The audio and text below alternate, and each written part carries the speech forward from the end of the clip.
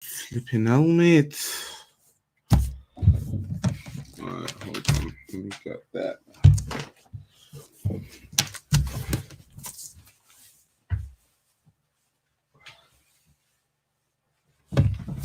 Whew. It's just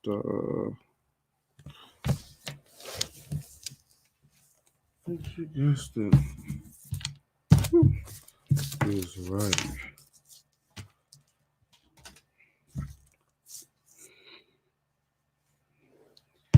Did you guessed it?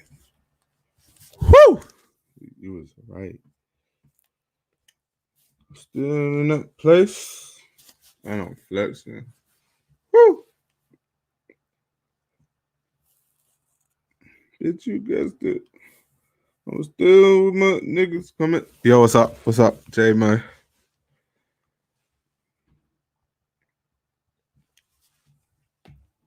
Yo, yo, yo, what's good? What's up? Let's wait for more people to join the stream for actually talk about what the stream is. Yo, what's up? D, what's up? What's good?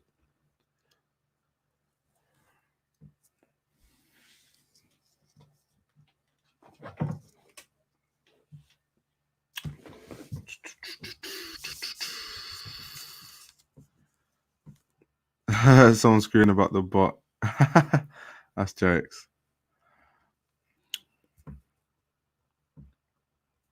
Yeah, of course, there's a late night stream. Saturday late night. You know that. You know it is entertainment.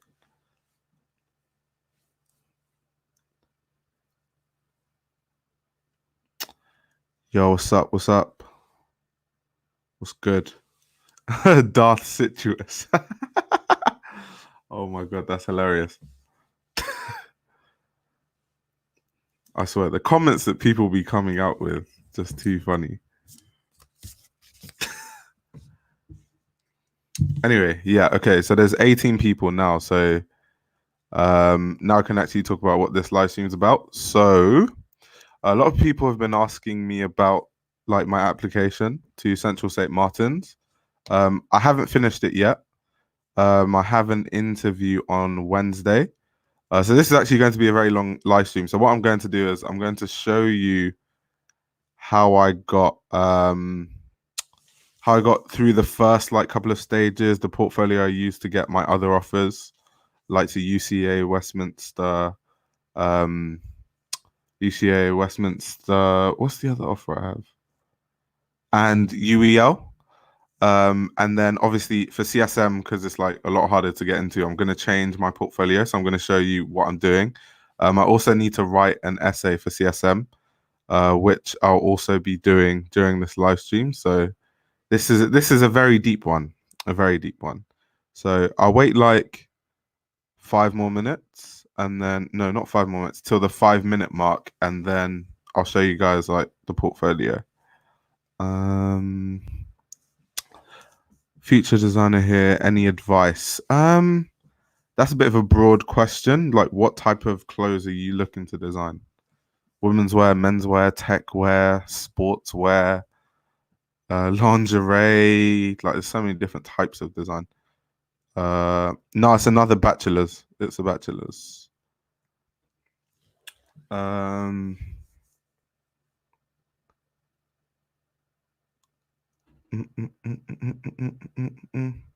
Women's wear. Advice. Just, I don't know, like network. Like being a good designer in terms of like design, like if you're really skilled, that's not really enough to make it in the industry today. So I would say that networking and who you know is like way more important than actually how good you are. Virgil Abloh has literally proven this. So yeah. What do you say? Thought you finished your engineering degree. Yeah, I'm done with that. I'm done with that, bro.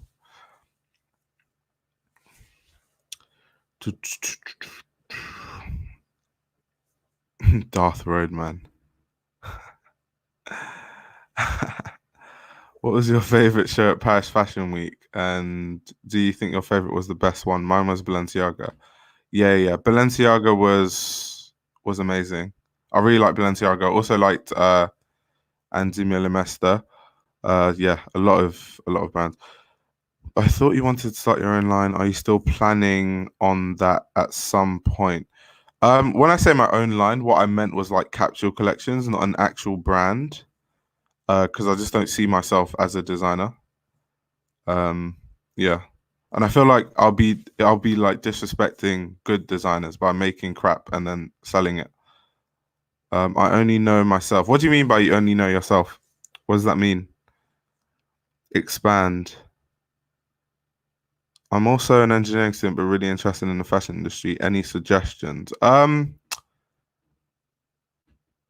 You can work with an engineering degree in fashion. It just depends.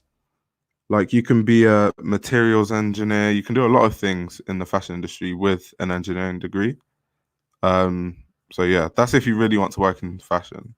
Also, you could just get an engineering job and earn loads of money, and then just involve yourself in the industry that way.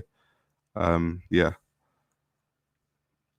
Anyway, we're at the 6 minute mark. So now I'm going to run you through like my portfolio because a lot of guys want to know what exactly do you put on your portfolio. And this is the portfolio that has gotten me 3 offers and one especially from a really good school, UCA. So yeah, that's what I'm going to do now. So this is the portfolio. Luckily, my camera's actually quite decent now to the point where I can actually show you my portfolio and it's not going to look blurry. Work hard at being an engineer than buy full Philip line. Is it good to start my own brand from home? If you don't know anyone, like in the industry, this is why I said like who you know is more important. Is because if you don't know anyone, who exactly are you going to sell your clothes to? Who's going to promote your clothing? Like fashion is a very, very expensive business to get into. So if you don't have a financial plan, especially, then I wouldn't advise you just like jump into making a brand. I'll definitely say design stuff, work on your craft, but making a brand without any financial plan in place, like how am I going to market my clothing? Who's going to help me market is a bit risky, in my opinion. That's just advice from me to you. Yeah, guys. So this is the fashion journalism portfolio by me, of course. So let's go into this. Ooh. So as you can see, it says fashion journalism portfolio, then obviously my name at the bottom. I also like numbered the pages. So as you can see, it says number 1. Like just it's the little things that matter. So then I have an introduction. And okay, so the reason why this page is important, first of all, is because on every single fashion journalism interview, the first question they ask you is, why do you want to study fashion journalism? So I just put it there for them. So when they see it, they're almost like they just want to ask the question, but then I'm like, oh yeah, I actually wrote that down. It makes you look really proactive that you kind of premeditated what they're going to ask you. So I've said basically that my future ambition is to start my own fashion publication that focuses specifically on emerging talent in fashion, especially in countries with limited fashion coverage. I believe a BA in fashion journalism would give me the opportunity to sharpen my skills whilst meeting other students that I hope to learn from. African fashion is on the rise, and I would love to be a part of its emergence on a wider scale. So there we go. That's why I don't study fashion journalism. Then I've also got what is journalism to me section, and then I've also got what do I hope to achieve. So yeah, that's literally the first page. Then going into the second page, I've got some written work. So this is an essay I wrote about cultural appropriation in fashion, and this was very recent. As you can see, I've got the Comme des Garçons picture from the last collection. I was basically explaining what cultural appropriation is, why it happens, obviously with references a lot deeper than what I would do in a YouTube video. Also, so I went into kind of who does it wrong and who does it right. And because obviously I just have to summarize this because I can't read through this. But essentially, what I was saying was that people like Heider Ackerman and Dries Van Noten. So what did I say here? I said Heider Ackerman and Dries Van Noten are two fashion designers that have a unique ability to tastefully pull references from different regions. There is a reason why Heider Ackerman, in his transformation of traditional Japanese kimono silhouettes, and Dries Van Noten, in his use of traditional Asian prints and embroidery techniques, have never been shamed for cultural appropriation. What Heider Ackerman and Dries Van Noten have in common is the true appreciation of the culture they use as references in design. Both designers constantly travel the world. Heider Ackerman is reputed for immersing himself in Japanese culture on numerous occasions to attain a pure understanding of the history. There is a true emotion and understanding that comes with immersing oneself within a culture that cannot be bought or replicated by viewing images and videos online. Then I've said, this immersive experience translates in the design process. It is easy to see when a designer understands and appreciates a culture as opposed to taking a cue from an aspect that looked cool on Instagram. In the current sphere of fashion today, it is important that designers put value on an emotion that comes with first-hand experience of a cultural reference. So yeah, that was literally what I wrote about. That was like part of the essay. But yeah, so obviously in a journalism portfolio, like it's impossible to have a journalism portfolio without written work. That's like what? That like almost doesn't even make any sense. Then, as you guys, I'm not sure if you guys know, but also a big part of journalism is video journalism. So as a journalist, you should be kind of like a lot of journalists, they present on the news and stuff. That's a different type of journalism. Some journalists film, some journalists make documentaries. So to show you're well-rounded, it's good to have some camera skills and an ability to show that you can engage an audience or pull an audience. So I have a video journalism section where I've talked about the YouTube channel, so the Fashion Archive, and I've got some images of some videos I think they would like to see, like who are the Antop Six, who is Vivian Westwood, who is Ray Kubo, who is Pario Fazane, some of my analysis videos I've done. And then I have a section right here, it's notable achievements. So it's the stuff I've done for London Fashion Week, being a guest panelist on Show Studio, and I've also lectured at London College of Fashion. That is actually in a separate section. I have a picture of that. Wait, let me see if I can find it.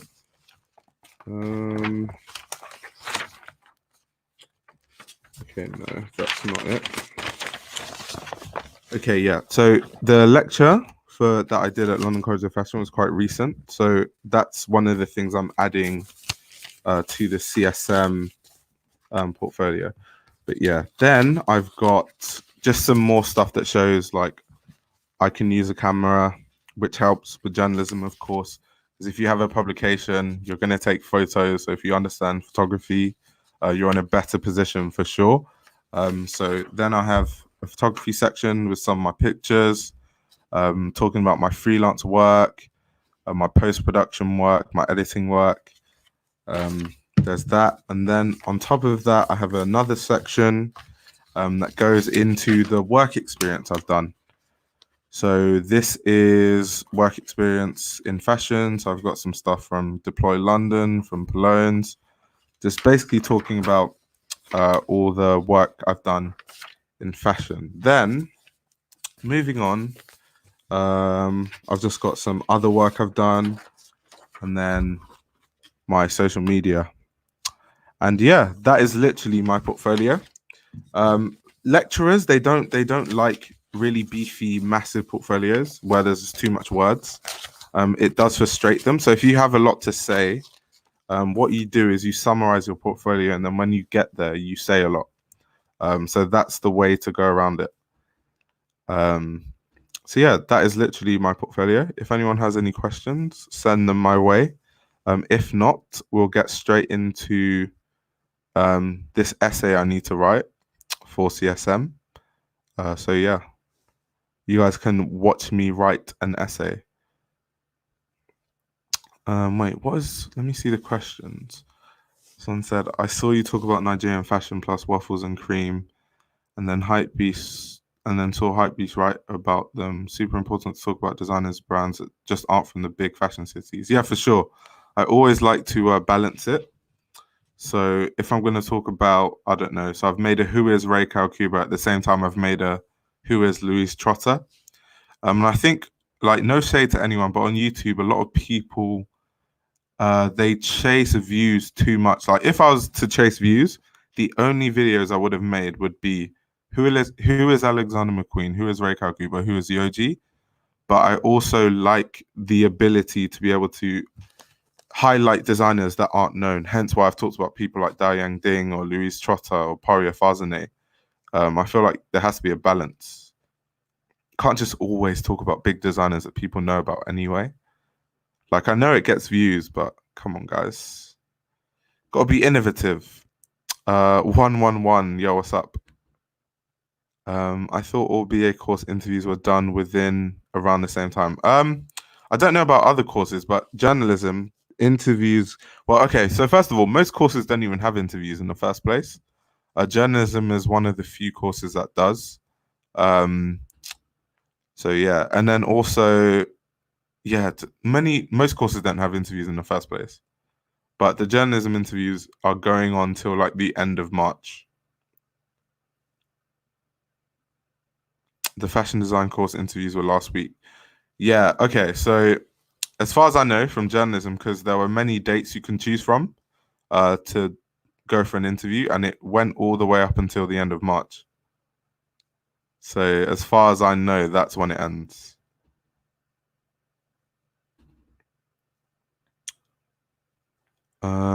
Tips not on a fashion journalism portfolio, but on a fashion design portfolio, maybe especially for CSM or LCF. Well, if you're a designer, then you have to have mock-up. This is similar to what I do. So what I did for my portfolio. So you have to have like sketches, drawings of designs. Something that would be perfect is physical, like design work. So like take with you physical stuff you've actually made. Also pictures of your design, like the final product, pictures of the development of the design, pictures of and kind of like writing about a mock-up of the references that you got for your designs. There's a lot of things you can put in there. He said that's what makes your channel stand out. Thank you very much.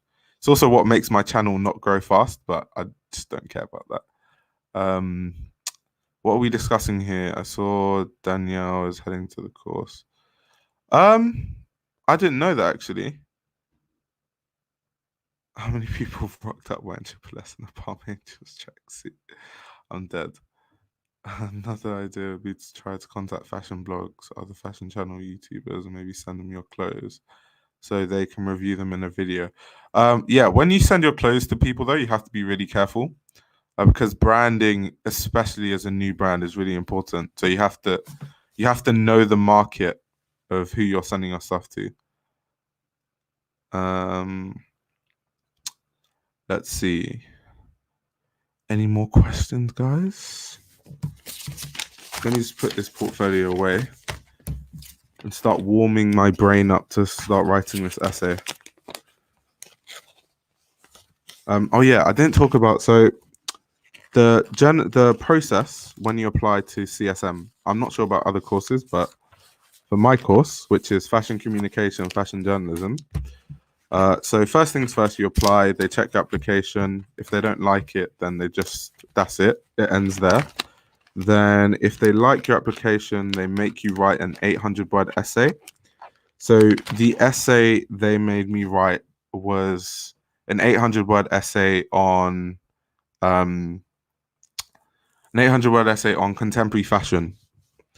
So I wrote that, and then obviously they review that essay, and then if they don't like it, then you get cut off. If they like it, then you go to the next stage, and the next stage is they invite you for an interview. And then on top of that, they've also asked for another 800-word essay on kind of like how Vogue can improve and be more engaging and diverse, which is quite crazy. That just screams to me that Vogue paid them money to do brand research, and they're using us to do their brand research. But it's all cool. I respect the hustle. So that's literally what it's going to be. So my essay is going to be me absolutely trashing British Vogue politely for 800 words. That is going to be my essay, 100%.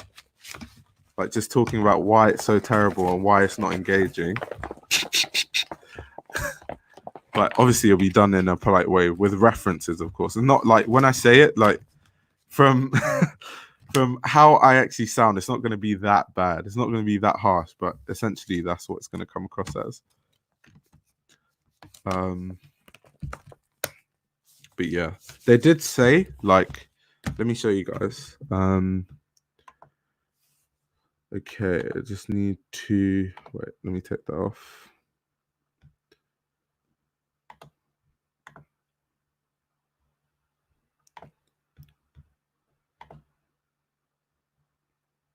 All right, so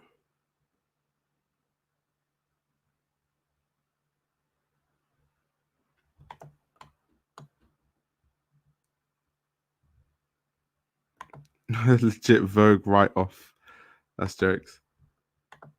Well, that just explains why Vogue is so crap. That they have to pay UAL literally to do brand research through their students to find out how they can be more engaging to like 18 to 20 something year olds. Like it's embarrassing. Like it's just such a waste of it. I wish they gave us a better topic, but I get it. Honestly, I get it. Yeah, Kai is right. In a portfolio, little writing, do the explaining yourself. Just visual, then they can ask you if they want to know more. Facts. Like trust me, I've read up so many places, I've done so many interviews at this point, to know that they don't like too many words or they don't like a massive portfolio. Keep it short and simple, summarize it, and if they want to find out more, trust me, they will question you. Like, okay, let me tell you some questions they asked me for UCA, which is my second choice. So I'm happy I got that offer. Um, so they asked me, why do you want to study fashion journalism? They asked me what my favorite fashion publications are. And so I literally said, I told them System, Nunchin, Vestige, ID. And then they said, oh, what about Vogue? And I was like, I'm sorry, but Vogue is just a book of adverts. And they agreed with me. And I was like, I was shocked. I thought they wouldn't agree with me, which is quite interesting. So it's almost like I didn't even know. It's like an industry thing that even people in the industry, lecturers, also think Vogue has lost its like mojo. Um, Quite interesting. Oh yeah, let me show you guys this. So, how do you do this? All right. So, as you guys can see here, this is what they sent me to do when I come for my interview. So, it says, as part of the interview, we will expect you to have with you prepared an 800-word hypothetical feature for British Vogue on the role of the fashion journalist in engaging a diverse and exciting readership for the magazine in 2020, including images with your article and a compelling headline. The exercise is designed to demonstrate your analytical, critical, and interpretive skills and your ability to generate and explain ideas. Be prepared to discuss your work and why you have applied to this course. Yeah, and then they've told you what to bring: a portfolio of written work, which may include fashion research and examples of your writing.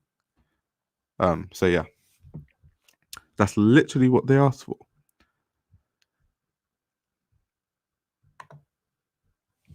Um, Do you know much about the design courses at other places in the UK, or do you just know about the journalism courses? I have friends on design courses. Like I have a lot of friends at LCF, CSM. But me personally, I wouldn't be the best person to ask. If we're talking about journalism, I can talk about it all day. But if we're talking about but if we're talking about design courses, there's not much value I can give you. Vogue isn't for fashion people; it's for people interested in fashion. Oh, that's a good term. It's for mums. Vogue is for normies. Pengish norms.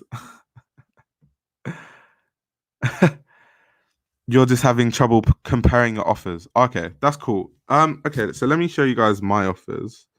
Hold on. So let me explain this stuff to you guys. So this is what we call UCAS. Um, a lot of Americans that are probably watching don't know what UCAS is. So in England, when you apply to universities, you apply through something called UCAS. Um, so in my case, you're allowed to apply to 5 universities.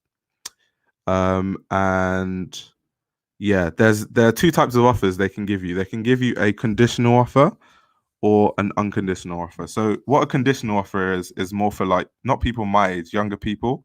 Um, so what most students do, because we have something called A levels, which is what you do before university.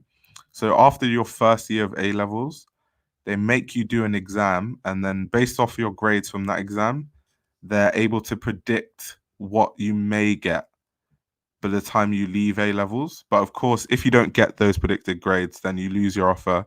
And if you get them, you keep your offer. So that's a conditional offer. Someone like me, because I'm older and I've already done A levels, so I already have the grades, and my grades are the grades they want. So I get priority over, say, the younger people that are doing A levels because I already have my grades. So they'll rather give me an offer because I'm a sure person that is capable to get those grades because I already have them. So that's why all my offers are unconditional. So let's see. I applied to 5 universities. So I'll show you guys now.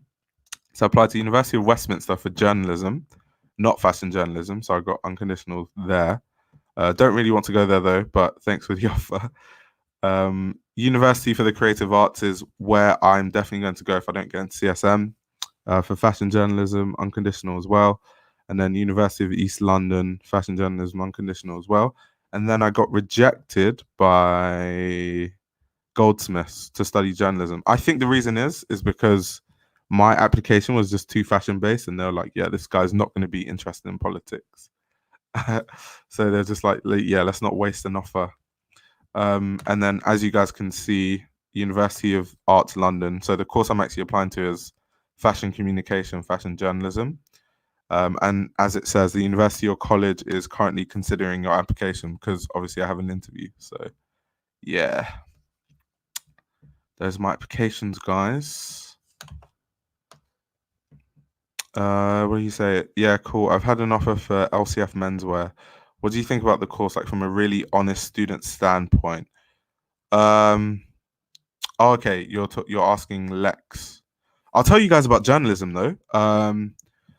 So for fashion journalism, I would say the best school is UCA by far. Like, if you want to be a fashion journalist, and you're in the UK, the best course. Sorry, let me adjust that quickly. Yeah, the best course you can study is the fashion journalism course at UCA. However, CSM is a big name. So I literally know that if I go to UCA, I'll be a better student and be probably smarter and probably have done more work than if I go to CSM. However, because employers are so dumb and they don't care about how good you are, they just care about names. I'm very weary of that. So if I get the offer to CSM, I actually don't know whether I'll go to CSM or UCA. I'm still on the fence. I really don't know because I know UCA better education, CSM when I graduate like better opportunity just because of the name. It's tough. It's tough. What do you say? Yeah, that's what I'm worried about. Thoughts on Parsons slash FIT. I got an associate's degree at FIT. I don't really know too much about FIT other than it's a good school. I don't really know too much about schools in America, to be honest. Someone said, "Do you think you could be a journalist without a degree or studying it?" Oh, I don't think so. Like you can be like a journalist, like the term a journalist, but if you're writing stuff, that's quite hard to be a journalist because like when you study a journalism degree, the standard of English you have to write your essays to is so high that by the time you graduate, your English is just the way you your tenses, the words you use, the way you structure sentences, the way you structure your paragraphs, the writing style is very a lot better than you could ever do just learning on your own, quote unquote. Um, let's see. Can a high school student get more involved in the fashion world? Should I start a blog? Yeah, definitely start a blog. Definitely. He said there are no shortage of journalists on the internet with zero credentials. Look at Vice. I beg to differ. Yeah, but we're talking about fashion though. I don't know too many journalists without credentials in fashion. Oof, I don't know any. ID, Vogue, they all have degrees, all of them. Like, yeah. For fashion, I'm not too sure. Just in general, though, journalism in general, yeah, for sure. Um, I'm considering LCF. Do you know other good unis in London? For fashion, good unis in London for fashion. Goldsmiths, Westminster. UCA is not in London, but it's close enough. UCA is like 30 minutes from London. If you go to Epsom, anyway, that's the campus I'll be going to if I go to UCA. Um, but yeah, they're quite a good. The Royal College of Art, also a really good school in London.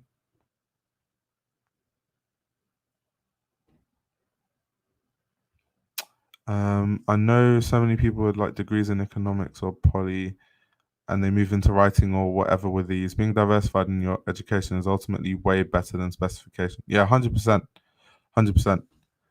Another thing though is like I always tell people, just because you study something doesn't mean you shouldn't have a wider range of skills. So it's like when I'm on my fashion journalism course, I'm not just going to be like, I'm going to be doing other stuff as well. And that's what everyone should do. What is the standard tuition for one of these high end UK fashion schools? The UK is not like America. So, America, they're like different costs. In the UK, every single university costs the same. So right now, if you're a home student, so that's if you have a UK passport, like so that's what I will be paying. It's £9,250 per year, and if you're an international student, um, so you don't have a UK passport, then it's like double. So yeah.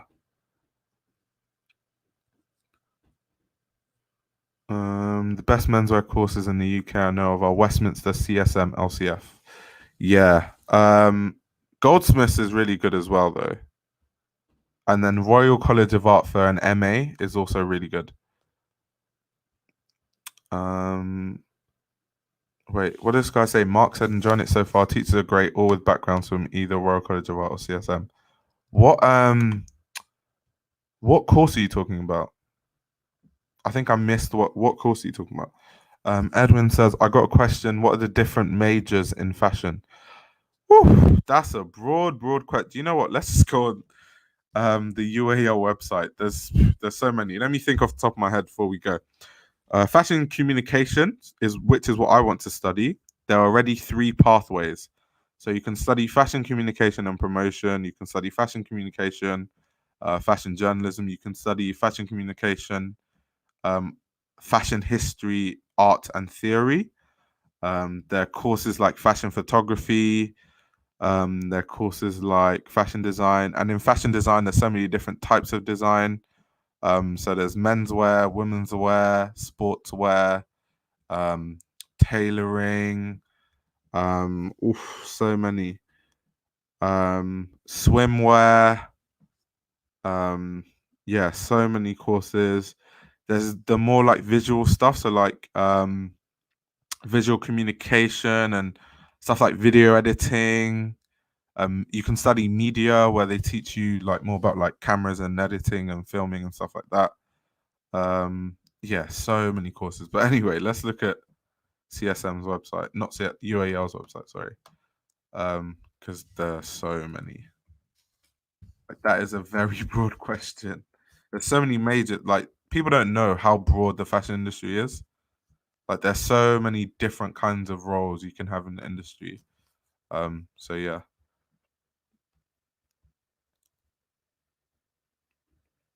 Let's see. So this is their website. So let's have a little browse. Discover courses.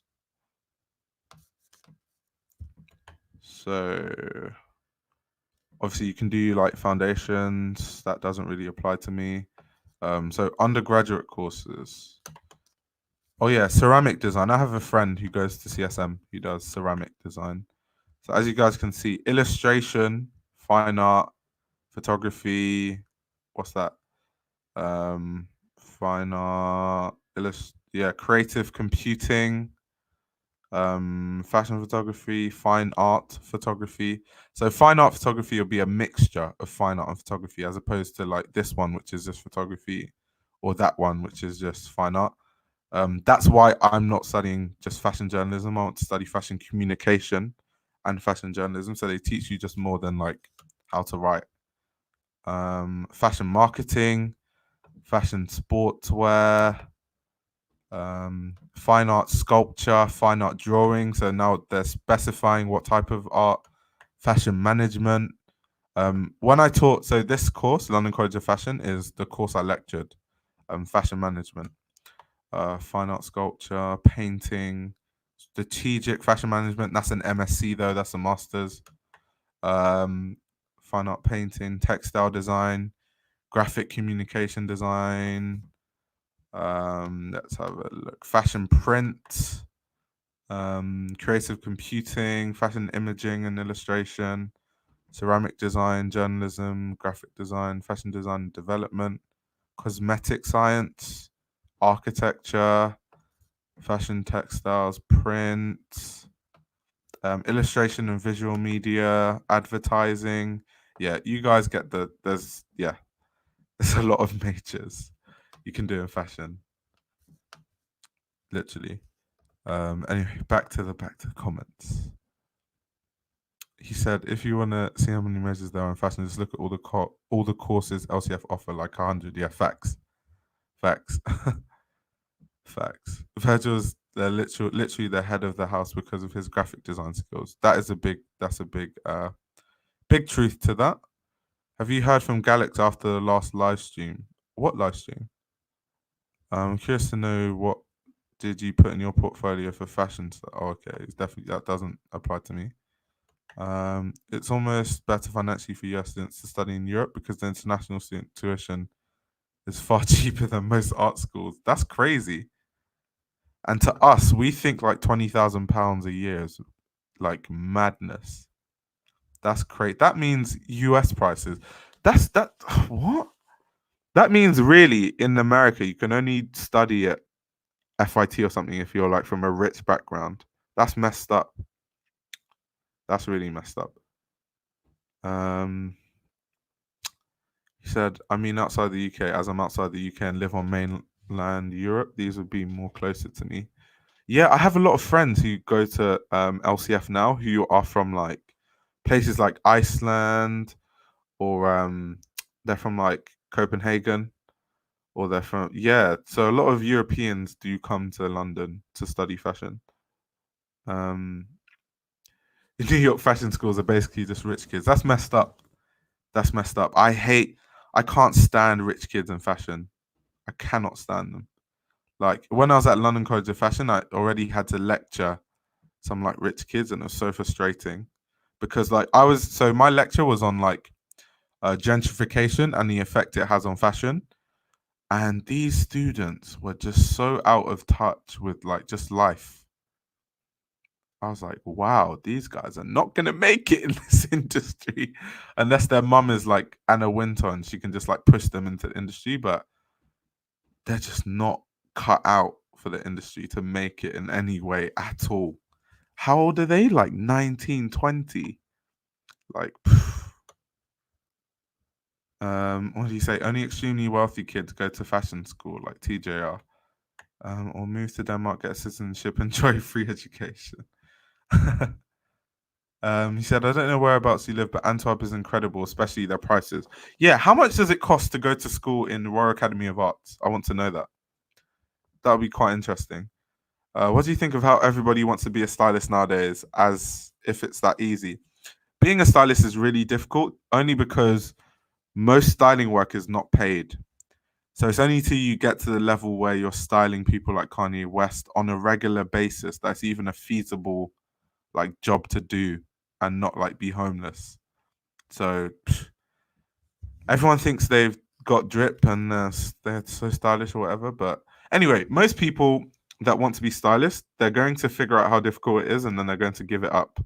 And the people that stay are really the people that are going to make it anyway. So I feel like the industry just takes care of itself. FIT is cheap because it's a public state school.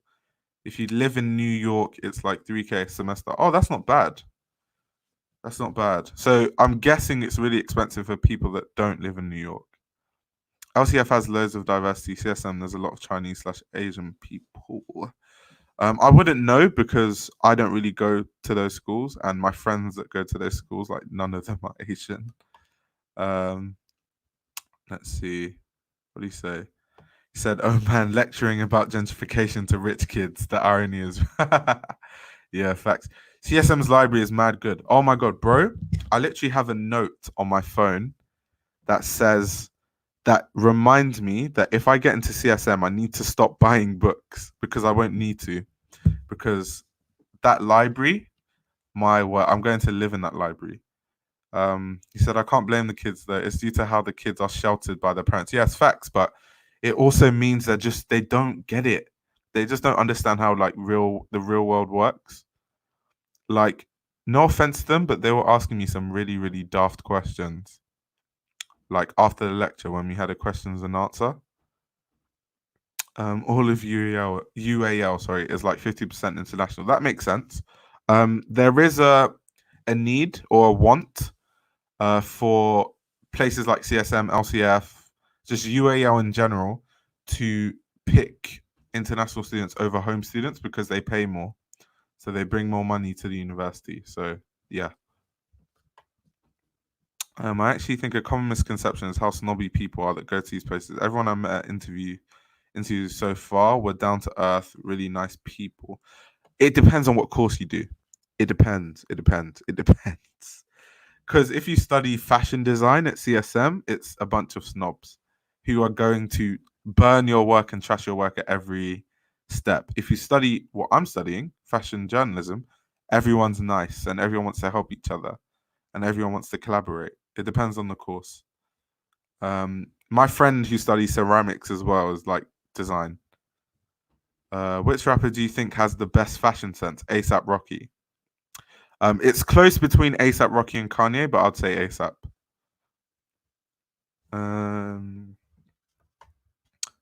But yeah, they're also like okay. There's like a lot of, let me not say rappers, but like people who people just don't talk about, which they should.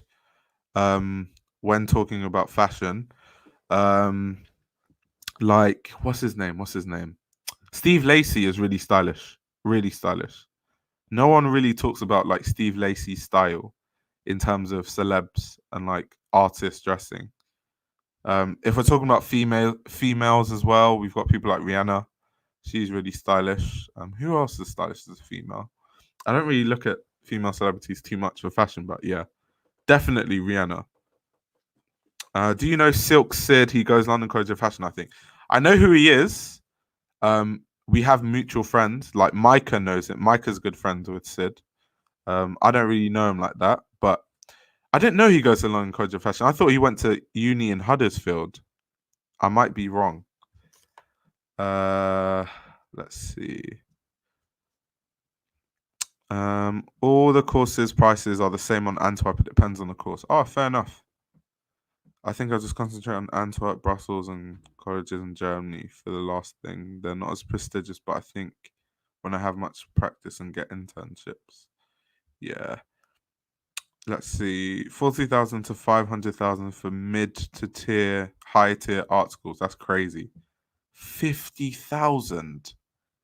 Who the hell can afford that? That's crazy. When I started really looking into it, fashion is literally driven by class divide and rich people. A lot of these houses will not hit profit if it wasn't for monarchy copying the expensive pieces. Yeah, facts. Facts. Um, CSM library at the end of term is fucking packed. Yeah, that's any university at the end of term because for some reason people forget that there's a library and suddenly at the end of term when exams are coming or when people have deadlines, everyone's like, oh, I'm such a hard worker. I'm going to go to the library now. Yeah. CSM library is like open 24 hours so you could live in there. Ah, that would be amazing. FIT is still relatively cheap compared to private art schools. For example, Parsons, it was about 20K a year for me with housing and meal plan. I was out of state. Parsons is 40K a year before 40K a year. How do you like if you're on a 4-year course, 40K a year times 4 is $160,000 in 4 years. And that's not even like including housing. So you're telling me that people that go to Parsons have to fork out minimum 200K to get a degree. See, that's why a lot of Americans are in debt. Like, what the hell? Jeez. LCF rooms are about living in the CSM library because it's so much better than ours. That's crazy. No, I'd if I get into CSM, that library, jeez. The people I met at Fashion Design, Menswear, and CSM and LCF interview, they were really cool, just normal people. But some people on open days were a bit full of themselves. Funny, I didn't see them at the interviews. That's hilarious. So I haven't had an interview at CSM, of course, yet. But the interviews I went to for all the other schools were really good. I met this girl at LCF, at UCA, sorry. She was really nice. I hope she gets onto the course because she told me she applied to CSM and LCF. So I hope she gets onto one of them. I would really like to see her because she's cool. But then again, I'm not from one of those competitive courses where people trash each other's work. That's more like design. I heard from someone their parents paying like 60K. That's insane. Do you think Rocky has a concurrent style though? He has good fits, but I don't see current constants to his current fits. One day he'll wear Rick style fit, the next Gucci. I don't think it's necessary to have a concurrent style. Which is why I just like his style. It's just mood, how he's feeling on the day. Um, we also mustn't forget that ASAP Rocky does kind of have stylists as well. What's his stylist name again? I've forgotten. I'm sure you guys know. Yang Lee, OG Aussie rich kid. Wait, seriously? Why did I think Yang Lee was from London? I'm bugging. I remember seeing a live stream ways back where you said you were studying engineering slash chemical engineering. I kind of forgot. Sorry. You might make your own house after decades of experience. Yeah, maybe. Is that still a plan? I think over the years, the more I've worked in the fashion industry, um, the more I've realized I'm not that good of a designer. So, okay, let me just explain something to you guys. So, when I first got into fashion, obviously, I was like really inspired by Rei Kawakubo and Yohji Yamamoto and all these guys. So obviously, the first thing you want to be is a fashion designer. So at first, I was like, yeah, I'm gonna make my brand and have my house. And then I went to Deploy London and I met a tailor who was a tailor at Balenciaga and I saw how the skill it takes to be a tailor for Balenciaga and how many years it goes in and how like good you have to be and how it's not just like you can learn to design to some point, but it gets to a point where it is just like a talent. especially at that level of fashion. And then I went to Stella McCartney and saw these like crazy people, crazy designers, met some crazy designers. So I think everyone in fashion that studies design, everyone thinks they're Galliano, but it's like, no, not everyone could be a Galliano. And I've realized by just self reflection that I'm a better writer and I'm a better coverer of fashion than I would ever be a designer. So that's just self reflection. That's being self aware. So I think that plan is kind of out the window. I don't think I'm going to have my own house. I don't intend to. What I would rather have is my own publication. So yeah, that's more the new plan now. Rocky comes off as just well styled like a David Beckham. Kanye, for his thoughts as a designer, is one of the greatest mainstream trend influencers of our time. Yeah, that's true. The accommodation in halls prices at uni in central London scare me. Yeah, they're insane. They're crazy. Really, really crazy. Oh yeah, Henson. Yeah, that's ASAP Rocky's stylist. Sorry guys, I'm quite behind on the comments. I'll try to catch up. Did Rocky even wear his own Under Armour shoes? He did. I saw some fits where he did. Those shoes are now outlets for $30, but go for 300 online. Weird world. Yeah, I could explain that to you, but it's a bit long. Rocky wore them in the Karen Frost interview part 2. Okay.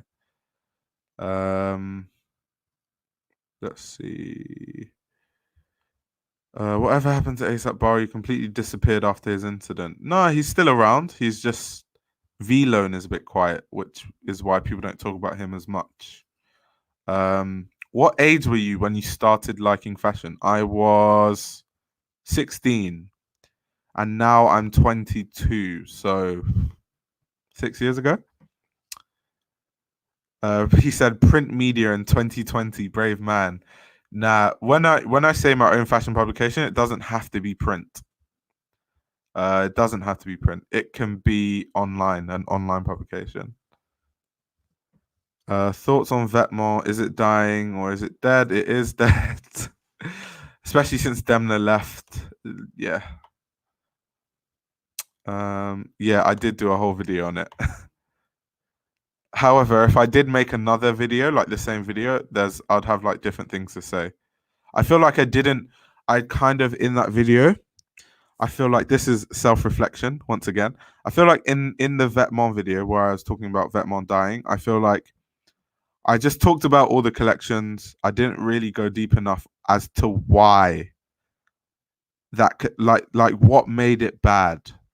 I just said it was bad, and in my head, I know what makes it bad. I just didn't say it. And going forward, which is why the videos are getting longer and longer, I need to explain those type of things. Otherwise, I feel like my opinions just come across as really vague. So yeah, watch the video if you want though. But that's just me being constructive of myself. Did you only choose journalism because it's what you think you're better at? Would you rather do design if you're equally as good as it as journalism? So not only is it what I'm better at, it's what I like. Because basically what I do on YouTube is technically journalism to an extent. So it's like what I'm currently doing. So it's like they normally say what you do and you don't get paid to do, which is what I've been doing on YouTube for a really long time, is probably what you have a passion for. And design is just tough, man. Like financially, nah. Design is just not for me. But I can appreciate really good designers. Let's see. ASAP Bari and Gosh are going through the same struggle. Don't be a scumbag. I really want to study something related to fashion since I studied business management and didn't like it. Well, I studied chemical engineering and didn't like it. And now I'm doing a second degree. Do you have any advice on how to choose which type of fashion course to go to? So with fashion, really, how the fashion industry works is you find what you're passionate about or what you have skills in. You study that, but whilst you're in school, you do everything. So let's say you're studying, I don't know, fashion design. When you're in school, make sure you're also a stylist and you're also doing PR and you're also doing photography and you're doing everything because you never know where the opportunities are going to come in fashion. And in an industry like fashion, literally the opportunities can come from anywhere. So you just need to be well versed.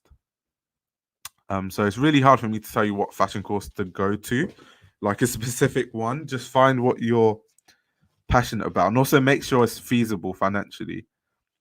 Like with a fashion journalism degree, if I decide I'm not interested in fashion, I can actually still be a journalist in different sectors. So just like be wary of that.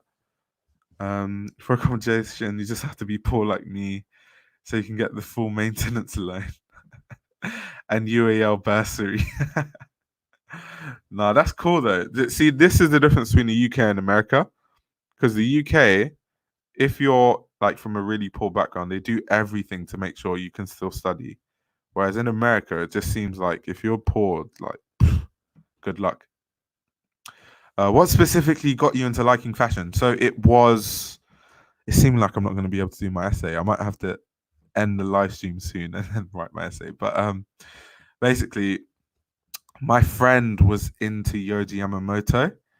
And I liked the way he dressed at the time. He used to wear a lot of like mainline Yoji and Y3. So I wanted to find out more about what he was wearing. And even at the time, I was like semi into fashion because I was a basketball player. So I was like a sneakerhead. So I already had like a foot in the door, so to speak. So yeah, that was the point where I started learning about fashion. And like he was wearing Rick Owens, and like think about it that time, 6 years ago, like fashion wasn't how it is now, where like everyone's into fashion and stuff.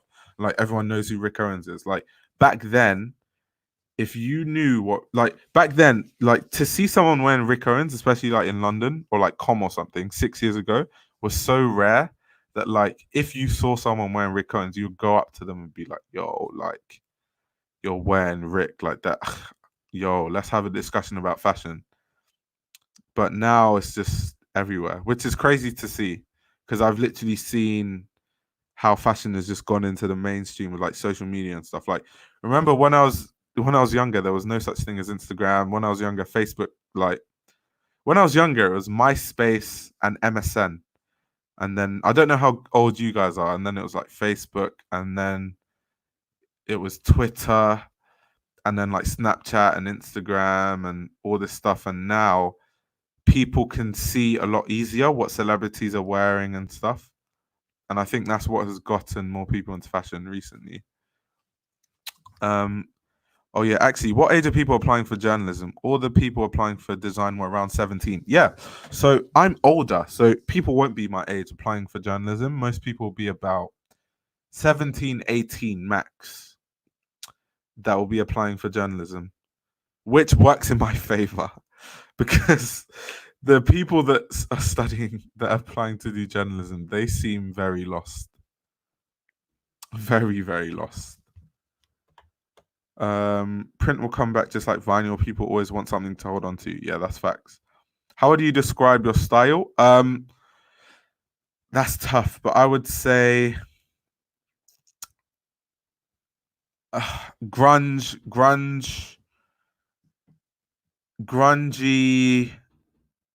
Japanese minimalism.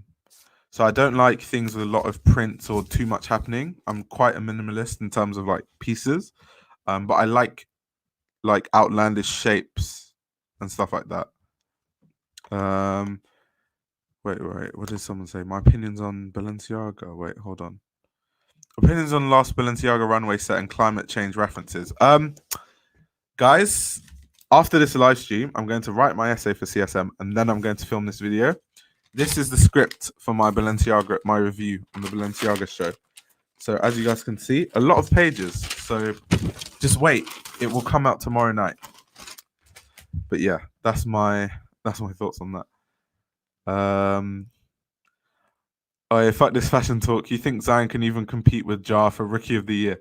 Yo, the live streams don't just have to be about fashion. So it's cool someone's brought up basketball. So Zion is playing so well that it's like, I think if the Pelicans go to the playoffs, then I don't think it will be a debate that Zion should win Rookie of the Year. The only debate is that, Zion has played less games. So like it's easy to do certain things in 10 games, but can you do it over 30, 40? I get it, but Zion is playing at like near all-star level. But Ja Morant is so good, man. He is shifty. Only reason to like fashion is the pipeline. Matthew Henson, yeah, there we go. That's ASAP Rocky stylist. Would you enjoy design but think it's not a good financial decision or is just not into it? I don't think it's a good financial decision for one. And secondly, and this goes back to just my understanding of not everyone can be a Galliano. Everyone thinks they can be a Galliano, but not everyone can be a Galliano. Think about it this way: when you graduate from with a fashion design degree, if you want to be a designer, you have like two choices. You can either create your own fashion house, which is the most expensive decision you can ever make, and if you're not rich, you're screwed. Or you can work as a designer for different brands. So like be a junior designer for McQueen, if you're good, or like a smaller brand, Margiela, whatever. Work your way up, and then either make your brand after you've gained experience, or just continue to work your way up in a fashion house, like what Alessandro Michele did, where he worked his way up in Gucci all the way to the top. Um, or the option where straight out of uni you have your own brand. You have to be so proactive that like because the only way you can survive as a designer if like you want to make your own house straight out of uni is you have to have funding. So you have to join Be Good Enough and get onto Fashionista, and there are like what 8 spots for Fashionista a year, or win something like the LVMH prize or the Vogue fund, like the CFDA fund or like the GQ fund. And if you don't win any of those and you're not on like Fashion East, unless you're rich, you're fucked. You're fucked, mate. Um, where do you hope you'll be in 10 to 20 years? I hope to have my own fashion publication. I hope to be quite big in the industry. I'm more interested in like video journalism. So I want to make documentaries, but I don't have the money or the time to start compiling whole teams of people.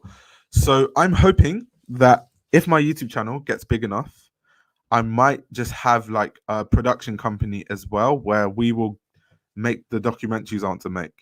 So like go to Africa, make a documentary on like fashion in Africa. Go to parts of Asia and just constantly make documentaries. Bernie 2020.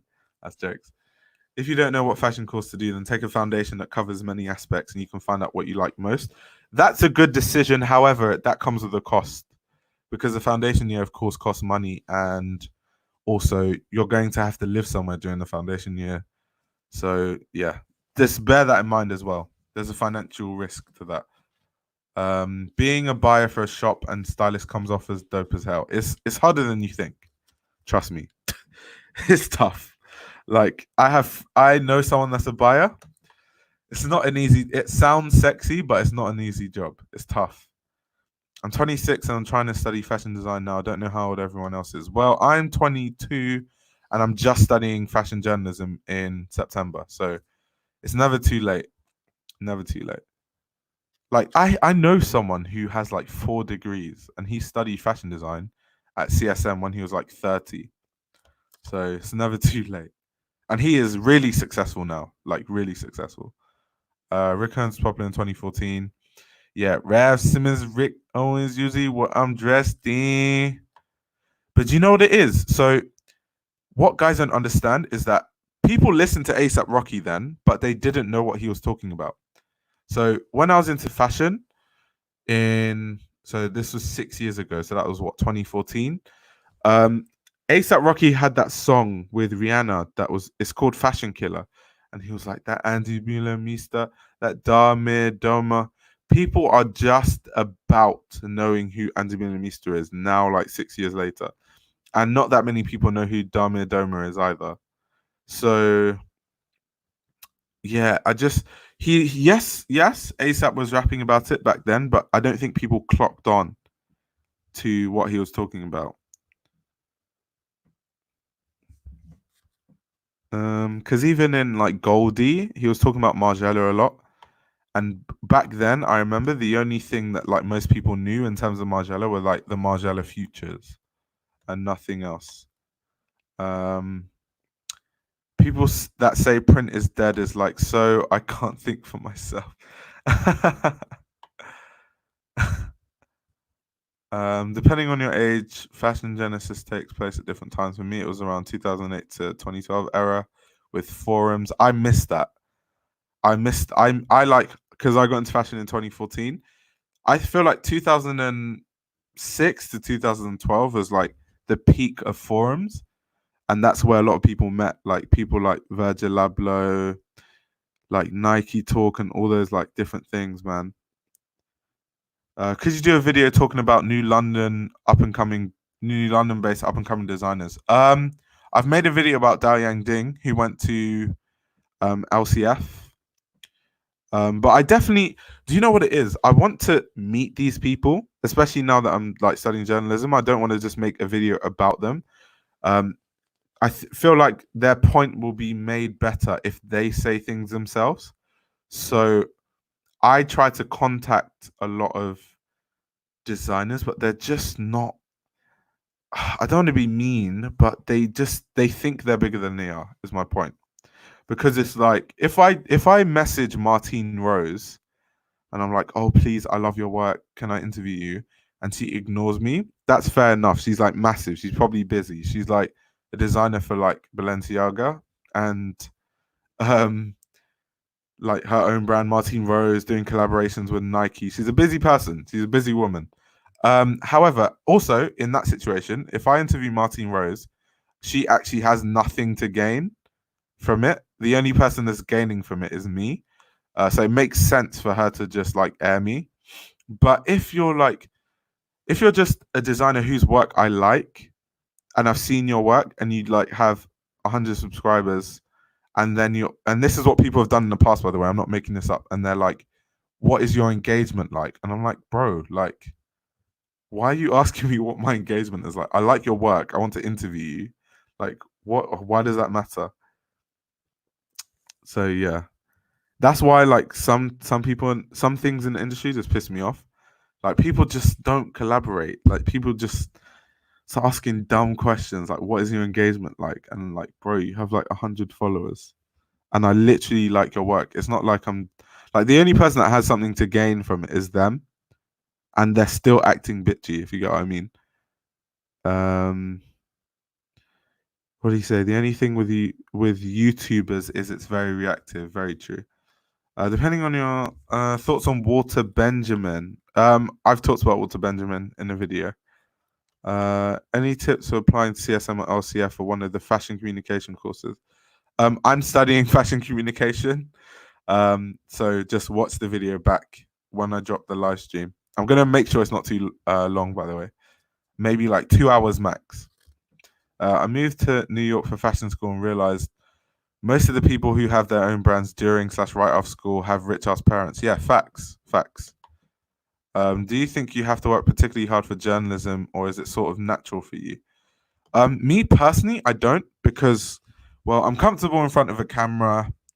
I don't really have problems writing. Yes, my writing could improve, but that's why you go to university. Um, I don't know. I'm good with cameras. Like I'm a videographer and a photographer as a job. So I don't really have any worries.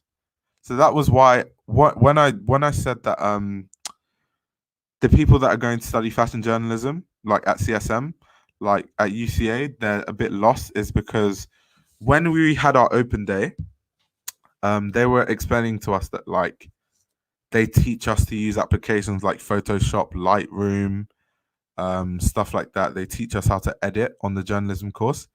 And a lot of the candidates, like the students, they're like 17, 18. They're like, oh my God, I've never used Photoshop. I'm so happy. I'm going to finally learn how to use the application.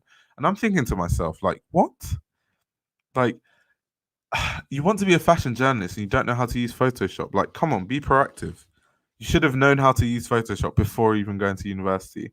So when you go to uni, you just like improve your skills rather than just learn from scratch.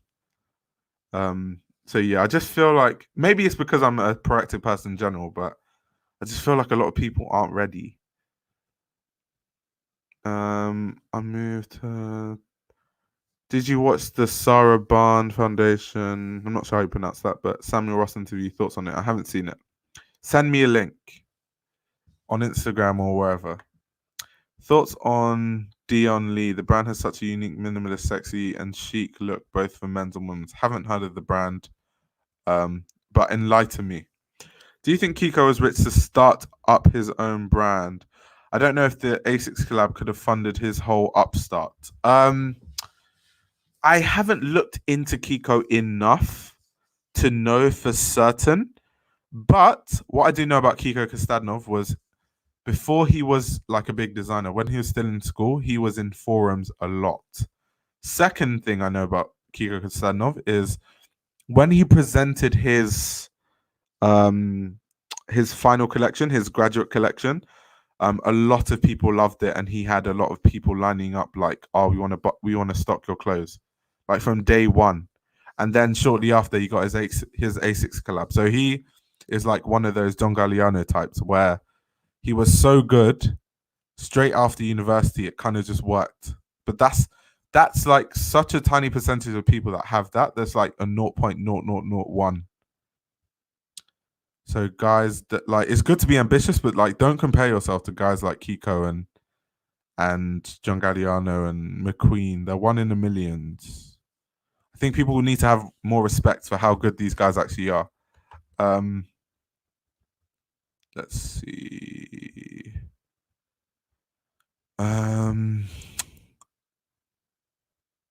He said, "You're 22. How do you remember MSN, bro? MSN was primary school, literally primary school. It wasn't. It's not that long ago." Thoughts on Ian Connor as an influencer? I really don't know too much about Ian Connor. I just know he's stylish. I've like never followed him. I don't even know what he does. I just know he's a stylish guy that was into streetwear and fashion around the time like ASAP and all those guys were in it. So by virtue of association, he got big, and for being stylish, I guess. And he has a brand now, and he's had collabs like, well, he's made his own clothes, and he has stuff like the Revenge Storms. But outside of that, I really don't know anything about Ian Connor. Thoughts on the Yeezy Season 8 collection? I'm reviewing that show, so I can't spill the beans too much. What are the best interviews from YouTube in terms of fashion?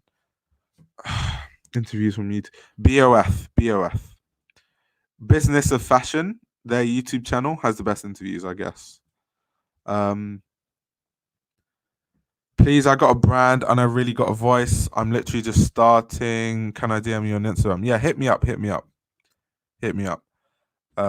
You can't get into contact with graduates, e.g. Daoyang Ding. No, Daoyang Ding is dope. That's why I made a video about him. Daoyang Ding, actually, he's in China right now doing stuff, but like he said when he comes to London, he'll hit me up. So yeah, I really want to interview Daoyang Ding. His work is so good. So good. And what's funny is Daoyang Ding is way better than and more popular than all these guys who are like acting bitchy. Like Daoyang Ding has won like awards and stuff. Like Daoyang Ding has won awards in Milan. Off topic, something I love from this day and age is the fact that I can use my old garments with a lot of patches and repairs and flex them as $200 items. That's jokes. Ian Connor's appearance on Show Studio and his hot takes about Raf and CK were disappointing, to say the least. I haven't seen him on Show Studio. Send me the link. I'd like to watch that. I'm pretty sure Kiko got a loan. Probably. Would you interview someone with 1,000 followers on Instagram via Instagram who is new to the fashion industry? How many followers does Daoyang Ding have? Because like I don't care about followers. I care about if I like your work or not. Because Daoyang Ding, I swear when I made a video about him, he had like 700 followers. Now he's got 2K, which is good. He should have like 10K or more because he's so good. But yeah, I don't care about followers, guys. Like the point of my channel, like I'm a journalist, so I'm supposed to find stories and find people. and talk about their work. It isn't about just talking about Margiela. Like when I make a publication, it's not going to be like that. Like I'm not Vogue, guys. Wait, what did she say? I got featured on fucking Young and Oddity magazine. Don't worry.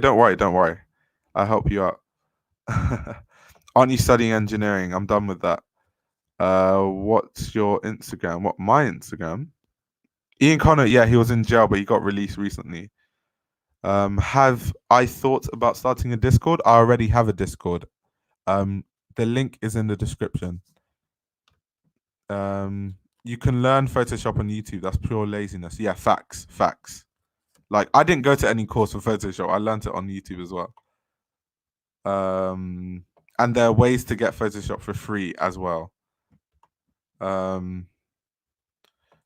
Let's see. He killed the A6 collection. Kiko used to work with his dad on Style Zeitgeist. Fair enough. MSN slapped. Yeah, facts. Which fashion forum should I be joining? I'm not too sure about now. Fashion forums aren't really a thing. The only place is like High Fashion Talk on YouTube, on Facebook, and that's about it. Actually, if you want to do anything internet based, even outside fashion, using Photoshop is a basic skill you should learn. Yeah, facts. Which is so the reason why I say those fashion journalism students that can't use Photoshop is lost is if you want to study fashion journalism and before you get into the course, you don't know how to use Photoshop, what that says to someone like me is you're not a proactive person in general. So what it means is you will wait for the university to teach you everything. And by the time you leave university, you will just have the bare minimum base level education where all your skills is just what you learn in the classroom. Whereas someone like me, because I know how to use Photoshop, I'm going to use it as an opportunity during those classes when they're teaching us Photoshop to ask really advanced stuff that I don't know how to do. And because there'll be an expert there to actually, who will have my time to show me, I can progress my skills as opposed to someone who's just like sitting there waiting for the lecturer to teach them how to crop images. Let's see.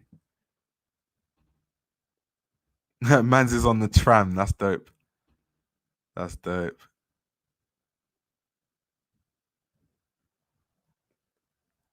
Diony is very, very talented. He's big in Australia and his pieces are so interesting and unique. That's dope. I need to look into him. What do you say? The only Reddit is basically the new fashion forums, but it's not nearly as cool. Fairs. I never really understood Reddit or was like a Reddit person. The only fashion forum you should join is the Fashion Archive Discord. Also join his Patreon. This comment is sponsored by Skillshare. That's jokes. Yeah. Don't feel obliged to join my Patreon, by the way. Like anyone can join the Discord. Anyone. So yeah, it's free to join the Discord, guys. Internships are really good for you to develop yourself as a creative in whatever field you want to be in. Yeah, facts. The reason Kiko is so good is because he is honest. He's doing what he wants. That is good. A lot of people don't like Kiko Kostadinov. I don't know him personally, so I can't speak on that. But the reason why is because they said that before Kiko got big, when he was on forums, he used to like talk bad about people and people's style and stuff. And he used to like bash people a lot on forums. But I wouldn't know. That's what people say. That's definitely not my opinion. Kiko comes off as a very raw and genuine in interviews, and I like that. Yeah, I feel like Kiko's like me. Just he wears his heart on his sleeve. He says what he feels. Laura and Deanna are from Australia and killing it so hard. I didn't even know they were from Australia. If you guys don't know who those guys are, Laura and Deanna Fanning, they are the designers for Kiko Kostadinov women's wear. Thoughts on Icy Kof? Used to like his videos. I don't like his videos anymore. That's the summary. Kiko's clothing is just cool. I don't think it's trendy or techy. Kiko's clothing is amazing. It's also way out of my price range. Hopefully one day I become rich and I can buy Kiko on a regular basis. I find it interesting that CSM MA allowed the sisters to work on a single collection for the MA. Yeah, it's crazy. It's because they're good though. They're just so good. I'm not talking cooked acronym shit. Acronym and Kiko are like two different worlds. Like Kiko Kostadinov is so much more considered and better than acronym. Like there's levels to this shit. Thoughts on season 8 show? I think you're talking about Yeezy. I'm making a video on it, so I can't talk about that too much. I saw someone post a pic of Kiko Asics on sale at Asics outlet for 40% off. Crazy, because I thought they'd sell really well. It depends on the model. Thoughts on Moa Lola? I love her, especially because so. If you guys don't know, I did secondary school in Nigeria, so I have a lot of ties with Nigeria, and I'm very in tune with what goes on in Nigeria in terms of fashion and stuff like that. And the Nigerian, okay, no shade. I feel like I'm being really shady, but I'm just saying it how it is. Like literally, I'm just saying it how it is. So in Nigeria, there are a lot of rich. There's a lot of poverty, but there are also a lot of rich kids. So one of the schools I went to in Nigeria is full of rich kids. Although I'm not rich, when I went to that school, my parents could just about afford to send me to that school, whereas the kids in my class were stupid rich. So they're kids with money, and they're kids that just they're not too in tune with what goes on in fashion, but they just have brands because it's cool. So for a long time, being Nigerian, it was quite frustrating seeing the Nigerian fashion scene because it was just a bunch of rich kids with loads of money, but not any creativity really, and they were just copying what ASAP were doing and what people were doing out west. And that was not until people like Moa Lola with actual credentials who make really good stuff, or people like Kenneth is those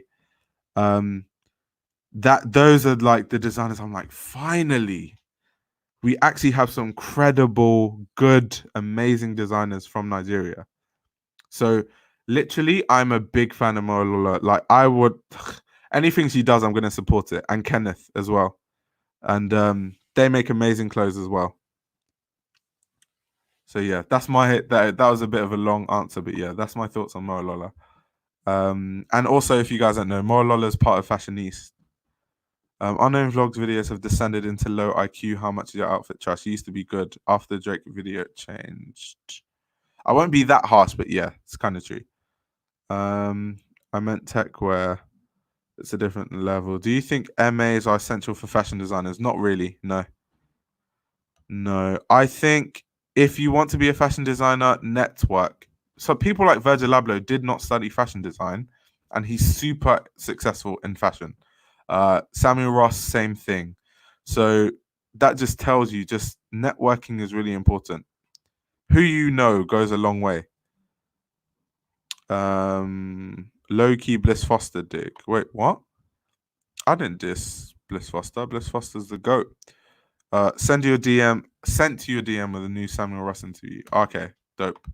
After I come off this live stream, I'll watch it. I mostly think MAs are good for designers to say that they studied at a place or to have a place to show their final collection to lots of important people.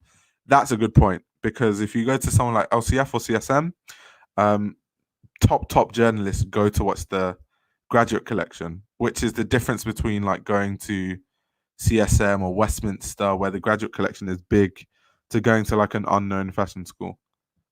Because just by those people being there, if they like your collection, your career can take off before you even leave university. Let's see. I live in Nigeria, and that's facts, and shit still like that. Yeah, it still is like that. It's just a bunch of kids who they don't even, I wouldn't say they don't know fashion. It's more they just don't they don't see fashion the way as a designer is supposed to see fashion.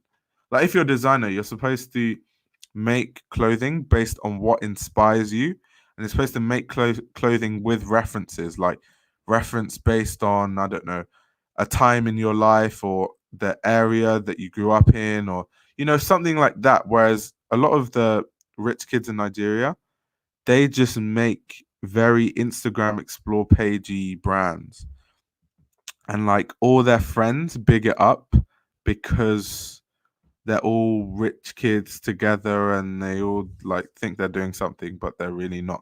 And like I don't want to be mean, but it's like my I really want to help Nigerian designers because I want Nigerian fashion to grow.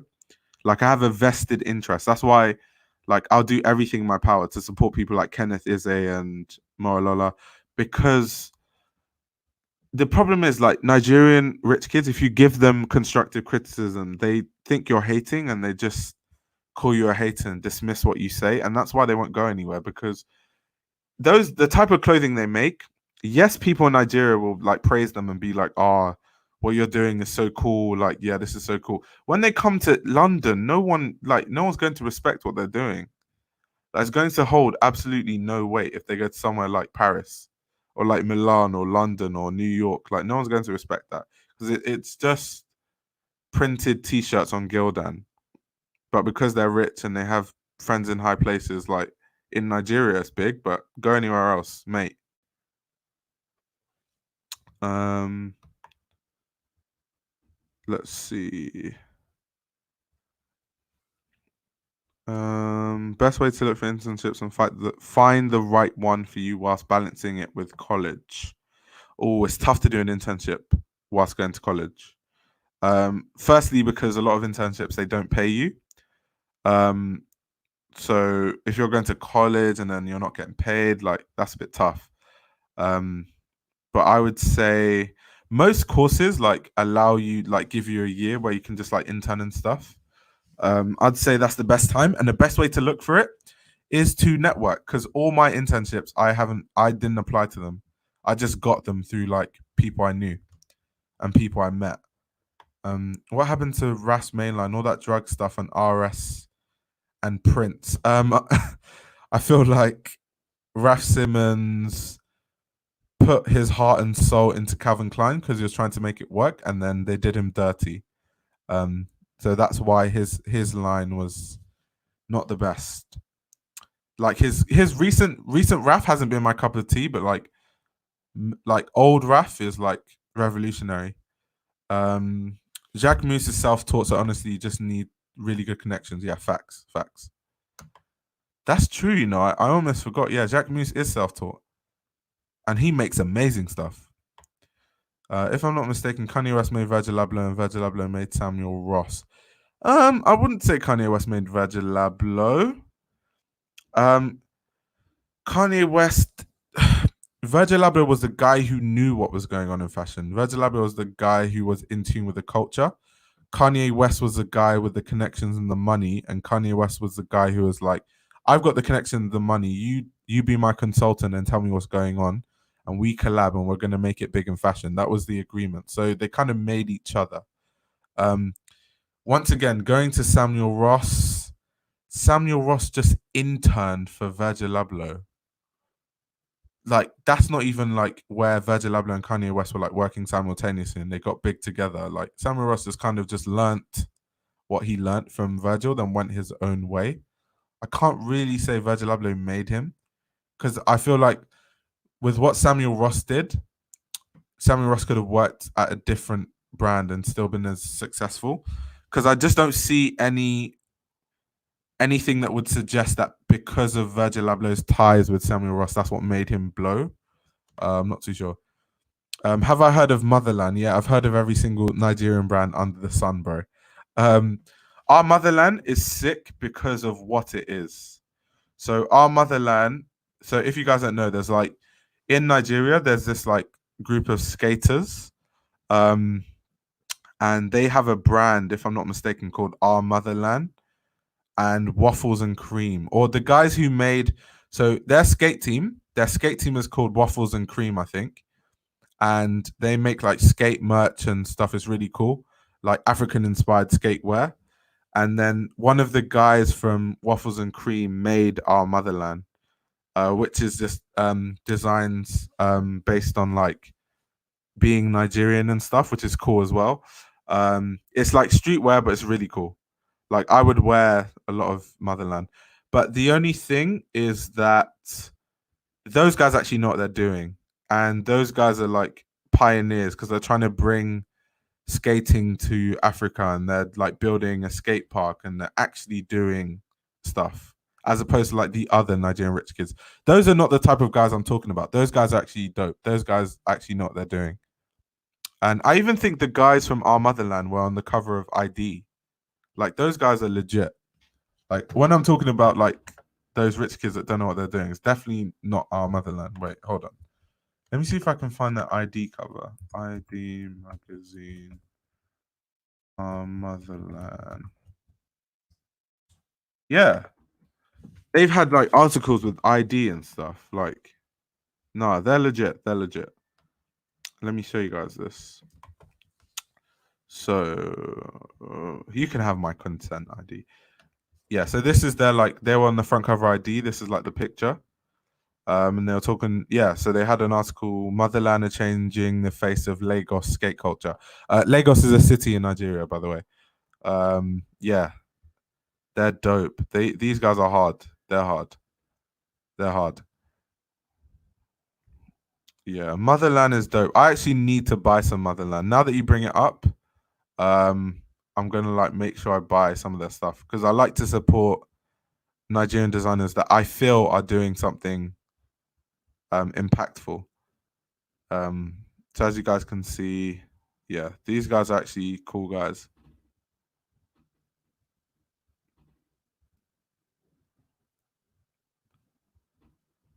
Yeah, Nigerian fashion, it has potential because the kids have money, and money is and connections, and those are the two biggest like drawbacks for most designers. They just need to like intern at places and do things the right way and actually study fashion and study designers and learn how the right way to reference clothing and go their own way and be original as opposed to just copying what people like ASAP Rocky do and all these guys and stuff they see on Instagram. What's an MA? An MA is a master's. So after you study a bachelor's degree, it's like a postgraduate qualification.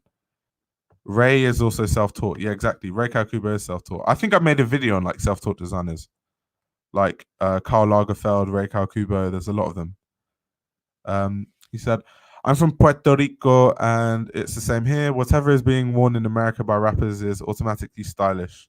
It's all about brands and not style and individuality. Yeah, that sounds like Nigeria.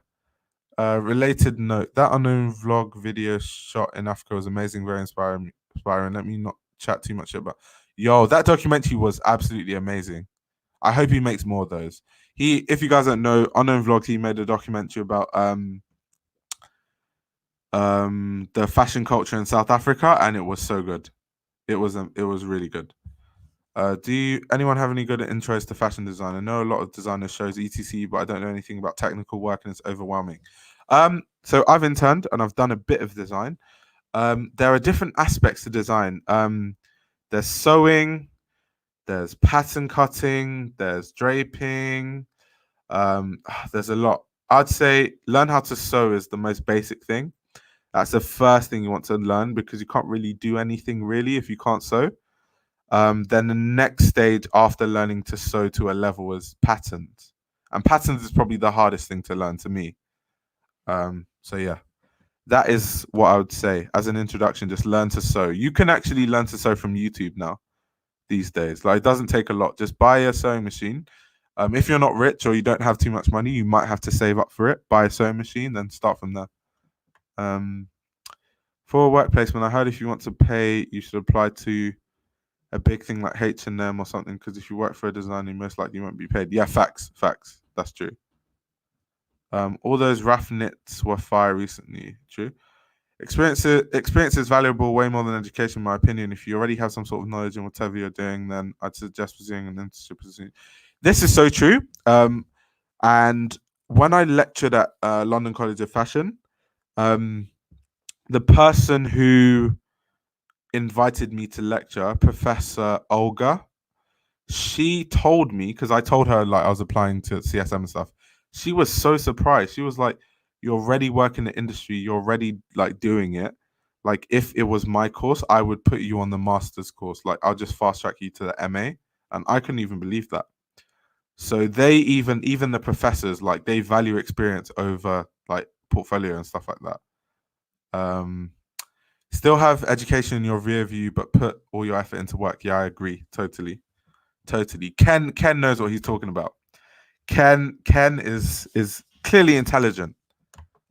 IQ 500. Um, Daniel says yes, they're on ID. Daniel, where are you from? You must be Nigerian because you seem very in touch with what's going on in Nigeria. Yeah. Would you wear African print un plissé? I'd wear African print, not un plissé. Like, why is a Japanese designer making African print? That's a bit weird. All right, I've got to go. Never contributed to a live stream this much, but really enjoyed it. See you. Good luck on CSM. Thank you very much. Really appreciate it. What do you say? Saying I'm not just doing videos on Margiela. Oh no, no, no, no. Oh no, no, no, no. No, that wasn't any shade on Bliss. What I meant was when I said I'm not just doing videos on Margiela, what I meant was talking about like Vogue, because people like Vogue, they every decision Vogue makes is to appeal to a wider audience. That's not Bliss Foster. Bliss Foster has talks about Hood by Air. Bliss Foster is, and even the way he talks about Margiela is not a surface level way. He talks about it in probably the most analytical way on YouTube.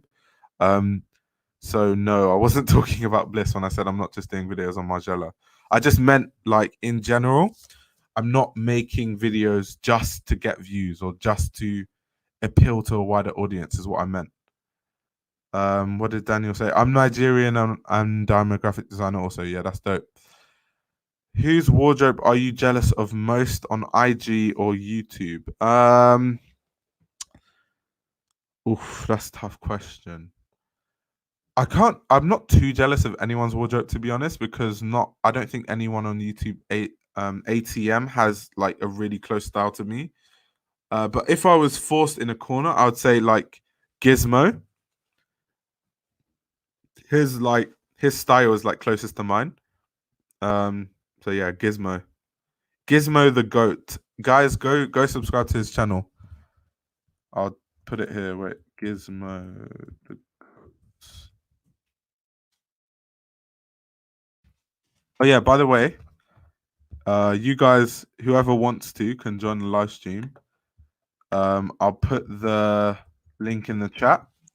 But if you guys follow that link, you can literally join the live stream. I'm not gonna this live stream won't go further than 2 hours though. So you have 20 minutes to be part of this live stream. Sanj for the boots and LVMH for the pieces. Who's LVMH? What? Do you mean Alec? I want Sanjeev's boots. Oh yeah, yeah. Sanjeev is the boot god. But the issue with Sanj is that Sanjeev is extremely stylish, but it's not my style though. Like my body type and Sanjeev's body type are so different that like if I wore what was on his wardrobe, I look like an idiot. But on him, it looks amazing. Um, he said, "I want to jump on, but I'm nervous." Why are you nervous, bro? I'm not. Am I intimidating? Actually, buying a sewing machine was the best investment I did in my life. I'm poor, so I had to save a little bit, but I was able to save most of my old clothes. That's dope. He said, "I forget every YouTuber is like 5'7". How tall is Sanjeev? I don't know. I think he's like 5'8", which is a good height for fashion because most things fit you. The only thing I wouldn't rock that he does is all the silver necklaces and rings. But I like it though because it's individual. Like how many people dress like Sanjeev? No one. Fashion is self-expression, guys. Um Yeah, guys, if you want to join the live stream, don't be shy. I don't bite.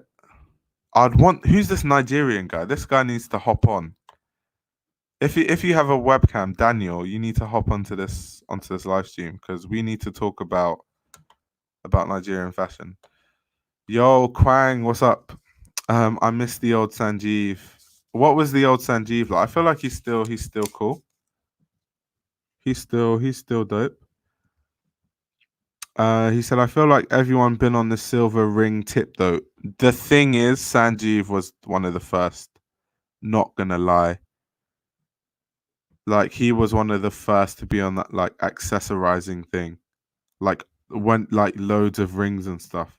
Like before going to the Great Frog was a thing. Like everyone now wants to like get their jewelry from the Great Frog. Sanjeev has been doing that forever.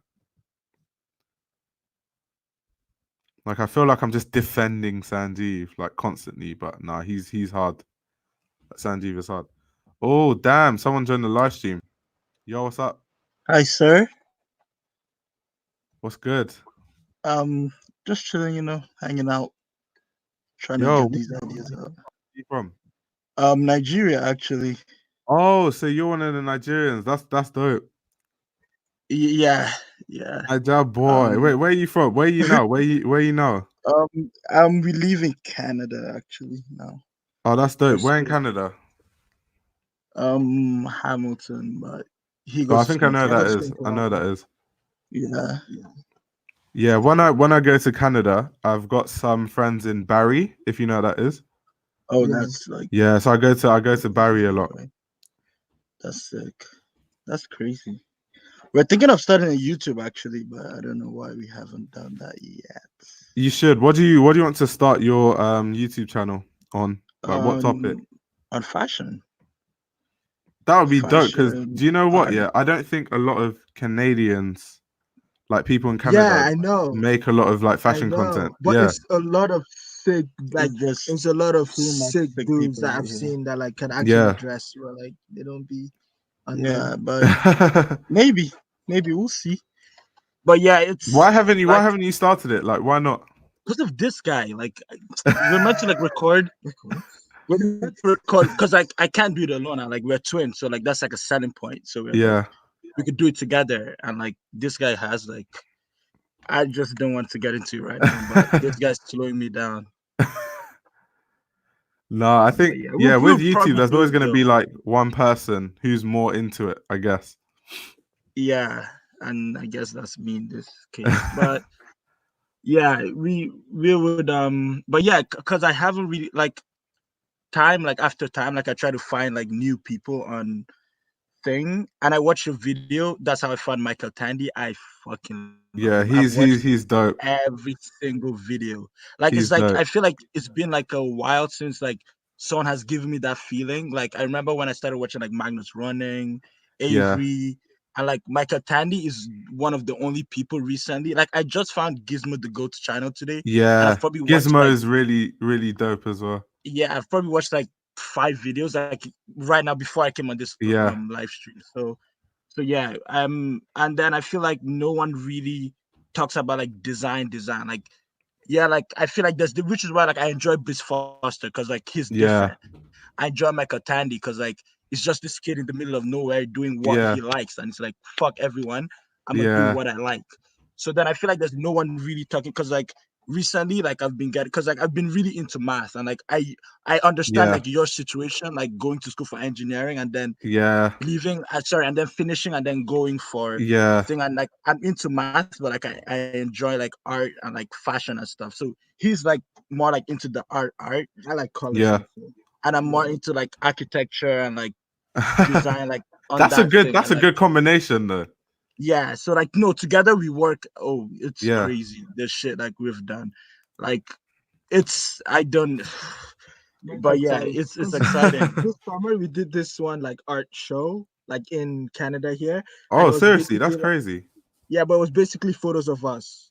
like Yeah. the whole art show, and it was called like Self-Obsessed. So the whole idea was to teach people to be like confident in themselves and believe in like their ideas. And it Yeah. was all photos of us that we've taken over the wild in like frames.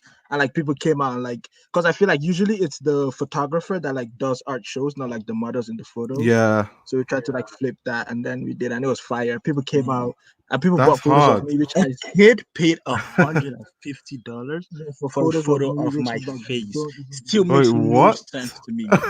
Still makes That's it. See, no that's sense the to thing me. about fashion. It's just like how much people are willing to pay. Like you can price things at anything, to be It's honest. crazy.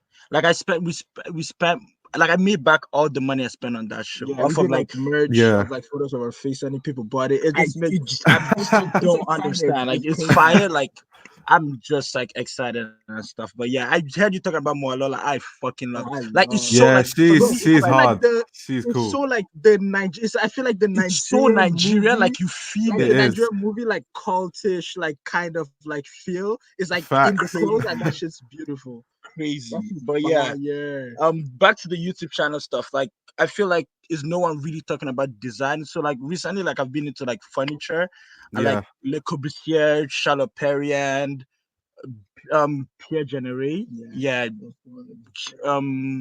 I forget his name, but like it's a bunch of like Yeah, Yeah. and like that's like, and I people feel that like make it's, furniture I and feel like like that's like design and it's like fashion, and then also like me, I'm really into like wristwatches. So like Audemars Piguet, AP, Yeah. like and like teaching people Hublot. that like So it's like not only it's like not only like clothes. It's like so Yeah. much like so it's much more that design. Just comes into design like in general. design. Yeah, that's really cool. Yeah. It's like fire. You should make a channel. Like the earlier you start, the better. Trust me. Yeah, yeah. So It's that's just like and I okay. Yeah, I don't know what I'm. You know what? Fuck it. I'm gonna say I'll try to make a video on it. But I'm gonna say I just found out that Levi's made boots in the 80s, like cowboy boots, and I'm Yeah. like, what the fuck? Like I would make a whole video on like the boots and like talking about them. Probably buy. I found a pair my size on eBay to buy Yeah. because like I've been really into. I want you to help me do something. Could you check our Instagram and tell me what you think of it? Yeah, that's dope. Wait, what's your Instagram called? So WHAK Oh wait, hold on. AND. Okay. So it's all right. So what do you say it is? WHAK All right. AND AND. Oh my Jesus Christ. AND MO. So I can know. let's see. All right, let me just like put this on my screen so people can see what I'm looking at. All right, let's have a look. Yo, this is dope. I actually Style, quite like fam. this. This is It's actually style. yo. These like guys are on drip. What? like These guys to are me, on like that's drip. the thing. Like that was yesterday too. That's so funny. Jeez. But yeah, that's the thing. Like people don't like. It's what I've been trying to tell people because like this is like a These combination guys of are like on some serious drip things. What? this is like a combination of like stuff that like we like and like I'm not Yeah. trying to dress like there's already a Luca, like there's Do already you know a what I Ian really Connor. like though? What you guys wear fits so well. Oh Jesus Like Christ, the the cut fit is very so good. important. They have Very the important. Like has the to be right. yeah, Like it's not like that's the first thing I saw like from just your outfits. Like just looking at these, like look at there was a picture. I was like, yo, the trousers. Like this picture here, your trousers fit so Yeah, perfectly. it's the way you sit on it's the it. way it Like it's sits on bro. Like crazy, it's yeah. very Like important. Like it's very Like, everything important. matters in the fits. Yeah. So we just try to like No, you guys are hard. You guys are hard. thank you. I won't even lie. This is going back to like the live stream, like going back to the whole Nigerian thing. A lot of Nigerians who are into fashion, quote unquote, 110%. I like tapped in on what you said. Like yeah, I'm it's sure like, you know what I'm talking about. there's I too don't need much to. I money. don't need to mention too many names. It's too much money on the table. And they cannot dress. It's too like, much bro, money on like the table. if I had the money, like half these people had, the outfits, like you don't even understand. Like no one understands how crazy I'm gonna go. Yeah. But like this is off of like all the clothes on my Instagram is thrifted Yeah. clothes. Like we thrift Well, I need to everything. follow And, you guys like, on my main. Wait, hold on. You guys are actually hard. Wait, hold on. thank you. Yeah, no, I feel like it's the start of like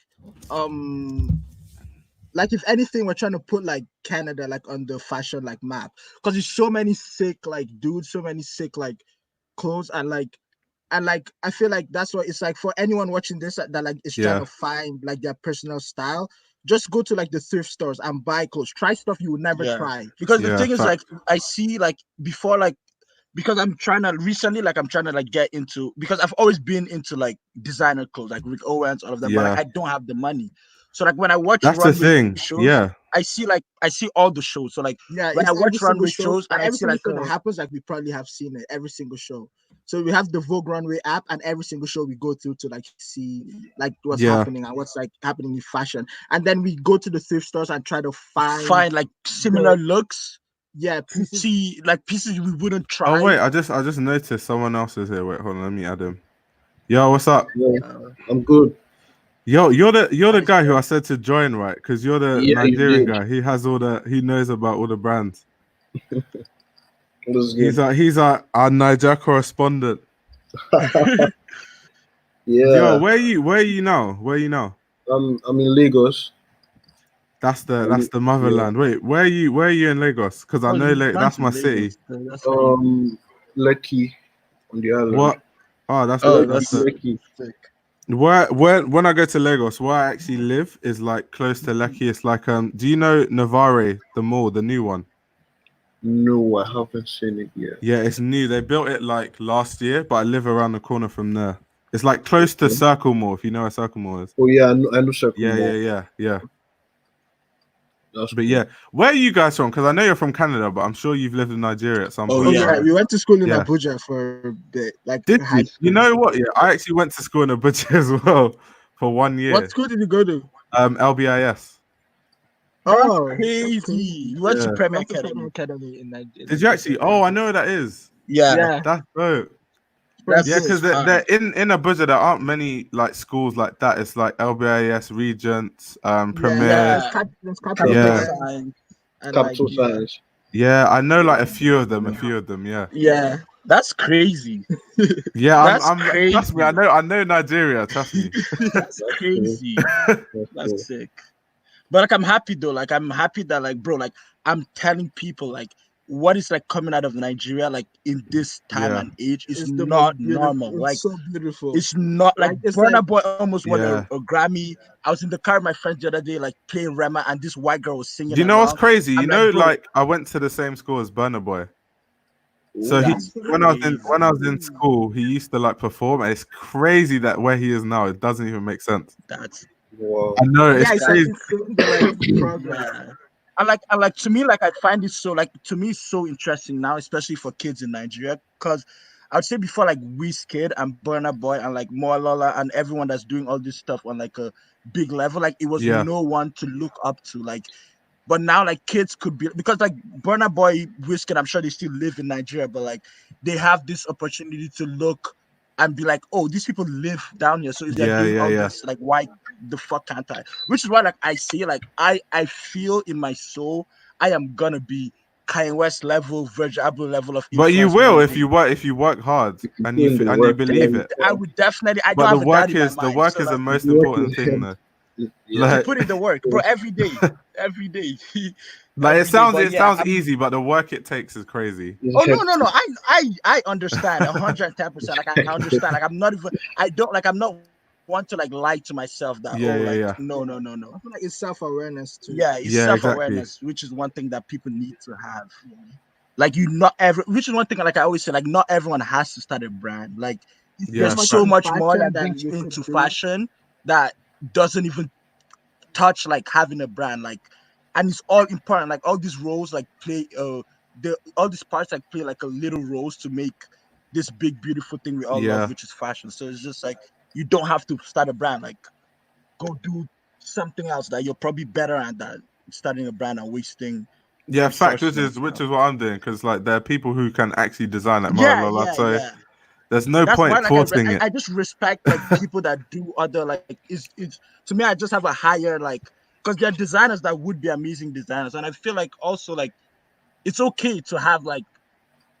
I mean, I don't feel like it's okay, but I guess in the way the world is structured, it's like okay to have something to compare off of. But like, it's just like for me, if what I'm doing is not the best, then I probably should be doing something else. Because I feel like everyone has that thing where they're good at. So yeah. Yeah. Wait, let me Daniel, what's up? Yeah, I'm good. Let's involve you more in the conversation. I'm Wait, just listening, bro. So wait, let me find out. How old are you?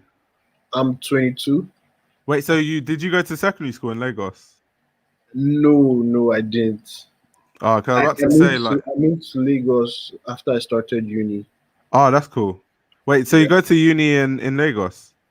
No, I'm done with uni. I'm currently doing my master's in architecture.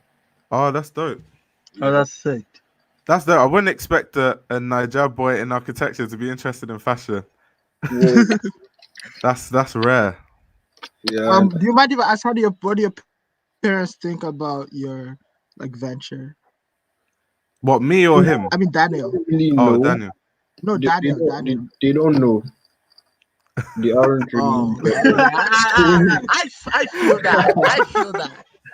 They're I feel brothers, that. That's jokes. I don't feel the need to involve them. Yeah. No, I understand. I understand. Yeah, it's a bit hard for me because with the YouTube channel they can see it. So Yeah, my parents, that's true, my that's parents true. literally watch my YouTube channel, so I can't hide. Because my dad still lives like back home, and then my mom's here with us. So like she gets it because I'm like she's seeing like what like we've done and like what we've been into and stuff. So she understands. My dad doesn't even want to hear it. Like it's just like go to school. Like, you're not serious. Yeah, go to school and that's it. But that's jokes. No, I feel that pain. Like, yeah, in trying to convince Nigerian parents to that going into a creative industry is actually a feasible career path that's an impossible mission. Yeah, it really is. I was having this conversation with my mom. It was last week, yeah, and she was like, "After I'm done with my masters, I'll start my PhD." I told her, like, I'm not even sure I might end up using this degree, and she was like, I just said, nah, I won't talk to them about anything that isn't related to school. Nah, that trust me, I feel your pain, bro. Just keep doing what you're doing. The thing about Nigerian parents is they won't respect what you're doing until they can see the like financial reward of it. So they'll go from like saying you're not serious, what's this rubbish, to when they see you actually being successful, they'll be like, my son, like, see he's successful. That's just how it goes. That's just how it is. Wait, there's someone else, and it's like this live stream is popping. Yo, what's up? Yo, what's up, man? You good? Holy shit. Yeah, I'm good, yo. Yo, I met you, you know. Wait, where did? Oh yeah, you did. In London. At Jaffa's party. I just recognized your face. Yeah, man. Yeah, that was recent. That was so recent. Yeah, like 2 weeks ago, right? Yeah. Yeah. Yo, how is it? How is it in what do you say? You lot are from like Nigeria or something like that? The guys. Yeah.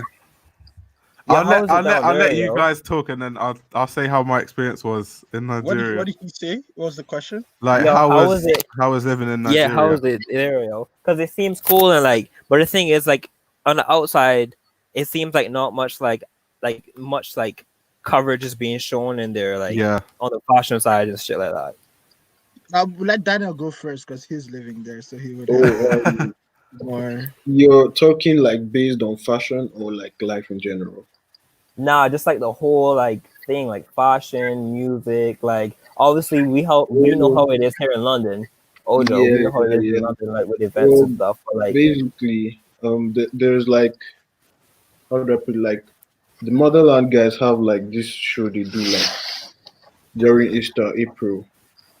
It's called Homecoming. So they get like that last homecoming was terrible. I'm not sure if you went to it, but that last one was terrible. The Christmas one. I went for the after party. Oh, okay. If you went to the actual concert, trust me, it's I didn't terrible. go to the actual concert. I skipped. Yeah, what's it. the homecoming? Yeah, homecoming. Like, all the major artists just come to perform. It's crazy. Oh, Motherland owns Yeah. that. They're like the Motherland main owns, host. like Motherland runs Homecoming, like the thing. Yeah, they're Oh, the I didn't one. know that. That's fire. really? Yeah. Oh, Then shit. recently they started this stuff in December called Street Soak, where they like get like upcoming brands to come and like show off your clothes and sell. Yeah. And I think I went for the one in December, and yikes. Like, Yeah, I went to that same one that you're talking about, the Christmas one. you were there? That's crazy. Yeah, it was Yeah, this like just did print that tees. Every single brand was like print Yeah. tees. Apart wasn't from really one anything. person, Who? like one of my friends, Ugonna, he has a brand called Pieces. Yeah. Oh, Yeah. I heard about pieces. I seen some girl wearing pieces. Thing. Yeah, the denim brand. Yeah. Yeah. He's good. Yeah. Apart from him, I Clint can't was vouch for. I Um, can't vouch for too many of the Brown. other brands. Well, what about Motherland? You don't like Motherland stuff? Yeah, but that doesn't count because I already said it was good. Motherland's Like, sick. yeah, my Motherland God. is good. was there. Nah, the thing that seems really cool about them is they have a whole like it's like a family. It seems like Yeah, it's like Yeah, a vibe. it's like a family. Yeah. That shit's insane.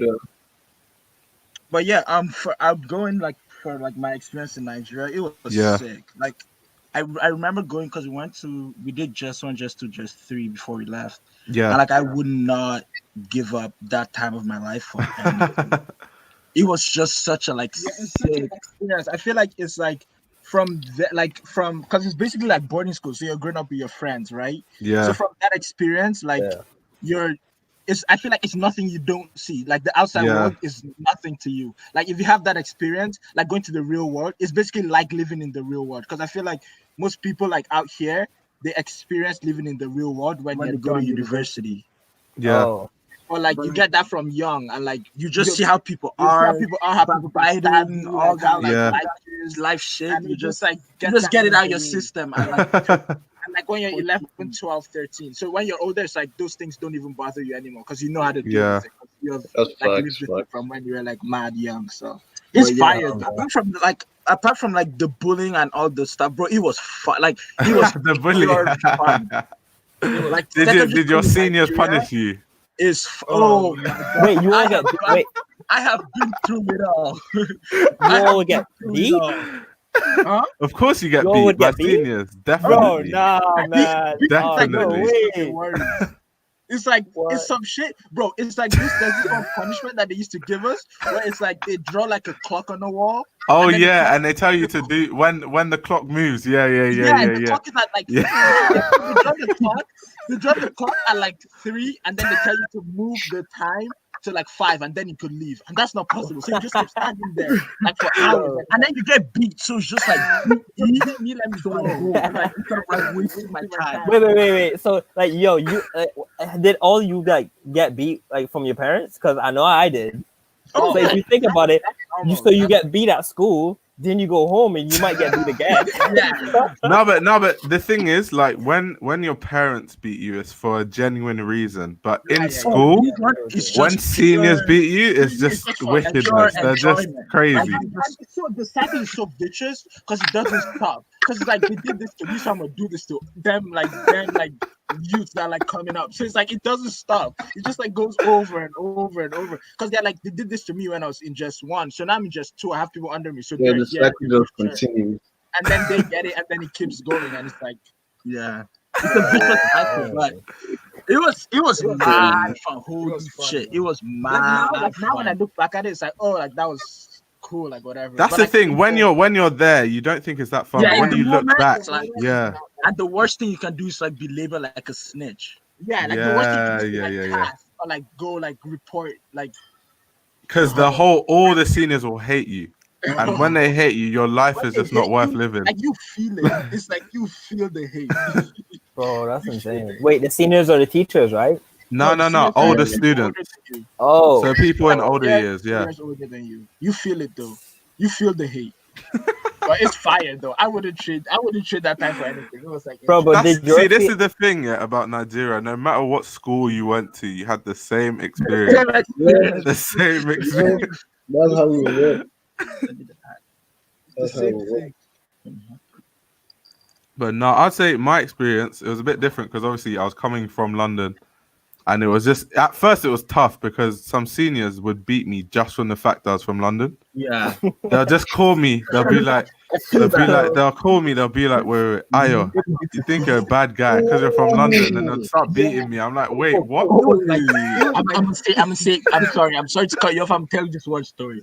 So there was this kid that came from like America. I remember one day, bro. I know exactly what happened to him. I still feel bad.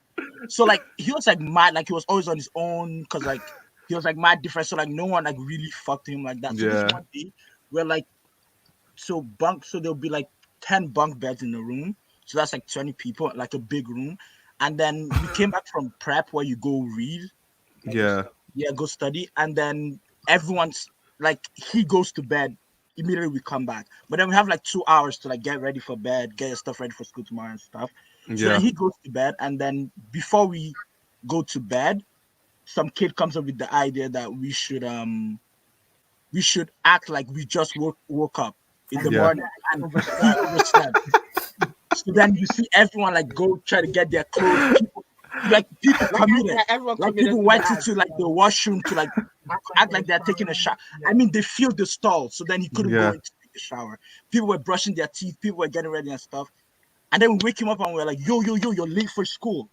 And this kid wakes up and he's like, he sees everyone getting ready. So like, he's like mad, like he just woke up. So then I think he brushes his teeth, puts on his clothes, and then runs out and starts screaming like at the house father to open the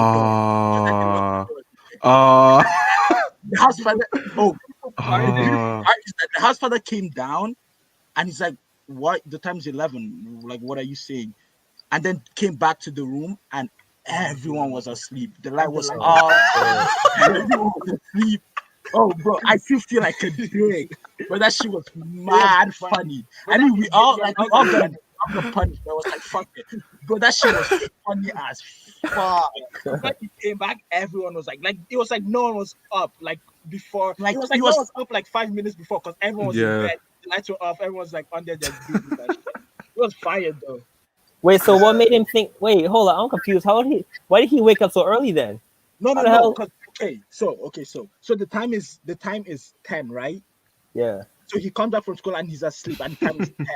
But like everyone acts like we're getting ready, so we tell him he overslept. So he thinks that he overslept, and then when he comes back, the lights are off, everyone's asleep, and then we all got punished. But it was fire though. Bro, that's mad. It was fun. But I feel bad for kids that come from overseas. Because they get it. I got it because it was like just from the fact I was from London, they just always use me as an example. They're like, London boy, you think you're fresh? Come here. And it's like, what did I even do? I feel like because you come from like overseas, they think you think you're better than them, even if you're not. Like I was trying to mind my business, but they just they won't let you live in peace. Like, do you know what they used to do? Like these seniors, right? Did you guys have tuck shop in your school? Oh, so you know what I'm about to say. So seniors, all right. So Malcolm, listen to this. So what seniors would do is, let's say they want you to buy something worth, let's just use pounds, like £5. They'll give you £1 and then be like, get me this, that, this. Wait, what? And it's going to cost you £5. So that means they expect you to spend your money to buy them stuff. And if you don't, like, they'll actually beat you up. Like the worst, do you know what's even worse? Sometimes they'll like give you £1 and tell you to get loads of stuff, and then they'll be like, and bring me £2 change. Oh my god. Are you crazy? Bro, that seems minuscule, bro. Did you ever have to we used to do it, we used to do a thing where if you would get sandwich, a sandwich is everyone, right? Yeah. You play football, right? Yeah. You'd have to go on the wall, if you get sandwich. And they would kick the ball at you, bro, like full-fledged, like, yo, like the ball is like you're not standing like in front of them. you're standing with your head, like you're behind, like you're Yeah. standing. Oh, Yeah, bro, that shit's wild. You all had it easy, bro. No, Nigeria is long, like, and even trying to be like fresh in Nigerian school is tough because of seniors. Like seniors took all Bro, my they clothes, take all my clothes. all And my you don't even have- clothes, they don't all even, of them.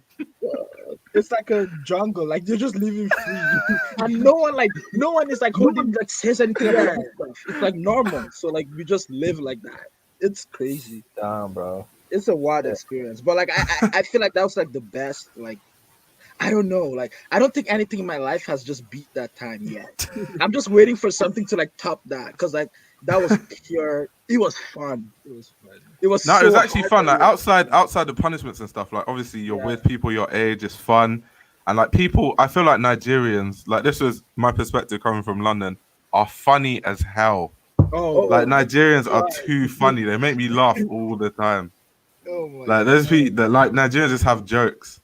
Yeah. Like nah, and then Nigerians are also more what's the word, sociable.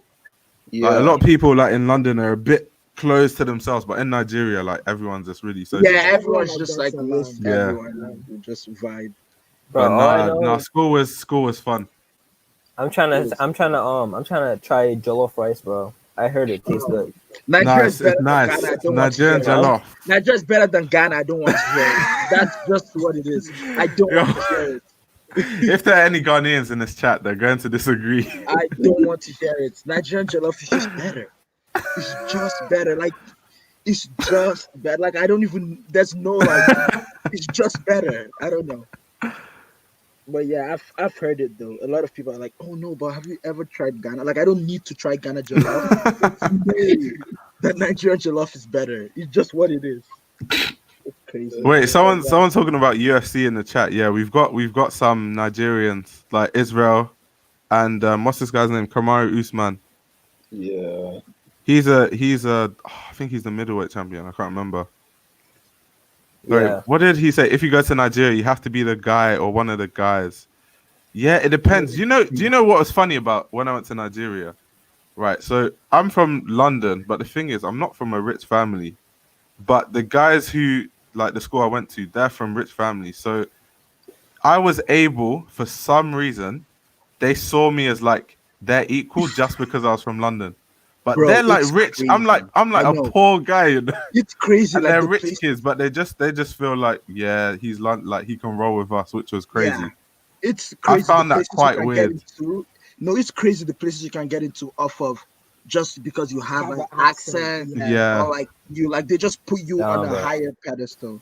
It's something else. It's like I feel like that's another thing. Like I would like Nigerians to like look more at and be like, bro, like we are just all human beings. Yeah, they like, need to stop that like yeah, mentality. they just It's take bad. once you're from here, like America, London, like anywhere like that's not Nigeria, they just They put you just on a think higher- you're yeah. And the thing is, Yeah. I wasn't even fresh like that when I think about it compared to all the guys there. But for some reason, they're just like, oh, he's from London, he's hard. It's just Yeah, funny. he's cool. Like when I He's, actually think about it, it's like, nah, that's bad. it that's is actually it is bad. bad. It is bad, but it is what it is. I can't wait to go back. I haven't been back in a minute. I miss. Have you not? I went this Christmas. I tried to go like during every Christmas. Suya, that's the one thing I want. Suya is like, oh boy. I've had that in a Don't minute. you see you're in Canada? Surely there must be one place. I mean, there is, but it don't hit though. It don't hit like the one like the Nigerian Don't one. Like, hit. from the It doesn't hit like the roadside top. 500 It don't naira. hit. It don't hit like that. That just No, seems that's Yo, it. my thing though, if I go Nigeria though, I don't want to go to like I don't know, like I think a lot of people go on vacation, they go to like the posh areas or the resorts. I'm not trying to stay at like the resorts. I'm trying to stay at where the people are where the at. people are. That But way I you feel get like I the feel full. in Nigeria is no like resorts kind. I feel it's all mixed in. I mean, It is mixed. I mean, I get you could like live in like the rich parts, but it's all the I don't know. I feel The like only it's thing all- I'll say about Nigeria is it's not like you know when you go to a lot of countries and you want to go to like where the people are in Nigeria, that place is dangerous, my G. Very Like Yeah. you're like, bro, I bro, they'll rob you on I sight. see Like, a lot of things. if you look remotely like you have money, they will rob you on sight, bro. Trust me. Bro. Nah, bro, just bring So security. just be careful with that. Just hire 6ix9ine security and you good, bro. That's jokes. Yeah. That's problem.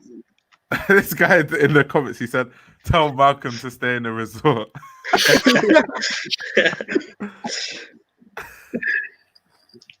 No, man, I'll be good, bro. I got you lot, so I can just be like, yo, I know these people from Nigeria. You know what I mean? I'm safe. You know what I mean?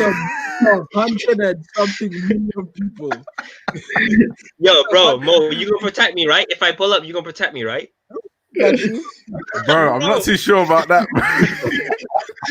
I'm not too sure about that. This is crazy. Because where you're going, I don't think I would go there. Yeah, no. What's this guy? No, Nigerians, they're too sharp. Like, they're actually too sharp. Like, even times I try to look bummy. I try to look like I'm poor. And they just from a mile away, they'll say, Oyibo. I'm like, how? How? How? I literally look like some bum. But for some reason, they can just see you must not be from here. Yeah. Wait, is it like if you go like I don't know if you do this, but like sometimes I'll go somewhere in London and I'll think like I'm dressing way too like I'm dressed in a certain way, and I think when people see me, they'll definitely think I'm robbable or have money. So sometimes I'll dress like I'm like broke as hell. So I'll like be like scruffy and shit like that. Like is that way it's like some shit? Yeah, well, like because there are some places in London I won't overdo the dressing because those places, like, fam, you'll just get into trouble. Yeah, like if I go to Lewisham, I'm not wearing Andy Mista and Rick Owens, that's for sure. Before they beat me up, they'll probably think I'm gay or something. Bro, you need to wear when you go to like Brixton, bro. Like wear a full on calm outfit. Bro, you're trying to get me killed. That's how you rap, bro. This place is a damn shame. Can't carry a gun. That's jokes. But yo, Daniel, let's talk about night fashion. Okay, because that's what I wanted to talk about. So what else? What other brands are you into? Like apart from like Motherland and stuff like that? Those are like the main brands right now. Do you know Vivendi? Vivendi is quite big as well. Oh my god. I've had a friend of mine had a really bad experience with customer. What happened? He ordered like £300 worth of clothes, and he didn't get them. Wait, like, seriously? Yeah, and wait, like no refund. It's because they were part of the people organizing homecoming. So during last homecoming, we helped the Vivendi guys to like they do this football thingy like that. So we screen printed jerseys and shit. So he told them about the whole issue now, and they said they will look into it, but up till today, nothing. Wow. So I don't really know. Like their service is really bad, and he isn't the only person that's complained about that. But they actually have a good vision. You just need to like rebrand or something. Yeah. I think they have the good collabs. Like they've collabed with like Nike, Pata. Yeah, they have like the really big collabs, but they do. I don't think they've maximized it because like the stuff they made with Pata was really basic. Yeah, it was. But like they need to take their opportunities better. I feel it was rushed, like the Off-White collab. They collabed with Off-White. I just forgot was really rushed because it's just basic stuff. Like the time, like the last one, like the last Nike workshop that they did, they basically just got like all of those patches and shit. Like do it yourself, hands on. So it doesn't really last. I think it's just like for exposure's sake. Yeah, that kind of thing isn't really deep. So it's just I just like to see more Nigeria, especially in the position they're in, like collaborating with Off-White. You can do more. Than just like patches. Didn't someone win a LVMH? Not LVMH. That thing that you win, like you go on that prize thingy where there's a short list, like and artists come. Like last time, like I forgot who it was, but like, didn't a Nigerian designer was on it? What's it called again? The prize. What, LVMH? Yeah. Wasn't there Yeah. someone that was like he won or something like that? Or it was Wait, like who was that? I think forgot, it's South African. Is You it like think so? it's like I think they do that Maybe. one. Yeah, I think it was South African. Yeah, but I'm at trying that to think who you're referring to. Let I me don't. see. I forgot his name. I forgot the designer's name. I think them say Chebe. Yeah, like Sebe Sebe Magugu. Magugu. Yeah. I think Oh, I don't think I know who that is, but I'll look into Sebe him. is like He's he's South sick, African. though. He's a sick designer. It's sick. Yeah. Like his clothes are That's really like kind of like African in its way. Well, like African inspired, like Luxury, prints yeah, and but stuff like that. luxury. But luxury African. Yeah, I think it Yeah, was Sebe.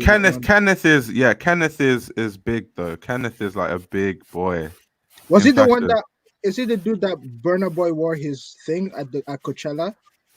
I think so. Yeah. Yeah. It's the one. It's the one. It's And the one. oh, I know who Kenneth is. Oh yeah. I know who Kenneth is. I was talking about him earlier. What does this person say? What pages do you follow for Nigerian fashion? I don't think there are any pages for Nigerian fashion. Cannot help Nah, I you don't in follow that him. department. I think I still- just it's kind still of young. know what's going on, but yeah. I feel like it's still growing. Like in a couple of years, it would be something. I feel like there are a lot of people who more recently have like started to do stuff in the Nigerian scene, and obviously it's being led by people like Mo Ololo and people like that. But I feel like in a few years, Oh my god, yeah, she's sick. It I just love takes her. time. You think She's it's hard, because she's hard. you think it's because the infrastructure around there in Nigeria that it's not much like support or whatever. That's why it's not more like known or whatever. You think? I think that's a reason, because like how many people in Nigeria even have the money in the first place? But the second thing is the people that do have the money, they're not even like utilizing They're it. not creative at Yeah, all. they Like, are. Yeah, they're not creative people. They're Yeah, just they aren't. rich and they They're just rich kids. It's just like And the more creative people either don't have money or are held back by their parents. yeah, exactly. yeah. And that's the thing. I feel like in Nigeria it's not that difficult to like build something. But I feel like the only problem is most people feel like they should do it on their own. But like Yeah. not necessarily, because like if you're creative but you have a friend that has money, you're like, oh, let's do this together and build something. But like most Yeah. people want to do it alone. But like that's not the way to go usually, you know? I don't know. Yeah.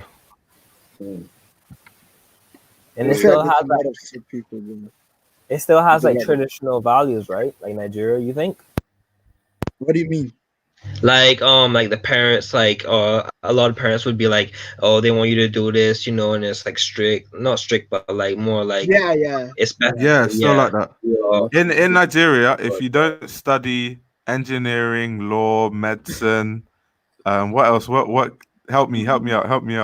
There's like five courses. It's like Those are the you have to ones. educate a lawyer, Accounting.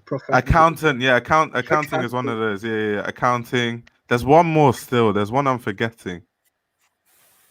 There's one more. I swear there are five. It's five. Did I say law? Medicine. Medicine, law, accounting. Accounting. That's be a lawyer, Medicine, law, an accounting, engineer. engineering. So that's four. It's I like don't know. those. Anyway, those five courses. If you don't study one of those, you're a failure. You're a Basically, failure. Yeah. in the Like, eyes of Nigeria. I go to school for graphic design, and my dad still doesn't ask me like what I'm doing. Like he doesn't understand. I'm like the other day he's like, okay, so like this thing you're doing, like what, like what's the future like this? I'm like, bro, like Coca-Cola needs branding. Like I don't understand what you want us to do. But yeah, it's like that. But I feel like in like the coming of like more people like doing like more things, and like in acting, and like the one lady from Nigeria that writes books. I forgot her name. And like I Oh, feel like that's Chimamanda Ngozi. no, there's a new Is one. that her? She was on Oh. Jimmy Fallon. I have a book. There's a new one. She was on Jimmy Fallon like a couple months ago. Oh, that's dope. I'd like to find out who that is.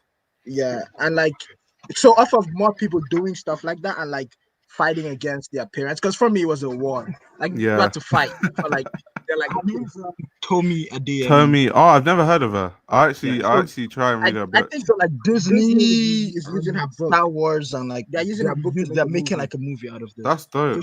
Oh shit. But like off of more people doing like stuff like that and like finding their parents, so, like I feel like in the future it'll be like they'll let us more. Yeah. But do you know that? See, the difference between like, let's say, a Nigerian and a Westerner is that a Westerner, when you study fashion as a Westerner, you just study fashion because you like it. When you study fashion as a Nigerian, you study it because you love it so much that you're willing to fight your parents and be a failure. So I feel like Nigerians come with a different type of motivation, and that's why it's almost like inevitable that they become successful at it. You just have to prove them wrong. You have to prove them wrong. It's like I have to show my dad. It just makes you want to go 10 times harder because they're like, it works for people. Like it can happen. Yeah, so. But that's the thing. Until you do it, then they start. Because I feel like it's all for bragging rights. That's the thing. It's like my son's an engineer, so my son is that. But it's like, okay, like let me show you your son can be something else. Not only like because I'm sure if Drake like wears like I saw Drake in Moalola. I'm sure Moalola's parents probably say, "Oh, like my daughter designed this thing and Drake wore it." Yeah. Now she's big. They'll be like, "Oh yeah, my daughter Moalola, she's a fashion designer." But when she started, I can bet you they didn't even talk about. They'll be like, "Oh, what's your daughter doing?" They'll be like, "Well, she's at uni. She's doing something." It's crazy. No, it's funny. Wait, Malcolm, where are you from? So I'm from the Caribbean. I'm from the Cayman Islands. What's the fashion like there? Because I'm quite curious. Honestly, like I ain't gonna lie, like I think like 5 years, like so, like the way like my like journey from like being there and then coming to like I've been in back and forth from the UK and here. I'm from like the UK and there like multiple times, but I think it was like 6 years ago. I think I went back and the fashion was more like. It's sort of like in the Caribbean islands, it's the way like we mainly just follow like the way that like Americans are like wearing. Yeah. So like what their thing is. Like I was around the time before I came here, it was like dope people wearing dope, like Stussy, like cargo jeans and like just like Air Forces, like basic stuff. And then I went back more, it came to like more like high like Comme des Garçons, more like stuff like that. But it's not like no one ever pushes it to the limit. So really, that's like, crazy. Nigeria hasn't even reached that level yet. Oh yeah, no. We haven't reached that level. Like far behind to like get there. Wait, really? Nah, like I said, people here have money, but they're still on like that. Like Gucci and Gucci, like spending money Gucci and spending like money on just like print stuff. They don't actually care about like silhouette and stuff. Have you seen the way a Kiko jacket is cut? Like, do you look at the cut of that jacket? And it's frustrating because they can actually afford anything. Yeah, but then they still opt for like they could build like strong collections of like clothes.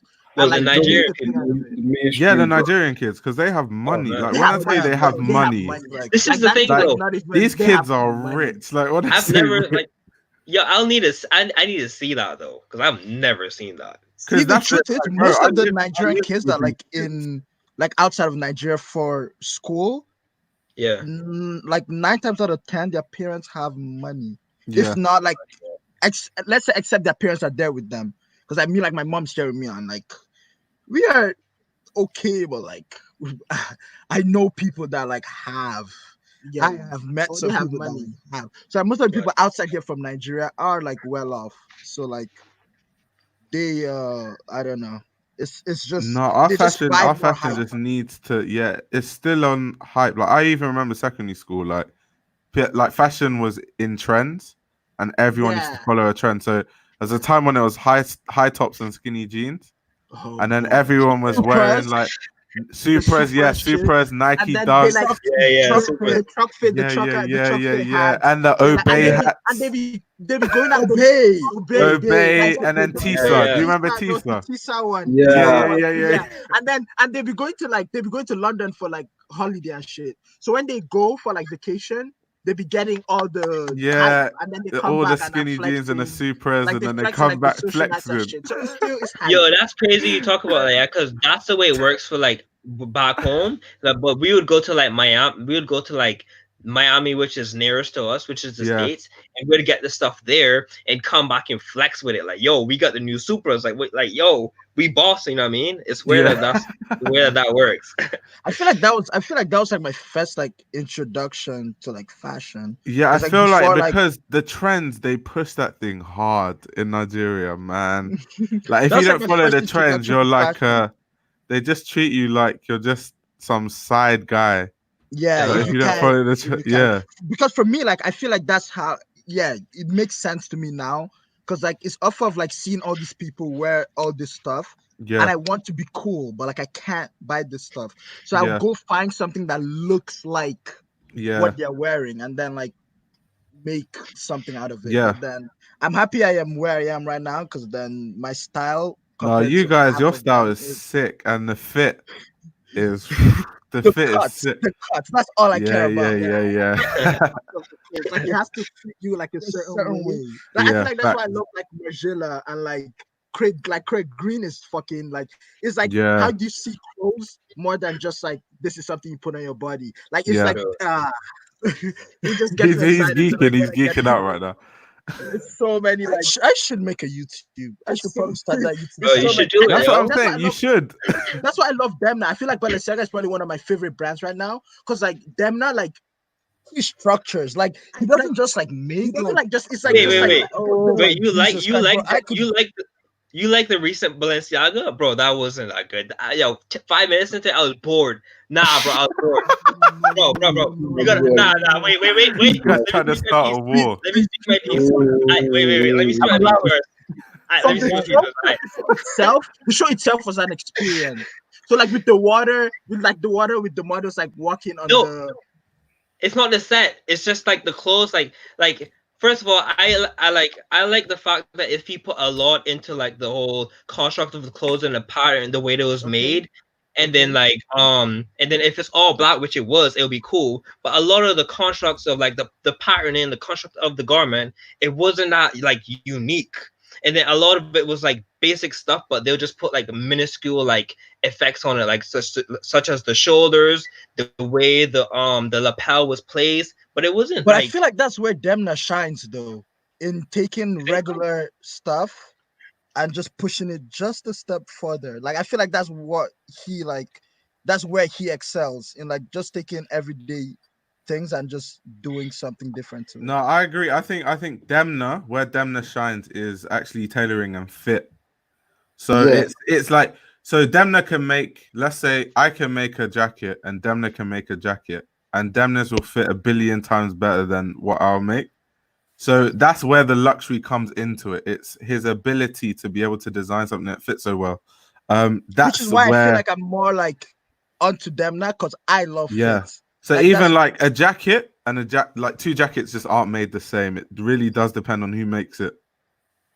Like there's anyway, I'm going to review the show. You'll see the video. It'll probably come out tomorrow or something. But yeah. I can't wait to see it. I wanted to ask about the Yeezy season 8, but you said you're gonna make a video on that. So yeah. Don't worry, but it's coming. But no, to me that show is like Kanye, like that is what he has been going for. I know you don't want to talk about it, but like I feel like that show is like the fruition of like all his like ideas and like everything. Yeah, it's been the same aesthetic. He's kind of just been building on it, which is cool. So I feel like that show is Yeezy season 1. Yeah, it's cohesive. Yeah, it's like the whole, and it was like 18 looks too. I know it was like short, concise, and like what I'm going for. So do you know what I didn't like about that show? The fact that he had his daughter singing. That thing just distracted me. If anything else, she was actually screaming. Like I get it, obviously, because she's young, everyone's going to be like, "Oh, it's cute." Yeah, but for me, it was distracting. But can we talk about White Project? Oh yeah. I love White Project. Best brand, favorite brand, everything on point, really right. Cutting like it's like this is why I love brands like this because they push the idea of like who said pants are supposed to look like this, like who made this rule. Like they try to like take the cuts and like do something different with it and like make it like This is what happens when you have Nigerian parents that try to put you in a box. and like Yo, you and know like have to make- say You though. just go crazy. You just go crazy. This is what happens. This is what happens.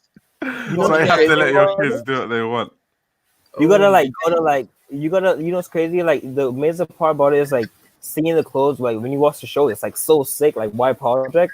And then but when you go to like I remember I went to Dover Street Market and I saw like it in person and it's insane, yo. It's like yo, how did you Yeah. make this? Like what? Like bro, what? It's I, Yeah. crazy. like some design. I would love to like live in like some designers' minds for just like a day, and just see how it works. It's like Kiko, and I feel like that's why I love the sisters that designed for women's wear. Mhm. They're What, so the Fanning like, sisters? when I seen that show, it was so Kiko, but not Kiko design. It just made it like that was a beautiful, like the women like a beautiful pair of like. No, of, like, Kiko's women's wear is amazing. Even like they design like these Asics like sandals. Yeah. Oh, They look I really know. cool. God. They look Oh so my cool. God. I seen that one, but They it's look just like, so it's nice. so And I don't weird. see people wearing it. I don't know why. It's so like I feel like that's the thing with like fashion, and that's why I love fashion. Because like for me, I feel me personally, I'm all about like the future, which is why I love clothes. Because they're showing us now what is going to be like a thing of the future. So like it's like, and I sometimes I understand when people don't catch up to it like on time because it's like this is like the future. So like maybe eventually they'll like catch up as like it goes. Yeah. You know? But no, Now, but when you deep it though, plane show, it was so hard. That is a joke. That is a joke. That is a joke. That's Wait, Malcolm, what are you gonna say? nah, it's crazy that you did because I remember I was like listening to it. I don't know exactly who it was. I don't know if it was like Kanye or like it was some like weird. It was someone that was talking about it. It was like if you actually think about it, designers are like I don't know if this is a word, but like futurists. Like they look into the future. Yeah, like it's insane. Demna is not from this planet. Like no one can convince him. He's not from here. Like he's just not. No. Demna is actually a genius. Like people copy Demna so much. Like even the whole normcore thing, that's all really Demna. Yeah, the whole like who brought that? Yeah, chunky shoes. That's all Demna. Because you know all the Korean brands that get praised now, what they're doing kind of all fizzled out from what Demna started doing. But obviously, he's not going to get credit because, like, even I'm kind of part of the problem because I made a video on like why Vetements is dying. But when I said that, people like misconstrue it for me saying, "Oh, Demna's not a good designer or anything." That's not what I'm saying. I just like for me, it was more the direction that Vetements is going in. It's not my cup of tea. But if we're talking about Demna as a designer, like skill, he can't be insulted. Like another at all. person I like really respect is Martin Rose. She is oh my Jesus. Oh, you know how I feel about Martin Rose. You know how I feel about Martin Rose. She's oh my God. She's hard. And the thing is her brand is so London, like everything about it. The inspiration, even like if you look at the ad campaigns, like she'll be sitting in a pub, in a London pub, and you'll see like fish and chips in the background. Like everything about her is just London, the rave culture from the 80s. Like no, I love Martin Rose, is amazing. Okay, one point like I wanted to ask, like if you've seen the JW Anderson show, the Loewe show, you see it. I've seen the Loewe show, but I haven't seen the JW Anderson show yet. It is so like it's like is this JW Anderson?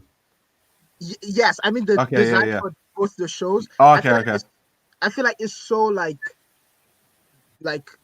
just it's too similar. You know, it's too, so you reckon that he's just like being lazy and putting in work maybe for Loewe and then using that for JW Anderson? Because Loewe has its own, like Loewe has its own like. I feel like Loewe has its own like heritage and its own like Loewe to me it just looks like luxury, like what you would wear on a summery holiday, like tassels and loads of bright colors. That's what Loewe looks like to me.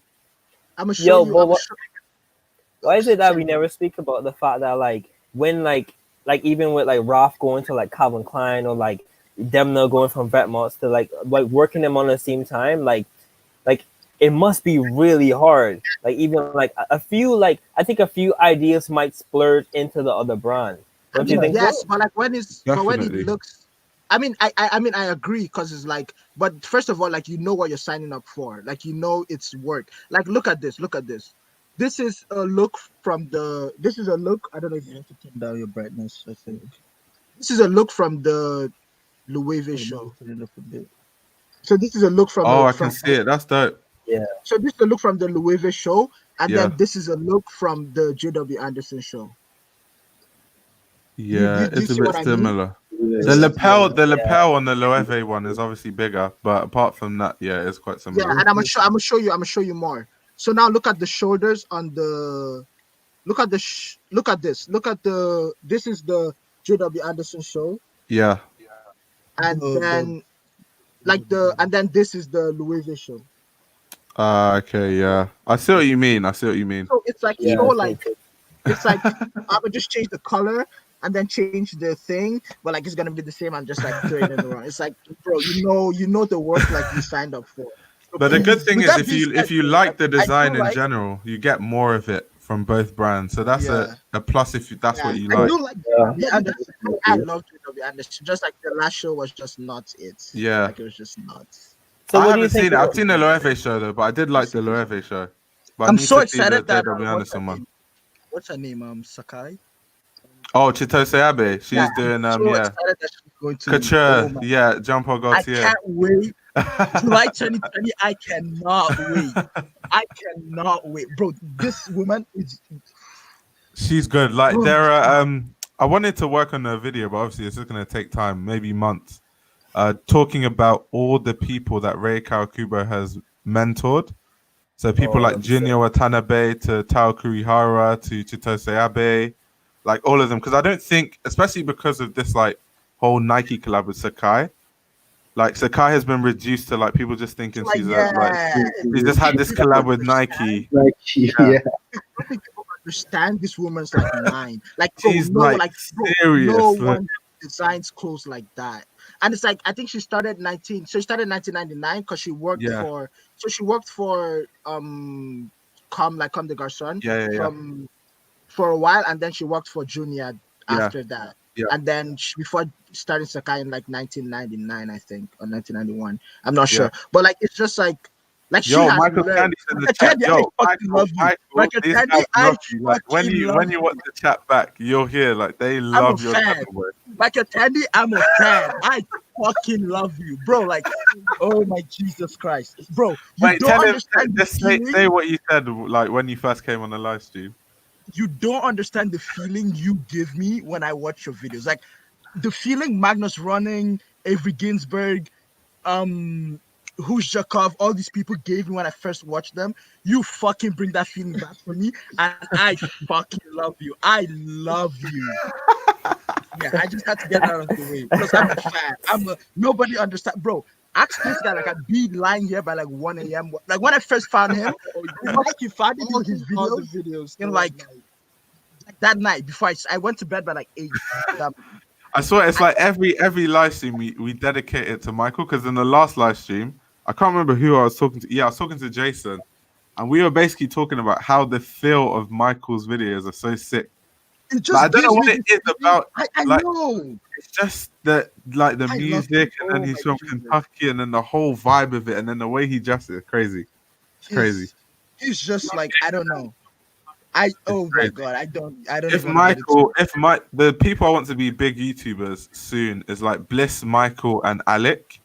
If those 3 guys don't blow up, I'll actually be pissed off. This guy too. What's his name? Gizmo the Goat. Oh yeah, Gizmo. I forgot about Gizmo. Yeah, I was just watching his videos. His style, and he only has like 1K. So I just don't get it. Style, it's like, bro, like you cannot dress like this man. Like you just cannot dress like this man. Like the style. Oh my Jesus Christ, bro! I'm just going crazy. I'm just going crazy. No one understands how much I love this fashion shit and how much like when I find people that like truly care, because there's not a lot of people that care. Like people act like, oh, like fashion. Yeah, no, it's true. I know what you mean. That's true. Yeah, bro. Like you don't understand. Like when I find people that like put fits, and like niggas cannot dress. Like it's very rare to find people, bro. Like I would say how it is. Like niggas cannot dress. So when you find people that can actually dress, oh my Jesus Christ, bro, I'm going crazy. Niggas cannot dress. Well, you don't wear Fashion Nova, fam. Oh, okay, bye. I'm just kidding. That's just. I haven't stopped. I haven't that at the mall since 2016. I feel like how I stopped was like I'm joking, like, by really the way. I'm really into it, and like I see like as I say, I watch every single show that like happens because I have to like stay on top of it. Yeah. And like I would go into like H&M and I would see Gosha shirt. That's what they do. That's why it's and I fast would like fashion. go and I literally go with my friends and I tell them every show where everything is from. I stopped. I couldn't do it no more. Bro, just from working in the industry, I can tell you that. So when, let's say, luxury brands, they design collections, they have to mock up designs and they think about it 6 months ahead. Fast fashion, they don't design anything. Their whole thing is just sit down and wait. Let's see what Yeezy does. Let's see what these guys do. Okay, how quick can we copy it? And then do you know what these guys do? Like my boss was telling me the other day, because my boss has worked for like Alexander McQueen, Oswald Boateng, like brands like that. She told me that some of these fast fashion brands buy the high-end piece so they can copy it properly and then they return it. It's that bad. They don't even like buy it, and they're big company, they return it after. That's a sin. But was it? They have to pay. Like everyone should stop buying clothes. Like no. See that's something that pisses me off because it's design. It's like the mind, like someone's time and someone's mind goes into and effort and and it's like it's a lot that goes into it because it's not just like it's not just like it's like you have to think and do something that like makes everyone like go wow. And then when like you see that and then they just I'm gonna have to start that YouTube. You have to, you guys are clearly so passionate about fashion. I don't know why you didn't start the channel. It's just different. Like the more Nigerians we have, like waving the flag. Start that YouTube channel. You have to. And when you start it, let me know. It's clothes. It's just a different like nobody understands that this is very important. So like this is very important. Like clothes, that's very close to my heart. After God for me is clothes. And I feel like it's like we have to wear clothes. So like why not like try to like if you're naked it's illegal, right? So like if you're wearing it, why not at least like try to put your like self into it and like which is why I don't understand it. It's the weirdest thing to me when people try to become like Instagram famous, but then you're dressing like Lucas Sabat or like Ian Connor, but it's like Gully Guy Leo, but it's like bro. Oh, I remember that, bro. It's not gonna look as good because Luca has money, so no. It's not gonna look like Luca. And I'm like, even if you're trying to copy these people, like they already exist. So why do you think like they're gonna come to their watered down version? Like why that's very true. You like. As opposed to like these people, just do your thing, just have your own style, be your own person, and you would attract people. And like it's not even like and it's not like you can't get inspired by these people, but you can't just go copy a whole Lucas Sabat fit and say, "Oh, I was inspired." Take the little things you like and try it on, see how it works for your body. And I feel like you're even more lucky because you have all these people to look at. Okay, I like how this guy's pants fit. I like how this guy's shirt fit. I like how this guy does this. I put that together plus yourself. You've literally made a you go way before like trying to just copy. You guys you're speaking my language. You're speaking my language. The same thing with everything. Even like it's like design. Okay, so I want to become a big designer. I know all these fashion designers. Okay, I like how he cuts. I like how he does this. I like how he does this. Put that together. I know what I've been through and my experiences. Yeah, and put that together and you don't know what you can make. So a good example of that is people like Margiela, Yoji, Ray. Those are the people that brought deconstruction to the mainstream. But now you have people like Craig Green, who's also really into deconstruction, but his clothes look completely different. He's taken that idea and referenced it in a totally different way.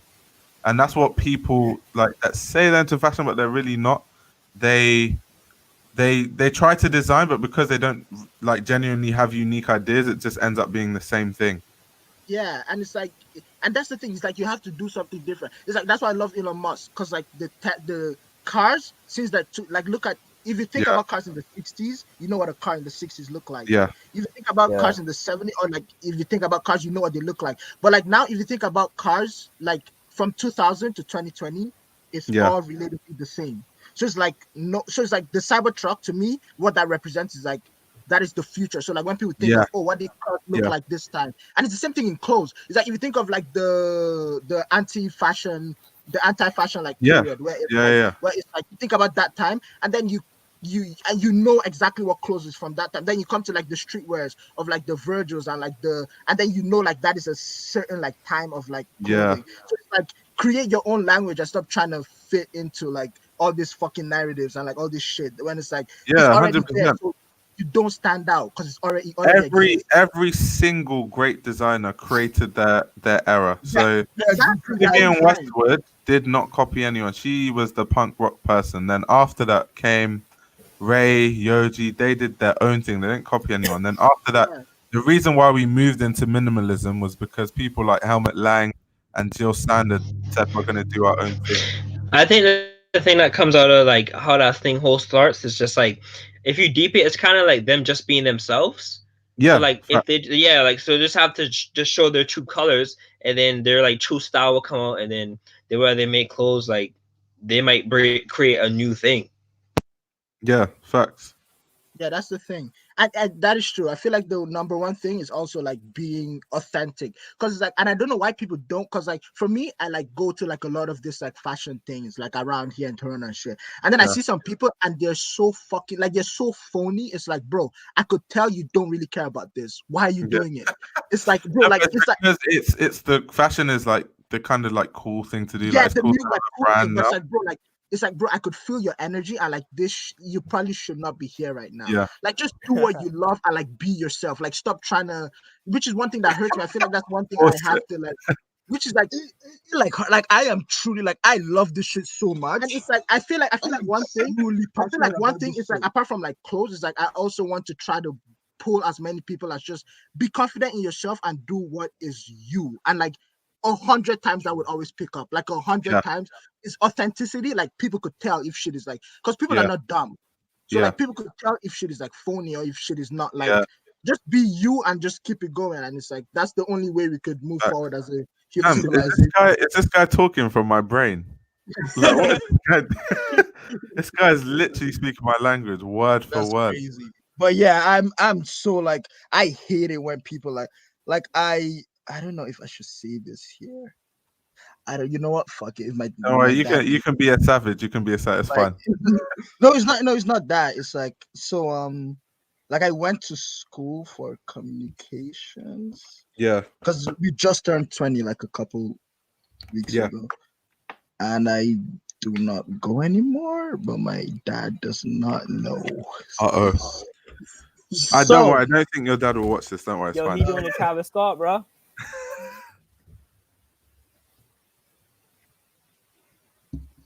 What's going on? Oh, he seems are we back? You froze for a bit. It just froze for a bit. Yeah. Oh, because I want to learn like. Daniel, thanks for joining the stream, by the way. Because he said he left it because he was sleepy. Yeah, that's dope, bro. Thank you, sir. It was fun, bro. That's crazy. But yeah, because I want to learn like design and try to like, because I'm very interested in fashion.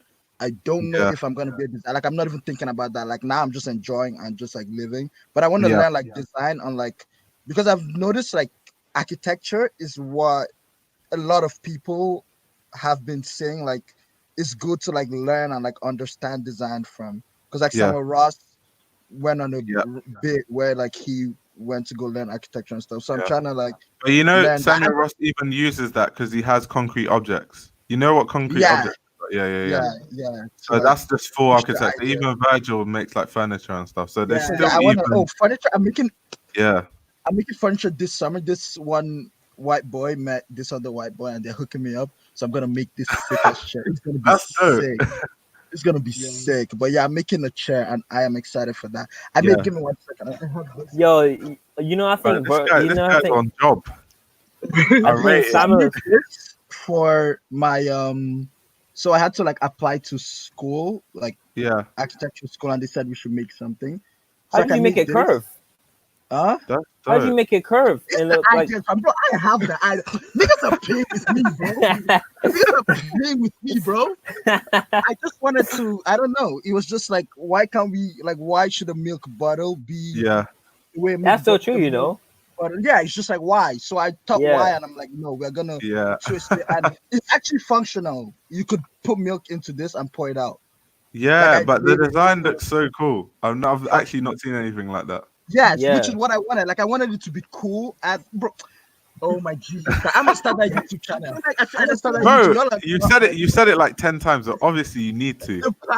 the planet is not ready for me. I feel like that's one thing that like I feel like that's one thing we try to put in everything we do. Like the basis, the number one thing is it has to be cool. Sick. Like it has to be cool, and then everything else comes. And everything else comes. Like if it's not sick, we are not like I don't approve of it. Like I don't sign up. Yeah, do you know what? Yeah, before this channel I had a channel before that, but I was just like, nah, this channel's a bit dead. So I actually deleted it and then made the fashion archive, and then that's when things started working. Yeah, that's crazy. So yeah, definitely focus on making good content though. But Yeah, no, it has you to be, guys, from the way you're talking, there's no way. There's no way. Like that's what I'm saying. Like it's just like that's in my DNA. If it's not sick, like if it's attached to me and you could trace it back to me, it's like this brand I'm wearing, Xander, which is my friend's brand, which we help like creative design and stuff. It's like if my name is under whatever it is and it's not sick, then it's not like like as long as my name's attached to it, it has to be sick. It just has to. So yeah, we're just trying to change the planet and change this planet. We need everyone to come along on the journey. Everyone should join your Discord. I feel like I'm gonna. Bro, next thing you know, bro, you'll be bringing us to like Mars, like Elon Musk. Discord is dope. Like people have crazy discussions in the Discord. Wait, Michael's telling me to check the Discord. Let me check. Hold on. Oh, he wants to join the stream. Wait, let me send him the link. Hold on. Please. Oh my Jesus, that'll make my day. Yo, Michael, you got fans. Yo, see, YouTuber. I just love people that do cool shit. Like, Michael's got fans, bro. I just love people that do shit different and just do cool shit. No, but I honestly feel I know exactly what you're talking about. Like when I first was getting into fashion and people like Magnus, there's a feeling you used to get when you used to watch. I know what you're talking about. When Gully Galileo will post a fit pic in front of Supreme, I know what you're talking about. No, like nobody. This is one reason why I started everywhere. This is one reason why I started like the Wacamo Instagram. Oh no, they froze again. No way. Oh no. No, come back. You don't want to lose. Oh yeah. Okay, you froze. Yeah, you're back. Oh, no, I said like which is one reason why we started the Instagram, because like it's like I want to give kids that feeling Lucas Sabat gave me when I was in class in grade 11, and I see and that notification pops up. Lucas Sabat just posted a photo, and you just that's why like some people don't understand it. So it's like people, for example, because like let's say someone like Sanjeev, he doesn't post as much now. So people who just got into fashion and hear us say, "Oh, Sanjeev he's like so stylish," whatever. They don't get it, but it's like if you were watching Sanjeev when no one was wearing, now everyone wears those whites, but when no one was wearing Saint Laurent Paris whites, and Sanjeev was on unlimited drip. So in my head, Sanjeev could not be questioned. Yeah, he was like the only YouTuber wearing like white. He was the only one. Yeah. Now everyone does it, but back then you understand that Sanjeev was that guy. So yeah. Oh, Michael's here. Michael, say hello to your fans. Bro, I fucking love you, bro. Everyone just go quiet, bro. Bro, my shit is lagging so bad. For making that YouTube channel. Thank you for like doing everything that you do. Thank you for being who you are, bro. I fucking love you. Like, bro, if you don't have any fans on this shit, bro, I am your number, bro. I fucking love you. No one understands. Hold up, I can't even hear like anything that anybody's saying. Give me 1 second. Oh my Jesus Christ. I'm gonna do it all over again. I don't care. Can you hear now? Let me know when you can hear us, because I'll go all over again. Oh my god. I am nobody understands. Holy shit, no one understands. No, Bro, I need to check this guy's stuff Michael's out. No, definitely check his channel out. Michael Tandy, he is hard. It's sick, fam. Too Trust sick. me. Too sick. I think Michael's fixing up. Yeah, I'm gonna go though. Yeah. I'm gonna head off. Yo, thanks for joining, man. And it was good to meet you that day. Yeah, it was Bro, good. that was crazy because like you were like, yo, I think what did you say? Oh, you want to tell the story? Yo, yeah, tell the story. Let's tell the story quickly of when I met. I'm in like, so we're at that party, right? And it's like hella dark and shit like that. And it was recent, it was like 2 weeks ago or something. Yeah, yo, how do you say it? Is it Ojo? Yeah, Ojo. Yeah, so I see him, right? And I'm like, oh shit, this guy is tall as fucking person. Oh shit. So I walk up to him, right? And I'm like, yo, I didn't know you was tall in person. He says, what?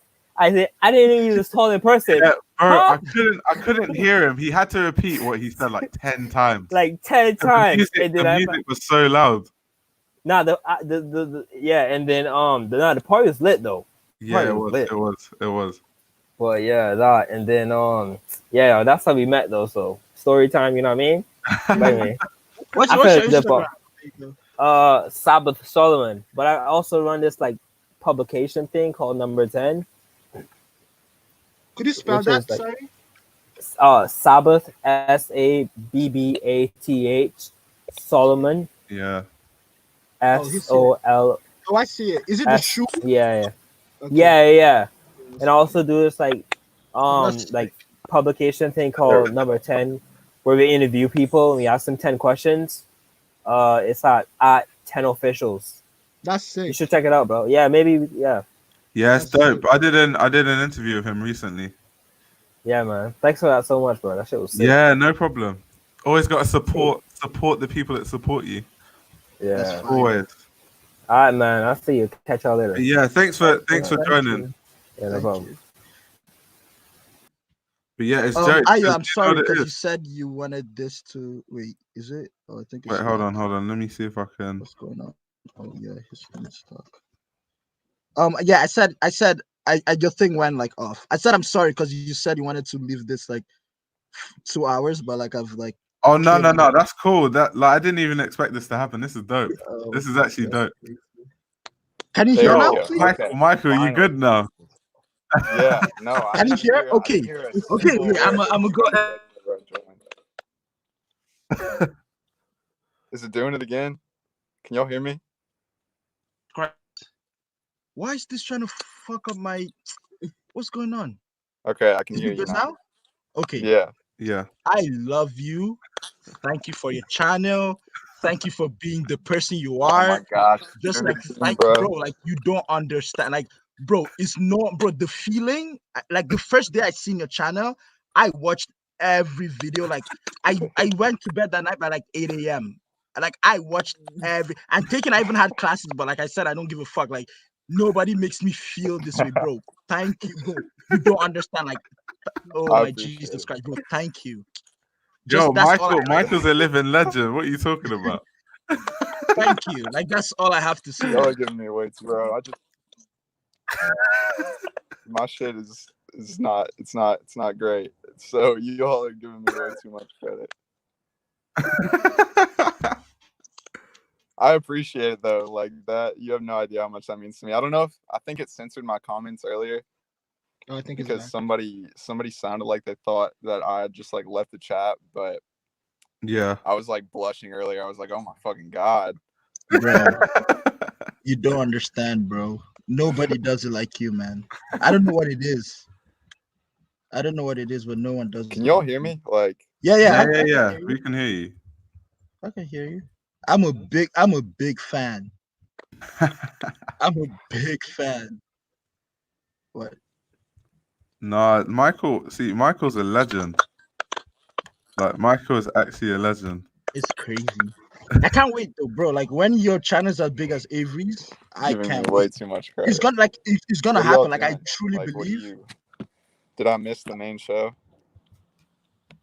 Nah, but yo, do you know what's dope? I'm hoping that all of us like grow channels. So you know, like how there was a wave where it was like Sand, Ah, Magnet. when you see Jacob Keller and Sanj Yeah, using the all same those code on guys. IG, and you just lose your mind because your two worlds have collided. I can't hear them. I can only hear Wait, you why all. not? That's a bit I don't know. strange. Yeah. Oh, give me Dude, one I'm second. going off like my phone's like data right now What though. data? Like, Oh, yeah, Oh, yeah. that's tough. So I'm wondering if private the chat. stream can Who's even that? see me. Yeah, I'm like Oh. literally in my car waiting for my homie to free up from work right now. I just drove back to Louisville from Lexington, and I'm literally just in my truck right now. But like, I feel like there's a thing for like people that like Dang, are bro, not like literally connected. can't hear. Wait, can you hear me? Oh my Jesus! That's I love strange. him. Wait, what the hell? Wait, I can hold hear on. you perfectly. Try something. Can you hear them now? Ah, I couldn't even hear you. Oh my days. can you hear or no? Wait, can guys in the live stream, can you hear like everyone? Let's just make sure. They probably can't hear me. No, they can. I feel like they can hear. Yeah, so everyone can hear everyone. That's a bit weird. Oh, that's so weird. I think it might just be your phone. Dude, what the hell? I can see his video perfectly. I'm Yeah. gonna leave. Or wait, can I go backstage again? Or Yeah, that's cool. Wait, love I've got Ara. What's up? Blessings, Hi, peace, sir. salutations. This guy's come with his funny words. Blessings, peace, salutations. We're all Nigerian here. We know what blessings is. No, but I don't know which one's what whack and which one's more. But you guys are literally speaking the language that me and Ayo have been talking for like time. Like, the reason Ayo and I connected so much is because of that things that you guys have been talking about. Like, it's literally different. It's like, shit, how do I even explain this? Like, outside of like fashion, because I'm like I do art or like on, and I know musicians and all of that. This is the type of conversation all of us try to have like all the time, and like keep it like that. And the funniest thing is like I literally came back. Like, the reason I'm up this late is because like I was having an industry debate with one dude that was just like trying to argue me to the ground that like business comes before the art. And No like way. his philosophy was so wild that we were arguing from 7 to 12, and I didn't want to miss my last train. So like, I just had to leave the room and like say this, that. But no, like business is definitely a part of it and it helps. But if you don't like because I'm into business too, and then in business, you have to have a good product to be able to market. So if your soul is not in the art, so what are you marketing? Honestly, this is what we were saying. Like, if he said if there wasn't any money in it, what would happen? And like if money wasn't attached to it, then what? Like, I feel like it's so much shit. I think that's what I said earlier. It's like, what do you do that you don't get paid for, but you still have a passion for? And that's basically your passion. That is, oh my Jesus Christ, bro. He just said what I've been saying. Like, I literally tell people, go back, think about when you were 6, when you were 7, when you were doing just what you wanted to do. And no one said, oh, no, you could do that. Oh, no, you could not do that. That is probably what you should be doing for the rest of your life. Yeah. Because then just find a way to actually make it feasible, like and monetize it. Yeah. Like, it's like, do what you love, and like money. Like, I don't know why people don't understand this. Like, I literally hosted a show and people bought photos of my face. Like, it was a picture of my face. Shit still makes no sense to me. But like, money comes. Like, yeah, do what you love. That's funny. That's wait, cool. Michael, can you hear us now? Yeah. So you can hear everyone now. Oh, that's cool. Yeah, Cool. I fucking love you. I'm a fan. I fucking love you. I'm a fan. I don't know why. Like, I'm we found Michael's #1 fan. Oh Jesus Christ! I love this. Gassing. Michael, fam. I'm waiting for a new video. By the way, I've been refreshing. I literally have your page open up here. I literally share screen, and so I've been refreshing to see what a new video drop. No, bro, no one like. I feel like until like I had the idea to like actually like start a YouTube, which I should probably get doing, but that's besides the point. I like try to like find like new kids that like do like fashion and like which is why I've literally found Gizmo the go-to there, and I've literally watched like I was telling people to go watch Gizmo. Like Gizmo is hard. his bro the He style, is so sick. this like no, but like oh my Jesus. Like, did you watch his last video, the pickups video, where he was picking up like he put me on the Raf Simmons, Dr. Martens, and all that stuff. He put me on this designer, Pierre Gottison, I think is his name. Yeah, Pierre Gottison, yeah. He just put me on, and I went to look at a lot of people in London actually wear Pierre a lot. I like one of my friends, he wears Pierre a lot. I'm gonna have to start breaking the bank. I'll show you guys actually. I'll show you his Insta. The guy who I said like wears Pierre Gottison a lot. Let me see if I can find him. Like recently, I've been like, because I've been thrifting a lot. I don't know why. Like, I should probably start buying pieces. Because then off of thrifting, niggas don't be taking me seriously. Like, oh, like you don't know what you're talking. I'm like, bro, like I would sit down. It's clear you know what you're talking about because of the way your clothes fit. But obviously, the type of people that say that are just the I'm on drip because I wear Gucci type of vibe. So, drip, that's true. Yeah, this guy here, he wears a lot of Pierre Gottison. That's hard. Callum, what's his IG from? Oh my god, bro, I love people that dress.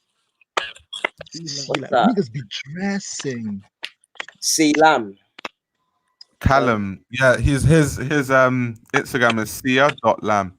These pants, I think, are Pierre Gottison as well. These ones here. Oh my Jesus Christ! Yeah. Hard. But look at the way the pants sit on the shoe. Exactly. Oh look at the pants. They fit perfect. Look at these shirts, like they fit perfect.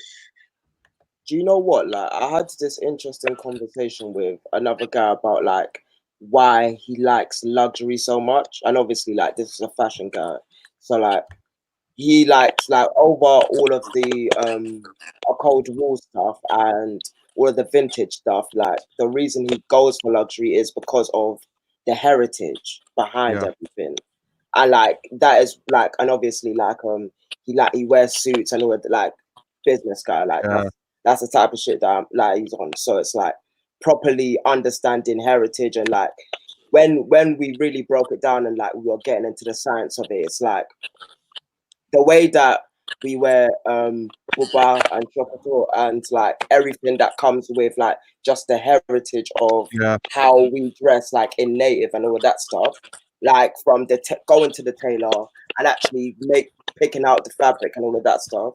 That's exactly the same thing where he goes with Moncler, or when he's talking about Louis Vuitton now, or Louis Vuitton back then, or whatever he's doing. Like, who else does he like? Like, because I forgot the exact names of all, like, but it was basically all the luxury houses, like Low, friggin' Louis V, but Hermes, and like basically like everybody that's just like old and luxury and everything like that. But it was like interesting because it's like, if you think about just the heritage of everyone that is part of that luxury lineage, and then you maybe sort of apply it to people from ends, it kind of makes sense. Like when we talk about heritage, when we talk about going to the tailor, when we talk about fitting, and like heritage is the reason why a lot of people even care about dressing up well in the first place. Right. So when you're going to Hermes, they're telling you the exact same story that you grew up with for years from prior. But yeah. Michael, if you don't mind me asking, how did you get into fashion?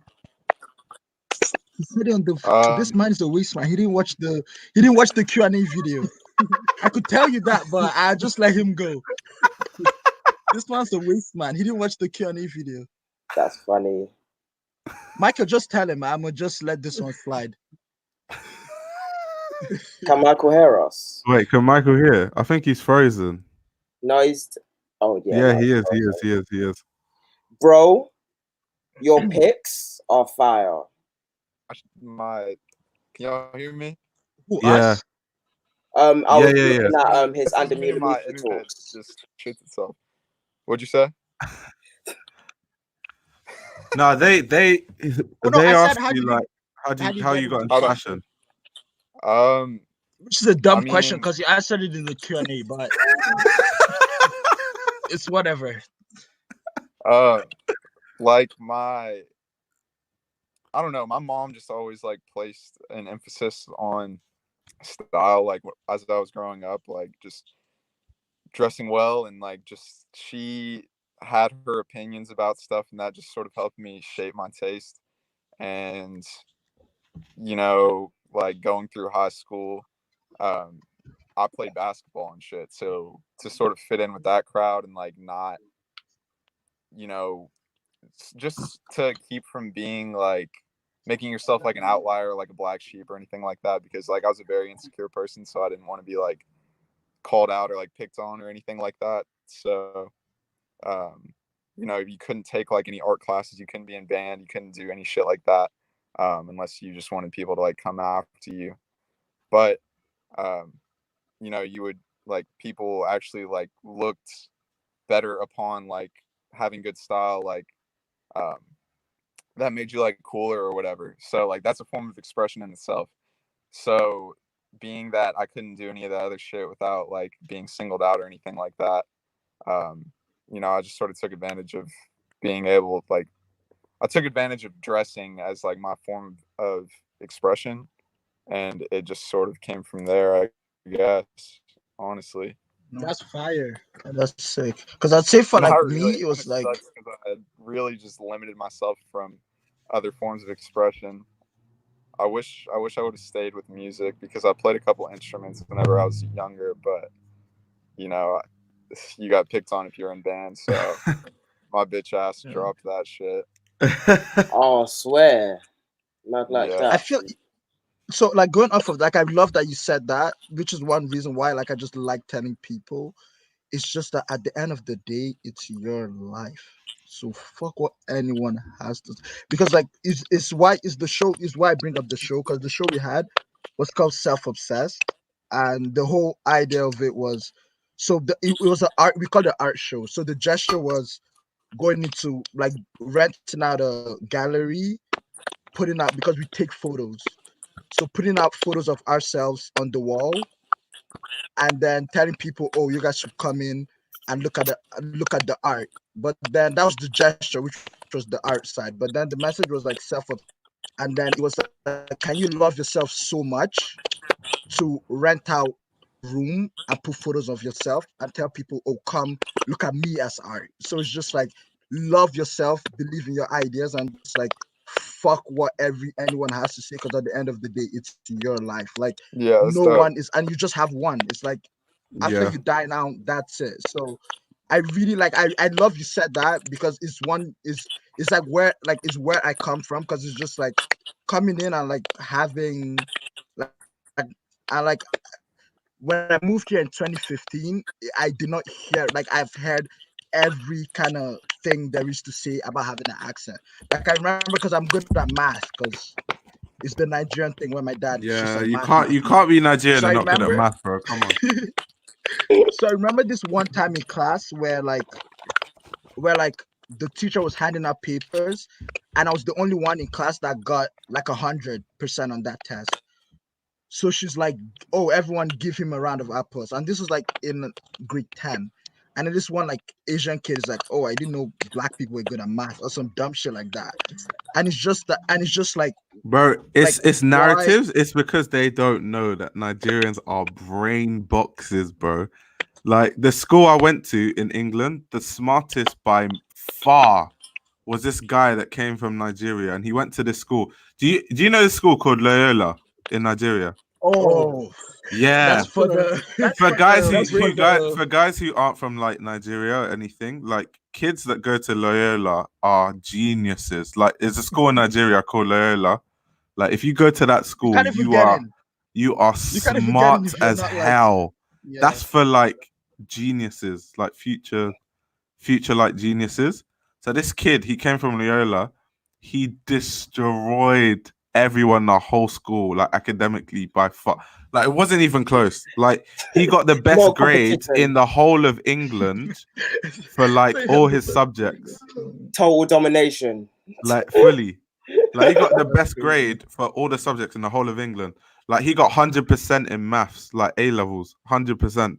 That's I was like, wild, this fam. guy is crazy. He must have got like 20 scholarships or something like that. He got all A stars, like all A stars, every Mad. subject. That's the shit they put in you, though. That's the shit they put in you, though.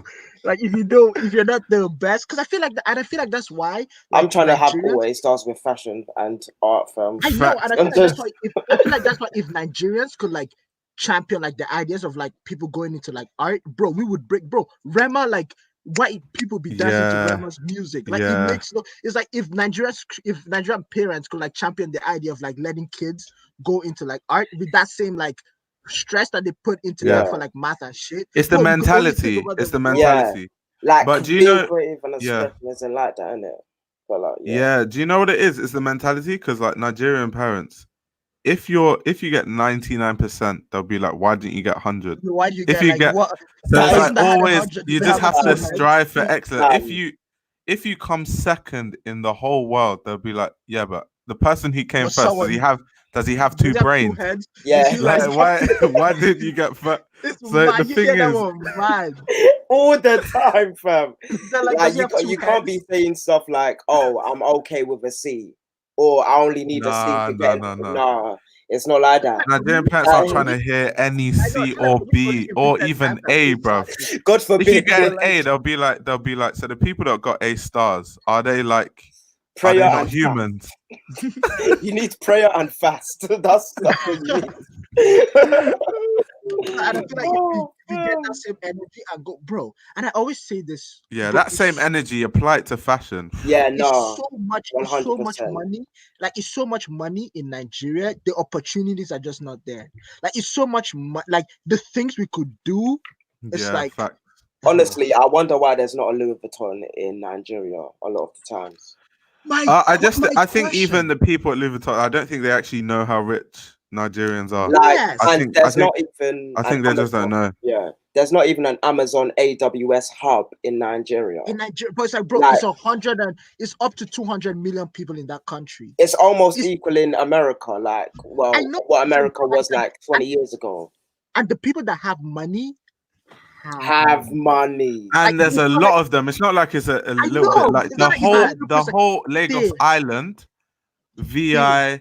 All the way from VI, Lekki Phase 1, Lekki Phase 2. You know about the Lekki boys. Damn, what are you talking about? And I feel like it's so many opportunities. Boys. Like it's so many. And I feel like if you're like out of Nigeria, which is like for me, like I know eventually I'm gonna go back. Why? Because there's money. Yeah. It's just like like if you go back, it's like you could live. And then going back to what I said, like when the starting of this, where it's like, and then the people that have the money just put you in a higher standing of where you're coming from. So then it's easier to get contracts, easier to get. Like, wouldn't you say like being in Nigeria, they still have the thing of you still need an engineering degree or you need some next type of degree to actually get all of that money? Because I've not seen anyone be like, I've got an arts degree, even though like there's this one guy, I think his name is I forgot, but he's got a podcast and he runs out of Nigeria, but like it's actually hard for them to get normal contracts for designing in Africa or Nigeria in general. Like they can't, like you have to have an engineering degree if you want to be a designer. I feel like that's the thing, is that we have for graphic design. They want you to have an engineering degree. No, and I feel like that's the thing. I feel like that's the thing we have to go back and go change and like be like, because it's so much. When I think about it, it's just insane. Because I know I have friends and I know like the kind of like it's so much money left on the table. Like it's so much money. It's so much like avenues to like tap into that is like makes the bro. It's like, do you guys have corner shops where you are? No. I think Canada's too big to have corner shops. That's the thing. Oh, it's too spacious. The roads, it's too spacious. Yeah. Like, well, I just think about all the corner shops that can be made, like just like like the little nail or even like the off licenses. I just think about that all the time, like just places to put little and things another like thing- that. Do you know one thing? Yeah, that I'm actually so happy that I went to Nigeria is the opportunities are limitless. Like people have so much money. Like you could actually I make know. money so quickly in Nigeria. I so quickly and Like so if I literally if I like with my publication, for I'm still example, kind if of they see skeptical that about like that. I'm established in the Yeah. West, if I take it Yeah. back to Nigeria, Yeah, it's I feel going like to that's bang the key. I feel differently. like that's the key. 100% I that. feel like that's the Differently. key But because it's yeah. like if Beyonce was Nigerian and she went back to Nigeria, it's no way she's not moving or like being able to change shit. So like for me, Yeah. like that's what I want to do is like establish myself here and then Yeah. go back and start like making changes. Yeah. Because like once just like Lola goes to all my clothes are produced and made in Nigeria. It's Yeah. like there's a lot of jobs you could like Right. create. Yeah. It's a lot of like no, and I'm like It's highlighting the industry as well. everyone to buy it. That's what I mean. It's like I Yeah. think about it, it's like all these companies are taking productions to like China, but it's so many, bro. You could literally like said it's so many kids that like don't even have like I mean so many people that are so talented that you could give them a chance to like make something and like be like and build like industries and stuff where like if I get a Balenciaga contract to make shoes in let's say Aba and it's like and people like clown like things from Aba. Those Like, guys are actually hard. but Like, those guys have think about it, skills. like, you guys are speaking the language that Those I've been guys in speaking Aba, for years. everyone man. says Aba talking- Market oh my because God. the problem, the thing about Aba Market, the reason why they don't rate it is because it's like rich kids that are like, oh, they're making fake Gucci. But if you actually deep it with what they have, I know. It's like taking to make that is taking what crazy. they can make, taking what they can So make. if you and just try give them to- an opportunity, and brand yeah, that like brand what they're making and make it a thing, and it's like, bro, what? It's quality. yeah, that's true. That's It's true. like if you brand That's what they true. make and like That's actually facts. quality. Like it's bro, it's like Malams make sew shoes. Like Malams have the shit and they sew your shoe on the street, and it's like that shoe lasts for it could take you for a while. Yeah, So it's like it's so many things, like it's so many things that we could do like back home and like could make life even easier for people. And it's like if I get a contract from Balenciaga to make shoes in Aba, I'm getting how many? A couple millions of dollars. Now transfer that into Naira, I could pay all those people and they could live good and I could live good myself. So it's like it's so much opportunities and so much things that like facts. could be done, but it's like you need a political. you rather steal money and send our kids out of the country and like do shit. But it's like, bro, literally, you guys are. It's like, okay, so when if they created the opportunities, everyone would be rich. That's what's funny. Because look at Dubai. I know. Look at Dubai. I They don't wanna put all get the money back in, but they're all still rich. I don't want to make it political, but like when it's I know. when Don't even get me started because I know when we're talking about Dubai, the money is all at the top. And when like it's either you're at the top or you're making minimum wage. With Nigeria, there's a little bit more of a middle ground there. Like, and that's why we make more money, as rightfully said, like in the chat that I just saw what I just put there. But at the same time, it's like if you even try to make one factory, do you know how many times people are gonna try and take the wiring or the copper away from you? That's facts. Like that's true. Like I don't know anyone that has built a house in Nigeria and they haven't stole all of the wiring from the whole house. That's true. But I feel like I don't know one person. No, that's true. Even with security. But then again, imagine you're making a factory. British money. That is true. That is true. I feel like it's infrastructure too. Like I feel like first the infrastructure has to be built before these opportunities come. Like, there's so much infrastructure that needs to be built. First, there's policing. Like our police force actually has to be decent. Because it's more military. To the point where there's consequences for actually like doing stuff like that. Whereas now there isn't. It all starts from the police. Then after that, when there's consequences, people won't do certain things, and then we move from there to building the infrastructure and stuff. Yeah, for some reason it's always the police. Like even in Cuba as well, or like all the other South American countries and all of that stuff. Like it's always the police is doing something corrupt. So there's no actual enforcement to like for people to abide by the laws. I don't know, like whether any of you guys know all of the South African guys, but it's like that as well there. I feel like I just seen what JS said about like Chinese exploitation in Africa. And it is. I don't know anything about it, but like I don't know like that much about it, but like I feel like it's like I see it because like even when I was back home, it's like all the roads that they're building, all the new roads that they're trying to fix, is all like Chinese people there. Yeah. But I'm like, do you know what I heard the Chinese are doing? So I heard that apparently they're like just loaning a lot of money to Nigeria, and their whole plan is that when our politicians, obviously as they do, steal it and don't put it back into the country, we're going to be in debt as a nation. They're just going to be like, yeah, don't worry, don't pay us back. We'll just own that place where there's like diamonds, or just own that gold mine. Like apparently that's their plan. It's so basically selling away the country. Why aren't the people in 50-year land leases? They're giving away because they're just not smart. Why aren't the people in power thinking? They're just not smart. They haven't even got back to Brennan bonds. It pisses me off because they're all fucking old and they're gonna die, and then they're gonna leave like all. Do you know what I don't understand about Nigeria? That's crazy. In Nigeria, most people are like intelligent as hell. Most people have degrees because like you can't survive without a degree in Nigeria. But then the people that are actually in power, like the presidents, didn't even go to secondary school. And it's like it's crazy. And it's like they're all. It's because it's probably because they're the only people stupid enough to like go through like trying to be a politician in Nigeria, because that thing is deadly. Yeah, let me give more depth to the China topic. So basically, what's happened? Like, you know, like Mandarin is like a national language in Nigeria now as well. I didn't know that. Yeah, like even all the politicians, like what's that channel called again? Like the one that what, NTA, AIT? Yeah. The one that you watch all the news on. Like you see Nigerian flags flying behind all of the governors and the statespeople. Oh, that's channels. That's channels. Yeah. So basically, they're selling all the land. Well, not all the land, but like pretty much all the land. And the Chinese are building it, and it's technically a lease, but it's forever. Yeah. So we technically won't have anything. And in about 40, 50 years, it will basically be all Chinese owned.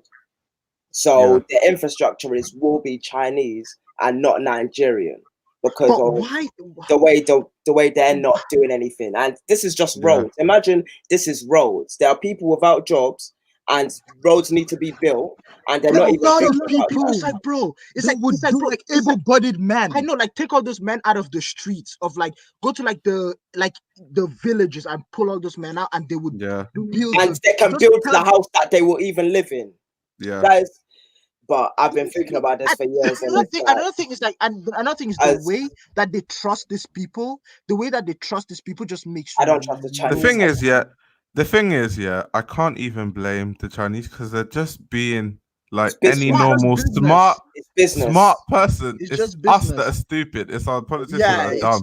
If you're gonna blame anyone, you have to blame our politicians. You know, 110%. Are any of your cousins learning Mandarin at school? Because I know my cousins are. Well, no, mine aren't. I didn't actually know that. The whole school is learning like Mandarin. That's crazy. So because of the way that business and commerce is going to be in like 10, 15 years. To be fair, I feel like China is going to be the like global powerhouse in like, let's say 30 years. So if you don't know Mandarin, it might affect you like business wise. Yeah, definitely. That's a fact. Like even, and that's what America's scared of as well. And that's why what was it, Huawei or something? Oh yeah. They done that thing with Huawei and stuff like that, and like done all of those marketing campaigns or the propaganda against that company and all of that stuff. But yeah, like China basically owns so much of Nigeria. It's unreasonable. and like, if we're gonna go back on art for a second, like we don't even have the Benin bronzes back. Yeah. And nobody's even fighting for them. Bro. Nah, do you know what I heard? Do you know what they said? Do you know what they said? You know how it's in a museum in the UK? Oh my god. Like we asked for it. We asked for it, and the UK said, it's safer here. Bro. Like I what? literally had a class in art history 2 weeks ago, and usually when I go to that class, I usually don't care. I have never been so angry in my life. So apparently they're planning to open a like a museum kind of thing in like Benin with like, and then so they asked for the art to put in the museum, and they said they have to get it on loan or buy it back. Yeah. Shit makes no sense. You stole it. You stole it. And the way that they stole it was so disgusting. Was so fucked. It was so like, fucked. And they're like, the most apparently, thing. apparently, one of the excuses is like, if they didn't keep it safe, then how would we have like, how would that's what they said. We didn't ask. No, nobody was asking. Do you know what's even funny? Do you know what's even more funny? Did that come? What's even more funny? I go to the store and go get a MacBook and bring it to my house and smash it on the ground. It's my MacBook, it's my money. What that has nothing to do. It's not it makes no sense. Like, make it make sense. Come on.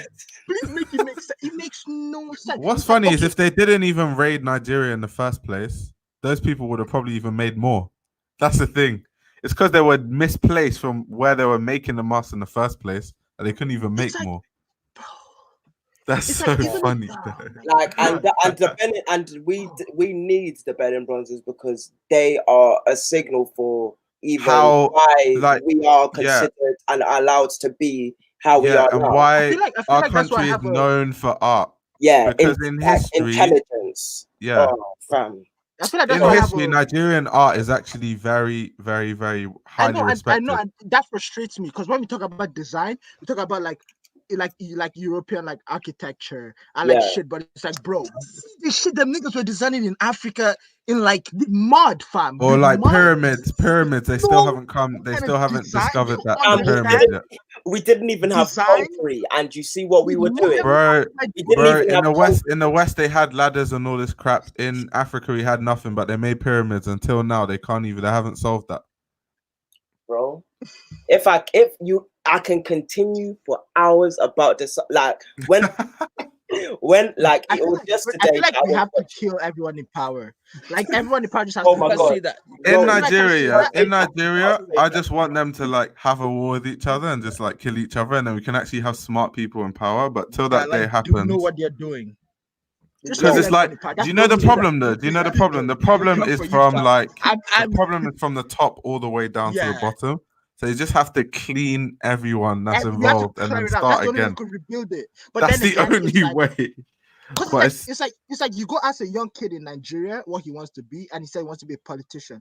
Politicians are not supposed to be rich. Like you're not you're it's a service. You're serving the community. Yeah. You're not supposed to make that, bro. It's like I seen this one thing about it was called like the Suki Gate, where like they gave dude $2 billion to buy like arms in like 2015 to fight against Boko Haram. Yeah. And then so this, if you Google that Suki Gate, there's this article that they did where like they called the dude to court and he had to give account of what he used the $2 billion like dollars to. Yeah. So it was 10 billion naira when they like converted it. Yeah. And I have never seen such atrocity. like it was it 250 million naira for spiritual prayers? Make it make sense. Wait, do you know what? For free. Oh, let me Google it. Google it. You free for spiritual prayers. So basically, his bank account. Basically, like he used 91 million to buy an apartment for his son. You were supposed to buy like arms too, and he paid a couple newspapers out because apparently the police seized their trucks of newspapers, so they lost money. So like they had to, bro. It's like, and what happened? Nothing. They just went to court and it just like flew away. It's like, bro, you stole $2 billion. Like am I mad? Like, am I going crazy? You stole $2 billion. Wait, what did he steal the $2 billion for again? Google it. He was supposed to buy arms to fight against the Boko Haram. Like even like these guys don't even make their buildings properly. Like there was this one time, I think it was like 2 years ago, 3 years ago, where the roof fell in on a school, and they had to pick all the school children out because they didn't use the right what's it called again? Certain beams, like weighing beams. Yeah, because they're trying to cut costs. Yeah, they were trying to cut costs, like, and that's a school as well. It's not like something else. But it's do you know, as bad as it is, yeah, these are all like side effects of poverty.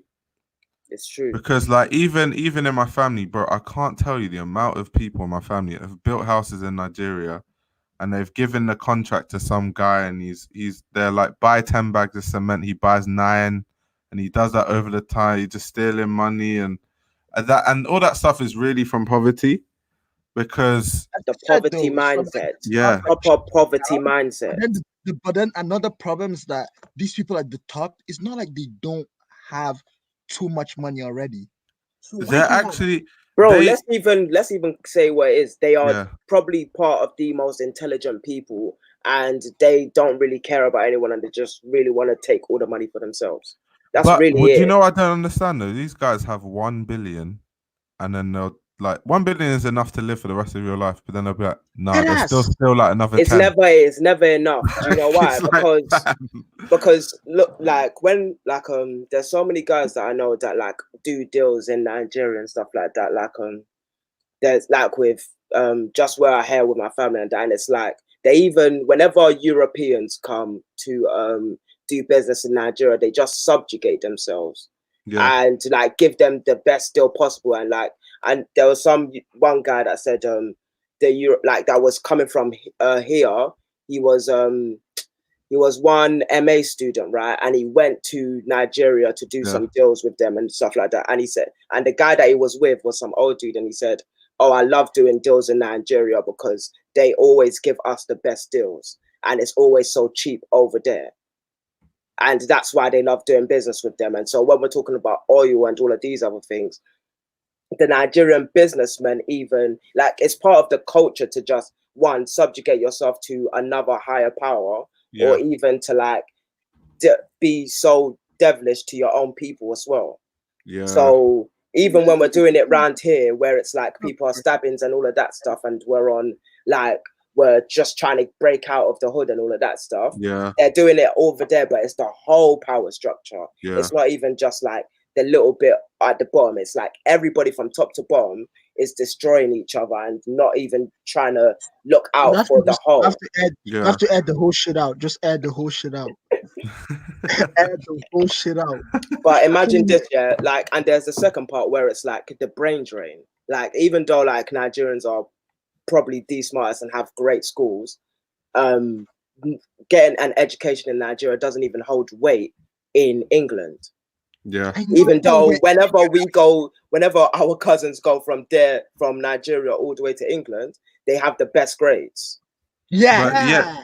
Do you know what's weird though? Yeah, that thing is quite weird, because any Nigerian that comes to England will find academics easy. Any. Because bro, when I went to Nigeria, I was struggling. Like for academic, I was struggling. But like back when it's arithmetic, that's what you have to do.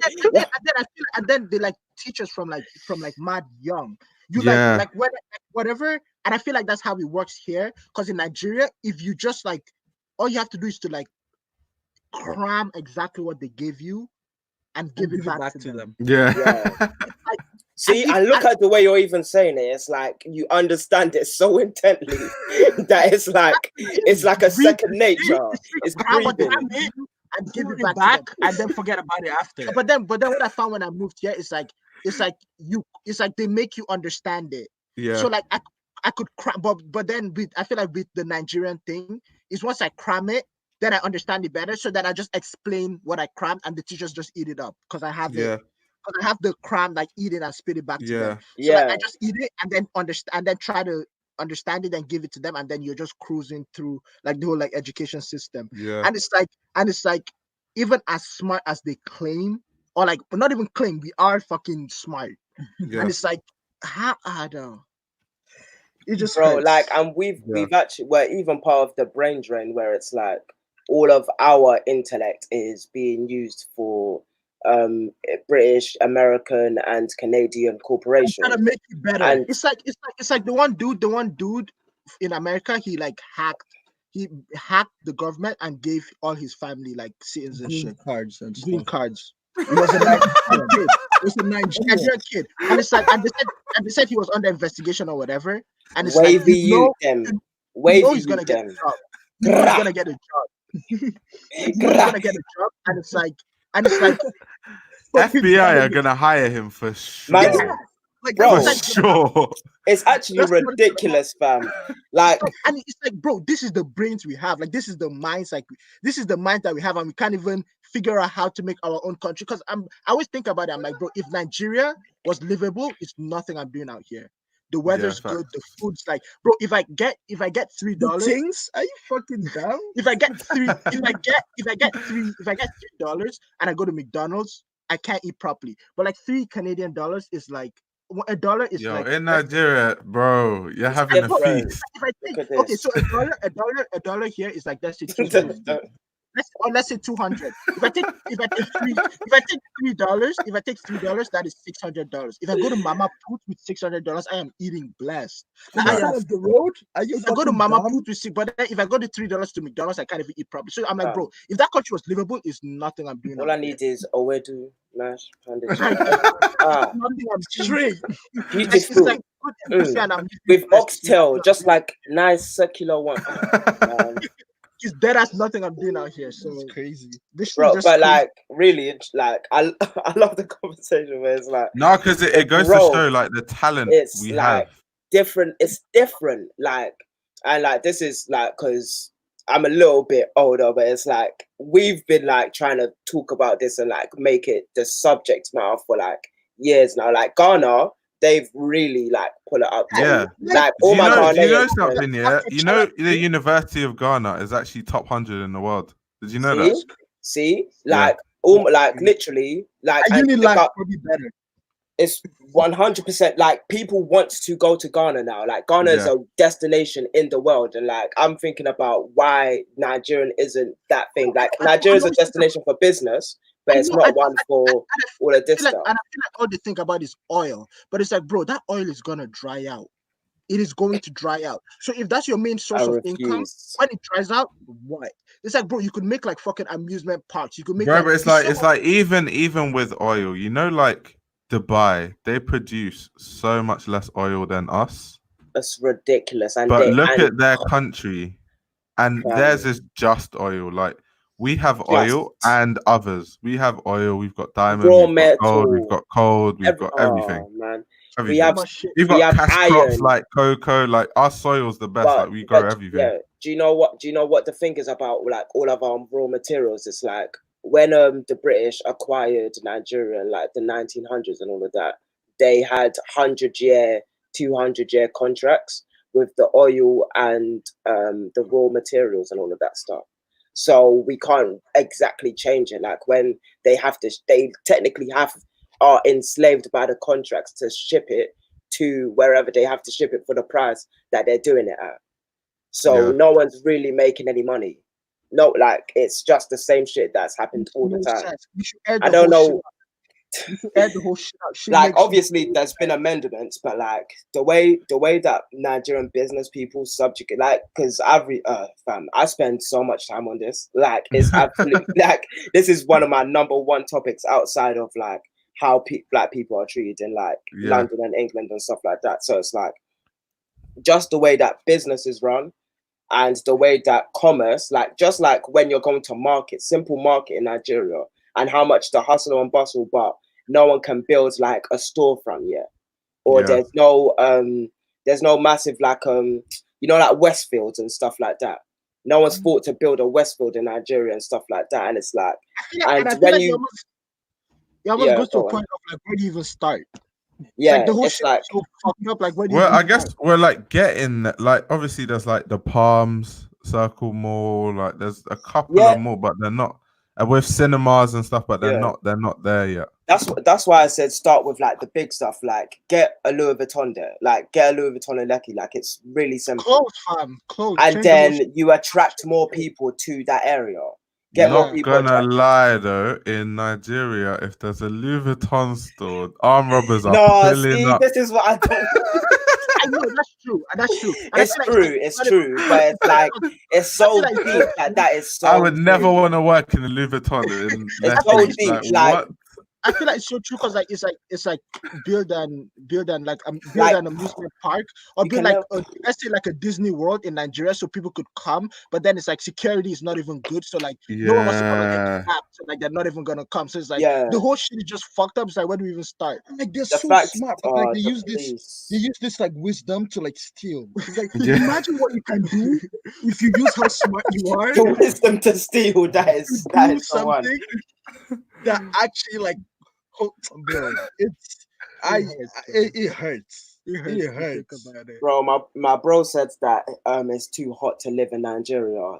He's one of the best engineers I know, and he said Nigeria is too hot for him. And I'm just like, bro, do you know what your mind would do in Nigeria and how it would change? Simple, like just his simple one mind, and like he just said it's too hot. And I feel like it's all like supply demand in the shit. Like, bro, it's so many. I don't know. It's just like there's so many weirdo things that happen. Like, I just focus on the consumed collection and shit. Like, when man talk about Raf, bring it back. I focus on like consumed shit. To keep my mind up. We only talk about Raf and Rick and Andy. Fam, you bring Jason in the chat, and this conversation would have been an Andy conversation. If we bring Jason into this chat, the next 4 hours is Andy. Andy, just straight up. They talk about boots. Let's talk about Munier versus Andy. Gothic versus romantic. Fam, when we were doing the video, it was just so hard to turn away from Andy. It was ridiculous. You saw me. I was even fixing the light. I blame you. It's your fault because you should have known if you bring me and Jason in the same room to talk about Andy. That's it. That's the end of that. You might as well next couple of hours. That is like no, that's true. That's true. It was bound to happen. Like I did, like I was just like, you know what, it's happening. And then 20 minutes later, Jason brought it back to Andy and was like, okay, I'll give you 2 minutes, 2 minutes, Andy boots, and we'll go back to what we're speaking about. But like, it's just different, fam. Like there's so many like good, like actual like good like designers. It just blows my mind. Did you guys get into designers first, or did you get into the YouTubers first? It was. I think it was both. Same time. I feel like it was always. I always watched YouTube, but it was never like fashion YouTube. It was like my life. How early did you guys? Because like before, like Sanj and all these guys, it was two guys. It was Jacob Keller and it was Steve Booker. Do you guys know who Steve Booker is? No, I didn't get it at the time. Steve Booker is OG. Yeah, you're talking about stuff I don't even know. I was mad young. I wasn't here at the time. He is. Steve is like the OG. My first, like I always forget people's names, so I might know who you're talking about. But the first one that I remember. Let me see if I can find his channel. He probably doesn't make like fashion content anymore. But like, what I remember religiously watching is Unknown Blasian. That is what I remember watching. Yeah, I remember Unknown Blasian as well. So like Unknown Vlogs before it was Unknown Vlog. He had 2 YouTube channels. So his main channel was actually Unknown Blasian. And then Unknown Vlogs was like a side channel where he used to post vlogs, but then Unknown Vlogs blew up. It blew up. So then he just like stopped posting on Unknown Blasian. He didn't have it like when he used to go to like the lines in London. Like, So that's when he had Unknown Blasian. Like I was down and talk about designers and stuff. And like I was in uni around this time, I think still. And bro was just like doing that's the stuff why it's in hard London. for me to follow his content because from where he like what he used to make to now it's just a bit tough. He's so bro. I found like, Steve Booker. He deleted his old channel now, I think, because now he's just got a vlog channel. But yeah, that's him though. He's the OG, like trust me. Oh, like yeah. Before Unknown Vlogs, before all these. I know, we all definitely. Wait, hold on. He has a main chat. Wait. Let me see. It might still be here. Let me see if I can go to the old one. Like new, like I guess the newer stuff, not the this is his channel. This is the main channel. Oh, No, I think he deleted all his weight. Let's see. Let me Go see if I can down. go Yeah. to the oldest post. Okay, 6 years ago. Yeah. Look, London Fashion Week, Steve Booker. 6 years. That's crazy. Yeah, he was the OG. Like before any of these guys, trust me, it was him. That's fucked. I know. Like, this bro, shit. look at this. 6 years ago, London Fashion Week, Steve That's Booker. crazy. What do you guys like more, like the editing or like of the YouTubers, or like just them sitting and talking and like See, you see a couple pictures? I feel like if the both come together, then it's like more like I feel like that's why I love like Magnus's videos, because Yeah. it's like his personality, but then like the video also looks nice, and then like makes Yeah. And he used to make fun of himself, which was funny.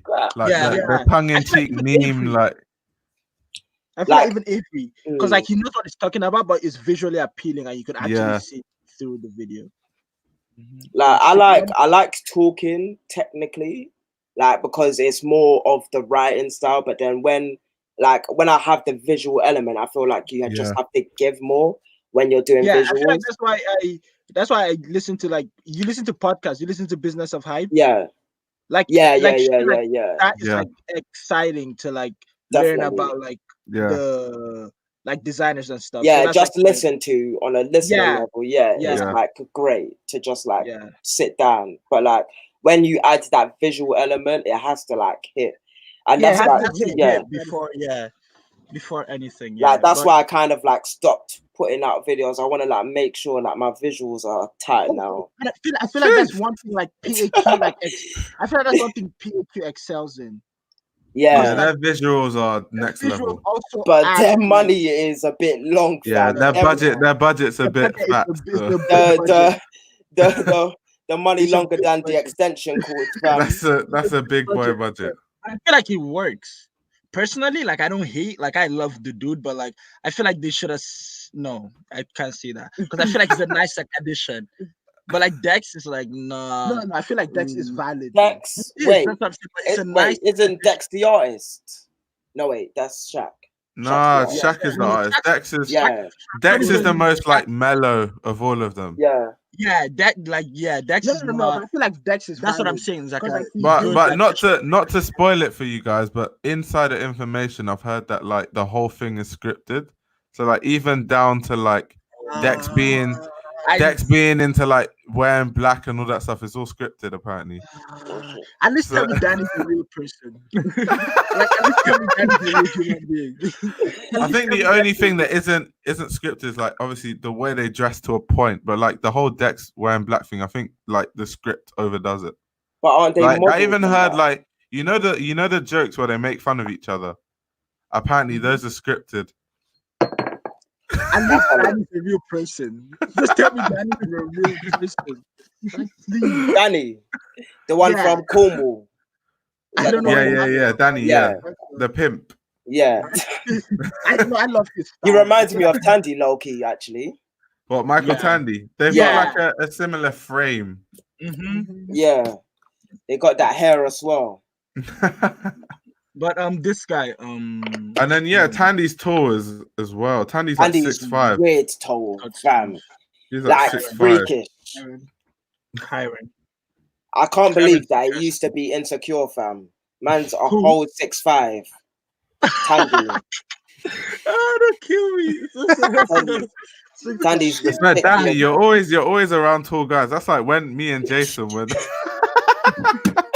No, because I'm sure it's fucking it, but like I've always been confident, so it's like never been an issue for me. I feel like, one person I took confidence from was like Kanye West, because that nigga does not. That nigga like that nigga. No, but when you've got money, you don't even need to care. That's the thing. No, like I was like I done my little. It's always been like that. It's always been like that. I done my little. I've kind of always just been like I've never struggled with girls. I've never really struggled with money. I've never struggled with art and all of that stuff. Yeah, it's definitely Nigerian. Because from boarding school, like you have to be like if you're not like tough in your own skin, you could run mad. Like Bro, Fam, it's my like even in my I own house, rarely see an insecure like Nigerian fat. It's rare. It's rare, We just but, don't. We you have don't to, care. it's like, bro, if someone fires at you, you have to fire back. If not, like you're Like we Yeah. don't care. That's why Like, even when I came, absolutely. like, bro, when I came back to England, I had to cool down a bit because what Nigeria teaches you is how to insult someone's life. Yeah, properly, So, properly. when I came back to England and people were like hitting me with these like weak insults, I'm thinking, And if it's I just say like, anything back, you're I actually will gonna make you cry. cry right now. Don't play with me. Don't Bro. play with me. I will hurt your The feelings. Nigerian comes out whenever people try it, fam. It just you will just get one after the other, and it's non-stop. It's just like, machine gun. I feel like that's like the Nigerian thing where like you don't like you have to be confident. It's like if you're too like they would walk all over you. So you just have to be like on your shit. And like I feel like for me that's one thing I want to try to put in like so many people, because I feel like, which is why for me I want to be a celebrity. Not want to, I will be a celebrity. And like when I get famous. there, I like that. Manifest it. Bitch, this is fame, not clout. I don't know what that's about with the mouth. And when I get there, I want to try to like re-brainwash everyone, because I feel like people are just too. Everyone always thinks about what other people think, but like it doesn't fucking matter, because it's your life and you're living with you, and like it's like everyone always wants to like fit into like this agenda or like do this thing to like I'm gonna act like this, so I'm gonna be cool. And it's like I also see people like change their personalities to be friends with people, and then when they're their actual selves around their friends clown them, and it's like bro, what are you doing? Like now you're like a mask of a person. So who are you? Like who really are you? Like what are you doing? This connection is actually so nuts, fam. I literally say this shit all the time. And people are so it like hurts me. Like I told you, they're speaking my language. It also hurts me to a point that like people don't even want to chase their dreams because they're scared about what other people would think or like what. But do you know what? It's low key. Like I think it's West. It's the West, man. Because like honestly, that is like people true. ask me about insecurity, and so I don't even understand insecurity, because coming from Nigeria, like you just it's weird. It's a weird concept to be insecure. Like, coming from I don't like literally. I feel for people that talk about insecurities, like not even on a pretentious level. I know it's like I feel for it. Like because and my mindset is always in Nigeria. If you say you're insecure, in Nigeria they'll actually laugh at you. I'm not even joking. Insecure and what in your pockets? Go get a job. That's what they'll say. I know, like comebacks that you like they have for you, and it's like, bro, just keep the shit going, keep the vision alive, and just keep. Bro, even if you tell your mom you're depressed or something, she's like, "You got a roof over your head? Did you eat?" And that's it, what fam. are you sad about? Like, what are you like? Bro, it's so rude, fam. Like, even in the house, it's a lion's den, fam. You have to be on your shit, or else you won't even be able to get away. Well, what do you guys think? Like, even like, yo, let's relate this to fashion, yeah, because this happens in the fashion industry a lot. What do you think leads to all these insecurities? Because I don't understand. Like, I'll be looking at like girls, and they'll be clearly and evidently good looking. They're clearly in shape, but they're just in their head. They're insecure. And I'm just trying to get to the bottom of it. Like, why? I feel like that's the thing. It's like I feel like with fashion, with like clothes, is like what you wear, like it's like a reflection of you. So if someone wears something, and they think what they're wearing makes them cool, then like I feel like I'm a break it down. That's why people buy into hype, because they're like, this is what is cool right now. So like I'm gonna buy into this and I'm gonna do this. But I'm like, okay, so if you're already a confident person and you're already like you have this confidence, and you add the confidence that the hype gives you, how far do you think you could go? Like, that's how I always think about it. It's like if I'm already confident and then I'm like, oh, this shoe is going to make me feel better, and I add it, it's like, bro, you're 10 times like ahead. Like, I don't get why people, which is the thing with like all this, which is the thing I love about Kanye and his vision. Because it's like, I'm going to use this as an example. It's like the iPhone. Jeff Bezos probably has an iPhone. Yeah.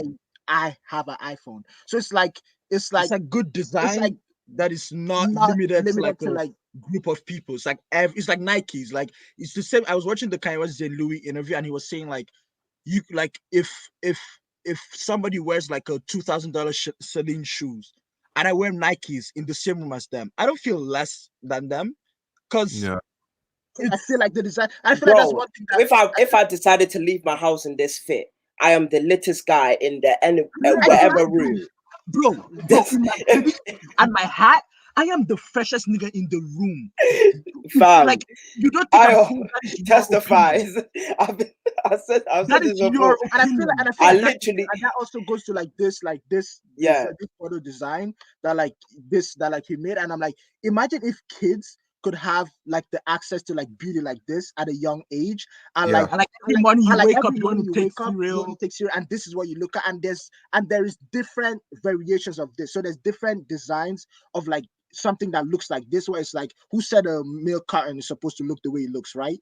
And it's like every morning you're feeding, and it's like with this, and it's also functional, but there's 10 different designs of this, and it's like they're influenced with that when they're young, and then when they get older, think of like their mind. But that is great design. And if great design didn't exist, it's like now all the things we're thinking of designing is we're trying to Going change off like we're literally going off of what we see, off of like Moa Lola, off of like and stuff. Like we're going like, if I wanted to design, I'm going off of the greatest designers on the planet that I have seen. So what do you think I'm gonna make off of that? So imagine, bruv, literally. Yeah. I've never heard anyone say my thoughts out loud before. Like I only look up the greatest designers. That's why when like, cause do you know how I kind of connected it, but like it was like Lady Gaga was one that brought Alexander McQueen to the forefront in it, to our eyes. So that's why she's probably the reason why I started caring, because you know when she wore those what's it, the hoof boots, are like crazy to walk on. Yeah. And then like I went from Alexander McQueen, that's from Lewisham, bad boy, that used his dome money. That used his job center money to make his collections. Anyways, like don't let me get into it. But like I go from him to Cristobal Balenciaga, to the best of the best, and Dior and Givenchy and all of these guys. The best tailor. Best tailor. Like self-taught. That is the other thing. It's like one, like even though, well, technically Alexander McQueen wasn't self-taught, but he had the wherewithal to actually put his own he name was on the line. Technically, like obviously he went to Savile Row and got tutored. Yeah. It just wasn't in an academic setting. So No. But it was definitely what he learned at Savile Row is probably more than you'll learn studying a design degree, probably. Bro, like literally, and plus he's a genius. So if he focused on what he was doing, it's like, it was just a different level. I feel like there's so many people like that.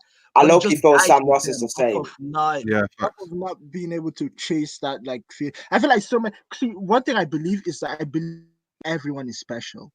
Like everyone has something. Like it's no way we're all created and we don't have something. But like it's the people that are crazy enough to like chase what they think they have, and then there's the people that are just like okay with like being like mediocre. But then again, I understand that it's society that like boxes, which is why I feel like I have to be to like. They tell you that like that a lot of society they tell you can't do certain things, but how I feel is like there's no way if you put 100% into something, success. Bro, I always say this. It's not possible. If you put 10,000 hours in, it's not possible.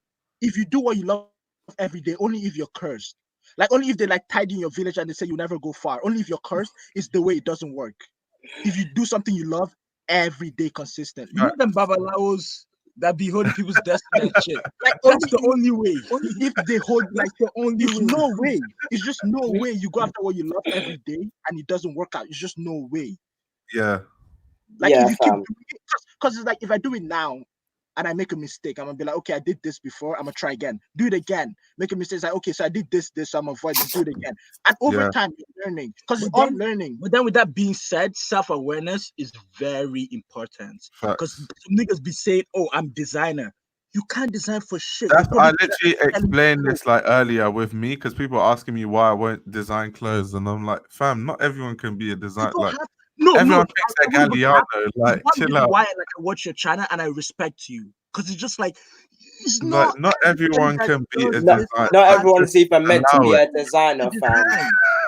Yo, some like even value. You might be like a world-renowned photographer. You might be like, don't force the design. It's not like, See, that's why I love like Silver League, because it's like Fernando used that platform off of YouTube, and he's selling Silver League, clothes. Bill Yeah. Files. He has to make clothes. Like he's Yeah. still working in the industry, but like it's so many things, and it's like, bro, fashion is so broad. We like art, and like, bro, the shit is crazy.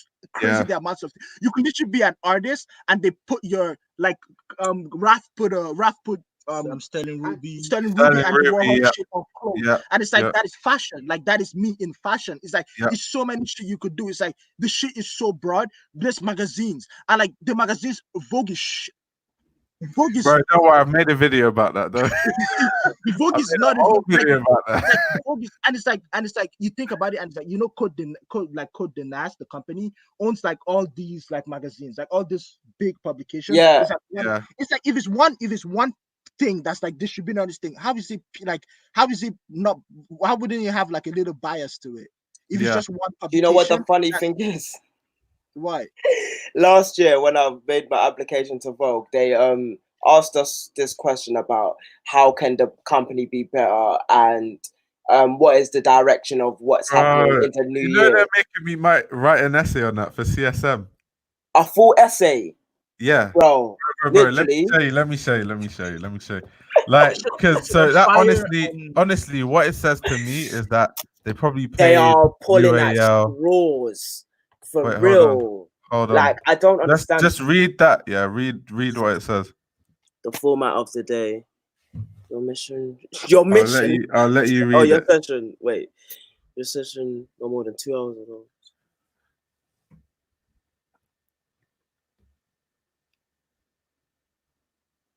I'll literally just let you read it. It's the same thing. Yeah, this is a longer form of the question, but it's like, yeah, this is basically the question. Like, it's fam. But the reason why, like, they're just like at this point, they're just begging people, like, how can we be more engaging? But it's like, and this is why I didn't like the Edward Enenfeld thing, although I respect him and regard him as an editor. Like the black thing, but I get like. But it's literally the whole staff is white women, basically. Yeah. Or like that's what it was by the time he got there. Bro. There's nothing that he's not talking about creativity as an editor. Like, just because he done one thing with Rihanna, a celebrity, doesn't mean that he's moving the needle. And bro, let me tell you. I don't like speaking bad about my own black people, but it's such a deep thing for me, especially when it comes to culture and like saying, oh, there's a black guy at the top of Vogue, so you can do that. And like, no, it doesn't work like that. He's of a certain pedigree from a certain time period, and he's been grandfathered in properly. That's the shit, bro. That's the shit that like kills me. Like, I don't understand how these like people like see. I feel like this is how it works. It's like Nicki Minaj. Nicki Minaj should still like 2010, the 2010s.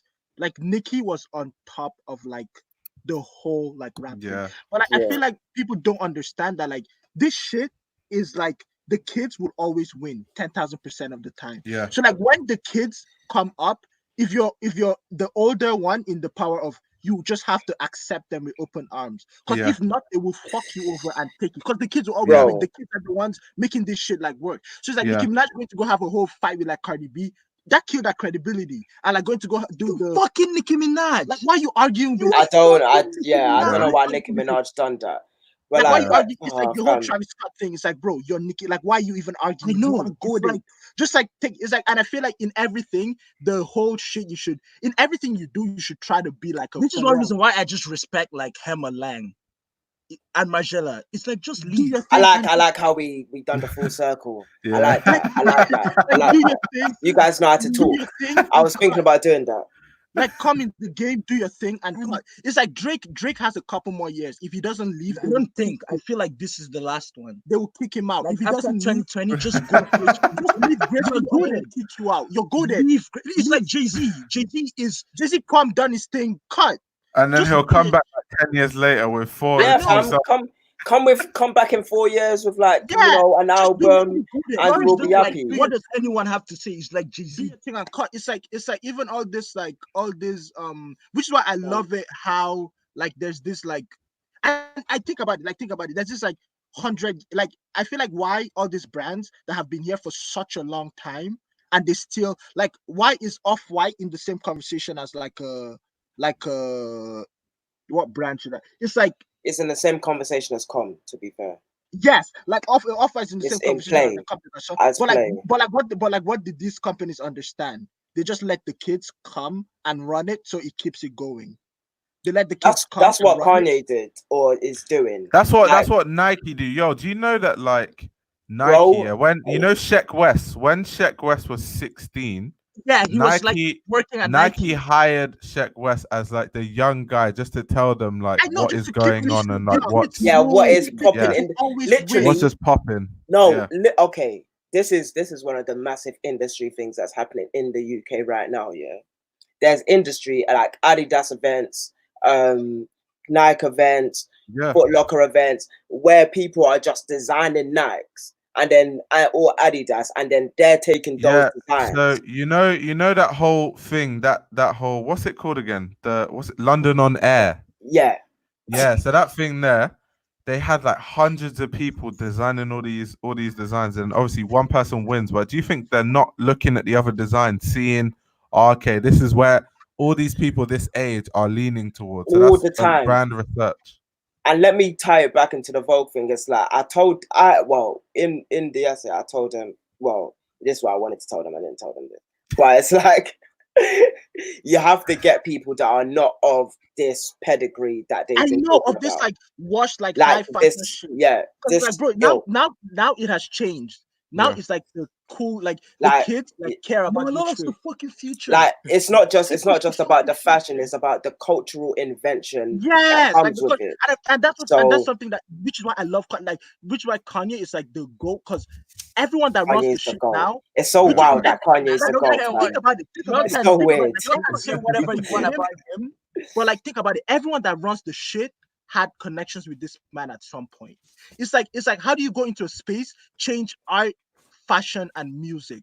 Like do you know what it is? Do you know what it is? And this is why I'm getting tired of like this whole Virgil Abloh hate. So when I gave my lecture at London College of Fashion, bro, I told these guys, I was trying to explain to them why the advantage of having diversity in fashion. It's not, oh, let this black person in because they're black. Actually, so the case study I gave was the Royal Academy of Arts in Antwerp, right? So in the Royal Academy of Arts in Antwerp, if you know, like if you go deep in the history of the Royal Academy of Arts in Antwerp, right? They did not have a fashion course. It was an art school. So they said, let's get some of our art lecturers and send them to Paris to go learn about fashion and then come back and create a course.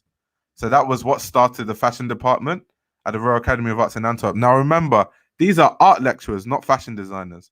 So the way they taught fashion was in an artistic way. Bro, okay. Was in an artistic way. So that's where you now get people that design in an artistic way. At the head of Virgil is designing as an architect, because architects reference. Exactly. So what brings fashion forward is having people with different perspectives, and that's what the Royal Academy of Art showed. That when you get an artist and make them design fashion, that's literally what happened. Which is why look at Craig Green. Which is why I cannot go to school to honestly. I have to go for something else. I want to say like this, like with Steve Jobs and the way that they built Macintosh back in the day, there wasn't people that were made to do those things. Steve Jobs got in unconventional minds to create every single piece of kit that they've ever made in Apple. He didn't get, he didn't get programmers, didn't get coders, didn't get these conventional engineers. He got real artists and artisans, and like John Lasseter from from the animation school. Damn, not Callouts, but yeah, actually the other one. But yeah, it's like he got the art school students and the technology students and put them together. to make And a that's what beautiful happened. fucking product. It's all about for me. It's all about the future. No one should be like, if you're doing something now and you're understanding, you're probably doing it wrong. We should all be thinking 5 years ahead. That's why niggas be making t-shirts. It's too much fucking t-shirts. Can I give you some like some truth on like the fashion industry, right? So the problem with the fashion industry is Virgil Abloh. I think people just don't understand how smart he is, and I feel like what I've noticed from the fashion just by being in it, and this is coming from me, and I've been critical of about Virgil a lot, is you have all these kids that have gone to CSM who aren't proactive, who they're just good at drawing or whatever, so they get into CSM thinking they're the next John Galliano, and they don't actually do anything when they're uni. They're just passive, and they go through the 3 years, they don't make any connections, and they come out and they get nothing for it. And then they see someone like Virgil Abloh, who is a hustler, who's been working hard 24/7. It's literally he didn't study fashion design, but he's head of Louis Vuitton. And I think those guys that go to CSM, they get a bit salty. And then that's why they're just trying to discredit. Oh, he's not a designer. He's not this. He's not that. He's not that. It's like no. Let's keep it here for a second. Let's keep it 100. Let's keep it 100. You went to CSM and you can't be successful. You're a failure. I'm sorry. No, I'm sorry. You're a failure. Literally, if you go to CSM, I'm so sorry, and you're not successful. I'm sorry. Yeah. You either did not work hard enough, you didn't. And I'm sorry. This might be the Nigerian. This might be the Nigerian in me, but there's just no excuse. I'm sorry. If you went RCA, you have the best fucking education. Like you have the best education that, bro. Like McQueen went to. Like if I'm in the same classroom as McQueen went to, it's like, bro. Goldsmiths, I think so. It's like, bro. Like something has to come out of it. Like I cannot be in the same environment that someone that's so great stated and like nothing comes out. It's like, bro, just like they have two heads. Because it's like if you went to CSM and you study fashion design, you got taught by the same people, the same lecturers that taught people like Kiko, taught people like McQueen, taught people, and you're telling me that just some reason you just couldn't like to me I feel like a lot of people in the industry where that discredit comes from is their own insecurities of the fact that they're not as successful, and it's because and you know what it is about fashion, and this is why I try to promote this. I'm always like, fashion is not the type of industry where you can just do your degree and cruise. You're not going to make it. You have to throughout work hard and do collab with as many people as you can. It's not that type of industry. I'm so sorry. So it's like a lot of like these designers, and there are lots of people that graduate from LCF and CSM that won't do anything, and it's because they're not proactive. And it's like that's the same thing I was saying about this fashion journalism course I'm doing right now. There are already kids that can't use Photoshop, and they're going on the course, and it's like they will teach you, but it just shows that you're not really going anywhere because you're not the type of person. This is what happened at film school, media school, when I was doing animation back in the day. Literally, what because my college was the best college for animation at the time, so they taught us basically what all the second years were learning at university, and then on the second half of that, all I needed to learn was from YouTube. And that was back when YouTube was popping. You can type something on, and it'll be the exact thing that you're looking for on YouTube. And like it was just a different level. And like when I actually went there, it was like we were not on the same level by the time I was at university. But second year, it was like the distance was just too big, and like I got bored in it. So then I started learning about interior design, graphic design, visual effects, all of that type stuff, and like it just changed my perspective on what like pedigree is, because like when you're at the best school but then people aren't the best, it's like, why are we all here? What's going on? And then like like I said, when you don't know how to use Photoshop and you're going into thing, I learned how to use Photoshop at 12 in fucking Nigeria. I was in Nigeria. It's like you should be ashamed of yourself. I was in Nigeria. What was the internet speed back then? What was the internet speed? Man said, what is the internet speed? Yeah, Mari in the comment section. You had to use the modem. He See what he said? He said most of those Yeah. students are just not hungry enough. That's just That the is fact true. of it. They're Yeah, just not. and when I look at, because like London is supposed to be like the place where the highest of art is made at these colleges and stuff like that, and I look at them and it's like maybe 1% of all the designers that, like, because I go to the award shows all the time, yeah, and it's really like, it's if one award season for graduation season, I'll probably see about 3 designers, if I'm lucky, that are like great and doing something different. Like when people are talking about growing trainers now, I saw one girl that was doing that back in 2017 or something like that. Like that was happening then, and her ideas have been permeated to now. Like all the other ideas, they aren't even living. That I like, and I'm not trying to slander anyone or like try to be down on anyone, but like these designers that I was looking at back then, they weren't popping. None of the designers were popping. And then when we look at all the fashion students, like if you can't get, like, people feel like if you can't get into fashion, you're done. If you can't do this, you're done. It's like sometimes you just have to go at it by yourself. Right. And that's what a lot of these guys are afraid of. It's just being once again. Didn't get into CSM a couple times. Yeah, it was Kiko. Yeah. It's like if you want it bad enough, if you want it bad enough, like just go. But they don't. I think once again it comes down to in the West. In the West, they're just not driven.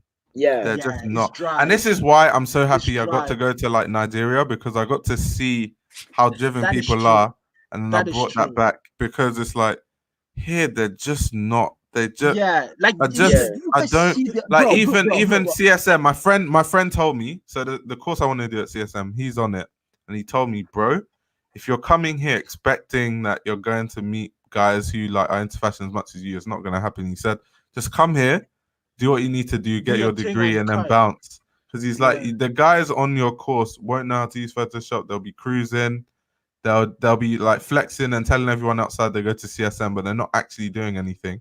And then by the end of it, they're gonna graduate, and then like they're gonna go to fashion parties and say I go to CSM and be all cool and everything. But at the end of the day, they're gonna graduate with a fashion journalism degree, no portfolio because they didn't work anywhere. They didn't intern in the summer when they should have been interning. What are they doing? Partying. When they're supposed to be doing work experience, they're not getting work experience, and then now they think that the world is against them, and then they're depressed, and it's like, mate, what? And then they see the Virgils and they hate on them. Yeah, but exactly. It's like, bro, just hustle your shit. It's like, see, for me, one thing is like I never. Virgil's a genius, man.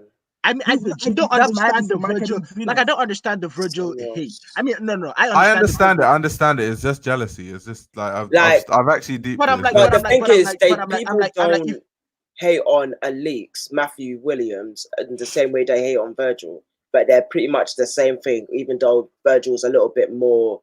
That is true. Creative. I always say this. Virgil's actually more creative than Matthew is, but that is true. Matthew doesn't get any hate.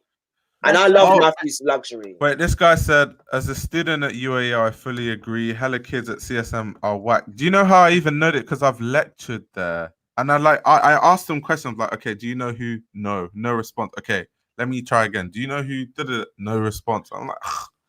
Like, isn't this like at some yo? I swear to you, I swear on my life. During my lecture, I said, "Isn't this London College of Fashion?" And they were all looking at me because I was just so like what? Like, you go to London College of Fashion, there's some basic stuff I expect you to know. Yeah, and it's like, you don't know it. It's like, but this is why every year there's only one like prominent person that graduates from CSM. Bro, like every year there's going to be one McQueen, and that's it out of all the class, because those people are cruisers, and then there's one proactive person who actually makes it. Because I feel like that's another thing with like Virgil that like and another thing is like I feel like people always like just want that like instant gratification, but it's like if you get instant gratification, like the game you're in is longevity. Like the whole game, the idea should be longevity. Like you should be in the game. Like if it comes like this, it's probably not, because if you put in little effort and it comes, what do you think? I'm gonna keep putting in little because it's gonna come. But then if you keep grinding and it's like little steps and then it comes, you know that like I have to like be on the shit. I have to grind.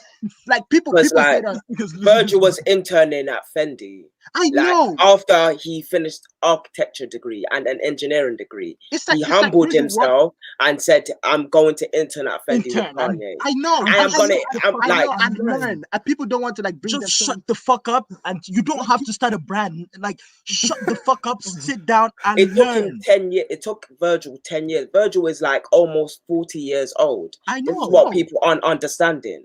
And I they're saying know, he and blew people up try to hate. It's overnight. like, and it's like, No, it's that's and not it's what like- happened. I know, and it's like, That is bro, the wildest thing.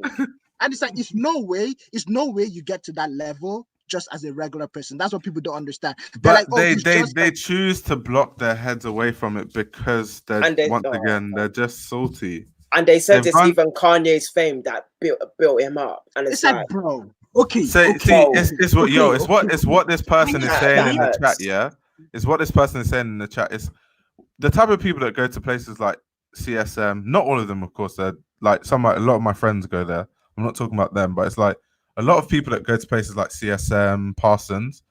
They believe that just by virtue of them going to CSM or Parsons, now it takes them to this level, and they just don't do what they're supposed to do when they go there because they think, "Yep, I'm in Parsons, I've made it," and that's why so weird. they come out and they're just so behind. Like I've been on internships with CSM graduates, and I'm just so disappointed. I'm like, I hate all of these middles. I'm like, upon all the fashion design degree you studied, you just can't even sew a basic trouser. Like, this is actually pathetic.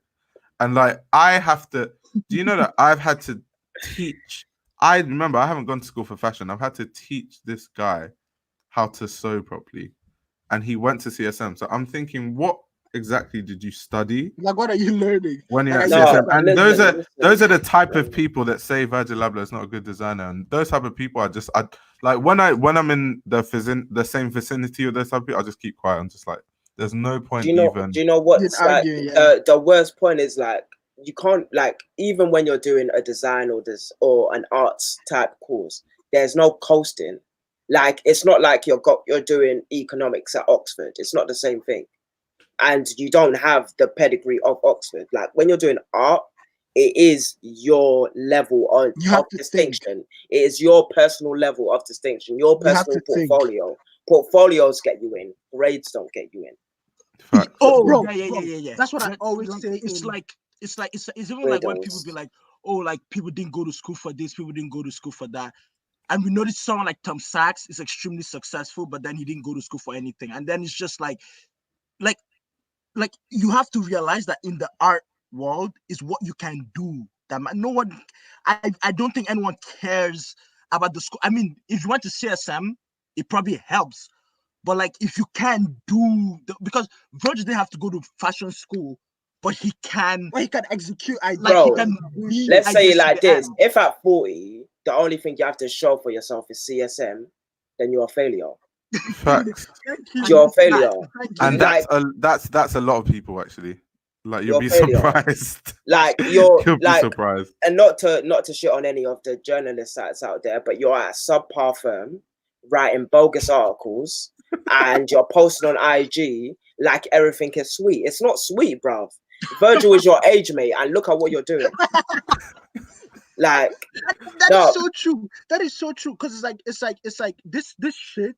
This whole shit is like I feel like art is a dog eat dog. Like, it's like if your shit don't slap, nigga, you're out of here. Like, no one cares. Like, everyone's looking for the new hot shit. So if your shit don't slap, you're out of here. So like, if you're not looking for ways to think and like keep innovating and keep changing, and then when people don't realize, people only look at it as like a art thing, but it's not just art. It's like with everything.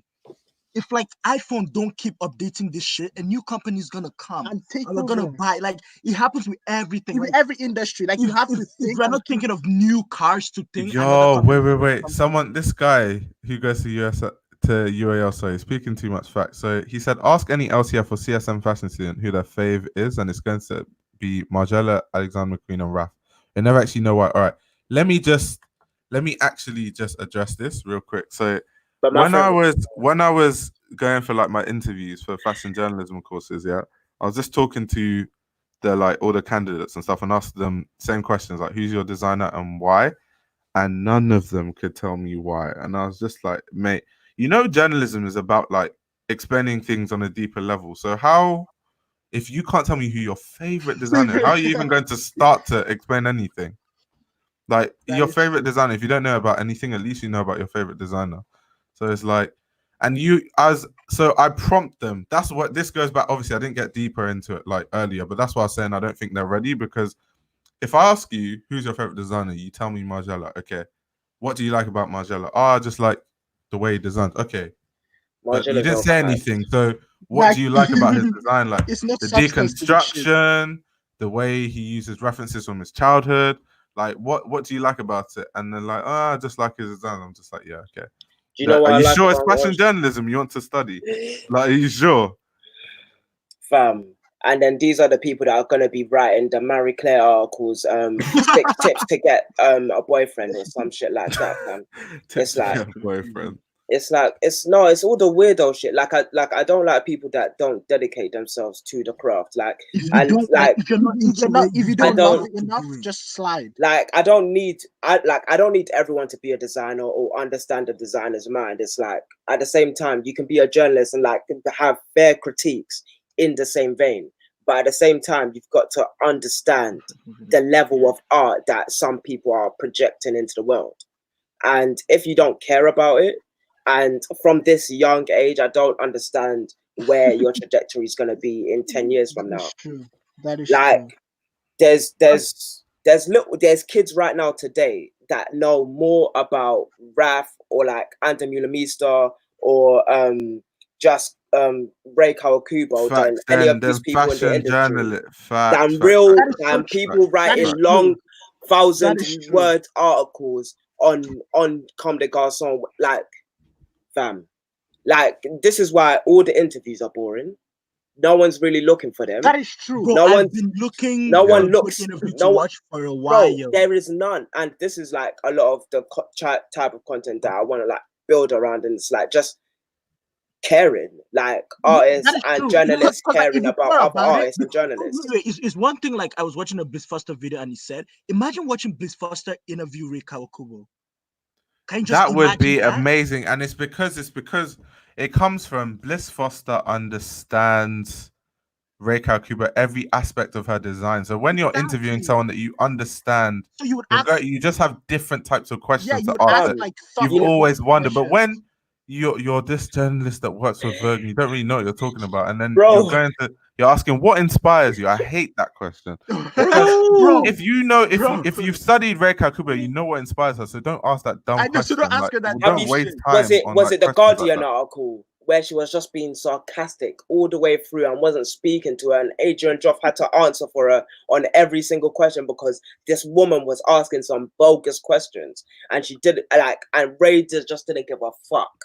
Ray was just like, "Oh, I do her because I care," and it's like all of this stuff, and it's like, "Oh, I don't care about the art and all of that stuff," and it's like when you read into Ray's answers, you can tell that she's just so disinterested by this person asking all of these questions, and it's like it comes across over the page, and people think that suddenly Ray doesn't care.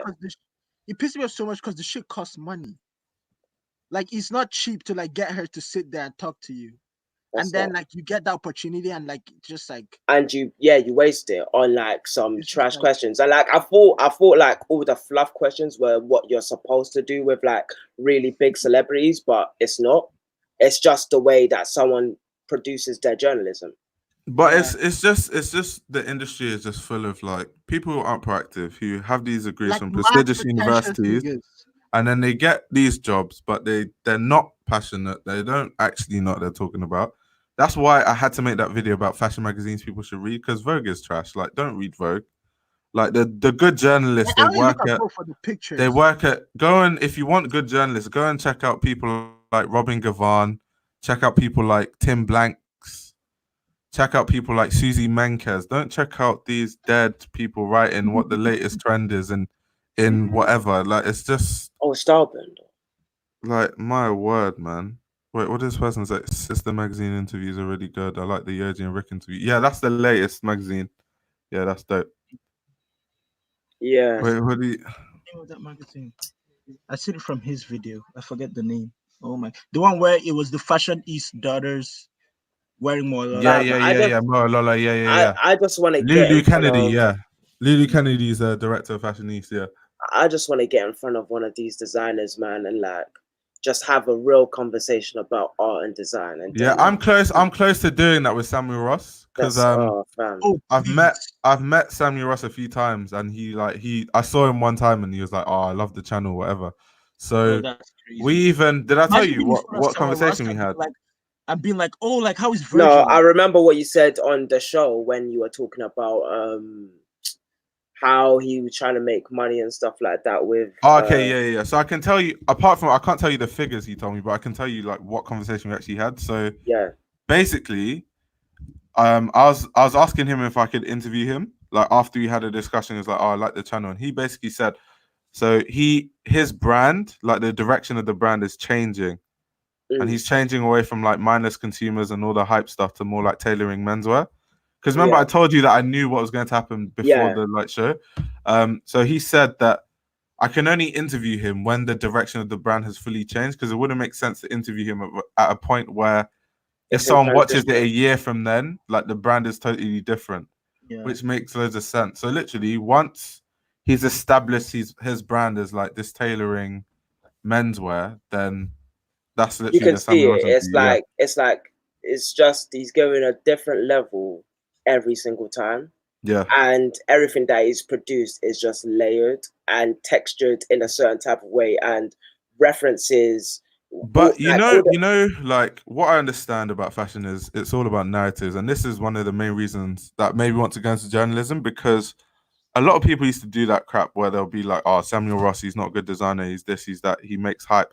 All it took was for Bliss Foster to break down all the references from Spring Summer 19. Yeah. The one show. All it took was for Bliss Foster to break down SS 19 and then me to break down SS 20. And suddenly people are like, "Yo, this guy's a genius." It's all about narrative. So it's like, don't like one thing I've changed, and I used to do this before, and I'm critical about myself, is I'm never going to say a designer's trash or garbage or bad without actually looking at the facts. Like you can't just openly say, and this is where I had a discussion about someone, and they were saying Maria Grazia Chiuri is terrible. And I said, okay, you think she's terrible, but it's like, why? And she said she's just bad. Okay, why? Like, why? Like, you have to give me a reason. You can't make blanket statements about, even my parents tell me this, like, even with journalism, you can't say outlandish statements without backing your point. Backing up why you think so. Yeah, you have to back up your statement. You can't just say Maria Grazia Chiuri is a bad designer because like she makes feminism t-shirts that makes up like 3 looks out of a 100 look collection. Like it doesn't make sense. So that is where like all these narratives, and like anytime I see anyone like say anything about Virgil that doesn't make sense, that's why I made that Diet Prada video. I have to talk about it because it's just like this stuff needs to stop. Like if you're going to come after a designer, like come with proper facts. Don't just say, "Oh, this design is bad," like you say every year just because it's the cool thing to say, or that's the narrative. Bro, like, and they want to get likes on Facebook and Twitter and shit like that, fam. That's not journalism. That's not like what you're doing is just propaganda. It's not even anything that could even be respected. It's proper sad. That's what it's not propaganda. It's not just propaganda, it's proper sad. It's like, why would you even think to fix your lips? And then it's above that, it's like they are just regurgitating some shit that they heard one time before. Yeah. And like if they hear a reputable source like you say, "Oh, I didn't really like this collection," they're gonna think you don't like all of the collections that come from henceforth. And remember, I had to cover that. Just because I don't like one collection doesn't mean, because you'll see in the comments, I'll say I don't like this one collection, they'll be like, "Oh, but this person's a good designer." I'm not. I agree with you. They are a good designer. Yeah, like that's like people it's one collection. Like that's what people thought about me with Demna. It's like it's not that I didn't like him as a designer. It's that he does work that is just different, and it has to be regarded in its own way. And just because it's not exactly the Balenciaga brand we knew doesn't mean that it's not the Balenciaga brand we're getting to know now. And that's what people And did I that said, with Celine. I've That's been, what I've been, people do I've with just been Celine. saying, wait. Like Yeah. every time someone asks me, the first thing I say, I'm gonna wait. I just want to see. I'm not gonna say anything right now. Yeah, But like personally, like obviously, I don't have any opinions on Celine. yeah, it's because I hard. don't know what is going on, so I'm gonna just wait. Yeah, until I because have it's a like, grip to of what me, is going on. with Celine, the Yeah. Celine stuff that, and this is where, once again, like before you start talking about like, oh, Celine is trash, this guy Adi Slimane destroyed Celine, actually go and like do some research, because it's like Celine, there are people at Celine before Phoebe Philo. Phoebe Philo does not equal Celine. That Like, is true. So That if is we're going true, to, technically, but at the can't- same time, we know what she done, and like it was no, different. she had a good tenure, It was but different. Yeah, but you don't take was that away different. from her. At Celine, like Michael yeah. Paul had a good tenure at Celine.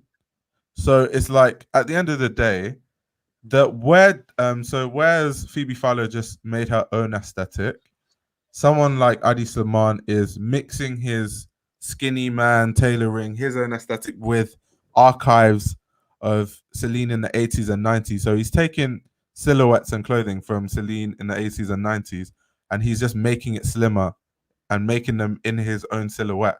But the design language and how things are constructed are basically the same.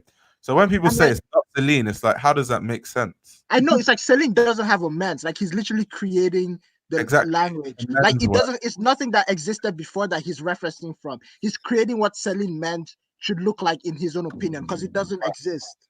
So it's like, how do you even say it's not good or it's not Celine when like he has there's no like reference. We're not basing off the opinion on anything, because he's literally creating the design language of Celine Mans, because it doesn't exist. So it's like, that's true. That's a very valid point. Niggas love to hate. No, they just, and then that's what I've noticed, is people just hate for no reason. There's no like because like it's the same thing.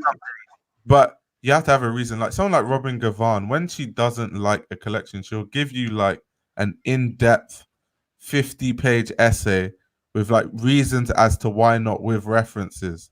That makes sense. But always has to be a why. You can't make a statement without a why, is basically my point. You can't just, oh, this is trash. Okay, why? I don't know. That's not. Yeah. Like, is that even an opinion, or is that just because it goes back to like what he says, with like people just repeating what other people said.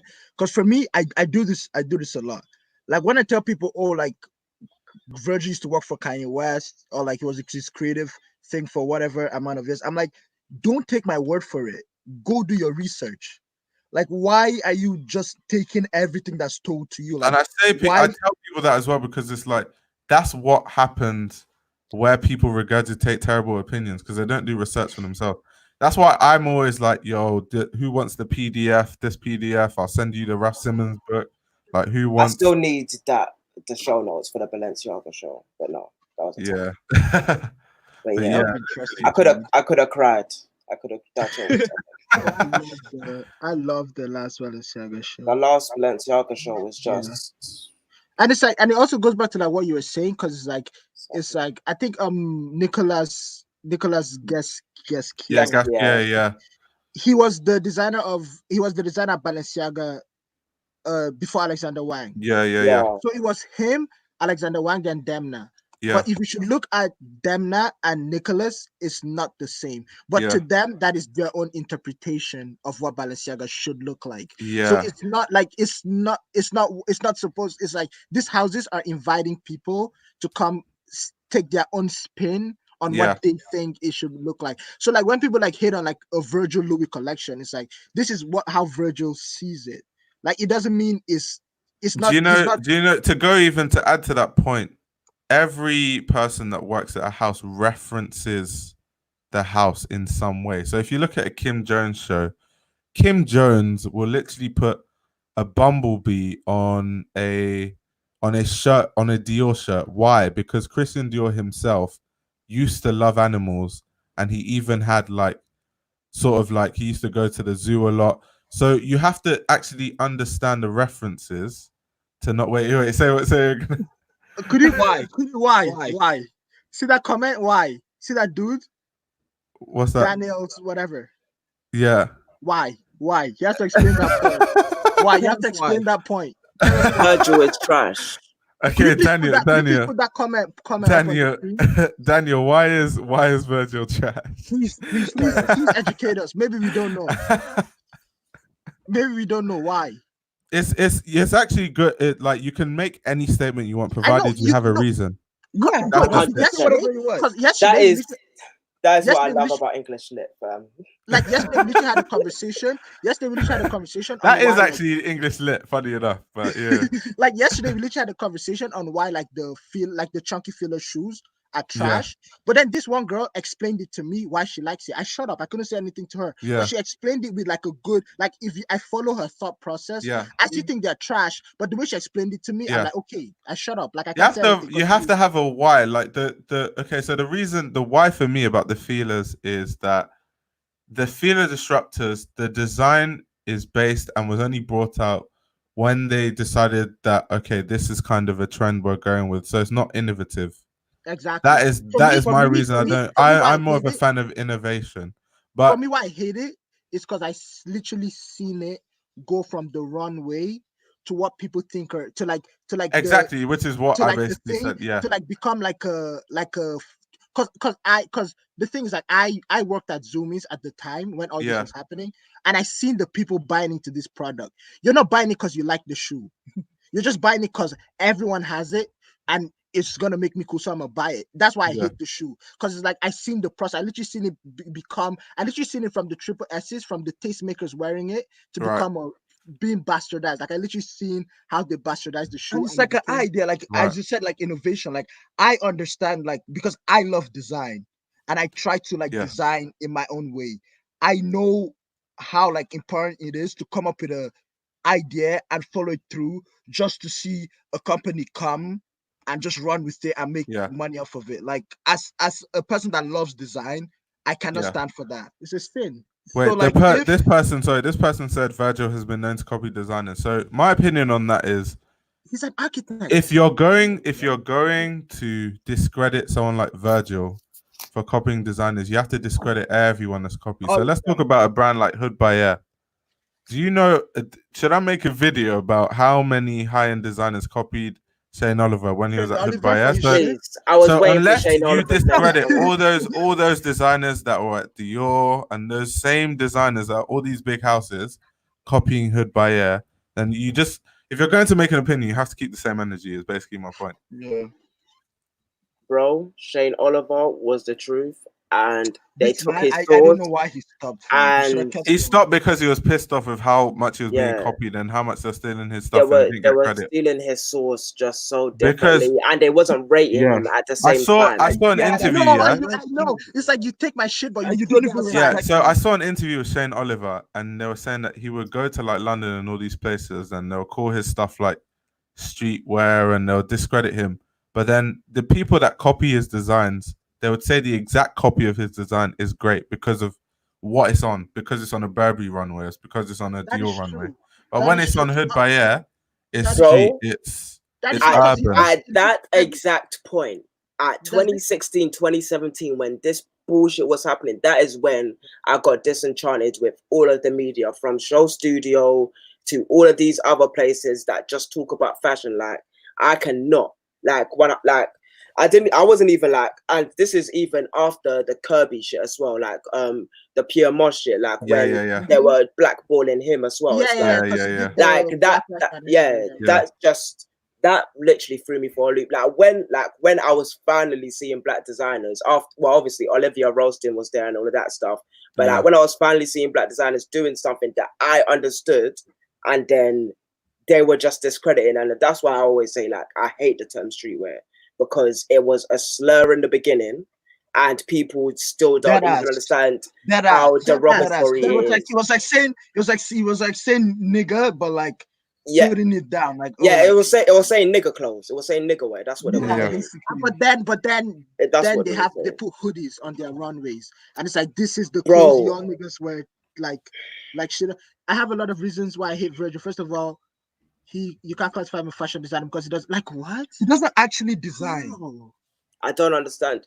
I don't understand. And I don't want to invalidate your opinion, but your opinion is invalid. So, don't you think an architect is capable of designing? Yeah. I'll let you answer that first. What were you saying? Yeah, like this dude, like think about it. Virgil has made like this guy has a master's in architecture, bro. This guy's IQ level is higher than all these guys studying. Virgil has made the 5s cool. Like think who would wear the 5s until after Virgil just dropped the thing. Like after he just did the collab. The 5s are the ones that yellow, isn't it? Yeah. And he made them yellow. He made the 5s yellow, and the 5s are the ones that yellow, and like they lose value when they're yellow. That is genius, man. That is genius. it's like, bro, Virgil like, and now they're the most valuable one out of all of them. Everyone wants the 5s. They want yellow 5s. like he understands how to like keep the kids that like love his shit like going, and he doesn't miss when he does it. Because even the SB shoes, like they're cool. For me, I'm not really a massive Air Max fan. Yeah, this guy said, "I hope they get rid of the Urban Lux category." Yeah, even this, What's even Urban the last, Lux? the last. Yo, I made a whole video about it, bro. It's like 1 hour long, but basically, it's like, I'll watch it. It's like, you know, the Fashion Awards, the British Fashion Awards. Yeah. So one of the categories is Urban Lux. So the last one that they did, but literally, it's weird though, because the candidates, like the people who were nominees, was Rihanna for Fenty, and at the time Fenty had only been out for like 6 months. Then there was Moncler Genius, Alix, Marine Serre, and like what's the last one? What's the last one? I can't remember. But basically, Fenty shouldn't have won. Should have been in that category. Yeah, but basically Fenty shouldn't have won. Like Moncler Genius. What? Yeah, Moncler Genius. That's weird. And Fenty won, so it's obviously just like, let's make an award for like, so Rihanna can win, so we can get like loads of hype. Basically. When we think about Urban Lux, I think about JW Anderson because of the way they and Martine Rose. Like, bro, I think Martine Rose was in. Yeah, Martine Rose was in there as well. So imagine Fenty won, and Fenty had only been out for 6 months over the Rihanna Martine Rose, Alix, Martine Rose, Alix, Moncler Genius, and Marine Serre. Marine Serre. I don't even want to get into it. Like Marine Serre, have you seen the clothes? Like in that video, I broke down all the collections. So if anyone wants to go watch that video, because I don't even have the energy to get give me one sec. This guy says, but Virgil does not design clothes. Did you watch the last Louis Vuitton menswear collection? That was just the most beautiful. Do you know something, Daniel? I agree with you I understand where that comes from, because I used to say the same thing. But I have insider information that I can't talk about, and he does design. He actually does design. What is he talking about? Cut and sew? Like, is he saying that Virgil doesn't? No, I think he's talking about like design the clothes. But I can tell you who I talked to. I talked to Sam and Ross about this. But I can't talk about it because I'm not allowed to. But he does. Virgil is a fashion designer. But wait, how can you say he doesn't design? Because once he draws it out on the paper, that would be a design. If he makes a graphic on Photoshop, that would be considered a design. Like, trust me, my opinion on Virgil has changed a lot. Like what are we doing here?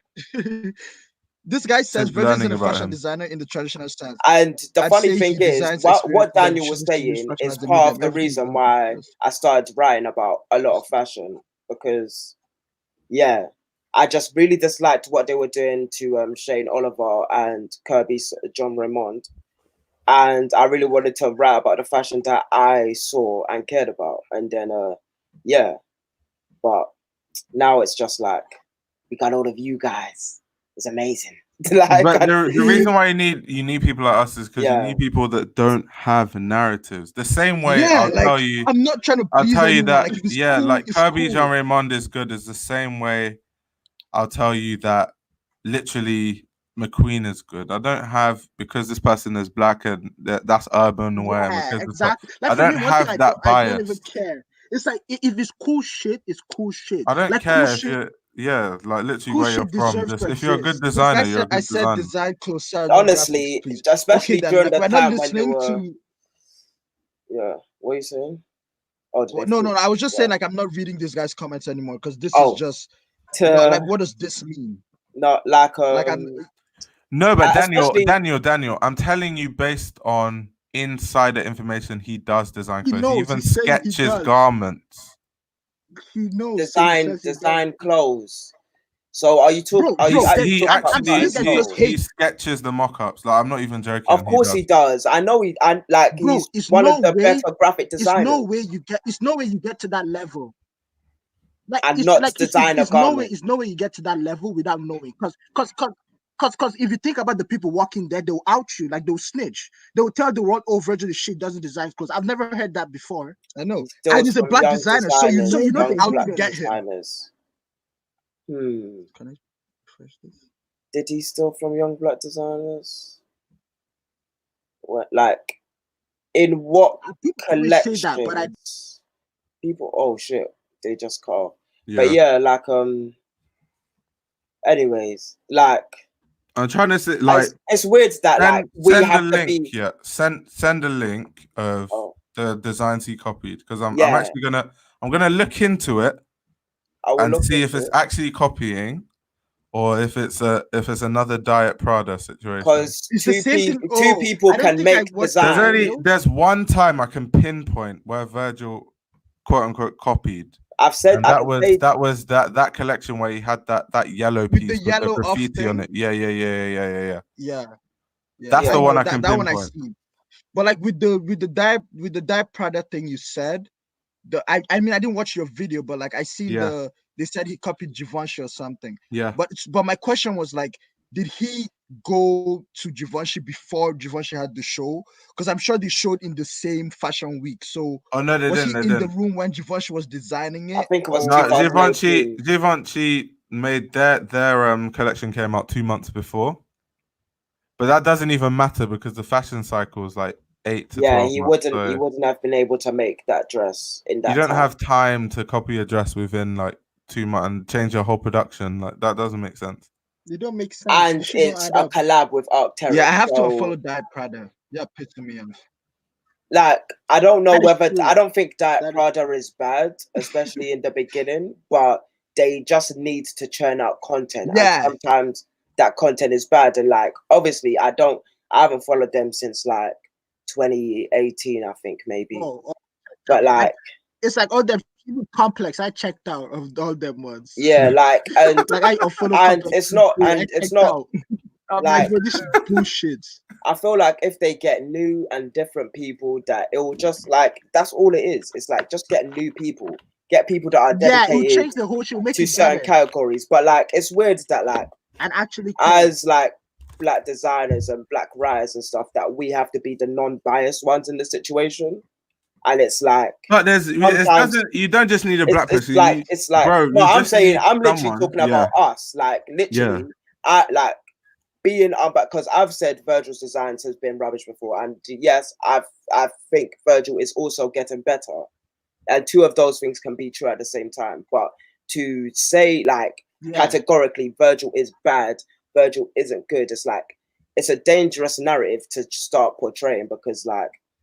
He's been doing stuff from even before the fashion stuff. Days. So you learn. But it's like you learn. But you just need journalists without narrative. Yeah. It's like if people were like Bliss Foster.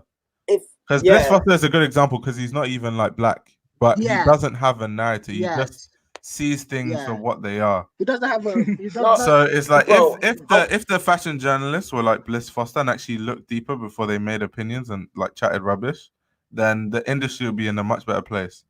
That's why I wish there'd be more Bliss Fosters that actually come out.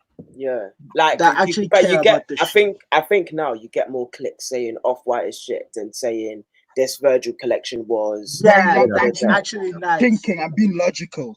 Like I know it's like I just want normal journalism. Yeah, that's what I want. I want normal journalism. Yeah, like when I was writing fashion early, like people were saying that I was a journalist and stuff, even though like I'm still an artist to this day, like it's at the same time, it's like just because I was writing in the context of the times, it was called journalism. Yeah, I can see and hear you guys. Yeah. Can you hear me? Yeah. Oh, I said, isn't it crazy how now we have to like beg for like what journalism is supposed to be to like come back. But it's like now it's like take your personal opinions out of the situation, take how you feel and you're hurt out of the situation, and go with like a open mind and be like, even if I think it's shit, let me just put that aside and like see. Yeah, you have to also in my last video, I did talk about how people need to judge collections on a case-by-case basis. Yeah, I was literally about to say that. You can't judge a present collection based off of the past one. Like, you're only as good as your last collection. That's the phrase. But Drees has been going in so much for so long that I don't even understand this guy's levels anymore. Like when I was seeing the women's wear, it was just like, oh my god. But do you know what's crazy? Drees isn't even hyped, which is crazy. I know. Bro, that is that's the other thing, because I was speaking to my girl about, I was just like, this, like, because I showed it to the Dior one, the Prada one, and then the Drees one in it. And obviously she liked the Drees one more than that, but it was just like the way, just what was coming out of the runway, it was just so different. It was levels. It was levels. And like, obviously Prada has their aesthetic and stuff like that, and they gave some innovative things, but like with almost every single thing on Drees' runway, it was different. But we can't, bro. The difference between Belgian designers, once again, and others is the Belgian designers, they learn artistic facts. They design fashion like artists. That's how they're taught. Because it's an art school. It's not the basis of it is art. It's not really a fashion school like that. Whereas in London, in Milan, like if you look at Prada, it's like the basis of it is commercial, and then they might experiment with different things. Belgium, they just turn it on its head. That's just how they design. Same thing as Japan. That's what I like. The funny thing is, that's what. So look at every Belgian designer you know. Like, think of anyone from like Raf, people like Haida who was in Belgium, or people like Andy Dries. Think of people like Walter Van Buren. They turn it on its head. I feel like that's one of my. They turn it on its head. Margiela, they turn it on its head. That's how they design. They're artists. Walter Van Buren don't like design like, bro. Oh my god, I don't even know like how this man's clothes make me feel, because like it's not clothes that like you would see, like it's not clothes, it's something that's like in the world of fashion, I guess, not supposed to work. Yeah, but he makes it fucking work. Yeah, that's like the what is that, like Chalayan? Would you say Chalayan's like that? He's a bit. I don't think he does. He turn it on his head. He's more of a just sideways. Yeah, he does. He's Chalayan is like. Oh yeah. Hussein. Like he. I know him. What would you say? Because to me, that's what like he turns it on its side and like flips it into something more jovial in a type of way, but it's not like making fun. It's not making fun. It's like, you know what I mean? Like, something different. Yeah. For what quote unquote fashion should be. What does fashion say? Some of the London CSM designers kind of confuse themselves and think they need to be Antwerp 6 equivalent. That's probably the root of where they're going wrong. Yeah, the fashion in different places is different for a reason. Bro, like you literally need to be true to the fashion where you're from. Like Martine Rose doesn't make flipping Dries Van Noten embroidery, but the references are so clean and so pure. That's what makes her a good designer. But look at the time of the 2000s, though. There was Phoebe, there was Galliano, there was McQueen. They all came out around the same time, and they were all around the same schools and shit. And they came out with totally different things at such high levels. That's the thing. I feel like that's the thing. That's the thing. I feel like that's how people confuse themselves. Be yourself. Don't try to. Yeah, I know. I feel like that's how people confuse themselves. They were being the most creative. Authenticity always goes 10,000% of the time. If you're authentic and you're true to like what you know and not trying to be like, it's that's what I always say. It's like when people make music and they're trying to sound like Young Thug, it's already a Young Thug. Why do you think people are gonna care? It's already like that person already exists. When like they make music and they're trying to sound like this next person because it worked for them. Because it worked for them don't mean it worked for you. That's them. Yeah. Do you and it might take longer to work for you, but at least you know you're being yourself. And like that should be enough peace in your own mind that you know that like I'm being myself and hopefully this will take me far, as opposed to like trying to fit into some narrative and like be like, oh, I'm gonna be like this because this will take me far. But it's like, and it's like, yes, even if it takes you far, it doesn't last. Yeah. Because it's like I'm gonna try to be this. And I'm gonna try to beat this, and I'm gonna try to beat this. Yeah. But like, do you think more designers? Now pressure is added, and like you have to be more of that, and you fall off. Yeah. Do you think more designers should write? Like, in terms of what? And say their thoughts about it, like, you know, kind of how Kiko does it, but less in a kind of like brash away. No, just like you know, say their thoughts more. Because a lot of designers just don't speak, and we don't know their personality. Part of it, though, because it's like Ray. Yeah. Oh, like I said, do you think designers should write more and speak more about what they feel and how they feel about the climate and what is going on, and speak to their peers, really? Definitely. Because me personally, like, definitely. I don't judge my peers, but at the same time, I say what I like when I'm looking at the climate. And if I'm a designer, if I'm a designer and get to that position, before every collection, I'll let you know how I'm feeling. Because it's just like, I feel like we would get more. I guess the show notes help, but then it's just like people watching us speak from like our souls. You could feel it more than just reading the show notes. So like, I feel like if Kiko told me what the last collection was about, from he said it himself, how he was feeling, not giving it to one editor to like edit how the show notes should look, and people say, oh, like the show notes should be like this. So no, say it how you feel. Because like, it's what I'm sorry, but I keep coming back to like Kanye is one reason why I love him, because you watch interviews, and 7 years ago he said like everything he says in those interviews, we've seen it come. So like, we know he's not trying to please anyone, like he's not being phony, he's doing what he feels. And I understand like there's like, oh, cancel culture, but to me, as long as you're being true to yourself, that shit does not exist. Like, you can try to I feel like I feel like it's one thing like I feel like a lot of us care about design, and a lot of us care about just the climate growing and being like being healthy. That's what should matter. It should be that, because it's like why I love Kanye. He went up on that stage at the MTVs and was like, this was the album that's supposed to, this Beyonce had the best video. That's the video that's supposed to win, not this one you guys are trying to please. And like that is like someone that's using their eyes to like, they see how it is and they see how it is. Most people, as he said, most people use their ears to like be like, that person doesn't like it, so but this person likes it, so I like this person more, so I'm gonna go more to. It's like, use your eyes and fucking think for yourself. If it's shit, just say it's shit. And like, if you think it's shit, say shit with your own reasons of why. No, but don't you think some designers are a bit sensitive when you say like you don't like their work? It's the game. It's like okay. How I see it is, bro. Remember, I actually, it's like I literally just saw this in my last video. So in my last video, I said that these designers are like 50. They need to be mature enough to understand that because I don't like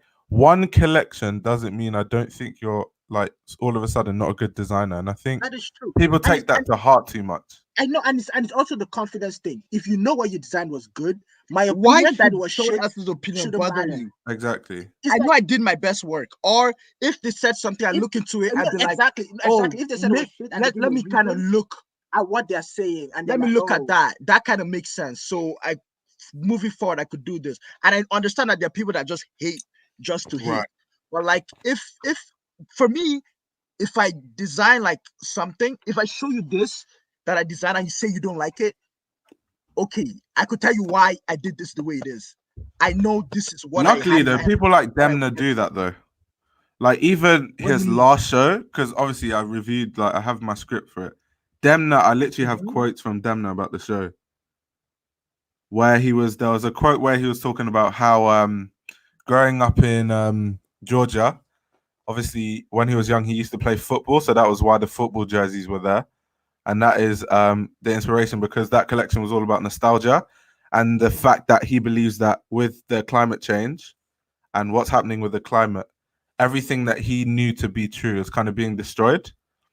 So that's where it comes from. So even you see like, and that goes in like the apocalypse. yeah. thing. So when you see like, he even said that there are like loads of big long gowns and dresses, that those were meant to signify a lot of the priests, because in Georgia there's a big Christian community, and he just remembers when he was young all the priests dressing in that way. So he said he wanted to kind of make it into a feminine silhouette. I literally have the quotes here. I can find it if you want. Wait, let me see. That's fire. What he said I didn't word even for know that. word. I have to go back to do my research, fam. Must have slacking still. Yeah. That's No, crazy. I all gets all the info from couple journalist things, man. Wait, hold on. Okay, yeah. So he said the idea of church clothes came with the concept of restriction, and the expansion of this idea came in skin-tight biker looks as well as neoprene suits. Yeah. And then but he went deeper into. Do you know what? Okay, he also said footballers and priests were what I grew up with in Georgia. But yeah, I need to find a longer quote. Do you know what I thought when I said that?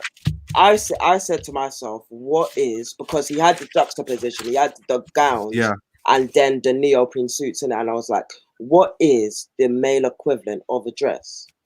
Yeah.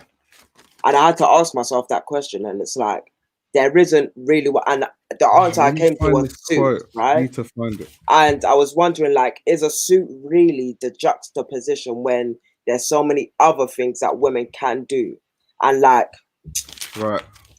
It's not like, I don't feel like that is the male equivalent. So I feel like he's discovering or trying to find out or bringing in a new texture of what male suit or male dress would be equivalent to. But at the same time, I could just be watching. Oh yeah, yo, I found the quotes. I found it. So this might be a bit long, but he said, I went to church to confess every Saturday. Back then, I remember looking at all these young priests and monks wearing the long robes and thinking, how beautiful. You see them around Europe with their beards, hair, knotted back and backpacks.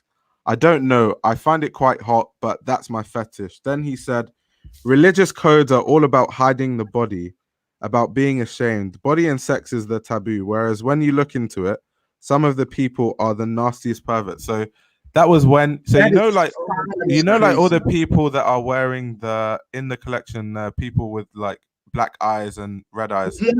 So it's to signify that even though that Christianity is all about like being holy and not exposing your body, that deep down inside, a lot of them are like some of the worst people, but they go to church as like a front. So that's what he used to juxtapose those two ideas, where someone looks like a priest, but then they also have red eyes to show the evil in it. So yeah, Demna, he does, if you look deep into it, he does talk about his stuff a lot. He does. Very intelligent he art. does. I know. He's a world-class artist, and like, he has to be regarded as such, because not just is he making great commerce for people, he's also creating intellectual art. Yeah. And like, it's well thought. If it makes you think, because it's like the shoulders of Demna's clothes are beautiful. Because it's like, who said shoulders are supposed to be bro. Literally, and that is a big thing that Balenciaga done, just like the church thing that Demna loves as well. That is the actual alignment with Balenciaga, because that's where he started.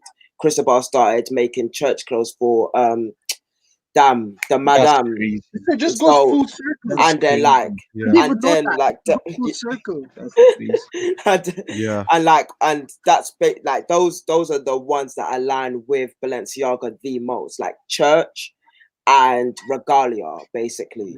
And whenever Demna does those type of things, like with the shoulders as well, like when it comes to the suits and the dresses and all of that stuff, it actually exalts it higher, because now he's marrying the two, where it's like, okay, there's the old Balenciaga, which is the tailoring and the elite dressmaking and the construction underneath. Like the other thing about Balenciaga was the construction he had before the dresses in it. So when he's marrying that with now what he's doing today, which is like those dresses are fly. Like even the one on the last collection, the massive one, the bell dresses. You remember those? That was like, beautiful. Yeah, that was the red one was beautiful. Yeah, like and yeah, I also like love those, the silver and gold one. So like, and if you look at all of his shoulders, so like he does like this great deconstructed one where it like falls off properly and like it drops and it drapes like just so well. But then he's also got the really constructed one, the Italian one, that's just really stretched and pulled to the extremes, and like that is also part of like what Balenciaga did, which is like he actually pushed and pulled whatever there was to the furthest point. And someone keeps asking what are our thoughts on Moalala. I think we talked about this earlier, bro. I've got a video coming up on Moalala. She's like, waving the flag. She's for waving that Nigerian flag hard. As Nigerians, Moalala's doing it. It's fam. like Nigerian cult movies in clothes. Like I just literally see it. Like I look at this collection and I don't even need to watch the movie. I know, like growing up, I understand what she's trying to say. Growing up watching Nigerian movies that used to scare the shit out of me. The clothes are so beautiful. Fam. Mawalala, the Mawalala, like the clothes, like Mawalala, like Mawalala, the colors, the it's beautiful. She actually, I'm actually proud. Even the like she actually makes me like, yes. Like she's the scary type of sexy as well. So she looks like she'll ruin your life, fam. Like I love that she's doing like what she's doing. Because like she's like, I don't like. Okay, it's just like Daniel. Okay, so Daniel said not as Nigeria. I get where he's going with this. So we were having a discussion earlier because I'm not sure when you joined, and I was talking about how like a lot of Nigerians are like all these rich kids, and they're not really doing anything, but they just have like clout, so they kind of make it. But Mo Alola is one of the few people from Nigeria who can actually be respected in the wider fashion sphere, like outside of this, like these tiny Nigerian circles and stuff. So she's respected by everyone from London to Milan to Paris to wherever. I feel like so you have people like Mo Alola, Kenneth Ize. Those are the people that from Africa are really doing things that are like on a higher level and higher playing field. So that just and I feel like also from the Fashion East show, like who else is really doing it like her that she showed with. And the thing about Fashion East is Fashion East has nothing to do with Nigerian circles, or to be on Fashion East, you have to be a tried and tested, and you have to apply to join Fashion East against Lord knows how many designers. So the fact she's even on it means that she's respected on an industry level. Yeah. And so what we mean is like as Nigerians, we're proud that there is someone who is Nigerian who has made it past the Nigerian sphere, and it's actually designing, like it's level. Not like cruising off of daddy's money, like it's actually designing. And it's like she also made it. She beat the odds and made it into Fashion East, and then she also beat the odds and it's the one that stands out of everyone she showed with. Yeah, so she definitely stands out on her class. It's good design that would always win over like it's good design. She really does. Yo, have you guys heard of Orange Culture? No. Yeah, I have. Like that's that's the Nigerian brand. Jason told me about him. Yeah, like they're hard. As soon as I saw it. What's the IG? What's the IG? Orange Culture. NG. Let me share my screen. NG. Quickly. Orange Culture NG. Hard. That's fire. Trust me. Yeah, Orange Culture NG is straight up like sure. So boom, look. This is oh my god, fire! Look at that! I can't believe you guys didn't know about Orange Culture. No, Orange Culture. Bro, I'm slacking, fam. I need to get back in the game. I'm slacking. Oh my! Look at all of this. Look at the crochet. Look at the crochet. Oh my god, fam. That was the one that stood out to me. Look at the crochet. Do the shit in grade 4. Let me go back. Do the crochet. Look at the. That's fire. Look at the crochet, fam. Oh my. No, but Talking about in primary school. see, I don't think anyone understands like when you try to do bows like this and like how terrible they can turn out. And anyways, yeah, that's just one of those technical things that is just like levels. Look at that. That's crazy. Look That at is that. beautiful. Look at that. Fuck. Bro, the Oh, Nigerian bro, niggas look making at me that. proud, fam. Look The all of Nigerian this. niggas making me proud, fam. It's like the This country was it's the like most NYC. amazing find this year. Like, That it is is the so best thing beautiful. I've actually, like, literally, And the thing is, if Yeah. you go to Nigeria, yeah, the prices are actually quite decent. like, oh my God, look, fam, Oh my days. just like soft Bro, what? and masculine and like, oh, bro, Isn't and that still, romantic, isn't that still entire? bro. But I think that's it. They did on the other photo. Boom. Bro, Like, good design. Like, oh my god. he is The styling there, too. fam. What the fuck? I actually like it. That like went I just spent time just obsessing over it. Like, that is so beautiful. Look at the gloves. I know. Like, this is quality, like, and I feel like I also love it how it's like with the Nigerian influence also playing on the global scale. Like, you're playing in the global like scale with the like, oh, that's fire. The way That's that Jason crazy. sold it to me, he said it's like a Nigerian Drees. Like, that's what he said to me. No, literally. No, I see that. I see it with the print. I see that. Like, that is it. That is Drees-esque, yeah. That is. I see that. That's crazy. But wait, let me show you the other page for the Nigerian stuff that I Wait, follow. hold on. Daniel said orange culture's clothes look good, but if you feel and see it in real life, it's not as appealing. I need this guy to come on this chat. Yeah, fully. I need him to join it. Let's just have a conversation because this is just getting out of hand. This is the other stuff this is just getting out of hand. Could you please? No, he could be right though. But like, have you? No, definitely he could be right. Have you had any like orange culture pieces? Like, I actually want to know like what you think. But if you want to join the live stream, whoever wants to join it, please the join link is in the chat. I don't know about you guys, but I have all day. Let's go. Look, like this is the arrive. I'm not sleeping anyway. I told you I'm making my Balenciaga video, so I have all day. Let's go. Wait, why is my screen isn't showing?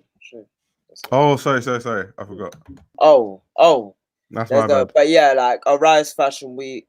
Oh, no. I've been following the Rise for time like, now. As well, like, and just follow Nige brand. Like that's my connect, and the other one is Lagos Fashion Week official as well. Okay, wait, hold on. Daniel, he said he interned in fashion in Lagos, so he knows what he's talking about though, because like orange culture is based in Nigeria. So if anyone's gonna know, it's him. That's true. But then I really want to know though. Could you tell us the brands you like? He says no thanks. I enjoy my anonymity. What Daniel, I honestly get what Daniel was saying, because he said, what did he say? He said, I'm Nigerian as well. I just want to know your thoughts without the Nigerian factor. I get where it's coming from, because he wants without the Nigerian factor. Yeah, because he wants. Let me be biased some peace. No, but what he wants to know is like if like outside of the Nigerian context, like what do we think? But it's just see it this way: a Belgian who's into fashion will say, "I love Antoine Mista because she's from Belgium." Doesn't mean she's not a legend, but just it adds to it. Yeah, I love Dries Van Noten because he's a. I love Moalola because I've seen these clothes.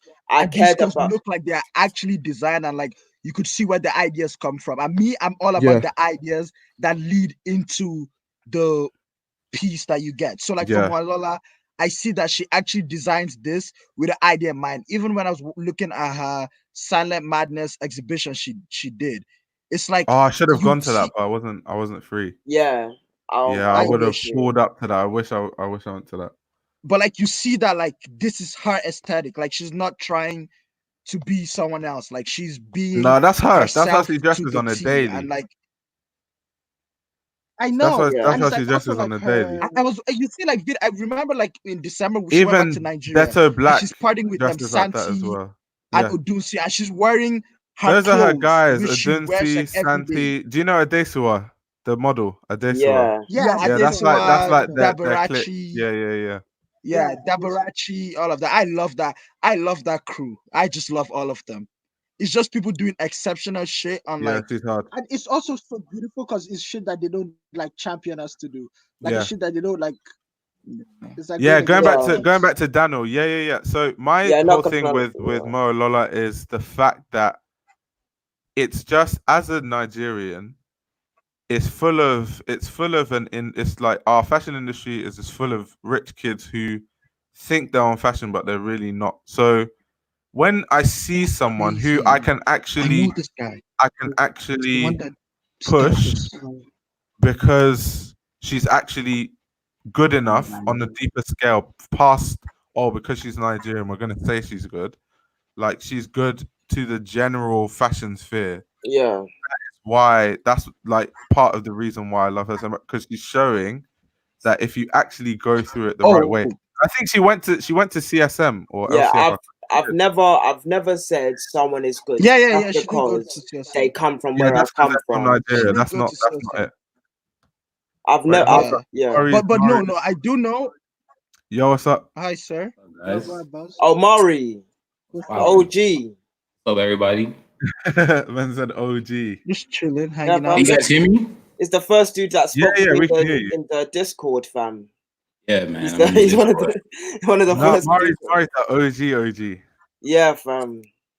But yeah, like I've never said that Moalala is or any artist is great because they're black.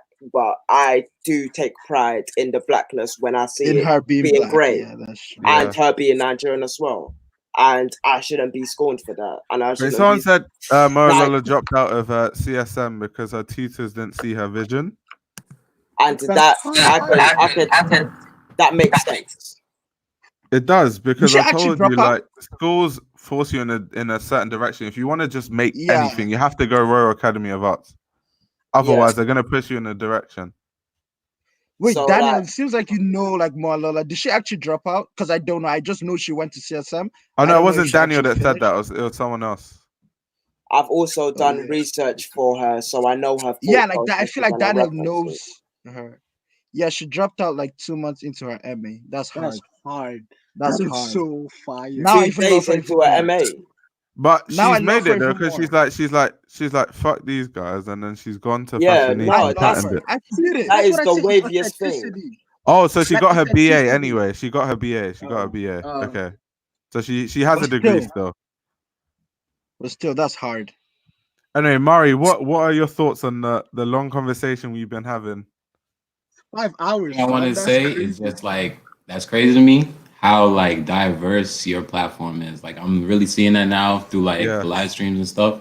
Like this is really like a diverse community that you have. Like just from like the people that are obviously on the stream right now and like the people who are in the live stream chats. Like that's really crazy how like fashion is really getting like this wide of a spectrum. Yeah. And like, this shit is fly, fam.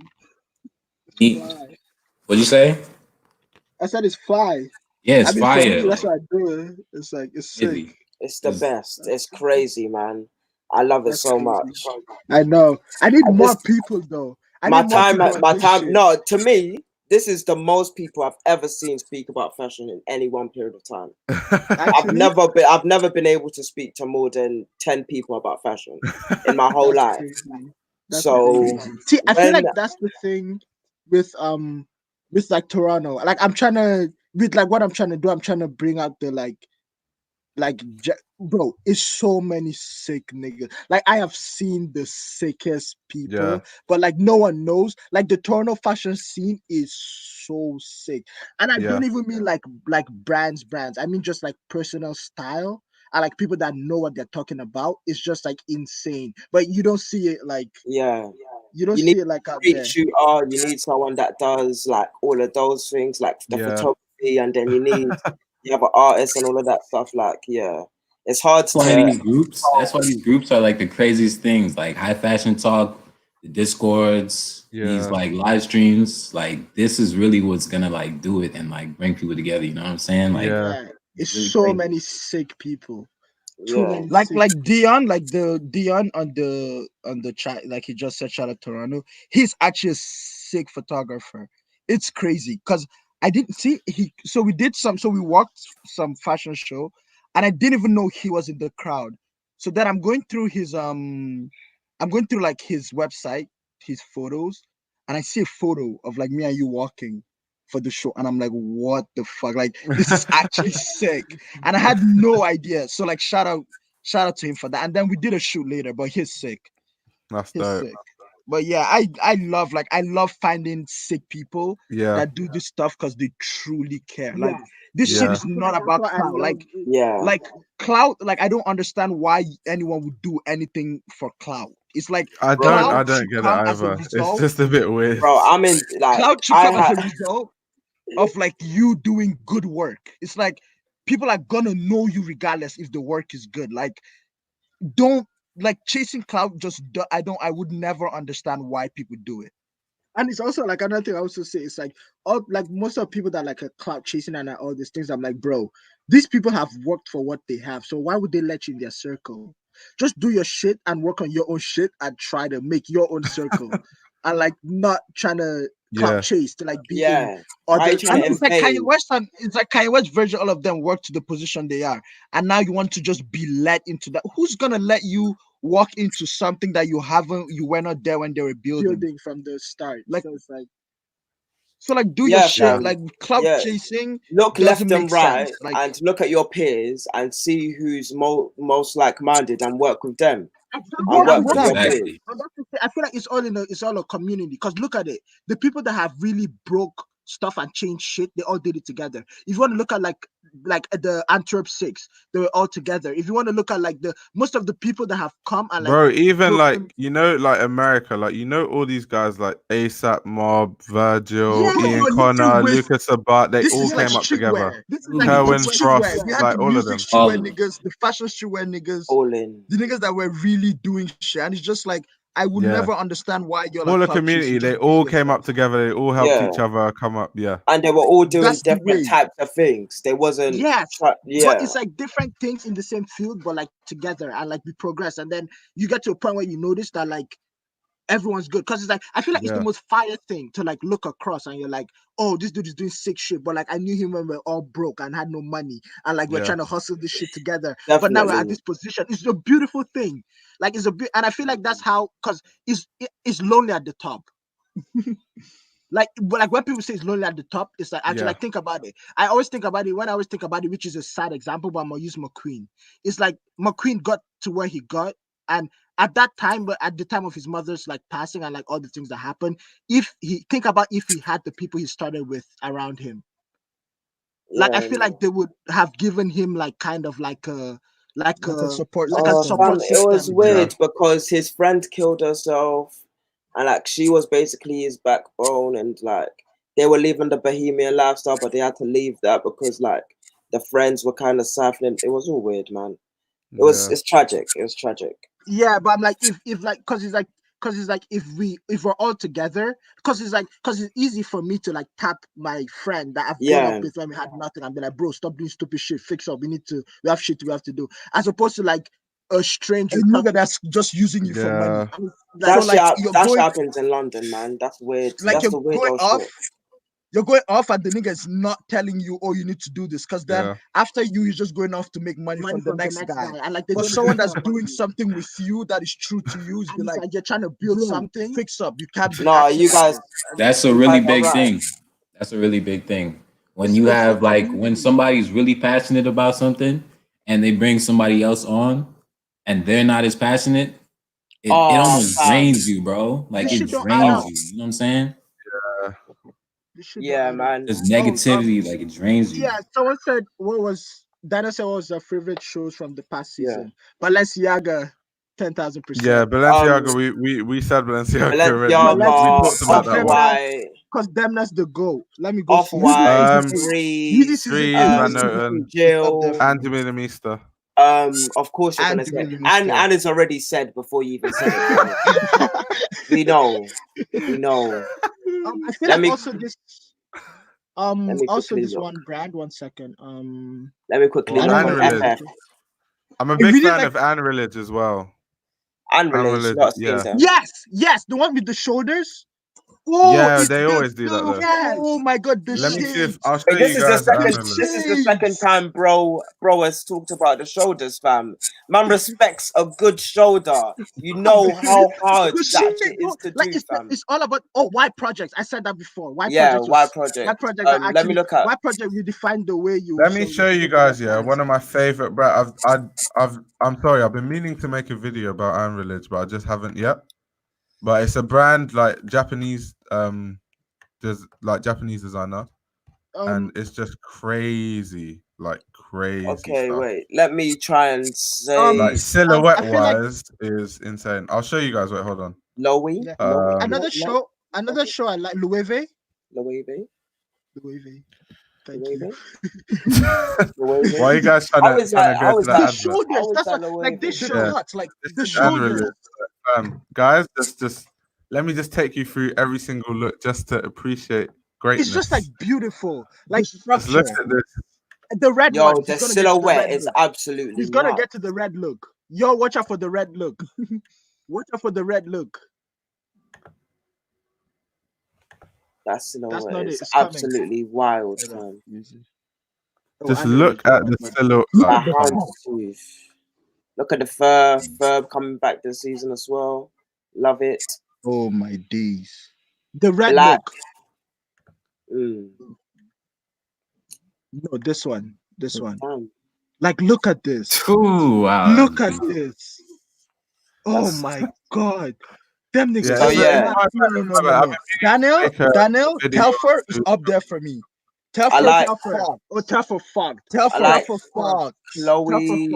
I can't even I like hold you. Drees. Like what I found out about this season is that like women's wear is just on a different stratosphere. Yeah, it is. It's just on a different level. Like menswear can't even catch up. Menswear can't even go. Oh, I feel like another brand is Marnie, I love. Could you go to Barragan? Could you go to Barragan?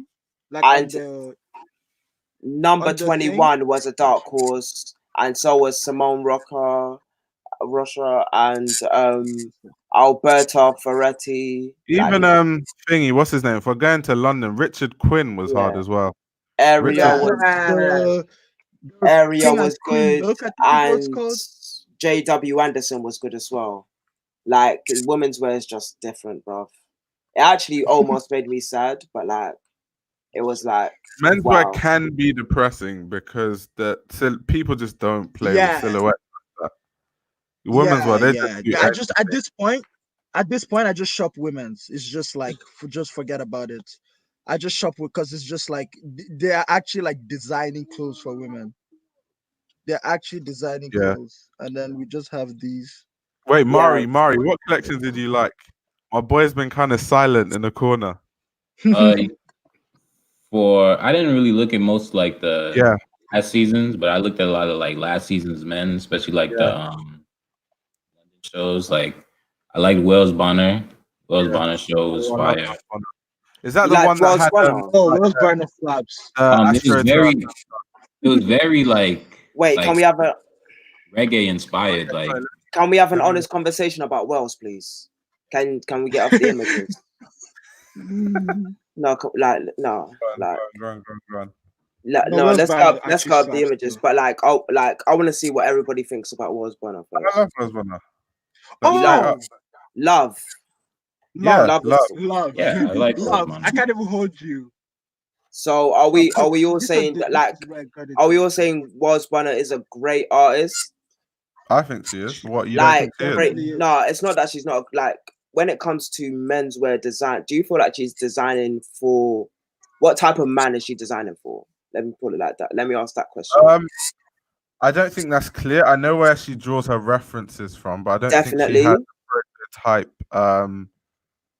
a type of man. However, her references are very what's the word? Cyclical. Her references and very like a very Used to watch I'm going to take a reference to this part of Africa and kind of mix it with American references, and she's been doing that Okay, for a few seasons. let me make this fair, First, and I want to make this fair and in a way that everyone can understand. So when we look at her menswear and then Martine Rose's menswear, there's almost parallels in the way or in what Martine Rose cares about right. when it comes to the men and black men and all of that type stuff, and the same thing with Wells Bonner. However, the men that Wells Bonner is speaking to, or the men that she's referencing, won't wear her clothes. Right. And not even about price or anything like that. Not like the man that she's referencing doesn't think about Wells Bonner. So like now, like she doesn't get to do massive shows and all of that stuff because she's not speaking to a man specifically. And this is the other thing about like when it comes to like, because this kind of I don't know, it doesn't happen as much as when like men design women's clothes, but when women design men's clothes, it's kind of almost closed off in a way, and it's almost like they're designing for women but putting it on men's bodies and like trapping themselves in the formal men shapes.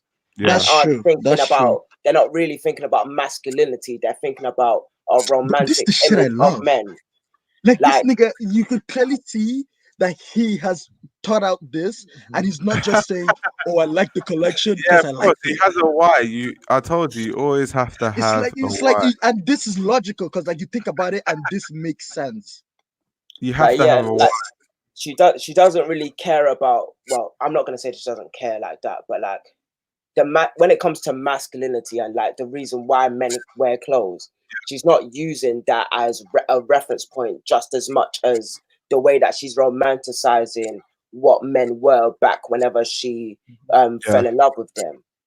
Yeah, to me, her best collection to me was like the collection that was inspired by like Howard, because you know Howard University was the first black university in America, and she was talking about how talking about like African and Caribbean roots, and then relating that to kind of like collegiate wear and stuff. So she had the garments were like a fusion. I'm gonna find the collection, but it was a fusion between collegiate wear and like traditional African silhouettes. And I thought that was cool. I thought that was cool. That was probably my favorite Wells Bonner collection. But apart from been a bit.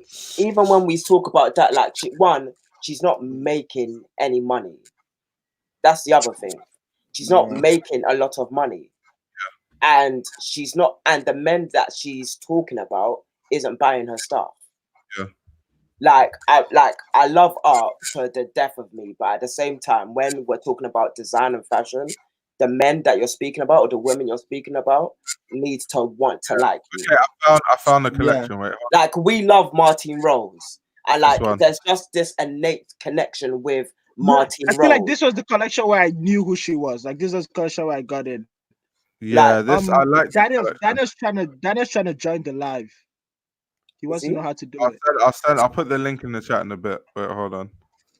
Let me just run through this. Yeah, this collection I actually really liked. Yeah, it's you know what I mean. Like this to me personally is the best one I've seen from her.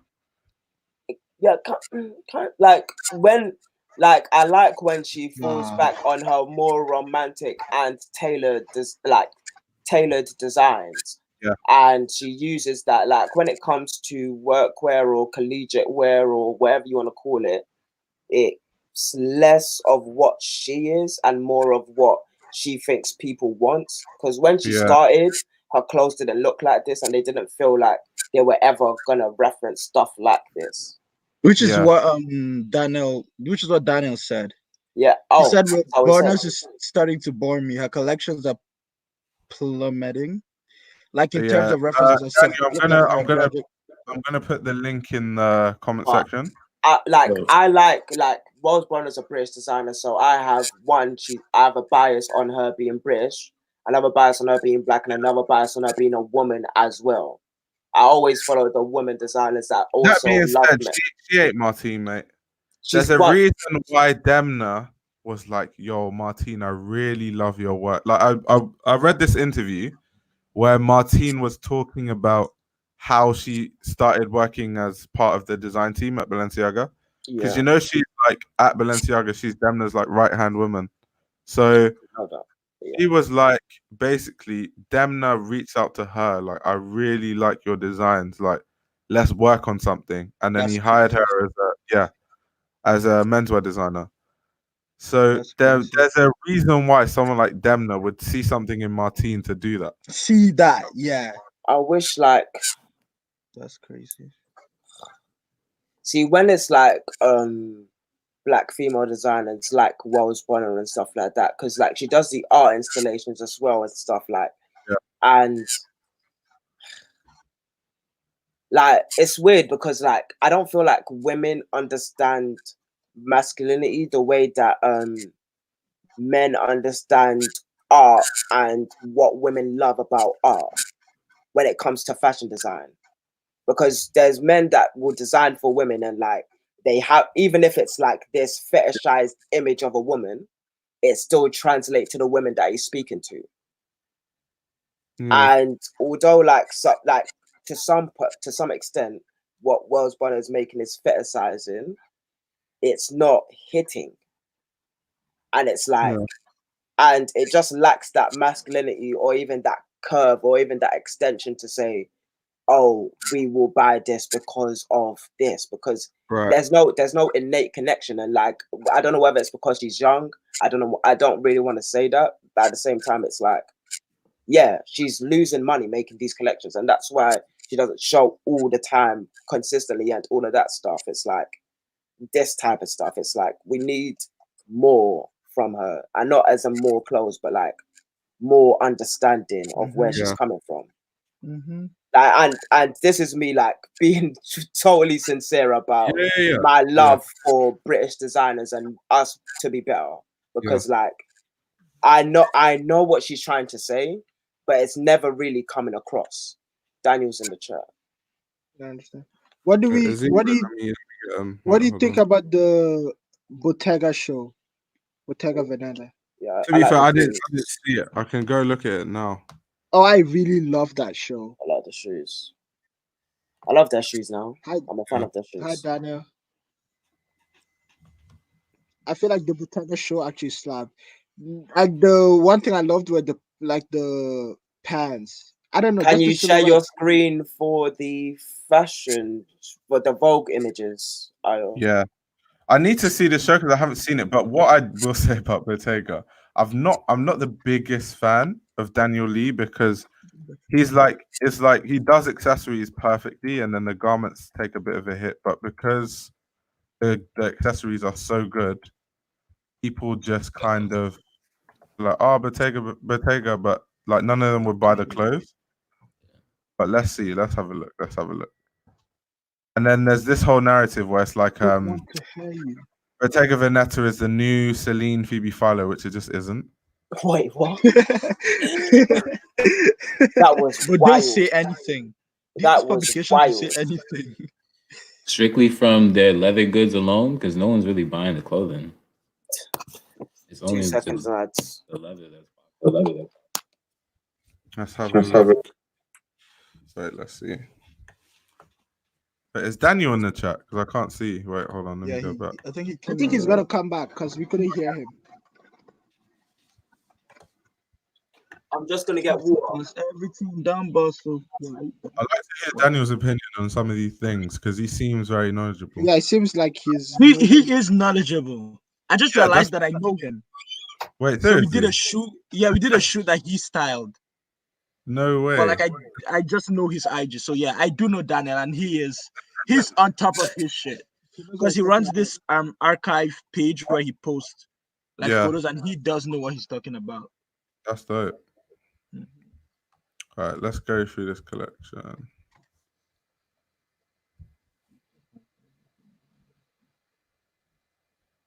Those trousers are really nice, actually. Yeah, the pants.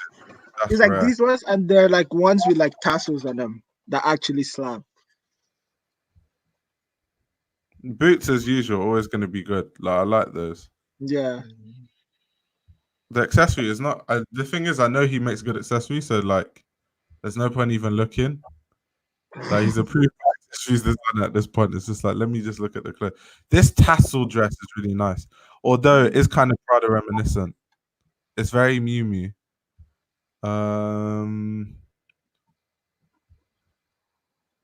Yeah, the trousers and the boots so far is what I'm feeling. Like this, it's a knit. Like it's not like there's nothing here that's really speaking to me. Yes, I wanted to see if there's anything special about it. Nah. Let's have a look.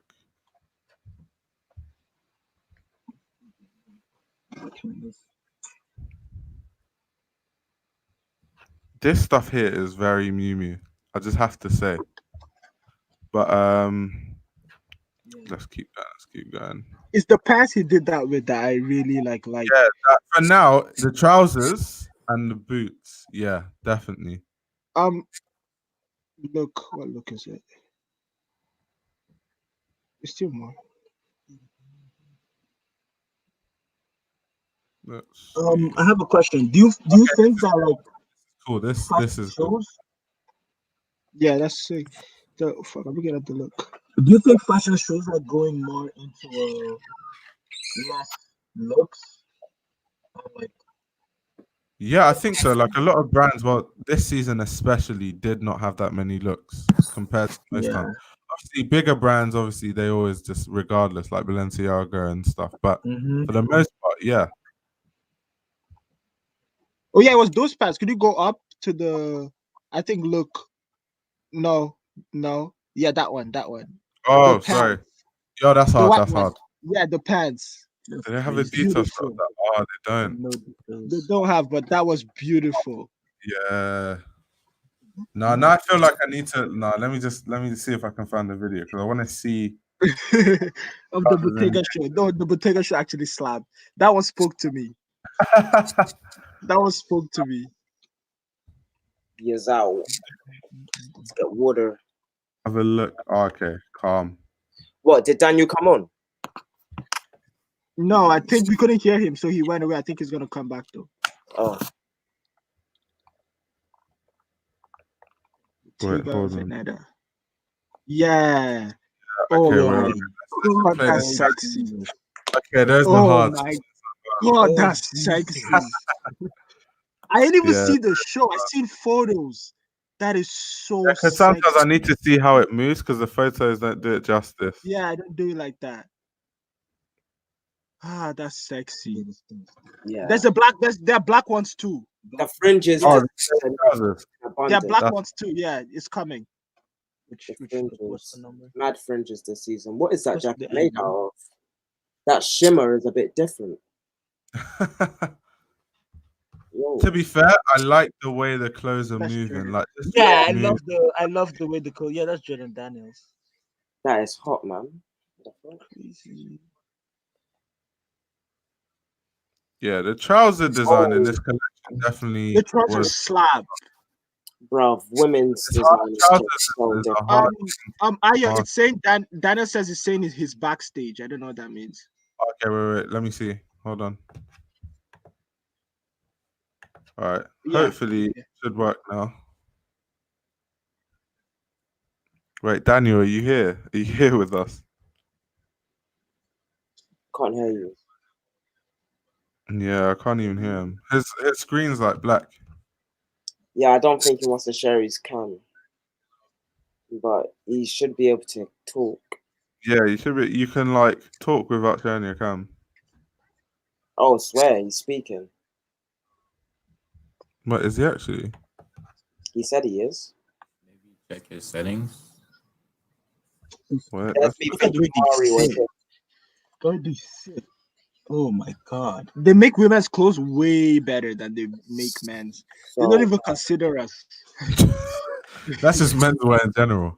They don't even consider us. Like, menswear needs to change, but at the same time, it's like nobody has new ideas for men apart from like the ones that we always talk about: Kiko, Samra, Virgil Abloh, Dries. Like it's the same names over and over again, and that's why like Virgil and Sam Ross need respect because they are actually trying. They're actually doing something. And Kirby is trying as well.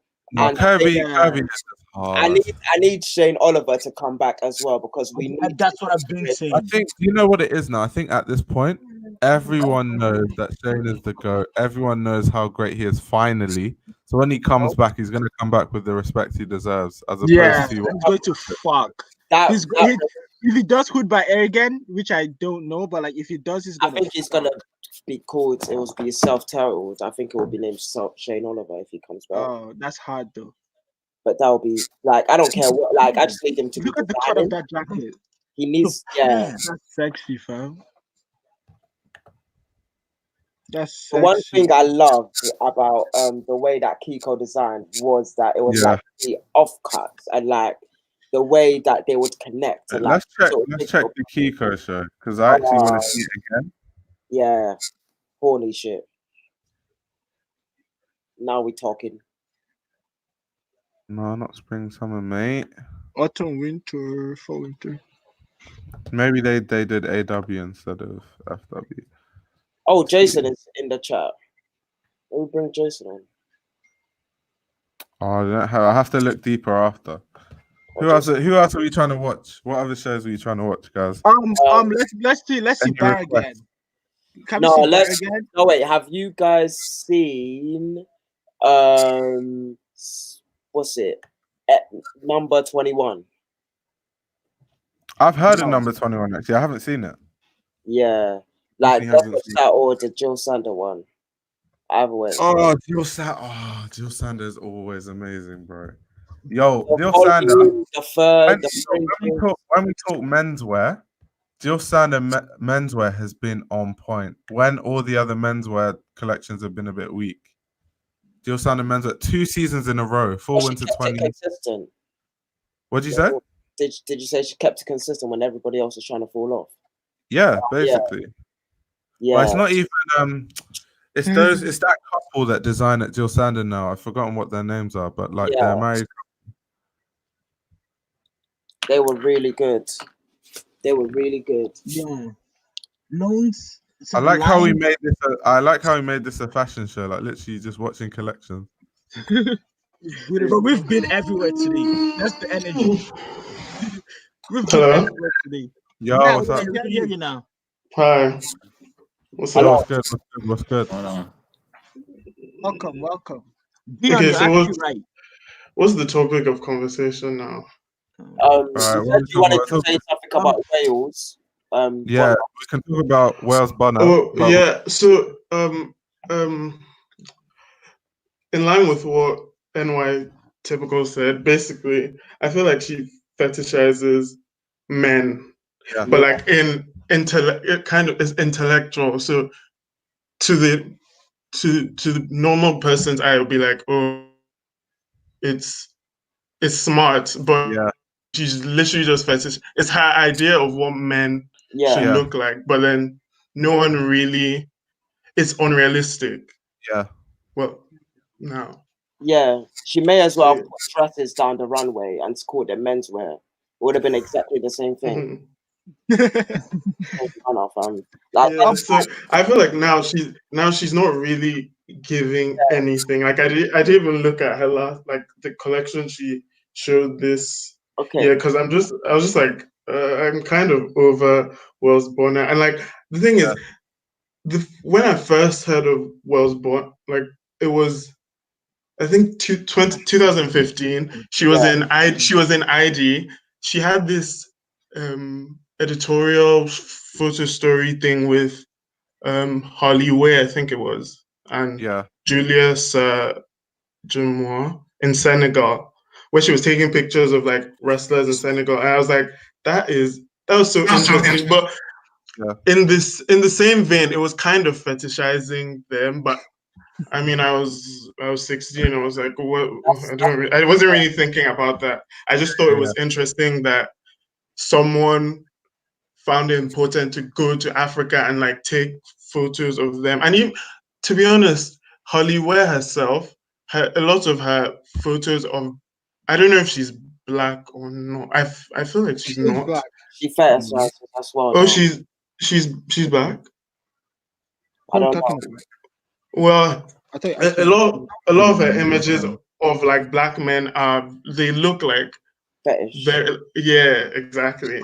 So thinking about it now, it's like Wales Warner is fetishizing men, and it's not interesting anymore. Like Martine's clothes, like, because you guys were comparing Martine and Wells. Martine, it's like Martine designs what she knows. Like she's designing for her. She's probably designing for her dad or her brother or Martine designs for men at a certain time frame. So she looks exactly. And I remember I listened to her podcast with.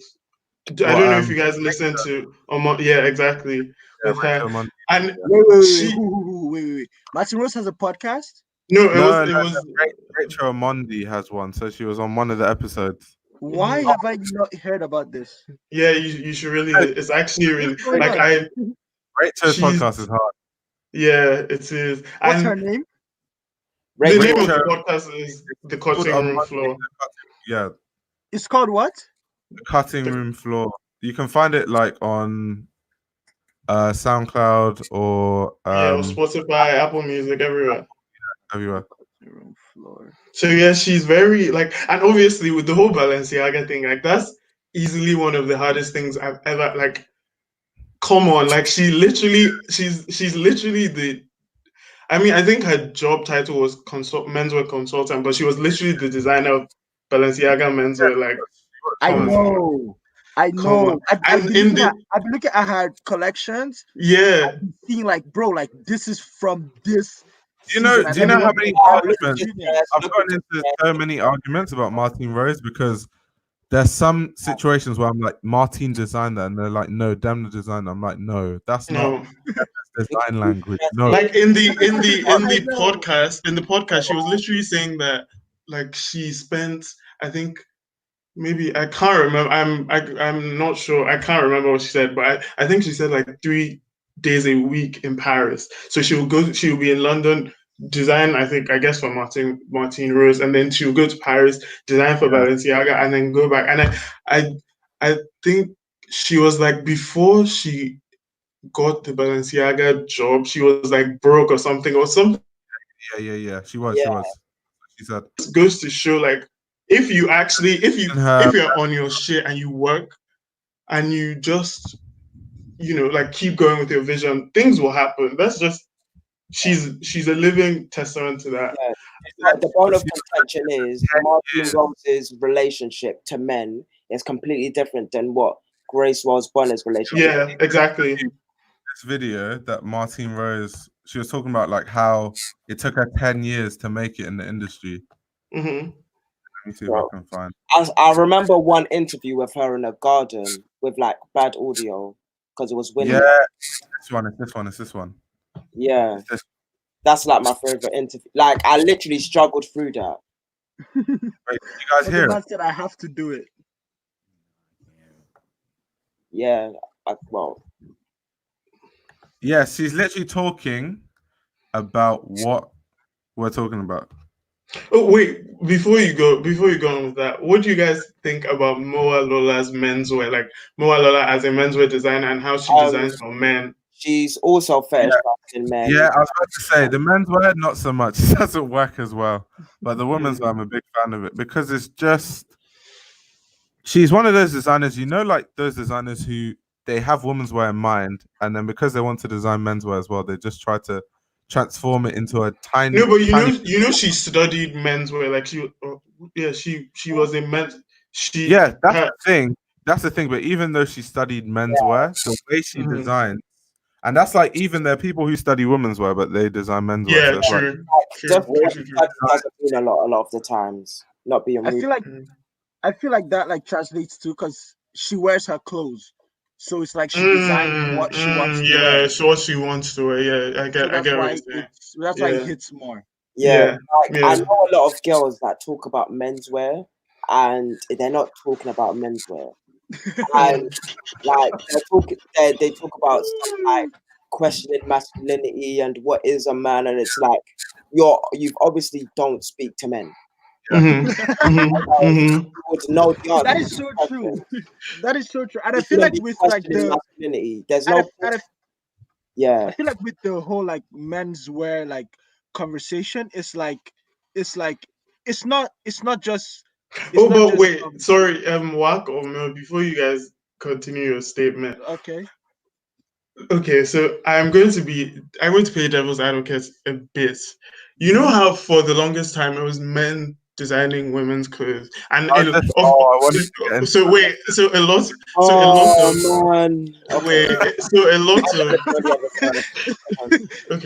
a lot of the men, they actually know their shit, like they know what they're doing and they design really well.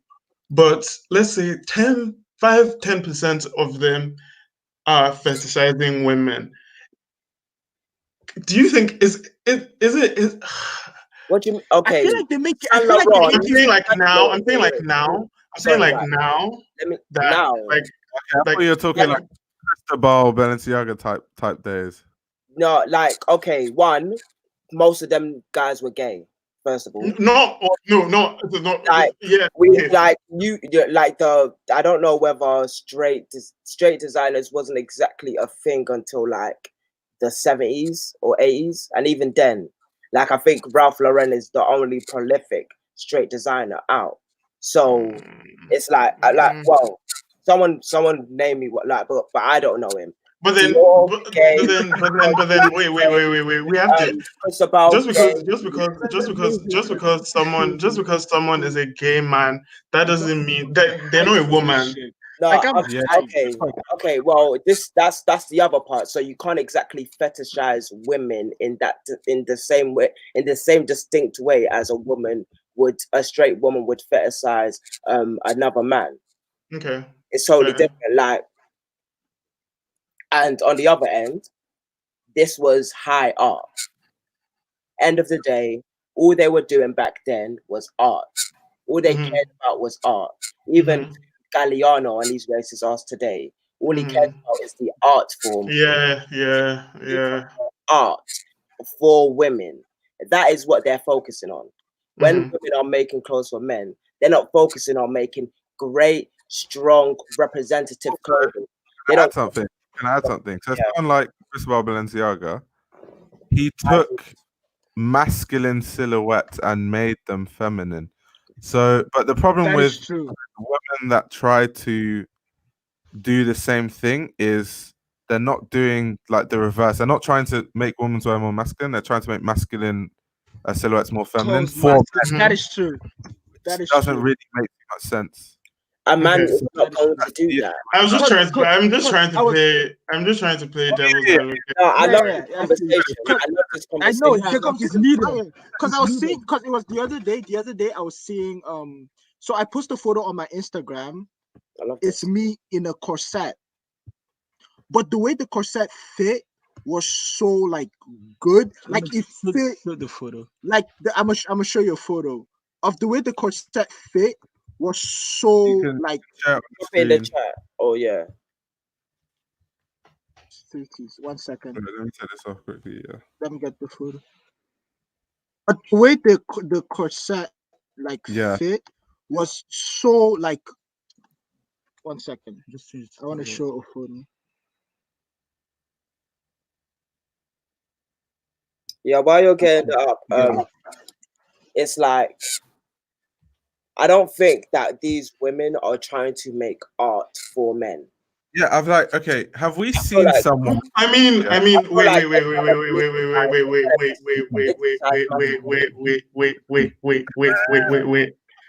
I feel like, oh God, and it sounds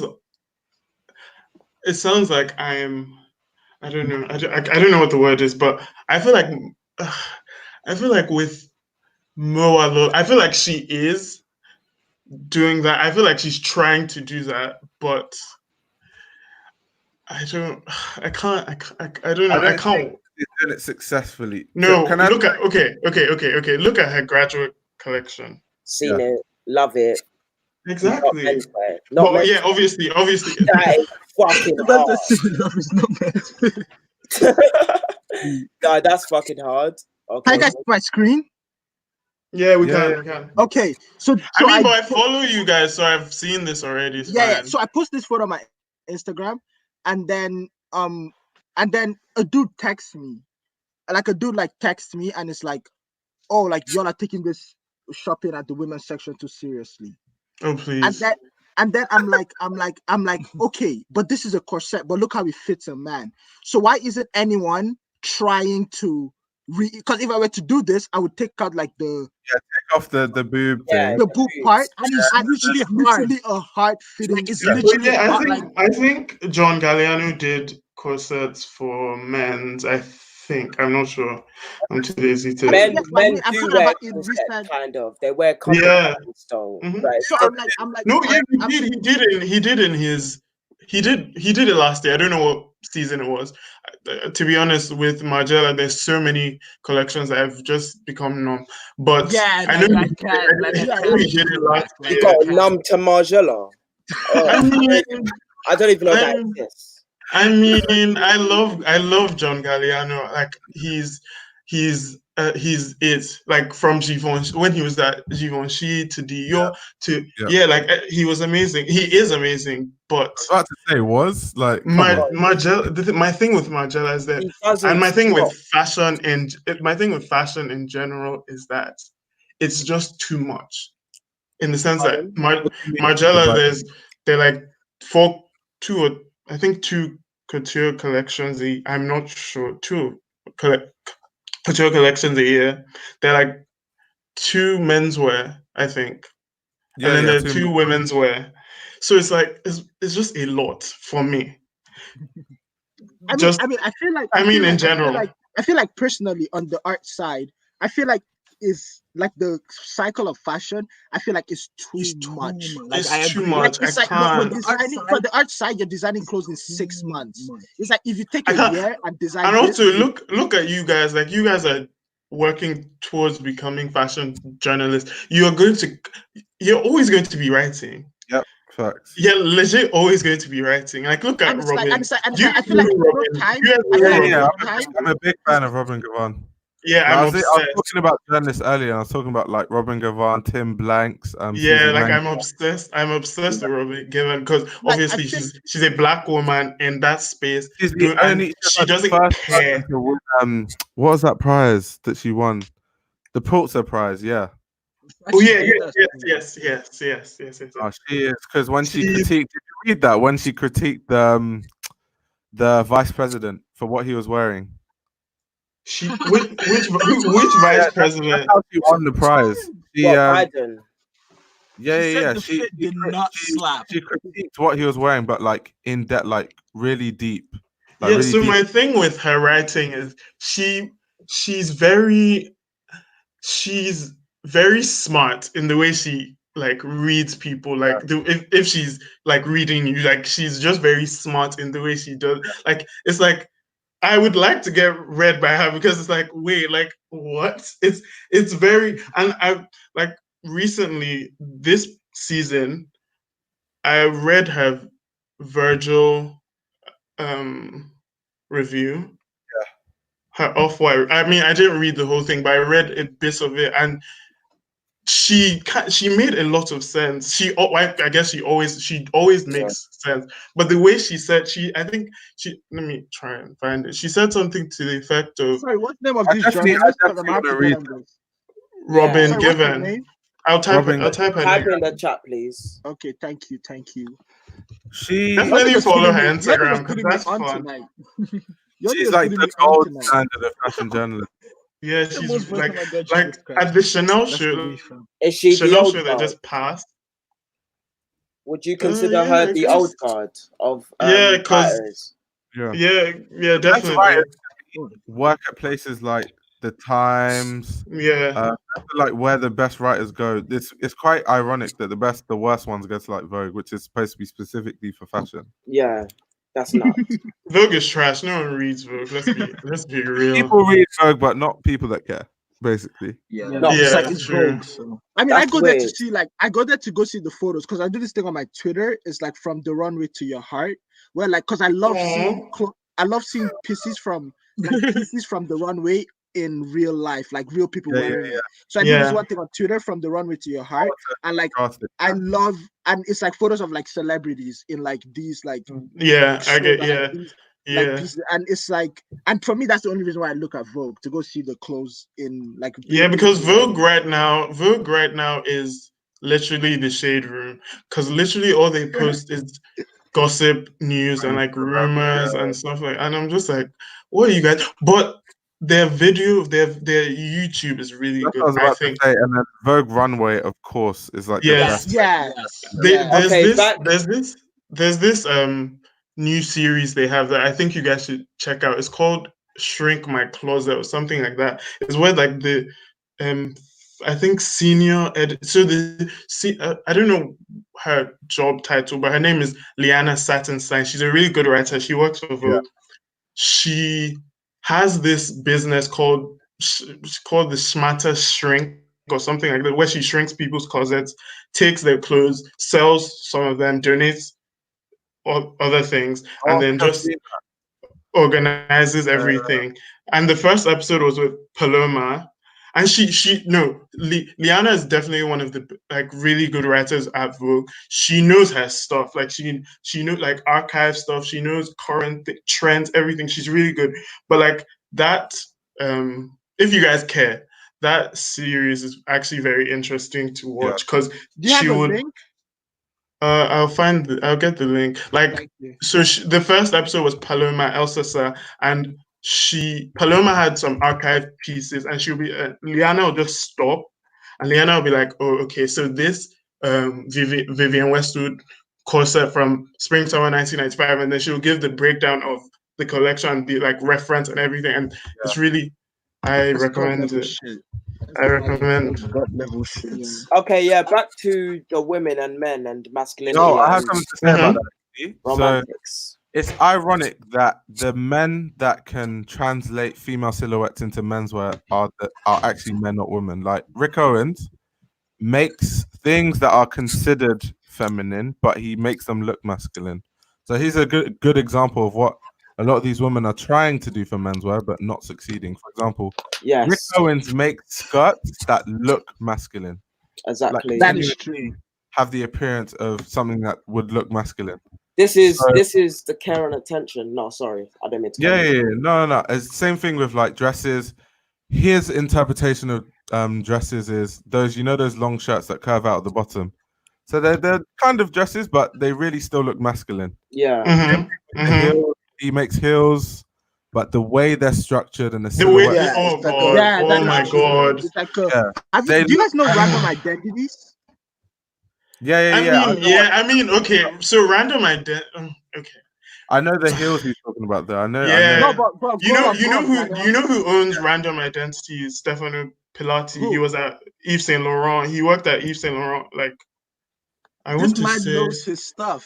This man knows his stuff. I wouldn't say he worked at YSL before Eddie. I think. I'm not sure. Let me Google it. But Stefano Pilati, he knows his stuff, but the brand Random Identities doesn't really say much. Like it doesn't give anything. The clothes are amazing. They fit well. Everything, like, he knows his work. He's a designer. He knows what to do. But the brand itself is basically direction or exactly. It's literally like I would say it's like high like level like cost. Yeah, so just like good pieces, but together the cohesion, basically. Like Bottega, kind of. Yeah. Yo, the shade. No, but it's true. That's how I feel about what do you guys think about Paco Rabanne? Paco Rabanne. Okay. You guys are not going to say anything bad about the Paco Rabanne designer. He's doing he's a designer. I thought it was No. His name is no, I mean the current like creative director of nobody called that. Paco Rabanne. Stylebender is happening right now, fam. Wait, hold on. Okay, so let me give you guys the Stylebender link. Stefano Pilati was at so he was there before. Yeah. Eddie Sinamon. So 2004 to 2012. So yeah, he was good. He was good. It was interesting. Yeah. Yeah. Also, you guys were talking about Balenciaga. I feel like you should also check. It's hard to find, but you should look at images from when what's his name? Tim. Sorry, I'm bad with names. The man knows his stuff. This man knows his stuff. I can't hold him. He knows his stuff. But basically, the guy before, the guy before Gesquier, his stuff is really good. I think his name is Josephus Themista. His clothes were really good. And I found this archive, like not archive, but like this ABC show that Andre Leontali did, where he'll go to the collections in Paris, and like he'll interview the designers and stuff. And at the time, the Demista was new, so that was like his first. So Demista was it? Oh, Joseph. Yes, exactly. Yes, his clothes are really good. Like he knows his stuff. When he was at but I feel like Balenciaga is a brand that just has always been good, apart from Alexander Wang, and I love Alexander Wang. I don't know why they picked him. But like, I don't know why they picked him.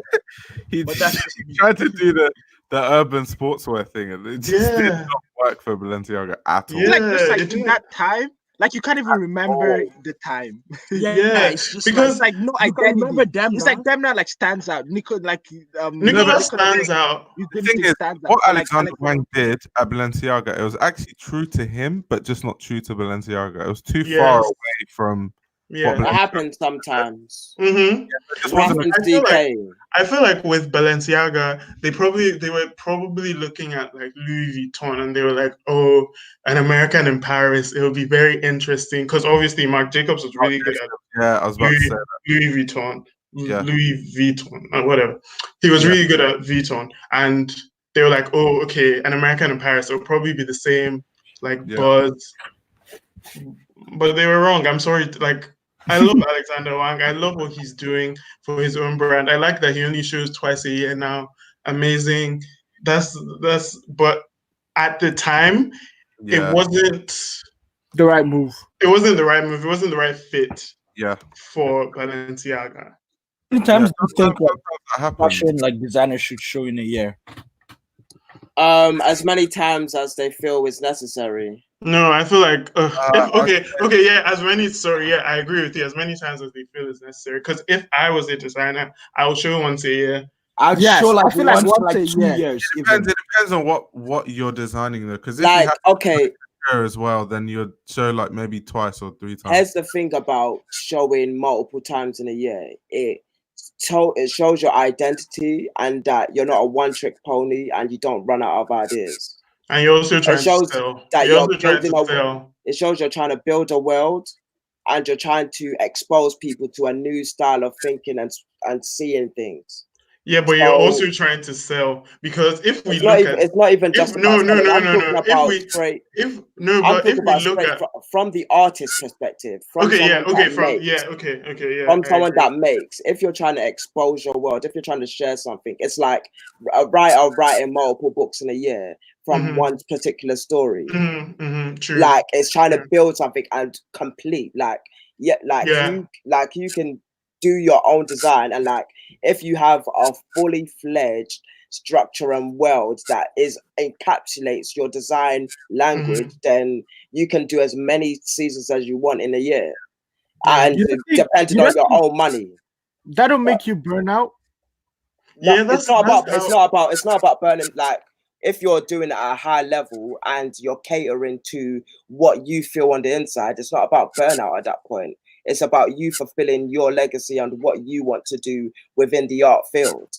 It can be detrimental though, because like if we look at people like McQueen, if you force it, and he needed to make money because he needed his brands to stay alive, and that's what happened to him. So he had to go to a big fashion house, and then he ended up we lost him, and he lost everything. What do we think about Givenchy? Because I am not a fan. Now, okay, you guys can Like speak. now, not old. I mean, like now, Givenchy. So wait, are you talking about No. After Claire? Wait, Keller, Givenchy. Oh, I mean, so like women's wear. No, everything. All right, everything. So you think haute couture included? I don't want to go into no. Givenchy. But like, I haven't been a fan for a really long time. Like, a lot of people say that like Riccardo Tisci at Givenchy was like, oh, so epic and all this. And then when you ask them like what was epic about it, and they're telling you about Rottweiler. Watch the Throne. No. Throne thing. No. I feel like Riccardo brought I feel like it was very because I would say I identify like a goth, quote unquote. Yeah. So he brought like that kind of gothic romance into Givenchy, in my opinion. His clothes were really they were obviously he also brought like marketability with like the streetwear stuff and the Rottweiler shirts and all of that, and like the celebrities and all of that. Wait, so are you guys saying that you also don't like Burberry? Because if you don't like Givenchy, I hate Burberry. He's done at Burberry. The recent stuff is just like but you know something? Talking about Riccardo Tisci, actually, his favorite collection that he did at my favorite he did at Givenchy was that one where it was inspired by Kansai Yamamoto, and he had a lot of like prints and a lot of memorabilia from that Kansai collection. You love Kansai though. That's the funny thing. But I do love Kansai, to be fair. That's like your cheat code. That's like.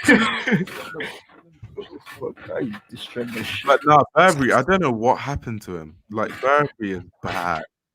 Like, it's bad. Like, Burberry fell off. No, like apparently he doesn't take it serious. Like but why not? I guess he's enjoying the money. He's old. I don't know. I can't speak for him, but I'm speaking for people that have been around him or have partied. Like they say he parties hard now. Like, who's this? Like Riccardo is a hard partyer now. Like he doesn't care. Isn't he married? No, he's not. He's not. Oh, I thought he had a long-term hobby or something like that. No. Well, he's like a socialite, single. Yeah, he is. Players, and he like And he like 50. What? Isn't he like 46, 40? Yeah, he's old. He's old. That's the thing. Like he's old. So I feel like he just doesn't care. Like he's taking the money from Burberry and he's like, okay, I can do what I want. This is a beast. The thing is, the brand is apparently the brand is making a lot of money. So it's I don't get it. Like, who is the Burberry customer? Yeah, like okay. This is what happens. You don't have a language to me, like the brand. Yeah, exactly. There's no brand like they don't saying anything. Like the recognizable stuff that they had outside of the trench is like the print. Don't say that. Don't say that. The Novatech. There's no Novatech anymore. It's the Tiki print.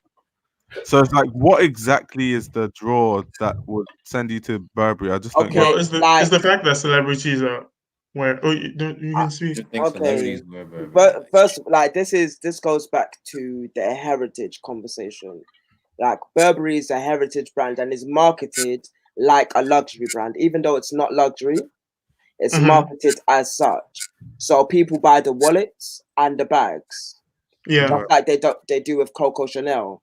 Yeah, and it's made to be like that. It's never about the clothes anymore. Like the shows are actually like the massive marketing thing that Hermes would do. Yeah, it's never really like because Hermes is selling the bags. Sell the perfume and the bags. Yeah. Yeah.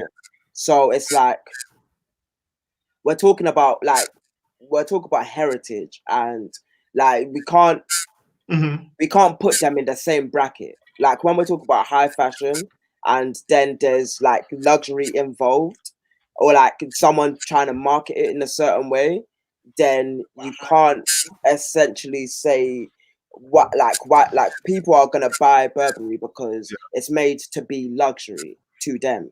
I feel like it's possible and to heritage, change it, though, don't you think? Because like Prada before Mucha was just like a luggage thing.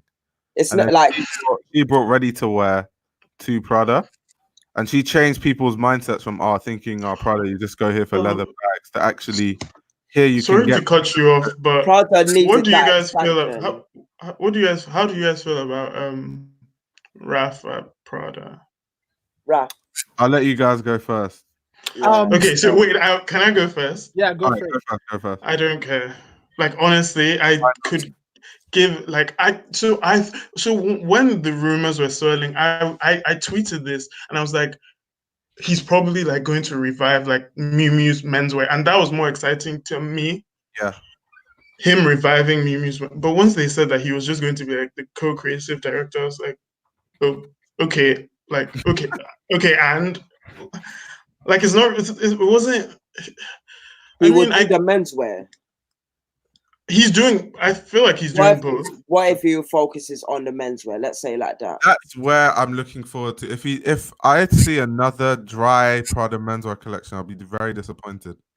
With Bro, like I said, Sam Ross is like he's like the male version of Prada right now. You know what annoys me about Prada? Do you know what annoys me about Prada? The women's wear is so impeccable.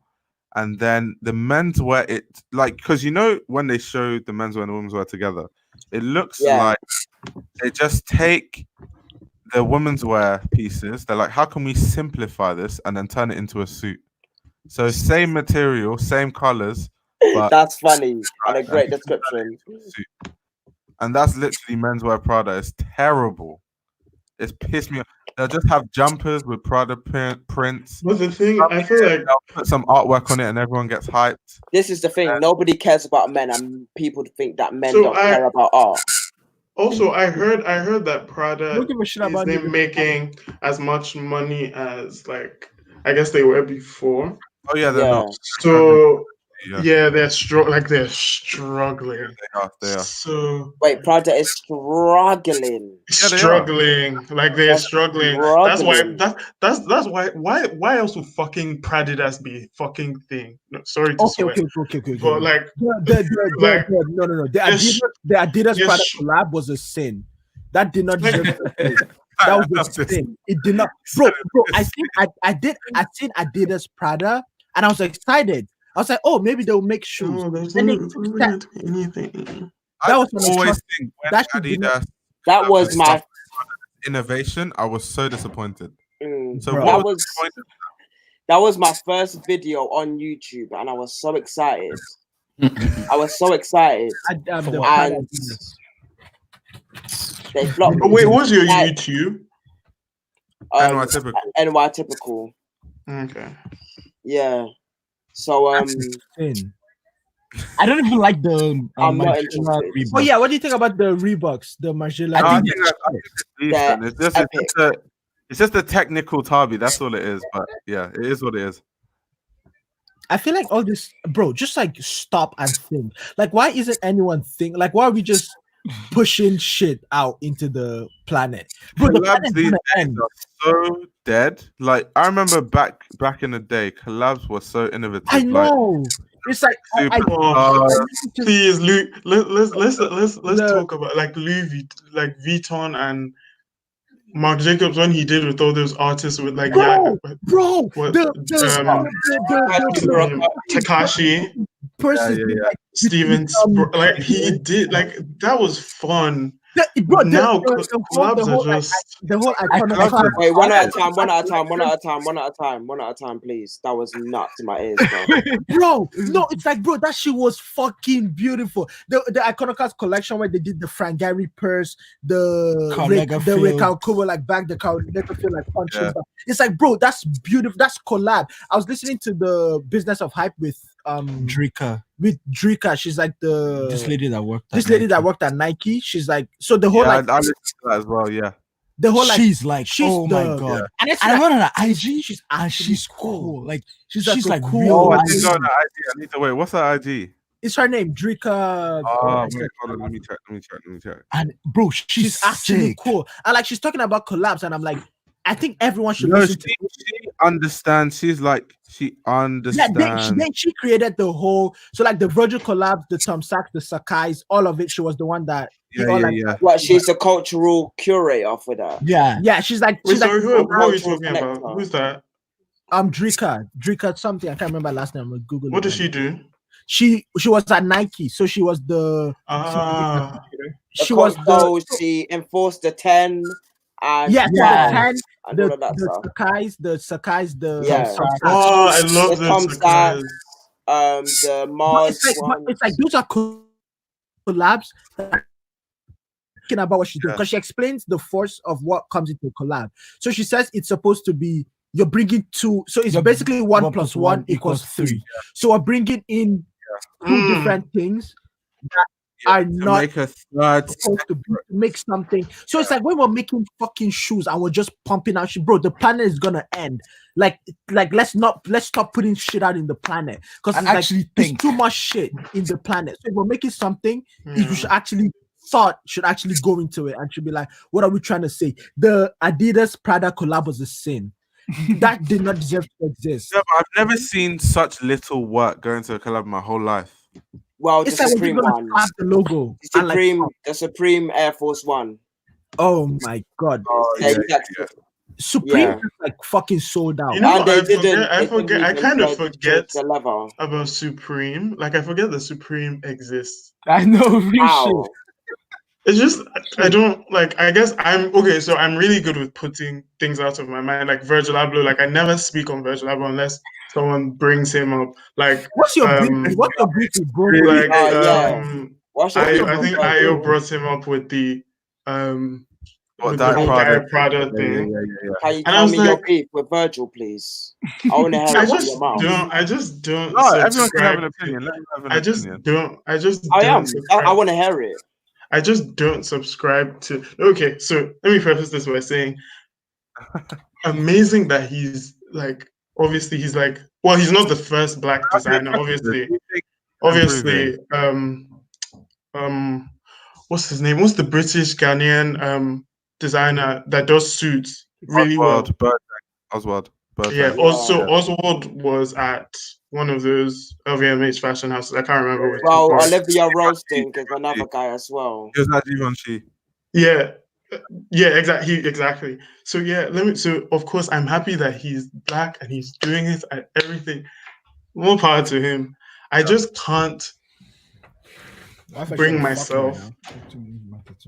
I just can't bring myself to support him because he steals from and has stolen from young black designers. Like if he was stealing from white designers, I might look at it. Sorry to the white people watching this, but I might look at it differently. But because he's stealing from young black designers, like that just from then on, I was just like, I can't support this guy. 1, 2. He's a director. Like he's basically a consultant. Like obviously you said that, or you have inside info that he actually designed. So fair, like okay. I genuinely used to think that he was just like I genuinely used to think that he would just go and be like, okay, people come to him with ideas. Which isn't far-fetched because even someone like Karl Lagerfeld, who actually is super skilled, did that. Yeah, but he does. Yeah, he did. He was the same way. But like I also have insider information on like Virgil and Off-White and like things that he has done, and I'm just from those things. I'm just like I don't really feel good like supporting this person. And it's not that I hate him. Like I don't. Hating him will mean like I don't think about him. I've shut him out of my mind completely unless someone brings him up. Yeah. Again, the Diet Prada video. That's why he's in my mind now. But like, So things like I know he had this. Okay. Can I ask you a question? Yes. Yes, please. So because of one instance that I don't know how backed up it is because I haven't seen the evidence that you're speaking upon. Okay. So I'm just gonna say the instances that you're speaking upon, you've decided to delete a whole designer.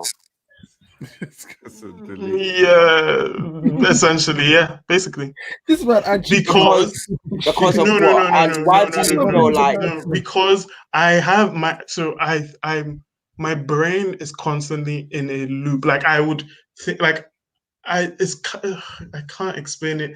It's weird to say it out, but like my brain, the way I think, I overthink things. So I would if I put him in my mind with the things I've heard and the things that irritate me, it will irritate. Like that's just how it is. So I have to literally remove him from my mind and remove things that I can't support or I can't understand unless somebody explains it to me. Like obviously, Ayo just said that. Oh, he actually designs. Yeah. So now, like that thought that he doesn't like. I always thought he was. I literally always thought he was a consultant, and that his team will design everything, and he'll be like, "Oh, okay, so this looks good with this, or this collection will be about this," and then you guys will just, go and do your job, like and then or he'll bring. He'll bring a money. Okay, I want to know where that idea concept even came from. Okay, so there's this video on. No, it's feasible though because, like I said, Karl Lagerfeld used to do it. No, Karl Lagerfeld drew and he cut and sold. He was a dressmaker and he was under other people's tutelage. So him. No. My point is My point is like Karl Lagerfeld had the skills, obviously, even from the start. How he got into fashion was he moved to Paris. And then entered a design competition and won it at such a young age. Again, so he has skills. I'm just saying when he was at the top of like Fendi and Chanel and stuff, he literally used to just sign things off. Like close to the end of before he died. That's literally what he used to do. Like, he didn't design or anything. So like I'm saying it's like it happened. At the top of the top. Yeah. But as a new designer with a small team, how can he was doing all the work. How can Virgil do that? I'm saying as a designer with a small team. Can you guys watch this link that I just sent? How could Virgil do that? Hold on. Because I'm thinking also, of it. Virgil doesn't have a small team. You're making it seem like he's. You know that Virgil has been in this game for years. He's not. No, but you can't. When he started at Off-White, I don't think his team would have been that big when he started. It's not. Maybe later when he saw success. He doesn't have more than 50 he sold. I saw it like he sold Off-White to like New Guards Group or something like that, and that was like a year after. No, maybe it wasn't a year. It was, I wouldn't say 2 years after like Off-White became like. First of all, let's start by the title of the video. I can't hear this. Virgil Abloh is saving luxury with t-shirts. What are you trying to say? That is just disrespectful. That is just disrespectful off the bat. The New York Times wrote that. But wait, you guys can look at his team. Look at his team. Look at his team working. So because there's a journalist here looking to speak to him about something and his team is working, what does that suddenly say to you? Okay, Virgil Abloh is not, and I will say like this is just a general thing. It's not even a Virgil Abloh thing. There are designers and there are creative directors / consultants. A designer actually has skill and actually went to school for this. Virgil, yes, okay. I know you're going to say Virgil went to like he has an. I mean, I know. Not even that. To be a designer, wait, Manda. Let him land. Okay. Let him land. So a designer has the skill, and like a designer designs a fashion, and I'm talking about in the context of fashion. A fashion designer has the skill and sews and does all of that. A creative director just forms the brand and forms the like the story that the brand gives. I don't know if that makes sense. Who told you that this is what Virgil did? This is what I want to know. I want to know this where is you what Virgil does. Like, I want to know knew, where you invented this. I didn't invent this. I know someone. I know someone who dated somebody who was. Wait, don't fam. Wait, that's what. How many people is that you just said? But then again, but that then is not that. Can I say something? But then again, who said, like, who's the one making these rules? Who said a designer is supposed to be? Maybe he's reinventing what a designer is supposed to be. Hold on, what did I miss? It's not about reinventing. It's literally a word. Like, you can't change the meaning of a word. Like, it's or a term. Let me catch Io up quickly. Basically, we're talking about Virgil and him either being a fashion or a designer or a consultant. Right. And I want to know where the information was invented from. And Daniel said that he knew somebody that dated somebody that worked at this place. What, so, Off-White? Yeah, I don't know. He hasn't got I worked at Off-White, yeah. Yeah, right. So at third or fourth hand information. So I want to know how someone can create this narrative. I want to know how it came from somewhere, I guess. But also, my source is Samuel Ross, who worked directly with Virgil, though. So yeah, but like I can tell when a designer has designed something, and when I've heard him speak at is it Reba? Okay. No, it's not Reba. No, it's okay. So he's talking about the world that he's building. This is so Virgil is literally, he himself is a PR. He's a PR genius. He's a I hate. You know what? You just use my buzzword. I fucking hate when people say that. That's just the truth. It's not the truth. It's not the truth. It is the truth. You know what it is. He knows how to sell himself, and he knows how to sell. He doesn't. He doesn't sell himself. Okay. Literally, you just said it yourself that the way he speaks and the way when he was talking about the world that he was building at prison, when he's talking about world building, that is completely an IKEA. That is totally different than selling yourself to the public and the masses. Okay. That if you look at that thing, I don't think it's got 10 million views on it. I don't think when he was talking about he was at RISD. Yeah. I don't think the whole fashion world or even the whole mainstream world, everybody that looks at the 10 even has watched that. So when we're talking about a designer explaining to other designers about their intellectual studies and how they've come about the way that they design, that is totally different than selling yourself to the world. And this isn't about PR. Because I know that this PR thing now is a slide. I feel like where I'm talking about, you're talking about design. You're talking about design. I'm talking about fashion design. Yeah. Obviously, he's a design. Obviously, he's a of course. Fair. Design is design. Architecture is design. Yes, all of this is under art. But in terms of again, Ayo has said that he has a source who has confirmed that he actually does the work. But I did say who my source is, Samuel Ross. But I just came out and said it.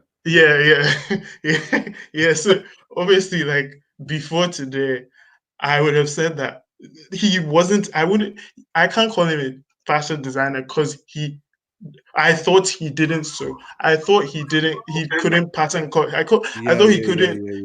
That was where I was coming from with that. Okay. You're talking, obviously in terms of design and creating, yes, that's a creative person creates. That's just what they do. Obviously, he is a creative person and he has creative thinking and whatever. But I'm talking about in terms of like sewing and pattern cutting and like textile manipulation and all of that.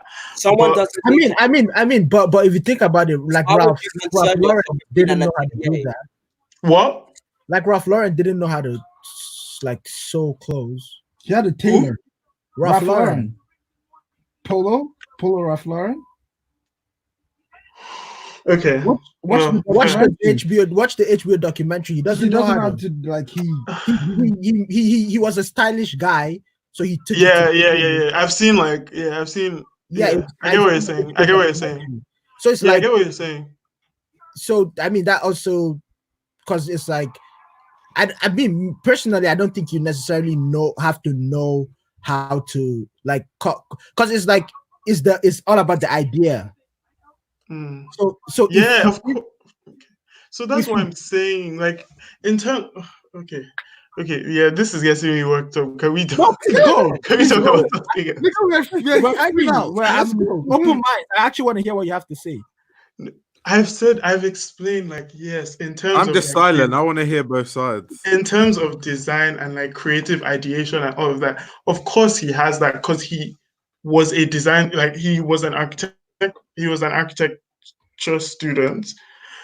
But I'm talking about sewing, pattern. I've said this 3 times now. That's why I was saying I would not call him a designer because he wasn't designing. Obviously, yes, of course he's designing. Like Ayo has said. So you know that opinion was wrong, but No. Let him land. Say what I'm saying. But where I'm coming from now is how can we invent and avoid this from happening again? Because you decided to X out a whole designer because of false information. That's what happened. You decided to not look at exiling him doesn't really do anything in the grand scheme of himself and his brand because it's I was saying that I exiled him for my own, like I can't have bad energy towards someone I don't know. Do you understand what I'm trying to say? So it's not a thing of me exiling him for obviously I didn't. Yeah, it's more you're not interested. Yeah, exactly. I just can't. I didn't even say that you hated him. I don't even think that you hate him. I'm just saying that, like, can you see that how that could have had a negative effect on how you felt about a designer? Oh yes, of course. Of course. I get how menswear is now, like the fact that he's a cornerstone of where menswear is right now, and you are indifferent, I should say, about him. Like it changes the dynamic of how you even see menswear now, because that means it's coming from an impure place. If you think he steals and he doesn't design, but he had so the stealing thing. If you thought he stole, and I still believe that he has stolen in the past. Like I'm just going to say, like I still believe that he has stolen in the past. But in terms of my opinion or my notion or my thought that he didn't design, obviously has been dispelled now. I still believe that he has stolen in the past, and I would find the why and I'm not even talking about like when people said that he referenced Raph a lot, or he referenced it was Raph they kept on saying, I think Margiela, I'm talking about him. Like I don't care that he, like, obviously as a designer, Yoji as well. What? Yeah, and exactly. I think they said he referenced Yoji. Yeah, obviously. This is what they done to Shane Oliver. This is my thing. Okay. When Shane Oliver was clearly referencing, people were saying he was stealing. I mean, I'm not. I'm not gonna say you're terrible, but I'm not talking about him referencing those people. Like that's different. I'm talking about him stealing designs from young designers, from students who cannot, like, this is their bread. That to me is vile, and I can't get behind someone who does that. Can you get those images up? Can I say? No, I'm with Daniel with one case. There's just one that's like almost undeniable. That's why I keep saying that yellow thing. That yellow jacket with that was bad. Okay, but can I say something? But as you said earlier, you said Virgil has a big team. So let's say he does have a big team, and someone on his team seen that and then put it in the run. And Virgil is busy, obviously. So let's say he didn't see the reference. Would we? Also, that is a very good angle. Like, would we hold that against him because his team is? Yeah, that makes a lot of sense. That actually makes a lot of sense. And copied it. Would we blame? Yeah. Him for that? No, I would. Yeah, fam, different minds. That makes a lot of sense. I love this shit. That makes a lot of sense. That does make a lot of sense because like even think of like Balenciaga and how Martin is literally. Yeah, exactly. So like, would we blame him? Would we hold honestly? Because here's the thing about stealing: there have been designers right now that have stole, and I don't know. Jeremy Scott steals constantly. Like he steals everything that he has shown in recent times. He does from somewhere. The man said he doesn't want any of it. See, I'm like you in terms of like how you feel about Virgil. With Jeremy Scott, I just don't even. I know, like I actually consider it. It's not even on my radar. The whole man, like I want nothing to do with him. Yeah.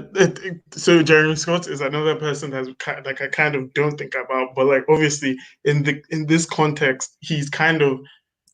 In my mind, he was kind of I wouldn't say he's in the same vein as Virgil in my mind, because obviously with Virgil is a black man. So already it will be harder for him to like now the way people the way the fashion people talk about Virgil.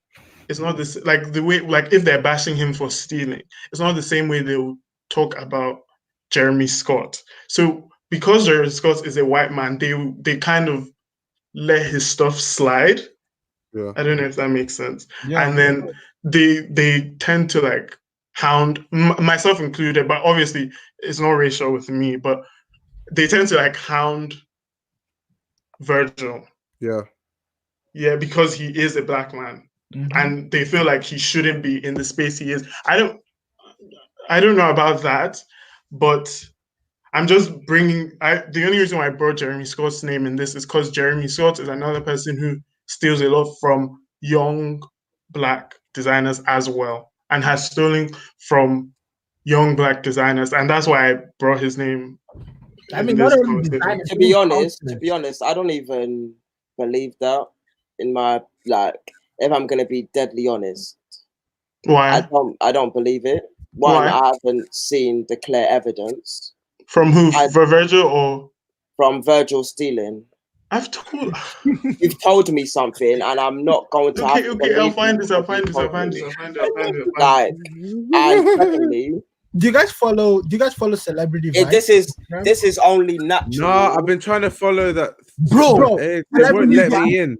Actually, like I think it's good. They just hate Drake. That's the only thing. Like, the only thing is like they won't let me follow them. Like it's so annoying. It's private. Everyone should follow Celebrity Vice. That's actually a good Celebrity what? Vice. They just leave me on requested. It's so annoying. It's private, but the people that follow the account are just like taste makers. That's what I've heard. I've been, bro. I found they had an account before, like 140K followers. Oh, also, like in terms of Virgil, sorry to cut you off. Cool. Did you guys know about the whole Moa Lola thing? No, I haven't. In terms of what? So, they were dating? Question mark. No. I'm talking about stealing. I'm playing. So Moa Lola had the collection before her last collection came out, and there was this like tie-dye print in the collection, and then maybe a month later or 2 months later, Virgil's pre-fall collection came out, and the boots and the bag was the exact tie-dye print that Moa's So you're saying he stole from Moalala? I mean, yeah. Yeah, exactly. Wait, do you know what collection that is? Because I actually want to see it. Yeah. Okay, so it was pre-fall. I want to. Hold on. Oh wow.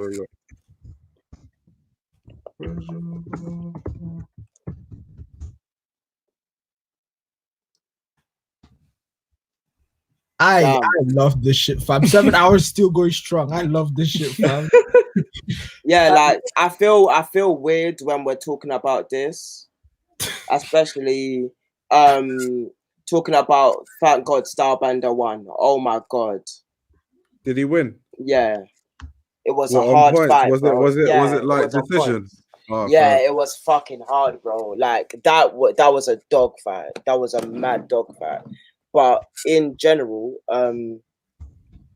like I just feel in the beginning it was weird when people were being harder on Virgil in general. And to me personally, I didn't want the same thing that happened to Shane Oliver to happen to Virgil. Yeah. Technically, if I'm gonna be very, very straightforward about it.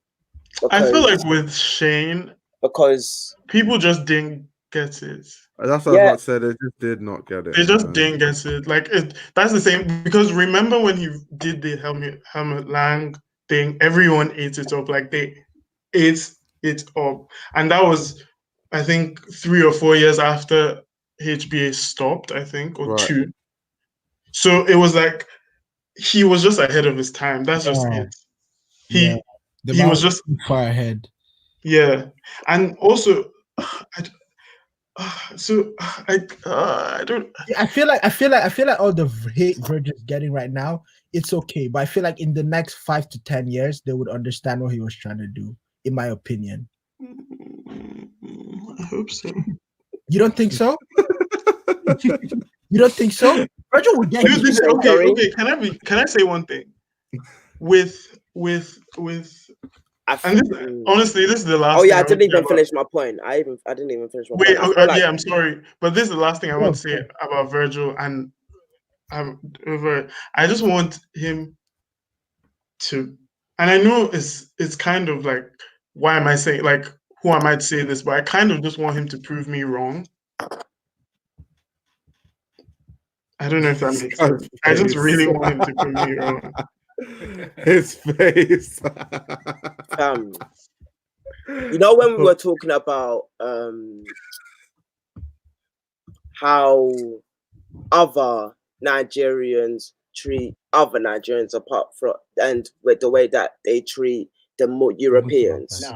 And you so when I am thinking about with that, the way that that is they treat the more Europeans. That is what I feel right now.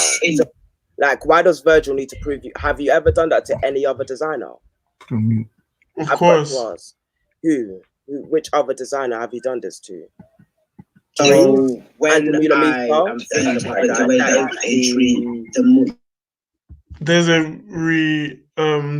a noise. Yeah, someone's got their sound on their YouTube. So yeah, like, who was the other designer that you done it with? I have to think. Like I said, I tend to put people out of my mind if I don't. There's not that many designers, if we're being deadly honest about it. We can name it. We can name them. Okay.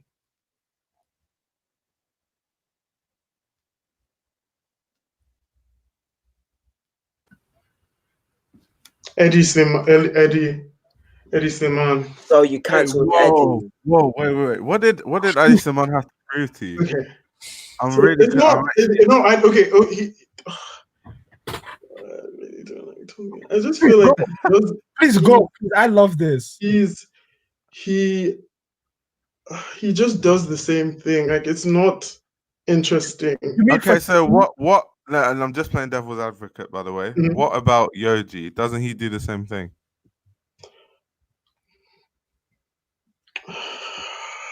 I mean, yeah, true, but Yoji. With Yoji, I just feel like a lot of his things are just different to me. Like, a lot of his collections, obviously, like, it's a lot of the same thing. Right. But the way he puts it out. Like I can't remember the collection was. I think it was in the 90s where he had like the wedding. Hold on. I think it was 1993. Like a lot of the clothes there looked like his clothes, like what he has done before. Yeah. But the way he just brought it out and the way it was shown, it was just new. Hedy's shows are the same. Literally skinny people walking on a. It's literally. But they're not to me. They're not to me. Well, that's fair. He did okay. So with Adi Slimane, I think he makes small changes that lead to a big change, but people don't see it because the changes are so minuscule. So like for Celine, his first collection, like I'll just bring it up on the screen so like people can see visually. Like he'll change the size of the lapels, and in the next collection he'll change, like he'll flare out the trousers a bit, then he'll make the trousers wider, and then by like 10 collections later, because the collections look so close to each other, people think it's the same, but they're actually vastly different. But wait, hold on. Let's see. Celine. That's how you adjust. That's how you share your world with people. That is so true. You give them drips at a time. You that is so true. Just bend the world, or else you end up like Shane Oliver. That's genius. That is so true. You baby food people into it, and this is my problem. Like, it's like, well, it's not my problem. It's just like when we're talking about artists and like what artists should do and what artists shouldn't do, and how artists try to deliver their work. It's like there's so much that goes into the deliverance of a product. And it's like, if we don't look at all sides, we're not looking at anything. Or we're looking at a skewed object. It's like, you're not exactly looking at the representation of what the artist wanted you to see. Exactly, which is why I say in 10 years, you're going to Virgil will be respected. Not even that, though. Apart from that, though, even like the Yeezy season 8. I feel like... Okay, so wait, guys, look at this, yeah? Wait, I'll show you. So this is, I've got the fall winter and then the next show, which is spring summer. So just, I'll give you some of the looks of the trousers. Just look at the silhouette of the trousers quickly. You can see they're wide and then they're tapered when they get to the bottom. And literally every trouser in this collection is the same, like the same silhouette. So then the next menswear collection, look at the silhouette of the trousers. There's a big difference. Yeah. But because I think it's the styling that makes everything look the same. The silhouette, he does every season. He makes very minuscule changes, but you have to look closely. Can you see all the silhouette of the trousers are totally different? The funny thing all the is, same for this collection. The funny thing is that was part of Virgil's 3% thing that he was talking about in one of the lectures that he done in it. He likes to change it 3% and then he adds something different. Yeah. And the things that most people haven't even watched that, and they be saying, "Oh, Virgil shit." So go watch this. Like this man. The problem is Virgil can't be shit. It's like I know. He's just too much of an artist. I know. Like, and I'm not even saying that. I'm not even saying that as a biased way. And now it's like, well, I'm not trying to be like so uppity. It's like there's a point in art where you've learned a lot. And all you have left is to give to the people. Okay. And when you start saying stuff like, "Oh, he stole," but there's certain things that can't 100% prove that he stole this, or turn that thing off. It's sounding this thing. Or talking about stuff like talking about the referencing thing. Or when people talk about what's the other thing that you said? Just having to prove certain things to other people when it's like, yo, can a designer just live for like a couple of years? It hasn't even been 5 years that Virgil's been offering us real runway shows. Can he grow in peace? Fair. But yeah, it's like, because I offer that to everybody. Like, before I said my Mawalala take, I saw all of the stuff that she has to give. And I keep watching all of those things. even though Mhm. I still have my take. But it's like she's like, I'm not going to say that Moalala cannot change next season and give me exactly what she wanted to give me from season 1. Yeah. But I've left that opportunity on the table. But probably without this live stream, that opportunity for Virgil would not have been on your table. True. So it's like, how can we like stop it from happening again? Because especially when we're in this menswear climate where like menswear is in this flux state or in this growth state where it's like kind of sprouting legs a little bit. Yeah, but it's not there yet. Yeah, we're cutting the legs under the cornerstone artists. Because like the hoodie on the runway is gonna be dumbfounding in like 20 years time. When the documentary comes out about our time right now, when we make it, it's like, yo, hoodie on the runway is like a big fucking deal. Shane Oliver was a big fucking deal. Regardless, like it's just, but at the same time, it's like, yeah, let's give it room to breathe. Like, sometimes that's what I say to work like the new menswear artists, and that's the same thing I'm doing with Moalala, even though she's not doing menswear. Like she's got men on the runway and men wearing clothes, but it's not conceptually fully 100% menswear. Yeah. So, but she's still got an allowance. Just like every other artist I've watched and learned and grown with has an allowance. Yeah. Yeah, I get what you're saying. I totally understand. Okay, but do you see Virgil last like last season or the season before? This season. I think it looks sick. Like, which season? In like is it the one where Alta Mesa was dancing at the end? No. I don't know. I mean like Off-White. Not even that, like Virgil the man himself like looks sick for a while. And you just see him like his outfits. No, like when he shaved, like when he shaved, his neck was mad skinny, like he looked sick. Like I get what you're saying. Okay, you guys are funny. Because man shaved his beard, he looks sick. That no. I'm gonna show you photos. I don't even think it was that though. I'm gonna show you. All he did was shave his beard. Oh, but I think his eyebrows were also shaved too. Oh yeah. I'm gonna show you photos. Man actually looks sick. Yeah. Was that around the time he took a break? Because there was a time he took a break. Yeah, he took a break from Paris Fashion Week for like health issues or something like that, and then he came back for this collection, and like his face looked pretty weird. Some people were saying like cancer rumors, but that is so deep, bro. That's OD. Like that's crazy. Damn. Crying. Wait, I have a question.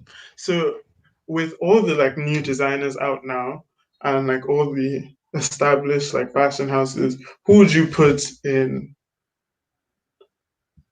any established house? So, like now, which new designer would you put in? Like, I'm not talking about now. Like maybe in a few years. I think Martin Rose at Balenciaga, of course. When Demna leaves, Sarah Ross at Prada.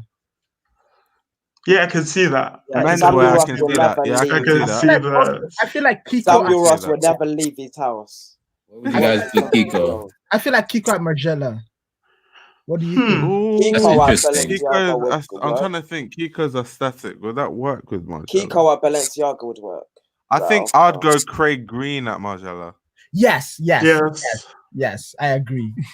Craig Green. I'm trying to think. What other big houses there's like? Burberry. Who should revive Burberry? Mate, just leave Burberry alone. Just leave that place alone. They should just sell like their perfumes and bags. No, Kiko can revive that Burberry. place alone. Kiko could run where? Who do you think could revive Dolce though? No, leave Dolce alone. That like, Dolce, that's another one. Cares. Just leave it alone. Like no one cares. Dolce, Burberry, leave those alone. Let's. No one cares. Oh my god. No, I'm trying to think. This might be controversial, but I feel like Kiko could actually work at Prada. I mean, like, if Kiko and Not with those new collections where he's talking about horse riding and all that stuff. Like, how is that going to translate to something like Prada? Like, he does tailoring, but it's not. He doesn't do enough tailoring to let me see that he's the right fit for Prada. Yeah. He's more of like Kiko's design is more like workwear mixed with a little bit of tailoring and other things, but it's not pure tailoring. Also, what do you get on the topic of Kiko? What do you think of the Fanning sisters, like Leanna and Diana Fanning? Yeah. I like them. I like. Yeah, I feel like we spoke about this. I like Kiko Williams. Yeah, we talked about it earlier. I feel like for some reason though, their stuff isn't like I don't see their stuff out. Like I see it on the runway, it looks good, but I don't see anyone wearing it. Yeah. Whereas like Kiko menswear, I see a lot of people. Yeah. Kiko menswear. Yes. In London especially. Like I don't know what the deal is. Like why doesn't it sell? Like because it looks really good. And like even a lot of their references align closely with Kiko's references. Kiko's, yeah. I love it. I feel like it's so Kiko, not like it's so like Kiko, like it has the Kiko, like it's so Kiko like esque. But like, isn't Laura one of the sisters is Kiko's girlfriend? Yes, it's Laura and I don't know which one is his girlfriend. That's crazy. I didn't know that. But what was I gonna say? Yeah, even like the Asics that Kiko designed. Even girls wear that, but then what like Laura designed for the women's wear is like yeah. It's like an A6 heel. Let me see if I can bring it up. It's so cool, but I don't see anyone. Was it A6 or Camper? Because I know they had one with. Oh, the Camper collab. Yeah, that was hard. I'm trying to think. The Kiko Camper collab was hard. Yeah. I can't even front. Cannot even front. They made like it was A6. It was A6. Yeah. Hold on. So this is one of them. It's like a little sandal thing. Right, hold on. I'll show you real quick. It's like no one talked about it. It's like they didn't even exist. Yeah, I've never heard of them until now. All right, let me share my screen quickly. So these. Have you ever seen these? No, I haven't. I saw the blue ones. Yeah. Not those. It's like different color. Yeah, these are the blue ones. These are the blue ones. Yeah. Trust me, when like on the runway, they look so hard. Yeah, like, they I'm look actually gonna so find. I need to see them on feet. I've noticed that. Yeah, exactly. Look.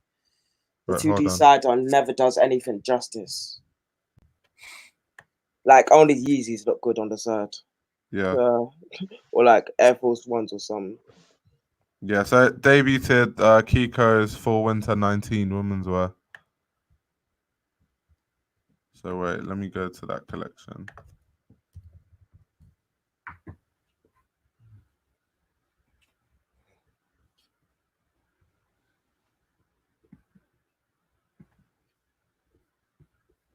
No, not those crepes are so that green and white one. Don't know what they're called. The green and white. That is so hard, bro. Right. So yeah. This is the collection I'm talking about. So if you look at the footwear, all this stuff, I don't see anyone talking about it or wearing it at all. And the stuff in this collection was so good. Yeah. 25 looks. So look at those. This is the camper stuff. What year is this? This is camper. Oh, okay. Those shoes there are camper. Then so it's a mixture of like the camper and then so and these are the Asics. Ooh. These are the ones. That's hard. Well, this look is really. That's what I'm saying. So on the runway, like you get to see how nice they actually look. Was it their first or second collection? Second. He is so good. It's like sometimes I even see the colors and I'm like, this is not supposed to work, but it works. Yeah, I feel that. Like the way he does colors is so like wow. I want to live on that world. I want to live on that. And I love my thing with Kiko. I think I still follow him, but I remember he used to like critique a lot. He does, and he's come for Virgil many That times. was so fun. He would circle like a part of the suit, like of a blazer, and he'll be like, "Is this tailoring?" I was like, Yeah. He'll circle like the shoulders and be like, "It doesn't fit right." Yeah, exactly. That's crazy. He was a savage. It was fun. I don't think he does that anymore. No, but he's always been like that. He's always been like that. Even when he was a student, like he used to be in forums, and he would just trash people's outfits. That was hilarious. He'd just be like, "Nah, this outfit looks dead because this." I think he also did it to Kim Jones at Dior. I'm not. Did he actually? I think he did it to Kim Jones first. I think he did it for Kim Jones' first Dior show. What do you think about Kim Jones at Dior, though? What do you think about Kim Jones at Dior, though? I like him. I like Kim Jones at Dior. The problem I have with Kim Jones is, I feel like he's a really good referencer. He can reference to a T, but he doesn't have his own design language. So it's just more of a thing wherever he goes. He just takes from He can like reference really well, but can we all agree that I'm not agreeing to any. This guy just freeze after he said, "Can we all agree?" You guys feel about the last Dior menswear show? What, the last one? Yeah, last Dior menswear. I wasn't a massive fan, but I know Dammy, like NY Typical, he loved it. Oh, NY Typical is Nigerian. Were they paying homage? Yeah, he's Nigerian. Oh, that's cool. Big Nigerian. I never pretended in school. Wait, did you guys ever live in Nigeria? Yeah, I did. I think that was the conversation. For 6 years, I went to we had that conversation earlier. I went to secondary school in Nigeria. Oh, where did you go to secondary school? Corona. Interesting. Corona. Interesting. This guy. I'm dead. Did you go to the boarding? Yeah, the boarding school, like secondary school. The boarding school was in Agbara.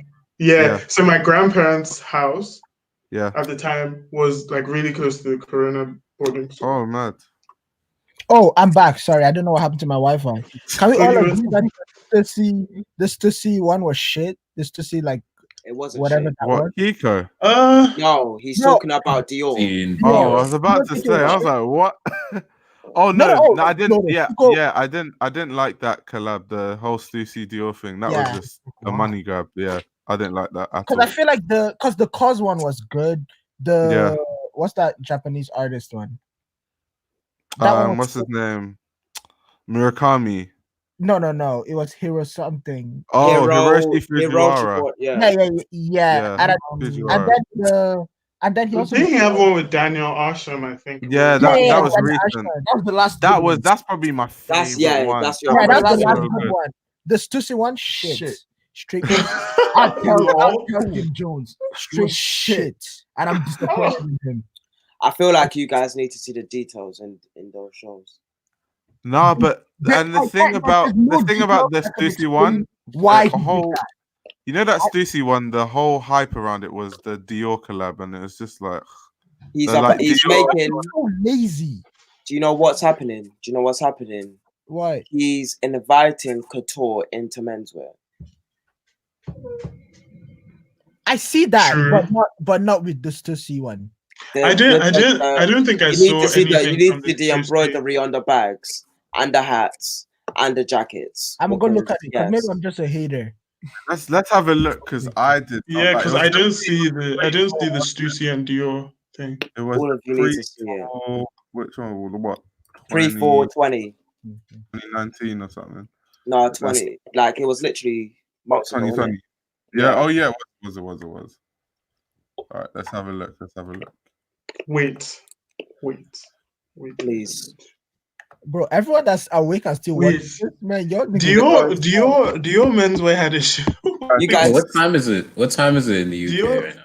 It's 7 o'clock. It's 7 a.m. That's crazy. Because it's 1, it's 2. It's 2 2 a.m. Yeah, you guys need to pay pay respects to Kim Jones. That's crazy. You guys, wait. So Dior had a show this year. Yeah. Yeah. Where was Just anyway. what? The Parigi one. They had. No, I'm talking about Dior menswear. I had no idea. Like, yeah. They had that show where Jason was in love with the trousers. My girl's The like high-rise trousers.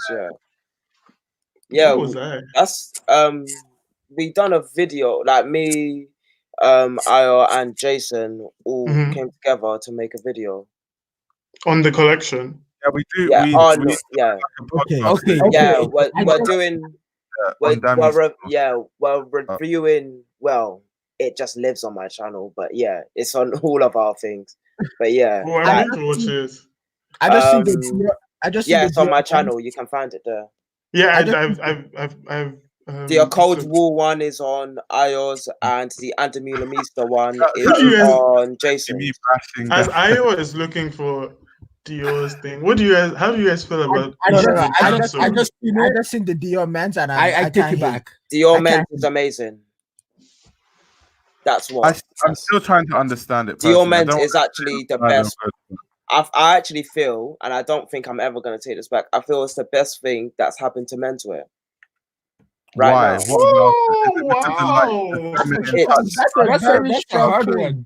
So basically, what has happened right now is that Kim Jones is stretching the boundaries for what we care for menswear. Just like how there's new shapes coming in, and the way that people curve the lapels, and like how people are using different techniques for all of that. There's other things happening like here where they're using couture techniques, taking the women things and putting them in masculine objects. So the way that like even the embroidery on all of these things is couture embroidery. Yeah, because obviously the stitching is couture stitching. Yeah. The printing is Japanese printing. I can't hold you. I can't hold you. Like it is.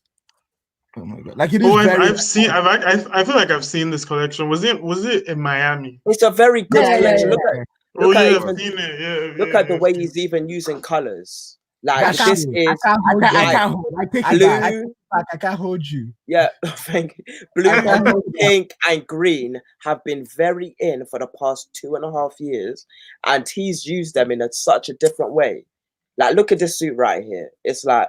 Do you know what I didn't like about that suit though? Let me show you. It looks like the exact same. Do you know the collection I'm talking about? You know Kim Jones's second collection? Yes. Wait, I'll find it. Sorayama or the one without Sorayama?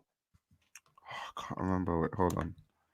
Because Kim Jones' first collection was the Sorayama one. I think that was his second. His first was called. I have a feeling it was one of these. This is his first one. Like spring. That's the Sorayama one. Isn't it? I have a feeling. That was the cause. Oh no, the Sorayama was second. Yeah, he done the cause one. Yeah, the Sorayama. Yeah. Let me have a look. Wait, hold on. Because I swear I've seen that same exact suit in the same material. Same exact. Yeah. No, exact. bro. If there is. If it is. I swear to you. If you've seen it, then that is bad. But I don't believe. Are people actually watching this thing? Yeah, there's like 20 people. There's 17 people now. Oh, hi. I don't think anyone has doubled. I don't think Kim Jones has doubled ever. But you doubling up. But you can prove me wrong. But like the fabric, like obviously, it might be the Arsham one. Let me have a look. Fabric. No, the Arsham ones were ombre. They were ombre suits. Ombre. They were completely different. The Arsham suits were like high level, like they were just luxury. I think he uses like the. He uses the French shape, so it's kind of structured, but it's not. I feel like he uses like the. That's a sports jacket. This is a suit. This different. This man jumped quick. Jumped quick. That's like you're not having this one. It's not. No, what I was going to say, I feel like he uses the. No, I genuinely thought I've obviously, seen the same thing, like fully. like obviously, yeah. Dior has like. I can't or, even like I can't looking at it now. It's not bad. I see, but when I looked at it back with my Look at that. Look at that right there, fam. Oh my gosh. And that's all embroidery. You gotta look at the videos as well. Look at the embroidery. garments. Look at the shimmering of the colors. It's all. I can't hold you. I can't. It's different. The man did his thing. The man did his thing. Why do these models walk so weird? Like, what's up with their legs? I don't know. It's like no. It's the image of Dior. It's the image of the Dior man where he is in Miami. You know, like I was talking about. It's the heir to the $1 billion, whatever it is, and he's out in Miami trying to have fun, like all of that dumb shit. That's like, and they've got this weirdo cocky walk that that's happening right now. But yeah, it's like got that little. At least they knew that. It's got that little bounce to it. They like, know that. That little sway and they know their customer. But yeah, look at that. Like it was like it's just muted. It went from mad color to muted, and then, anyways, enough of me like trying to jack Kim Jones off. But yeah, but I love Kim Jones as a designer for sure. No, Kim Jones is iconic. Like, but you already know what I said. It was like I didn't even disagree with what you said about him not having his own design line. Yeah. Like I totally agree with that. Like I don't know if he can do this on his own without a collab. Yeah. I don't know. I think he had a brand. He had a brand, but it wasn't. It wasn't. Yeah. It was just for his graduate collection, and then a couple more, and then he just. And that kind of shows to what you're saying as well, but at the same time, it's graduate. Wait, go back. We need to see this guy's walk. What the hell? Wait, what was going on with this guy? Also, in terms of referencing, look at that, the swing. What the hell? Man's got the feminine hips. Oh god. In terms of Kim's referencing, he tends to like mix the houses, like things that like with using Dior, like codes of the house and things he likes. Like I know he's like a huge streetwear fan, so I know Stussy is a brand that he probably like. He collect like. So one thing I've heard about Kim Jones that like he and he has lived around the world, so he's very so although it's not really it's his vision, but it's not like him. He tries to mix the house's codes and like what he likes. So obviously, Cause it's an artist he likes. He likes the work, and then he'll mix codes from Dior with that, and with Stussy and like with the Jordan. So when like the whole Jordan Dior thing, people were like, oh, like how can Dior be collabing with like Jordans? And I was like, Kim loves Jordan, so it makes sense. It just like he collects Jordan, so in that regard, it makes sense. But that was. I don't know why people are asking why is Dior collaborating with Jordan. That's a bit strange. But then obviously, if they don't know about Kim Jones, I was like, it doesn't it just didn't make sense for Dior. Like even though it's a very hype sneaker. For me, it's more like if Dior is gonna collab with Jordan, you just have to do more than like just take a Jordan 1 and then turn the swoosh into bedazzle it. Like just add a couple things. Like I expected more. Oh wait, is the shoe out? Yes. Yeah, but you can't buy it. Like you have to be a VIP Dior customer. Are there images of it? I mean, oh yeah, loads of images. Yes, that is my favorite look right there. The best look, fam.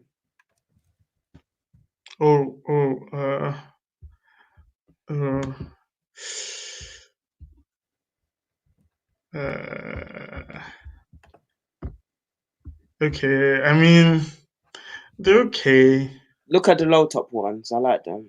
The swooshes, I don't know. Like the swooshes, like premium materials and stuff, but it's just like I like the low top. That's about it. But that's why I said it doesn't feel Dior. It's not Dior. It's so like I expected more.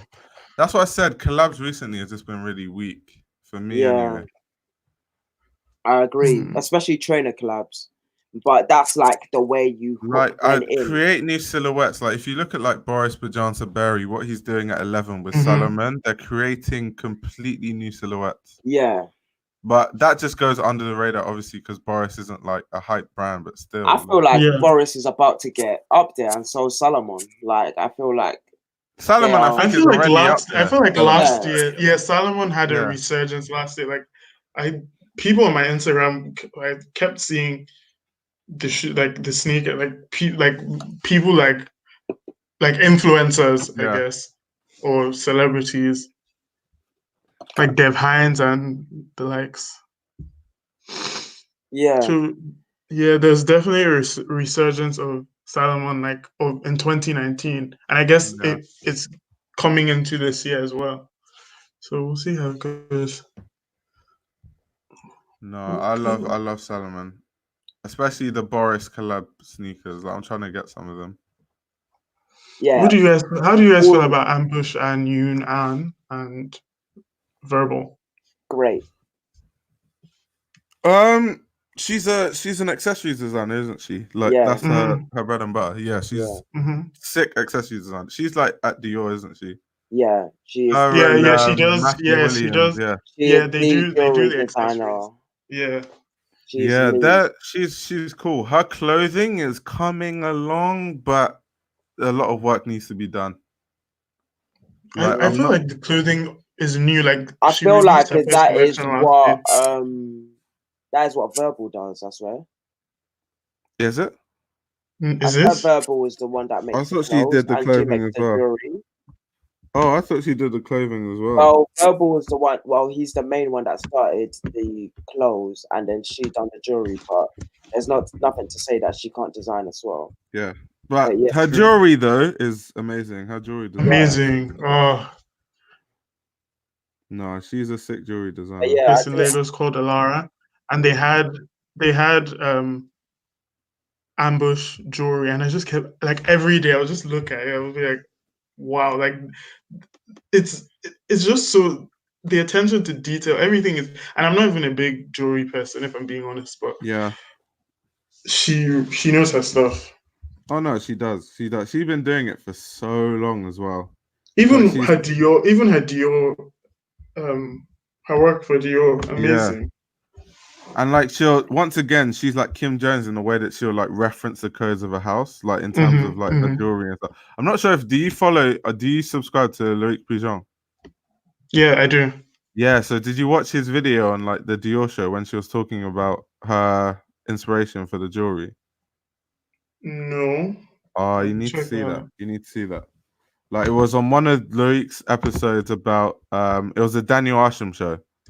So there was a point in the video where he was just with Yunnan, and she was literally talking about all her inspirations for the jewelry.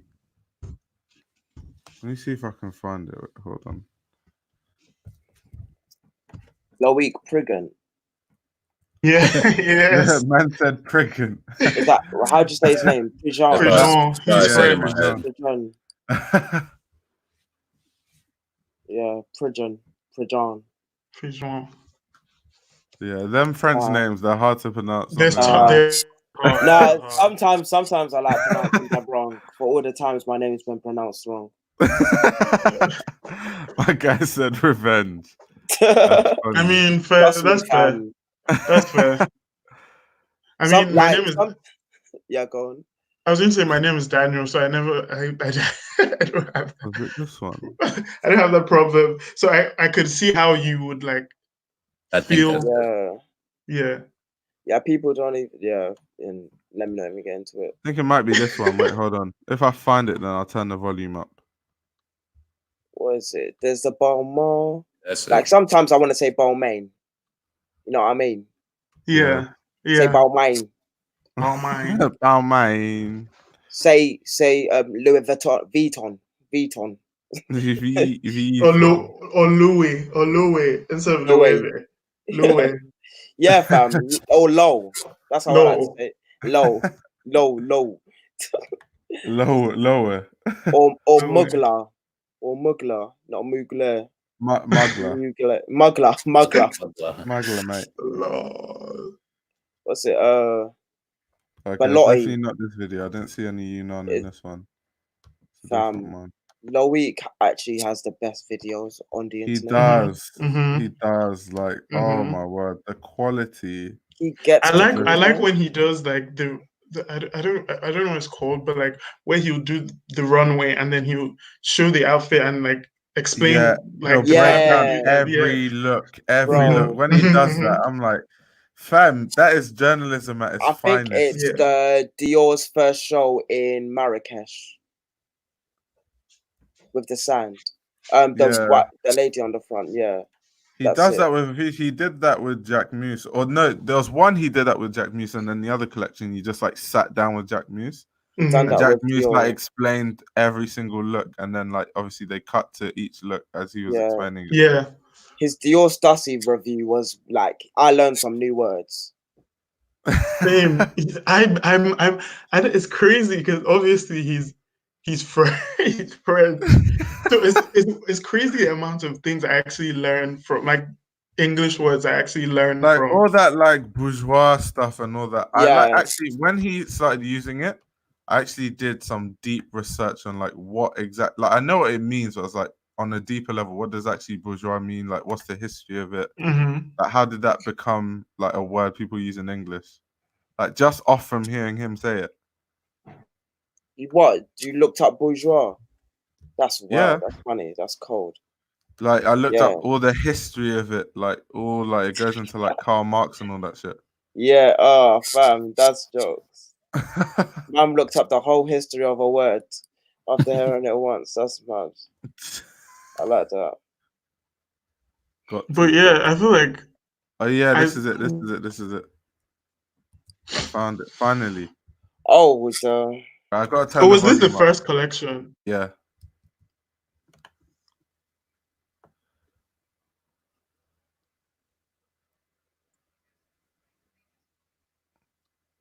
I can't hear it.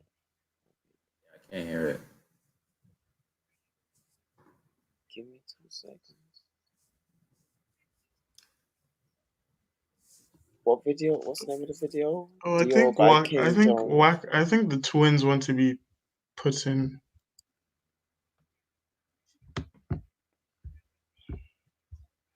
Dior by Kim Jones exclusive.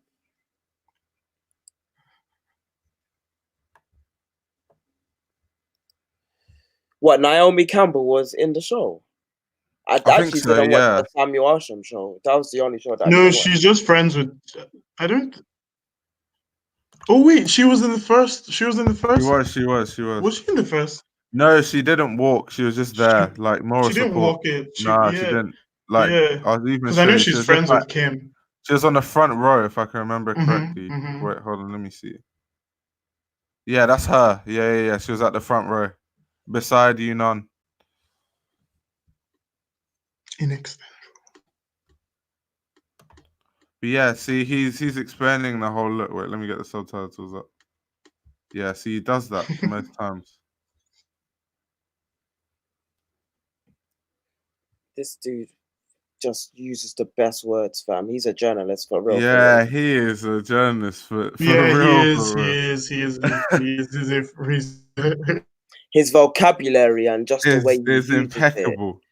Bro, I love it. I just want to know how he knows everyone. Like, how? Bro, he's 100%. I think he's. I feel like he's been working in fashion for years. I think he must have because I know. Do you know who Pierre is? Like Panboy. Yeah, Panboy. I know he worked under him or something. Yeah, Panboy interned for Loic Peugeot before he like got his job at Love magazine. That's crazy.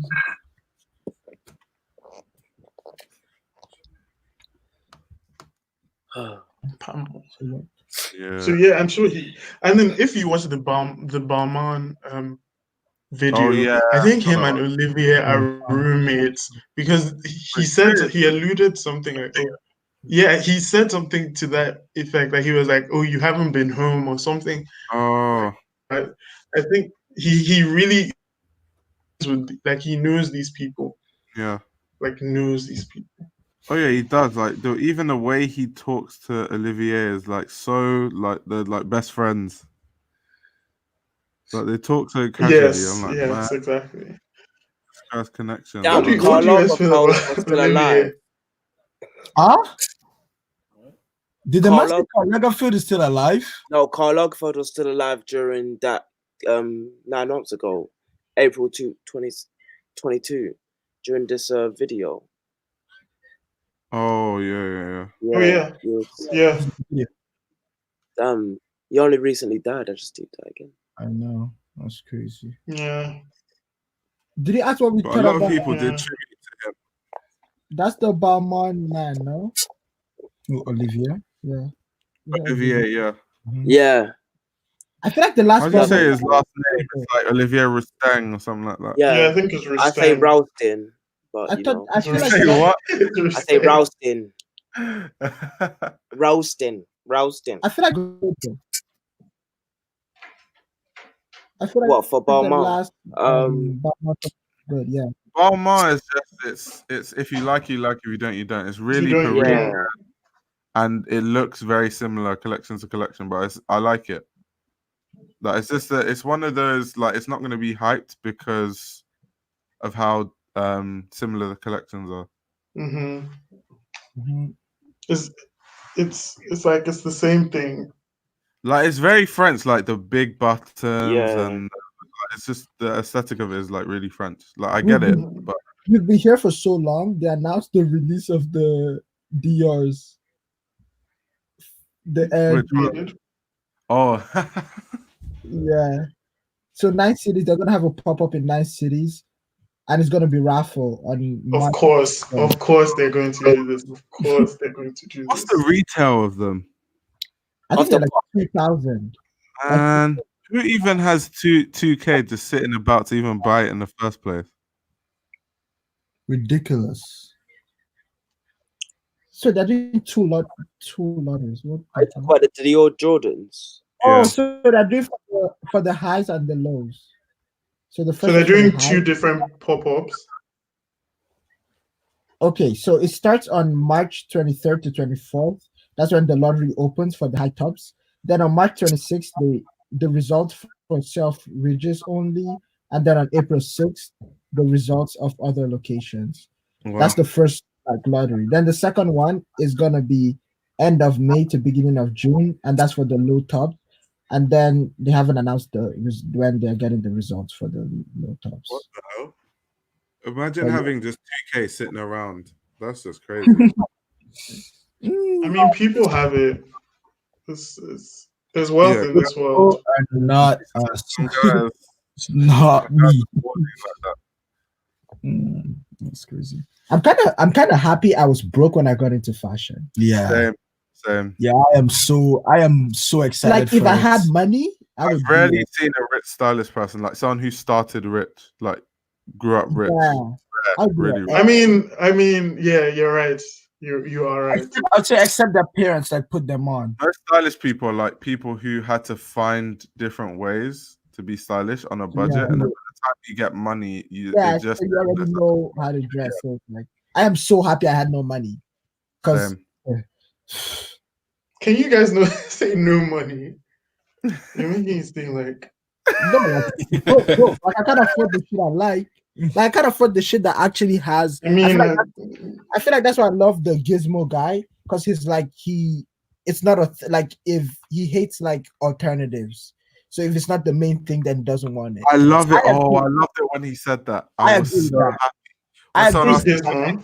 Like cheap alternatives, and he was like, "I hate alternatives. Like if you can't get the original." And that's how like the original. Yes, he said if you like, why not just get something else in general, like thrift? Yeah, like, you don't need to get the exact carbon copy of something because you want like the alternative. Like, no, I agree with that opinion. I agree with that as well. Like if you can't get it, but who's Gizmo?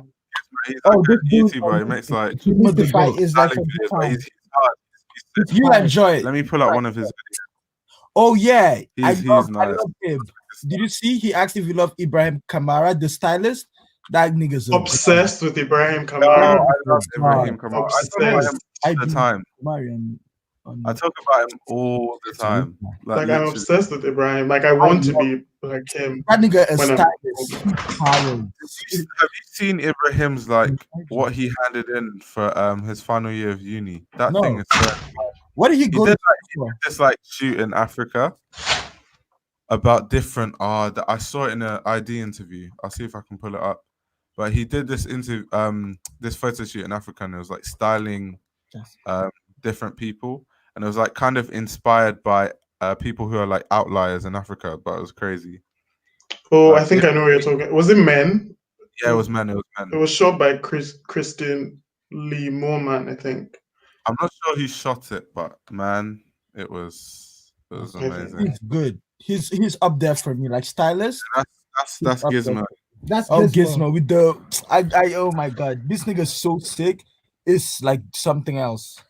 I love and I try to find that's the thing. Like I try to find people that like make good videos because it's rare. Yeah. To find people that make videos that you actually feel something. That's crazy. And he's good. Like he can style his clothes. Oh, he can dress. Because I seen he's hard. Have you seen his Instagram? Yeah, I've seen it. He wears a lot of Rick Owens. He likes Rick a lot. As he should. But then I love that. Like I love how he goes from he could go from he doesn't have one specific style. Like he could go from a button down t-shirt and well tailored pants. He's Rick. Like I love his range. Like he's not to a hoodie and just shit, and then it's But his pants collection is insane. Like he has the 99% ears pants, got the Rick pants. Nah, he has a collection as well. And then his girlfriend is like a dream fashion. Like I wonder how much money he earns, because he said he spends 20% of his income on fashion. So of his income. He buys all of that, and that's just 20%. I know, and he has all this money. I see the Celine, Phoebe Philo's Celine. I think it was 2012 jacket he got. Yeah, it's like a very rare. On one of his videos, I'm like, I want that, and his style is so nice too. It's rare to find people like this. Very. Yeah, nah, he's Wait, in terms of the Ibrahim thing, can you pull it up? Or oh yeah, sorry, I even forgot about that. Let me find it quickly, because it was like an interview on how he came up in the industry. I'll find it.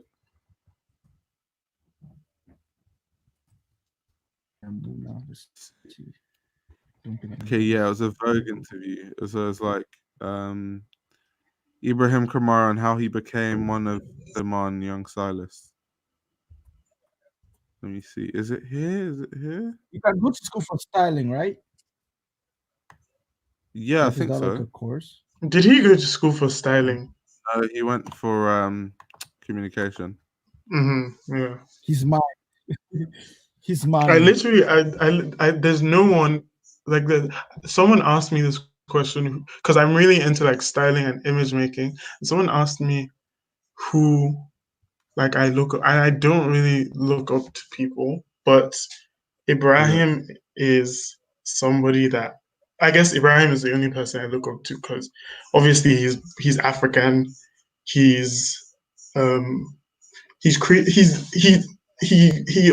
doing that thing that I think Dami said, that he's showing us his world.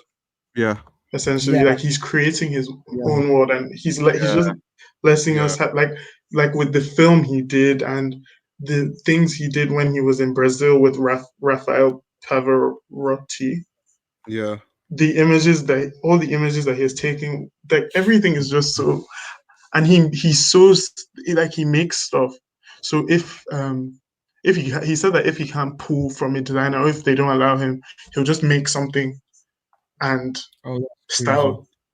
Yeah, like he's next level. He's really that. No, Ibrahim he's just so cool, and he's so like mellow. Yes, like, he doesn't act like, because he's a big guy now. Like he's at ID. He's the senior like, fashion director at ID. ID. Like that's a big boy job. And I feel like he's going. I'm sure he's going to become. And I've been saying this thing. And I may be wrong. I may be right. But I think he's going to become editor-in-chief at Vogue Italia. Alistair. No, I'm talking about Vogue Italia. Yes. Wait, does he speak Italian though?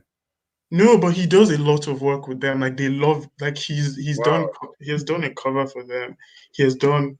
Like he does a lot of work with them, and I think they want him. Like that, the film he made with Stephen Isaac Wilson, it was for Vogue Italia's Extreme Beauty thing. So imagine the trust they have in him just to like make a film. Make a film, literally just make a film. And he brought all his friends, like Saul Nash choreographed it. I think Gareth Wrighton made costumes. It was just so like I'm of the opinion that he's going to be next editor-in-chief at Vogue Italia. Easy. I think he will be. And who else could he be? I mean, I guess obviously if Alistair leaves, I guess maybe he could be like he could, But I don't really know how I feel about Alistair as the editor-in-chief. I don't even know too much about Alistair, so it was just like I know, like this is what I was talking about. Christian Lee Moorman, And then there's this one.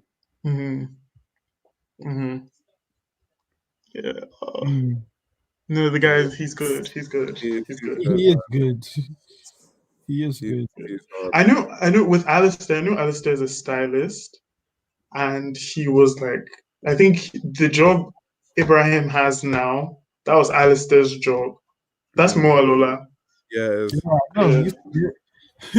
you see it. Yep. Don't worry, we can see it. We can see it from a mile away. Like definitely.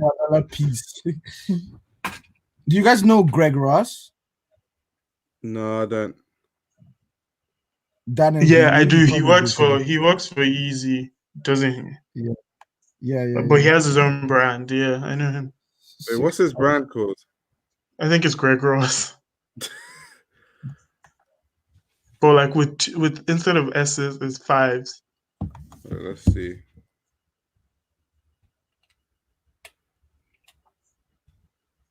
Three fives. Add one more 5. Oh yeah, 3 5s. Instagram. Together is one word on Instagram. Just all right, let's go on Instagram and find it.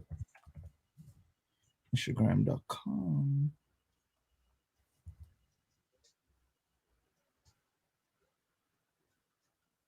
Oh, it's R0. Oh, so it's a 0. Okay. Yeah, the second. Interesting. I like his silhouettes are really interesting.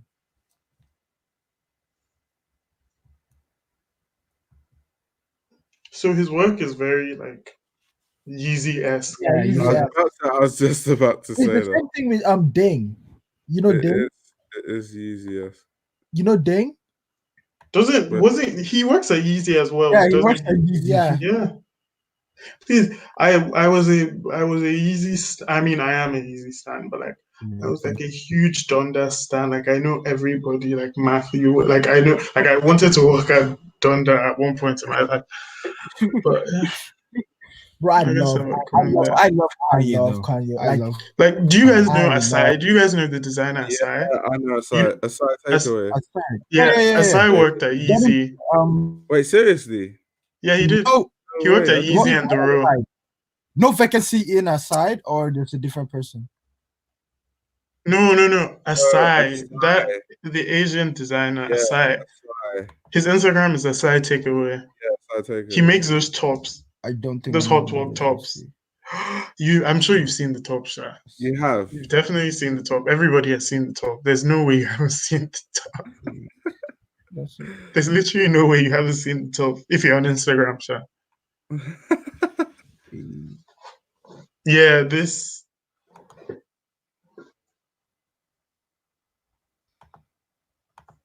That's how it looks. So it's like stretch. Oh, I've seen that. The first one on the page, I've seen. Yeah. That.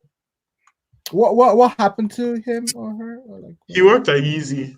That's crazy. Mm-hmm. And he worked at the Row, which is crazy because literally, if you look at his brand, turns into gold. If you look at his brand and look at like the Row and Yeezy, they're very like different from his brand. But I guess it was a job. A job is a job. You just do the job and gain experience. Mm-hmm. That's why a lot of people who like want to start out in fashion, they work in retail because I don't think anyone really likes retail. Yeah, no one does. Especially if you like want to work in high-end fashion. Like retail is. That would be depressing. Mm-hmm. It's crazy. And then, like, what do you say? Olivier wants to go to Chanel. Is that a thing? Yeah, apparently. Wow. Yeah, I feel like you should because the last Chanel collection. Please, Chanel fans. The last Chanel collection, I don't know. That's all I have to say. I don't know. I feel like regardless of what Virginie does, everyone's like, no one's gonna like it because Carl. Robin Given was filming this show for Instagram, and she was like, one look walked past, and she put her phone down. She was like, I can't take this anymore. Like let me find the post. And what she captioned is she's so funny. Robin Given. She wasn't having that Chanel show at all. But the thing is, I feel like it's not even a Virginie thing. I feel like the collection just wasn't good. I said it just was not good. Like the latest one I'm talking about. Yeah. She was like, honestly, I think I saw these odd pants over those boots and just dropped my phone. I forgot to stop the video because she literally dropped her phone and you saw were like her shoes.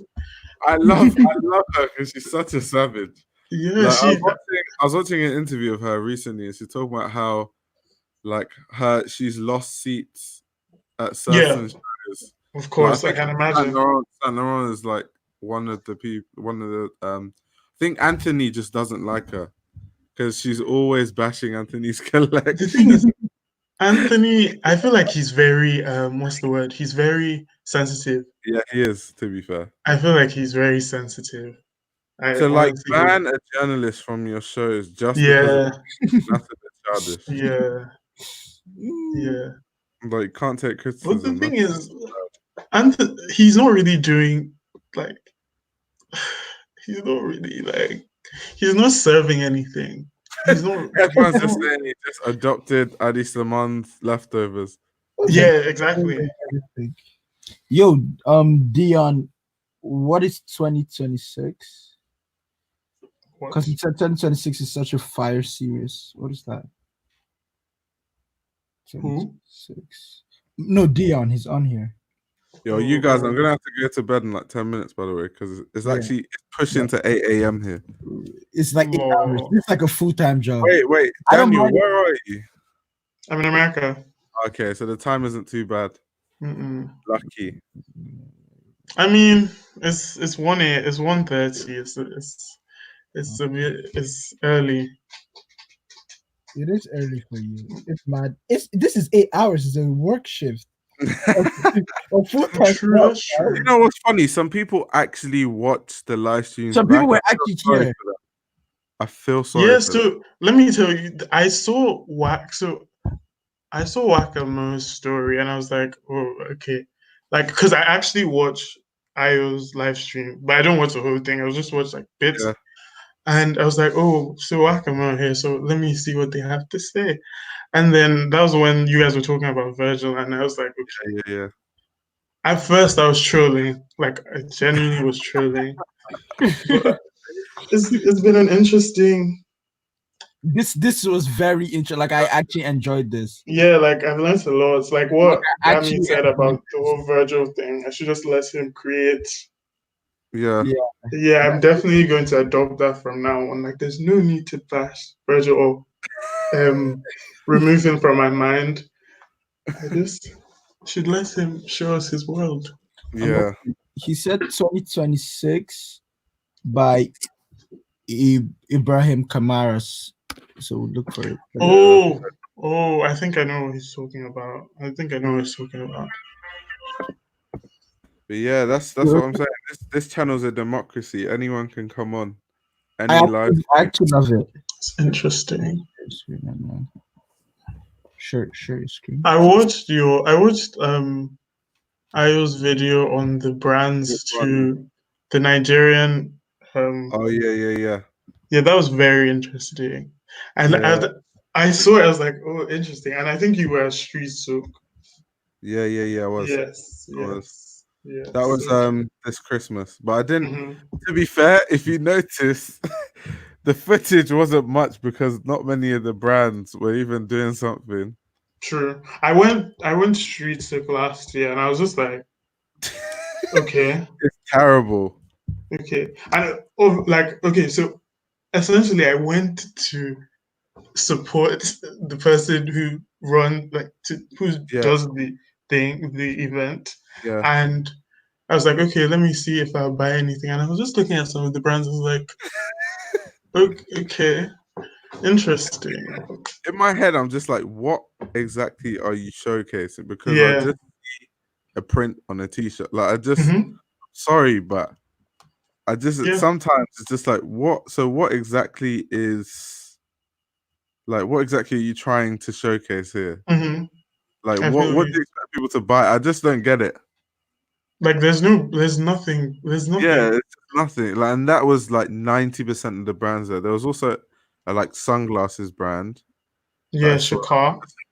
That was just not even Shakar because my friends run Shakar, a different one. Like it just yeah. Like it was just like poor man's Acne Studios sunglasses. You know the ones I'm talking about. The man said poor man. And then they did it in all different colors, and I'm just like, because I know where it comes from. It's like they just see what's going on down west, of course. And then make a cheap version. Why not just make your own designs? Yeah. Like that's my thing with Nigerian because you have money. Yeah. I don't you know how refreshing this discussion has been for me because you're all Nigerian, Dami's Nigerian, and you all think fashion people are supposed to think. Bro, it's like I don't know. I don't know any other way to look at it because it's the same with any kind of design. Like if you're doing something, why not just make it the best it can be? Like why am I trying to be? Or if you don't you don't have to. Like I'm talking about the people who just make shit. You don't have to do it. Like it's not. Yeah. It's like you literally don't have to do it. Like literally. Like you literally don't have to do it. It's not that deep. Like if you like something, just buy into a brand. Like you don't have to make one. Yeah, exactly. Someone's asking me, will I make a brand? I said, no, I'm a journalist. I'm not really a designer like that. I'm not John Galliano.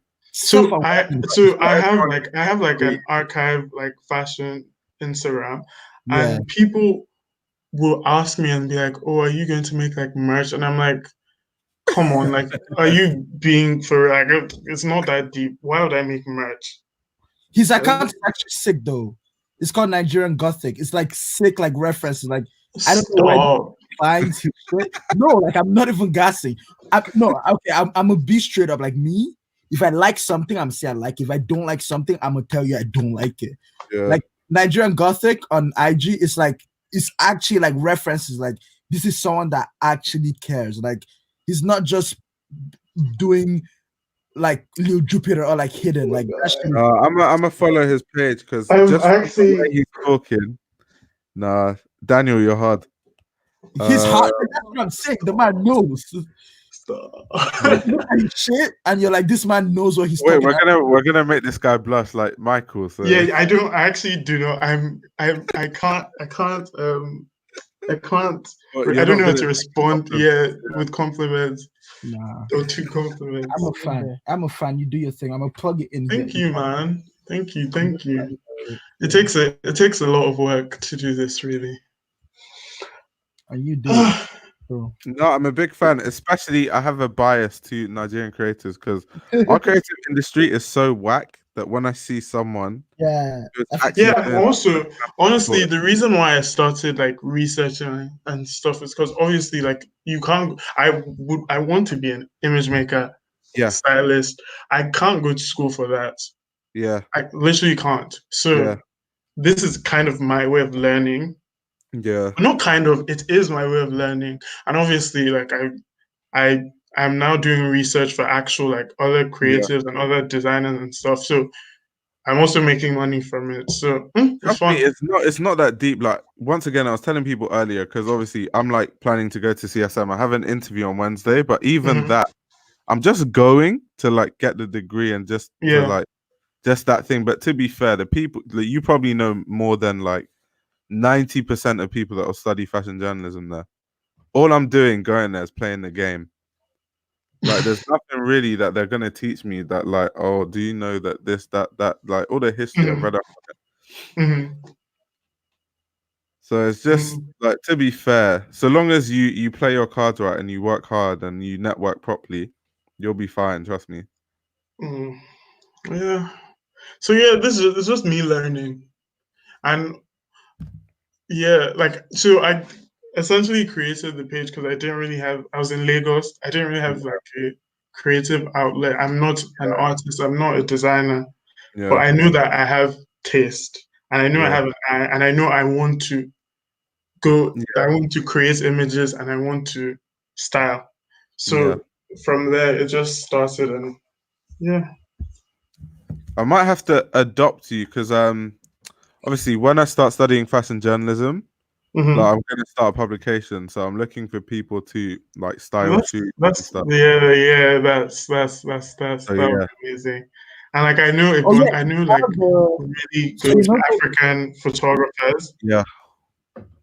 Yeah, and actually, crazy enough, I did a shoot with these twins. I wasn't there physically, but I called, like it was like I video called in and like directed them and I styled everything. And the photographer who did it, Isabel, she's amazing.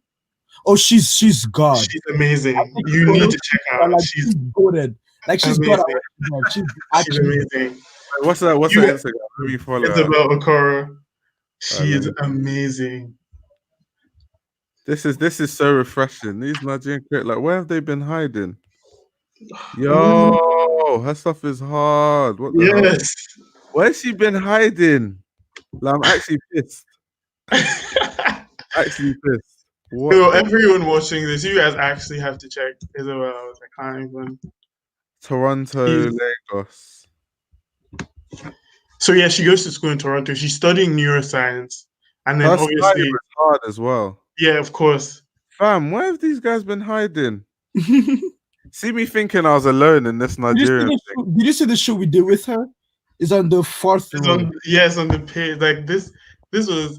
We called it Double Trouble Twice Blessed because you know, like in Nigeria in the olden days, they used to kill twins. Yeah. So like we were celebrating twins. Yeah. Like Black African Nigerian twins. Obviously, Wakama and Nigerian as well. So that was the story behind it. What the hell? She is hard. She does her stuff. She knows her stuff. Quality photos. She is hard. Like, I'm actually going through all her images. Nah, she's too sick. She's legit. See what I mean? We need more creators like this. Like, what the hell? She's so good. Like I sometimes I'm like, I can't believe I know this person. Like, no one understands. talented. I literally say that. Like, I cannot believe like the amount of people I know that do actual shit. Yeah. Yo, she was in ID magazine. Yeah, she was. Yeah, That's she did dope. a thing. She did a story that where she interviewed. She wrote this herself, and she took the images. When she interviewed, this was 2019, around the election time. Oh yeah. So she was like youth and talking to them about like election and are they voting or are they not voting? And then she took portraits of all of the people she spoke to. Amazing. It was you should read it when you have time. It was really good. She took I think it was Dato Black. Can someone explain to me? Because like I know about Nice, but not that much. Like, who is Dato Black exactly? That's actually true. I don't know who she is. I just see her. I just know she's on Instagram, but like, who is? I don't know who she is.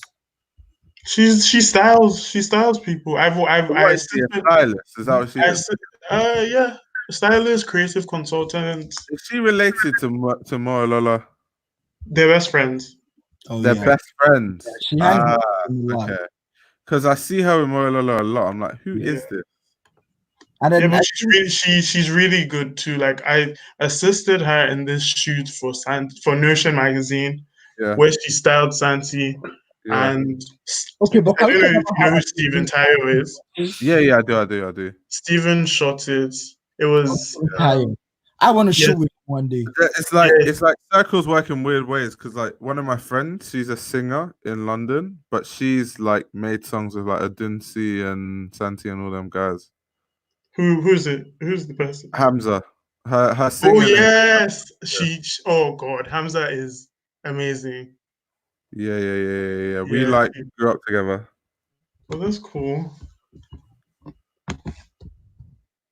No, her images are so cool, and I saw like one of the cameras she takes pictures with, like legit a Mamiya. Yeah. Isn't this Dato Black? That's her. Yes, right? So this was for the ID thing. Makes sense. It's mad because when I was in Nigeria, like secondary school, it seemed like the creative industry didn't exist. And once I went back to London, suddenly this thing. Yeah, it was a trend, but like obviously it's a fad, but like with there people who can actually shoot, and there are people who can actually like create stuff and design and all of that. Man, like I didn't see. Yeah, because there are a lot of like quote unquote photographers. But yeah, this was from the. I never want to be that guy, but it's just like, bro. Bro, I'm saying for you, bro. There's shit. Like, if you're gonna do something, like just do it properly. That's why I'm not going to make clothes because I'm not Galliano. Like, I know myself. Yeah, I'm like self-awareness. Yeah. My mom wanted me to study because my mom knows, obviously she knows like I'm big and like I'm really into like fashion and create. Yeah. She wanted me to study fashion design, but I kept telling her like I was like she genuinely wanted me to study fashion design. I was like, no, I can't do it because I don't. You've gone far because most nice parents say fashion what? Exactly. Yeah, true. I know my parents are really into. This image these sets of images that you're looking at, Isabel and I have this series called Necessary Interactions, and we're like, it's basically we're telling like interpersonal stories, like like people to be. So like that one was friends and how sports, for a lot of boys, sports brings them together. Yeah, like how many most guys make like some of their best friends playing sports when they were kids. Yeah, that's and their friend. Yeah. So and then we did one with sisters and then the twins, and now we're working on the last one. This is Otadola. What's her name again? Yeah, JTO. Yeah, JTO. What do you feel about her style? Do you think she's stylish? I mean, she's stylish for a wealthy girl. Yeah. That's a good take. That was a good answer. Like, she's just there. because she's like fully trying to be a fashion blogger and that stuff. Yeah. But I'm just like, your style for the money you have, Bro, billionaire dad. you have me, it you or can you wear don't. Like, anything. it's not like There's you just have no it or you excuse don't at that have point. Because you can wear anything on like planet Earth. Like your dad's a billionaire. Like seriously. Yo, Yeah, I wanted exactly. one of these t-shirts so bad. These Love Oh my Nigeria. god! Oh my Yeah. god! We're about to get it. We're I don't know about where to get it. find We're about to get it on the You Essence. can get it sale. on Essence. Oh, but Essence is just No, it's not there no more. expensive. Let me see. It's not there no like more. 100 and something. Like I'm not really trying to pay that. Or for if you like, you're in England, I feel like I think Moa used to take sales from her email, because my friend bought her jeans. Yeah, like one of her old tie-dye jeans from he emailed her and he was like, how much are they? And she was like, oh, what's your size, everything. And then he bought it. So I'm sure if you email her, yeah, I might email her actually. Mhm. Wait, let me write that down just in case. I tried to get the. I mean, okay, so we're meant to get the Love Nigeria In shirt. the summer, I'm trying to be wearing that. We're meant to get the Love Nigeria shirt, but I think the men's were sold out, so I wanted to get the baby tees. And this fucker convinced me not to. This fucker convinced me not to. And then I didn't know. I didn't see. And then it was because the SS sale was like, I guess it was like cheaper. I guess they made it like $80 or some shit. And I was about to get two, and this fucker made me not to, and then it was sold out.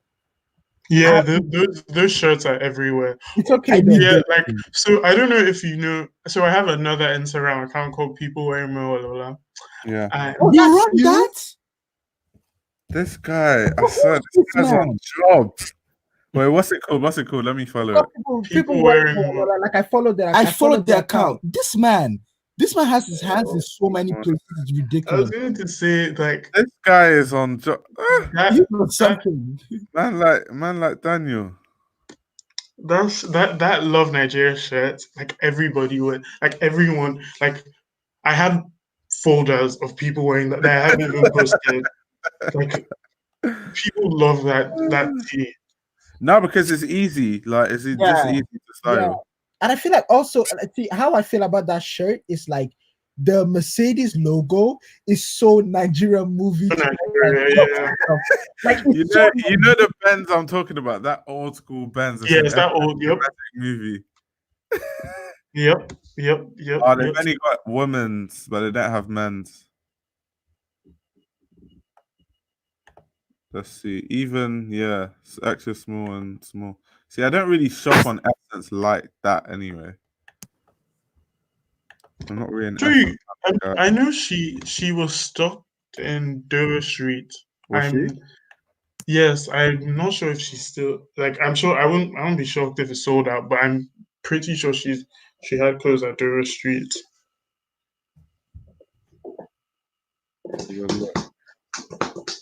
Oh yeah, Silent Madness, like this guy. I was just about to bring that. Did the photography, Moya. Yeah, Moya. Yeah, she did the photography. That was calm. Have you watched the movie? No, I haven't. Oh, you should see it. It's really good. It's really good. You guys should watch it. And it stars one of my favorite musicians out right now. Who's that? Yves Tumor. Who's that? I feel like I'm behind. He's very experimental. He's like an experimental artist, quote unquote. He does a lot of like, it's kind of rock, but it's not really. It's rock electronic. Yeah. But yeah, you should listen to Lifetime. Lifetime is my favorite Yves Tumor song.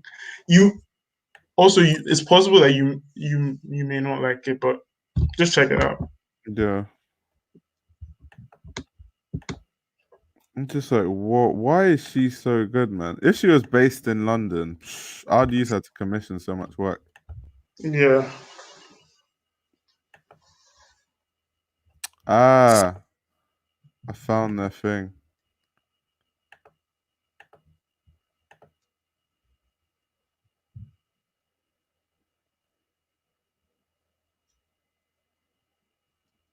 I wish I could tell you, like, okay, I probably can tell you, but like in private, I can't tell you like on YouTube, like the referencing for this, because Isabel doesn't really like.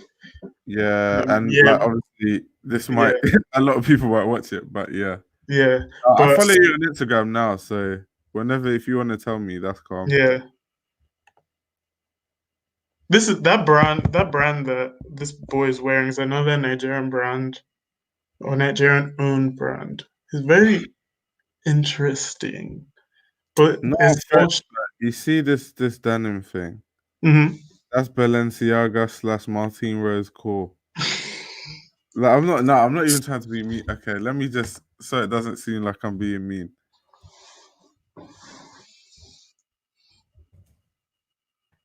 Because I know the exact collection from not even that man did it.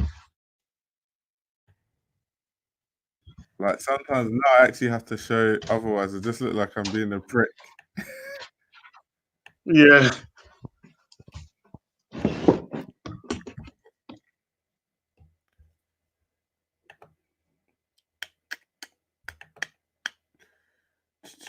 Like Martin Rose does that sort of stuff every season. Like you'll see anyway.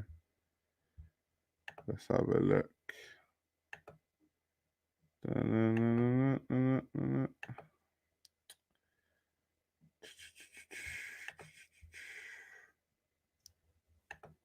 Oh damn, that's crazy.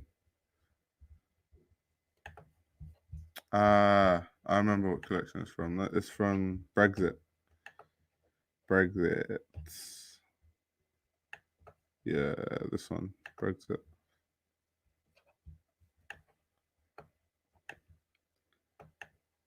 I really wish I could pull off Martin Rose's like square loafers, but nah.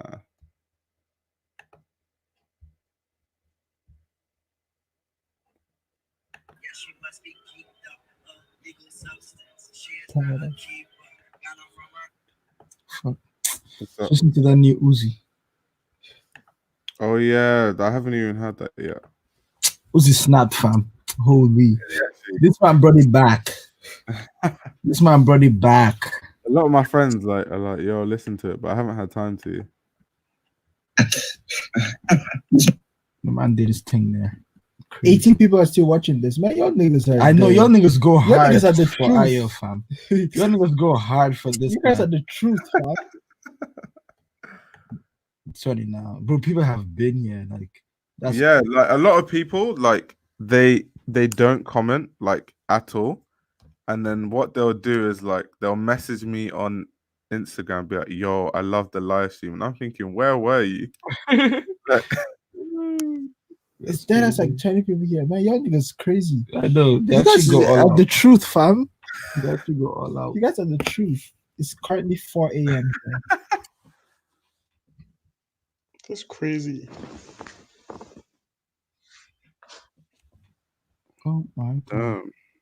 Crazy. Fashion, man. Fashion can change the world. Who knew? Literally. We've literally spoke about. No, please, I knew. We've literally spoke about politics, design, designers. We have just gone everywhere. This one was a good one. This one is one for the books. Talk about fashion for like, if I wanted to, for days. Like, same.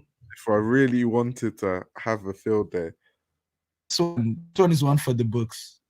I have to say, this one was a. Good luck to people that watch this stream back, because man, almost 9 hours. Too many gems. This one was a good one. I can feel it.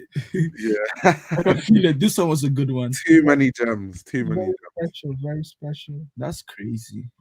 Yeah, people said we should make a podcast. If I like, when next am I gonna go to Canada? I'm not sure. If I see you guys, I have to interview you, definitely.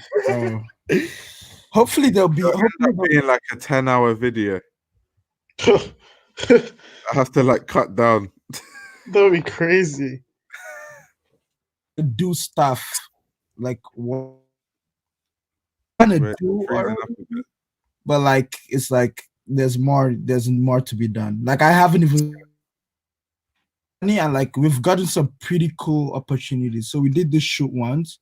Yeah. I ended up on like Vogue Italia, which was cool. It was about Nigeria too, so that was fire. That was fire. Like we're repping. I'm on Nigeria. But yeah, it's stuff like that. It's just so much more to do. I'm gonna shake this planet before I go. I'm gonna shake this planet before I go. No, but yeah, all I'm saying is, when is that YouTube channel coming? When? It's coming. It's coming. Well, we have the clothes here on now the I'm rack. actually gassed, so like I'm actually like trying to do it. Yeah. Has this given you motivation to start your YouTube channel? Wait, what does this person say? What do you think about Marlon Carlos? Did a piece on Marlola. That's dope. What's her? What's her IG? Put me on. I'm trying to learn. I'm hungry for knowledge on this shit. Yeah. I'm actually always learning. Like this one was a good one because I learned so much. I just love like finding out like stuff. Yeah. About like designers and stuff. But yeah, the YouTube channel will be for like fashion, but like we're gonna teach like I'm really like teaching you guys design. about like AP, like per text. Yeah. I am teaching you what that watch is and like why they rap about it in rap songs. You know, there's so much content that isn't on YouTube, even though there's so many people on the platform, but they're all doing the same thing. So it's like, there isn't someone who's talking about like, let's say like you do design, like the concept, like taking a product all the way from concept to actually finished product and that process. There's so many things that are unexplored on YouTube. So trust me, like it's never too late. Yeah. I'm gonna tell you who Charlotte Perriand and Pierre Generé is. Y'all are not ready. You are not ready. When you talk about furniture, beautifully designed furniture. The only thing is there's only so much time. Like, let me show you something. For example, I have like video ideas. Wait, how do I share my screen real quick? So I have like a whole folder of like video ideas, but it's just time that just won't permit me to actually do it. Like, hold on. So this is like the next videos for the foreseeable future. Oh, that's crazy. And then I've got another folder called video ideas. So there's all of this. Oh, what? Exactly. So if I really wanted to, and then I have, because that was just getting a bit too cloggy, so I have a Word document of some more video ideas. Lots of content. So just that's like hundreds already. Lots of content. Yeah, exactly. So it's more of a matter of just like time. Yeah. Like, the time to actually make it. Because like I want to make a video on like who is Raf Simons, like talking about his career all the way from the beginning. Oh, but that'll be long. I've been going through all the information, but I have it here for like a month and I'm still not done. Like, look at all of this stuff here. Oh, that's crazy. I'm still not even done. So it's just like and you know what I like and like I respect you for. Like you actually do the research. Like you're not just coming here to give people shit that it's like, oh, like anyone. Oh, he had the Consume collection. And Raf Simons is more than a collection he did in 2003. Like you should calm down. What people always talk about is like Riot, or Creeper and all that. Consume. Yeah, there's just certain things when people talk about Raf, they talk about, and then it just doesn't go anywhere past that. Even I want to make a video about like the Royal Academy of Arts in Antwerp as well, and like their effect on fashion, like the way the direction fashion has gone. Like there's so many different. Because for me, I'd rather watch a video than read like mad like articles. Yeah. Like a video is just like you're listening to someone. That's where people use me because just wait for me to release the video. Because I don't know, I actually like a lot like watching a channel instead of like reading, going to like read. And niggas be like, oh, like you're on your fashion. Like, yeah. But like I know that when I just watched the video. That Raf Simons article that you put inside the Discord, like that was really like the most in-depth thing I've seen from him. Like, shit right now. That one. That yeah. The Raf Simons retrospective one. Yeah. That one really went in depth. It was like from 1995 to like to 2005, I think. Yeah. Yeah, like that was that was deep. That was deep. Someone came in and said live streaming. I even did you see what I put in the Discord? It was like a link of like all the scans. So like Raf Simons Redux and the Force Sex and stuff like that. Future like it's in fashion architecture and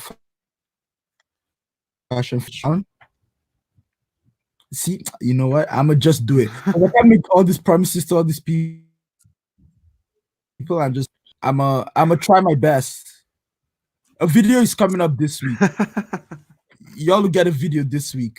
Don't get too gassed. Y'all will get a video this week. I'ma put myself through it for you guys.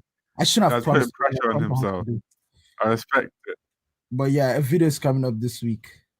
It's crazy. Just working, man. Trying to get the ideas out. Yeah. Trying to get the ideas out.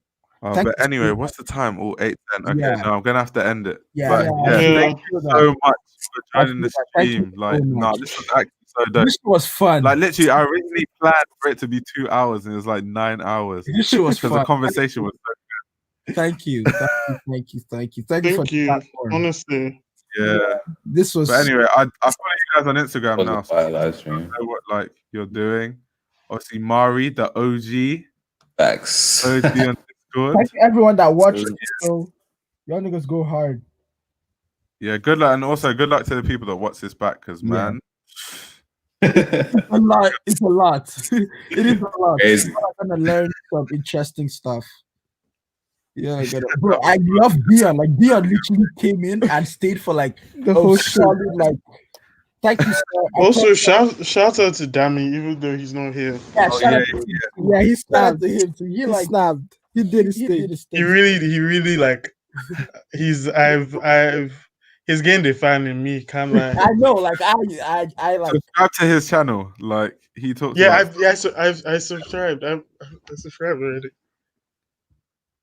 I did Whack-A-Mo quickly. They're asking where they can find you. Whack-A-Mo, yeah, literally Whack-A-Mo on Instagram. At Whack-A-Mo. The fits, bro. The way the pants fit on the shoe. I am telling you. Okay, bro, boys, we need to sleep. The fits, bro. No niggas dressing like that, fam. And 2 people doing it consistently. Come on now, yo, niggas, this shit is not normal. This shit is not normal. No, we'll let him shine. He's clearly shining. He's shining right now. It's coming though. I'm gonna show y'all. Oh my god, I'm going off. Thank you so much. Like this shit was fun. Yeah, this was actually like I haven't had a proper fashion. I've needed this.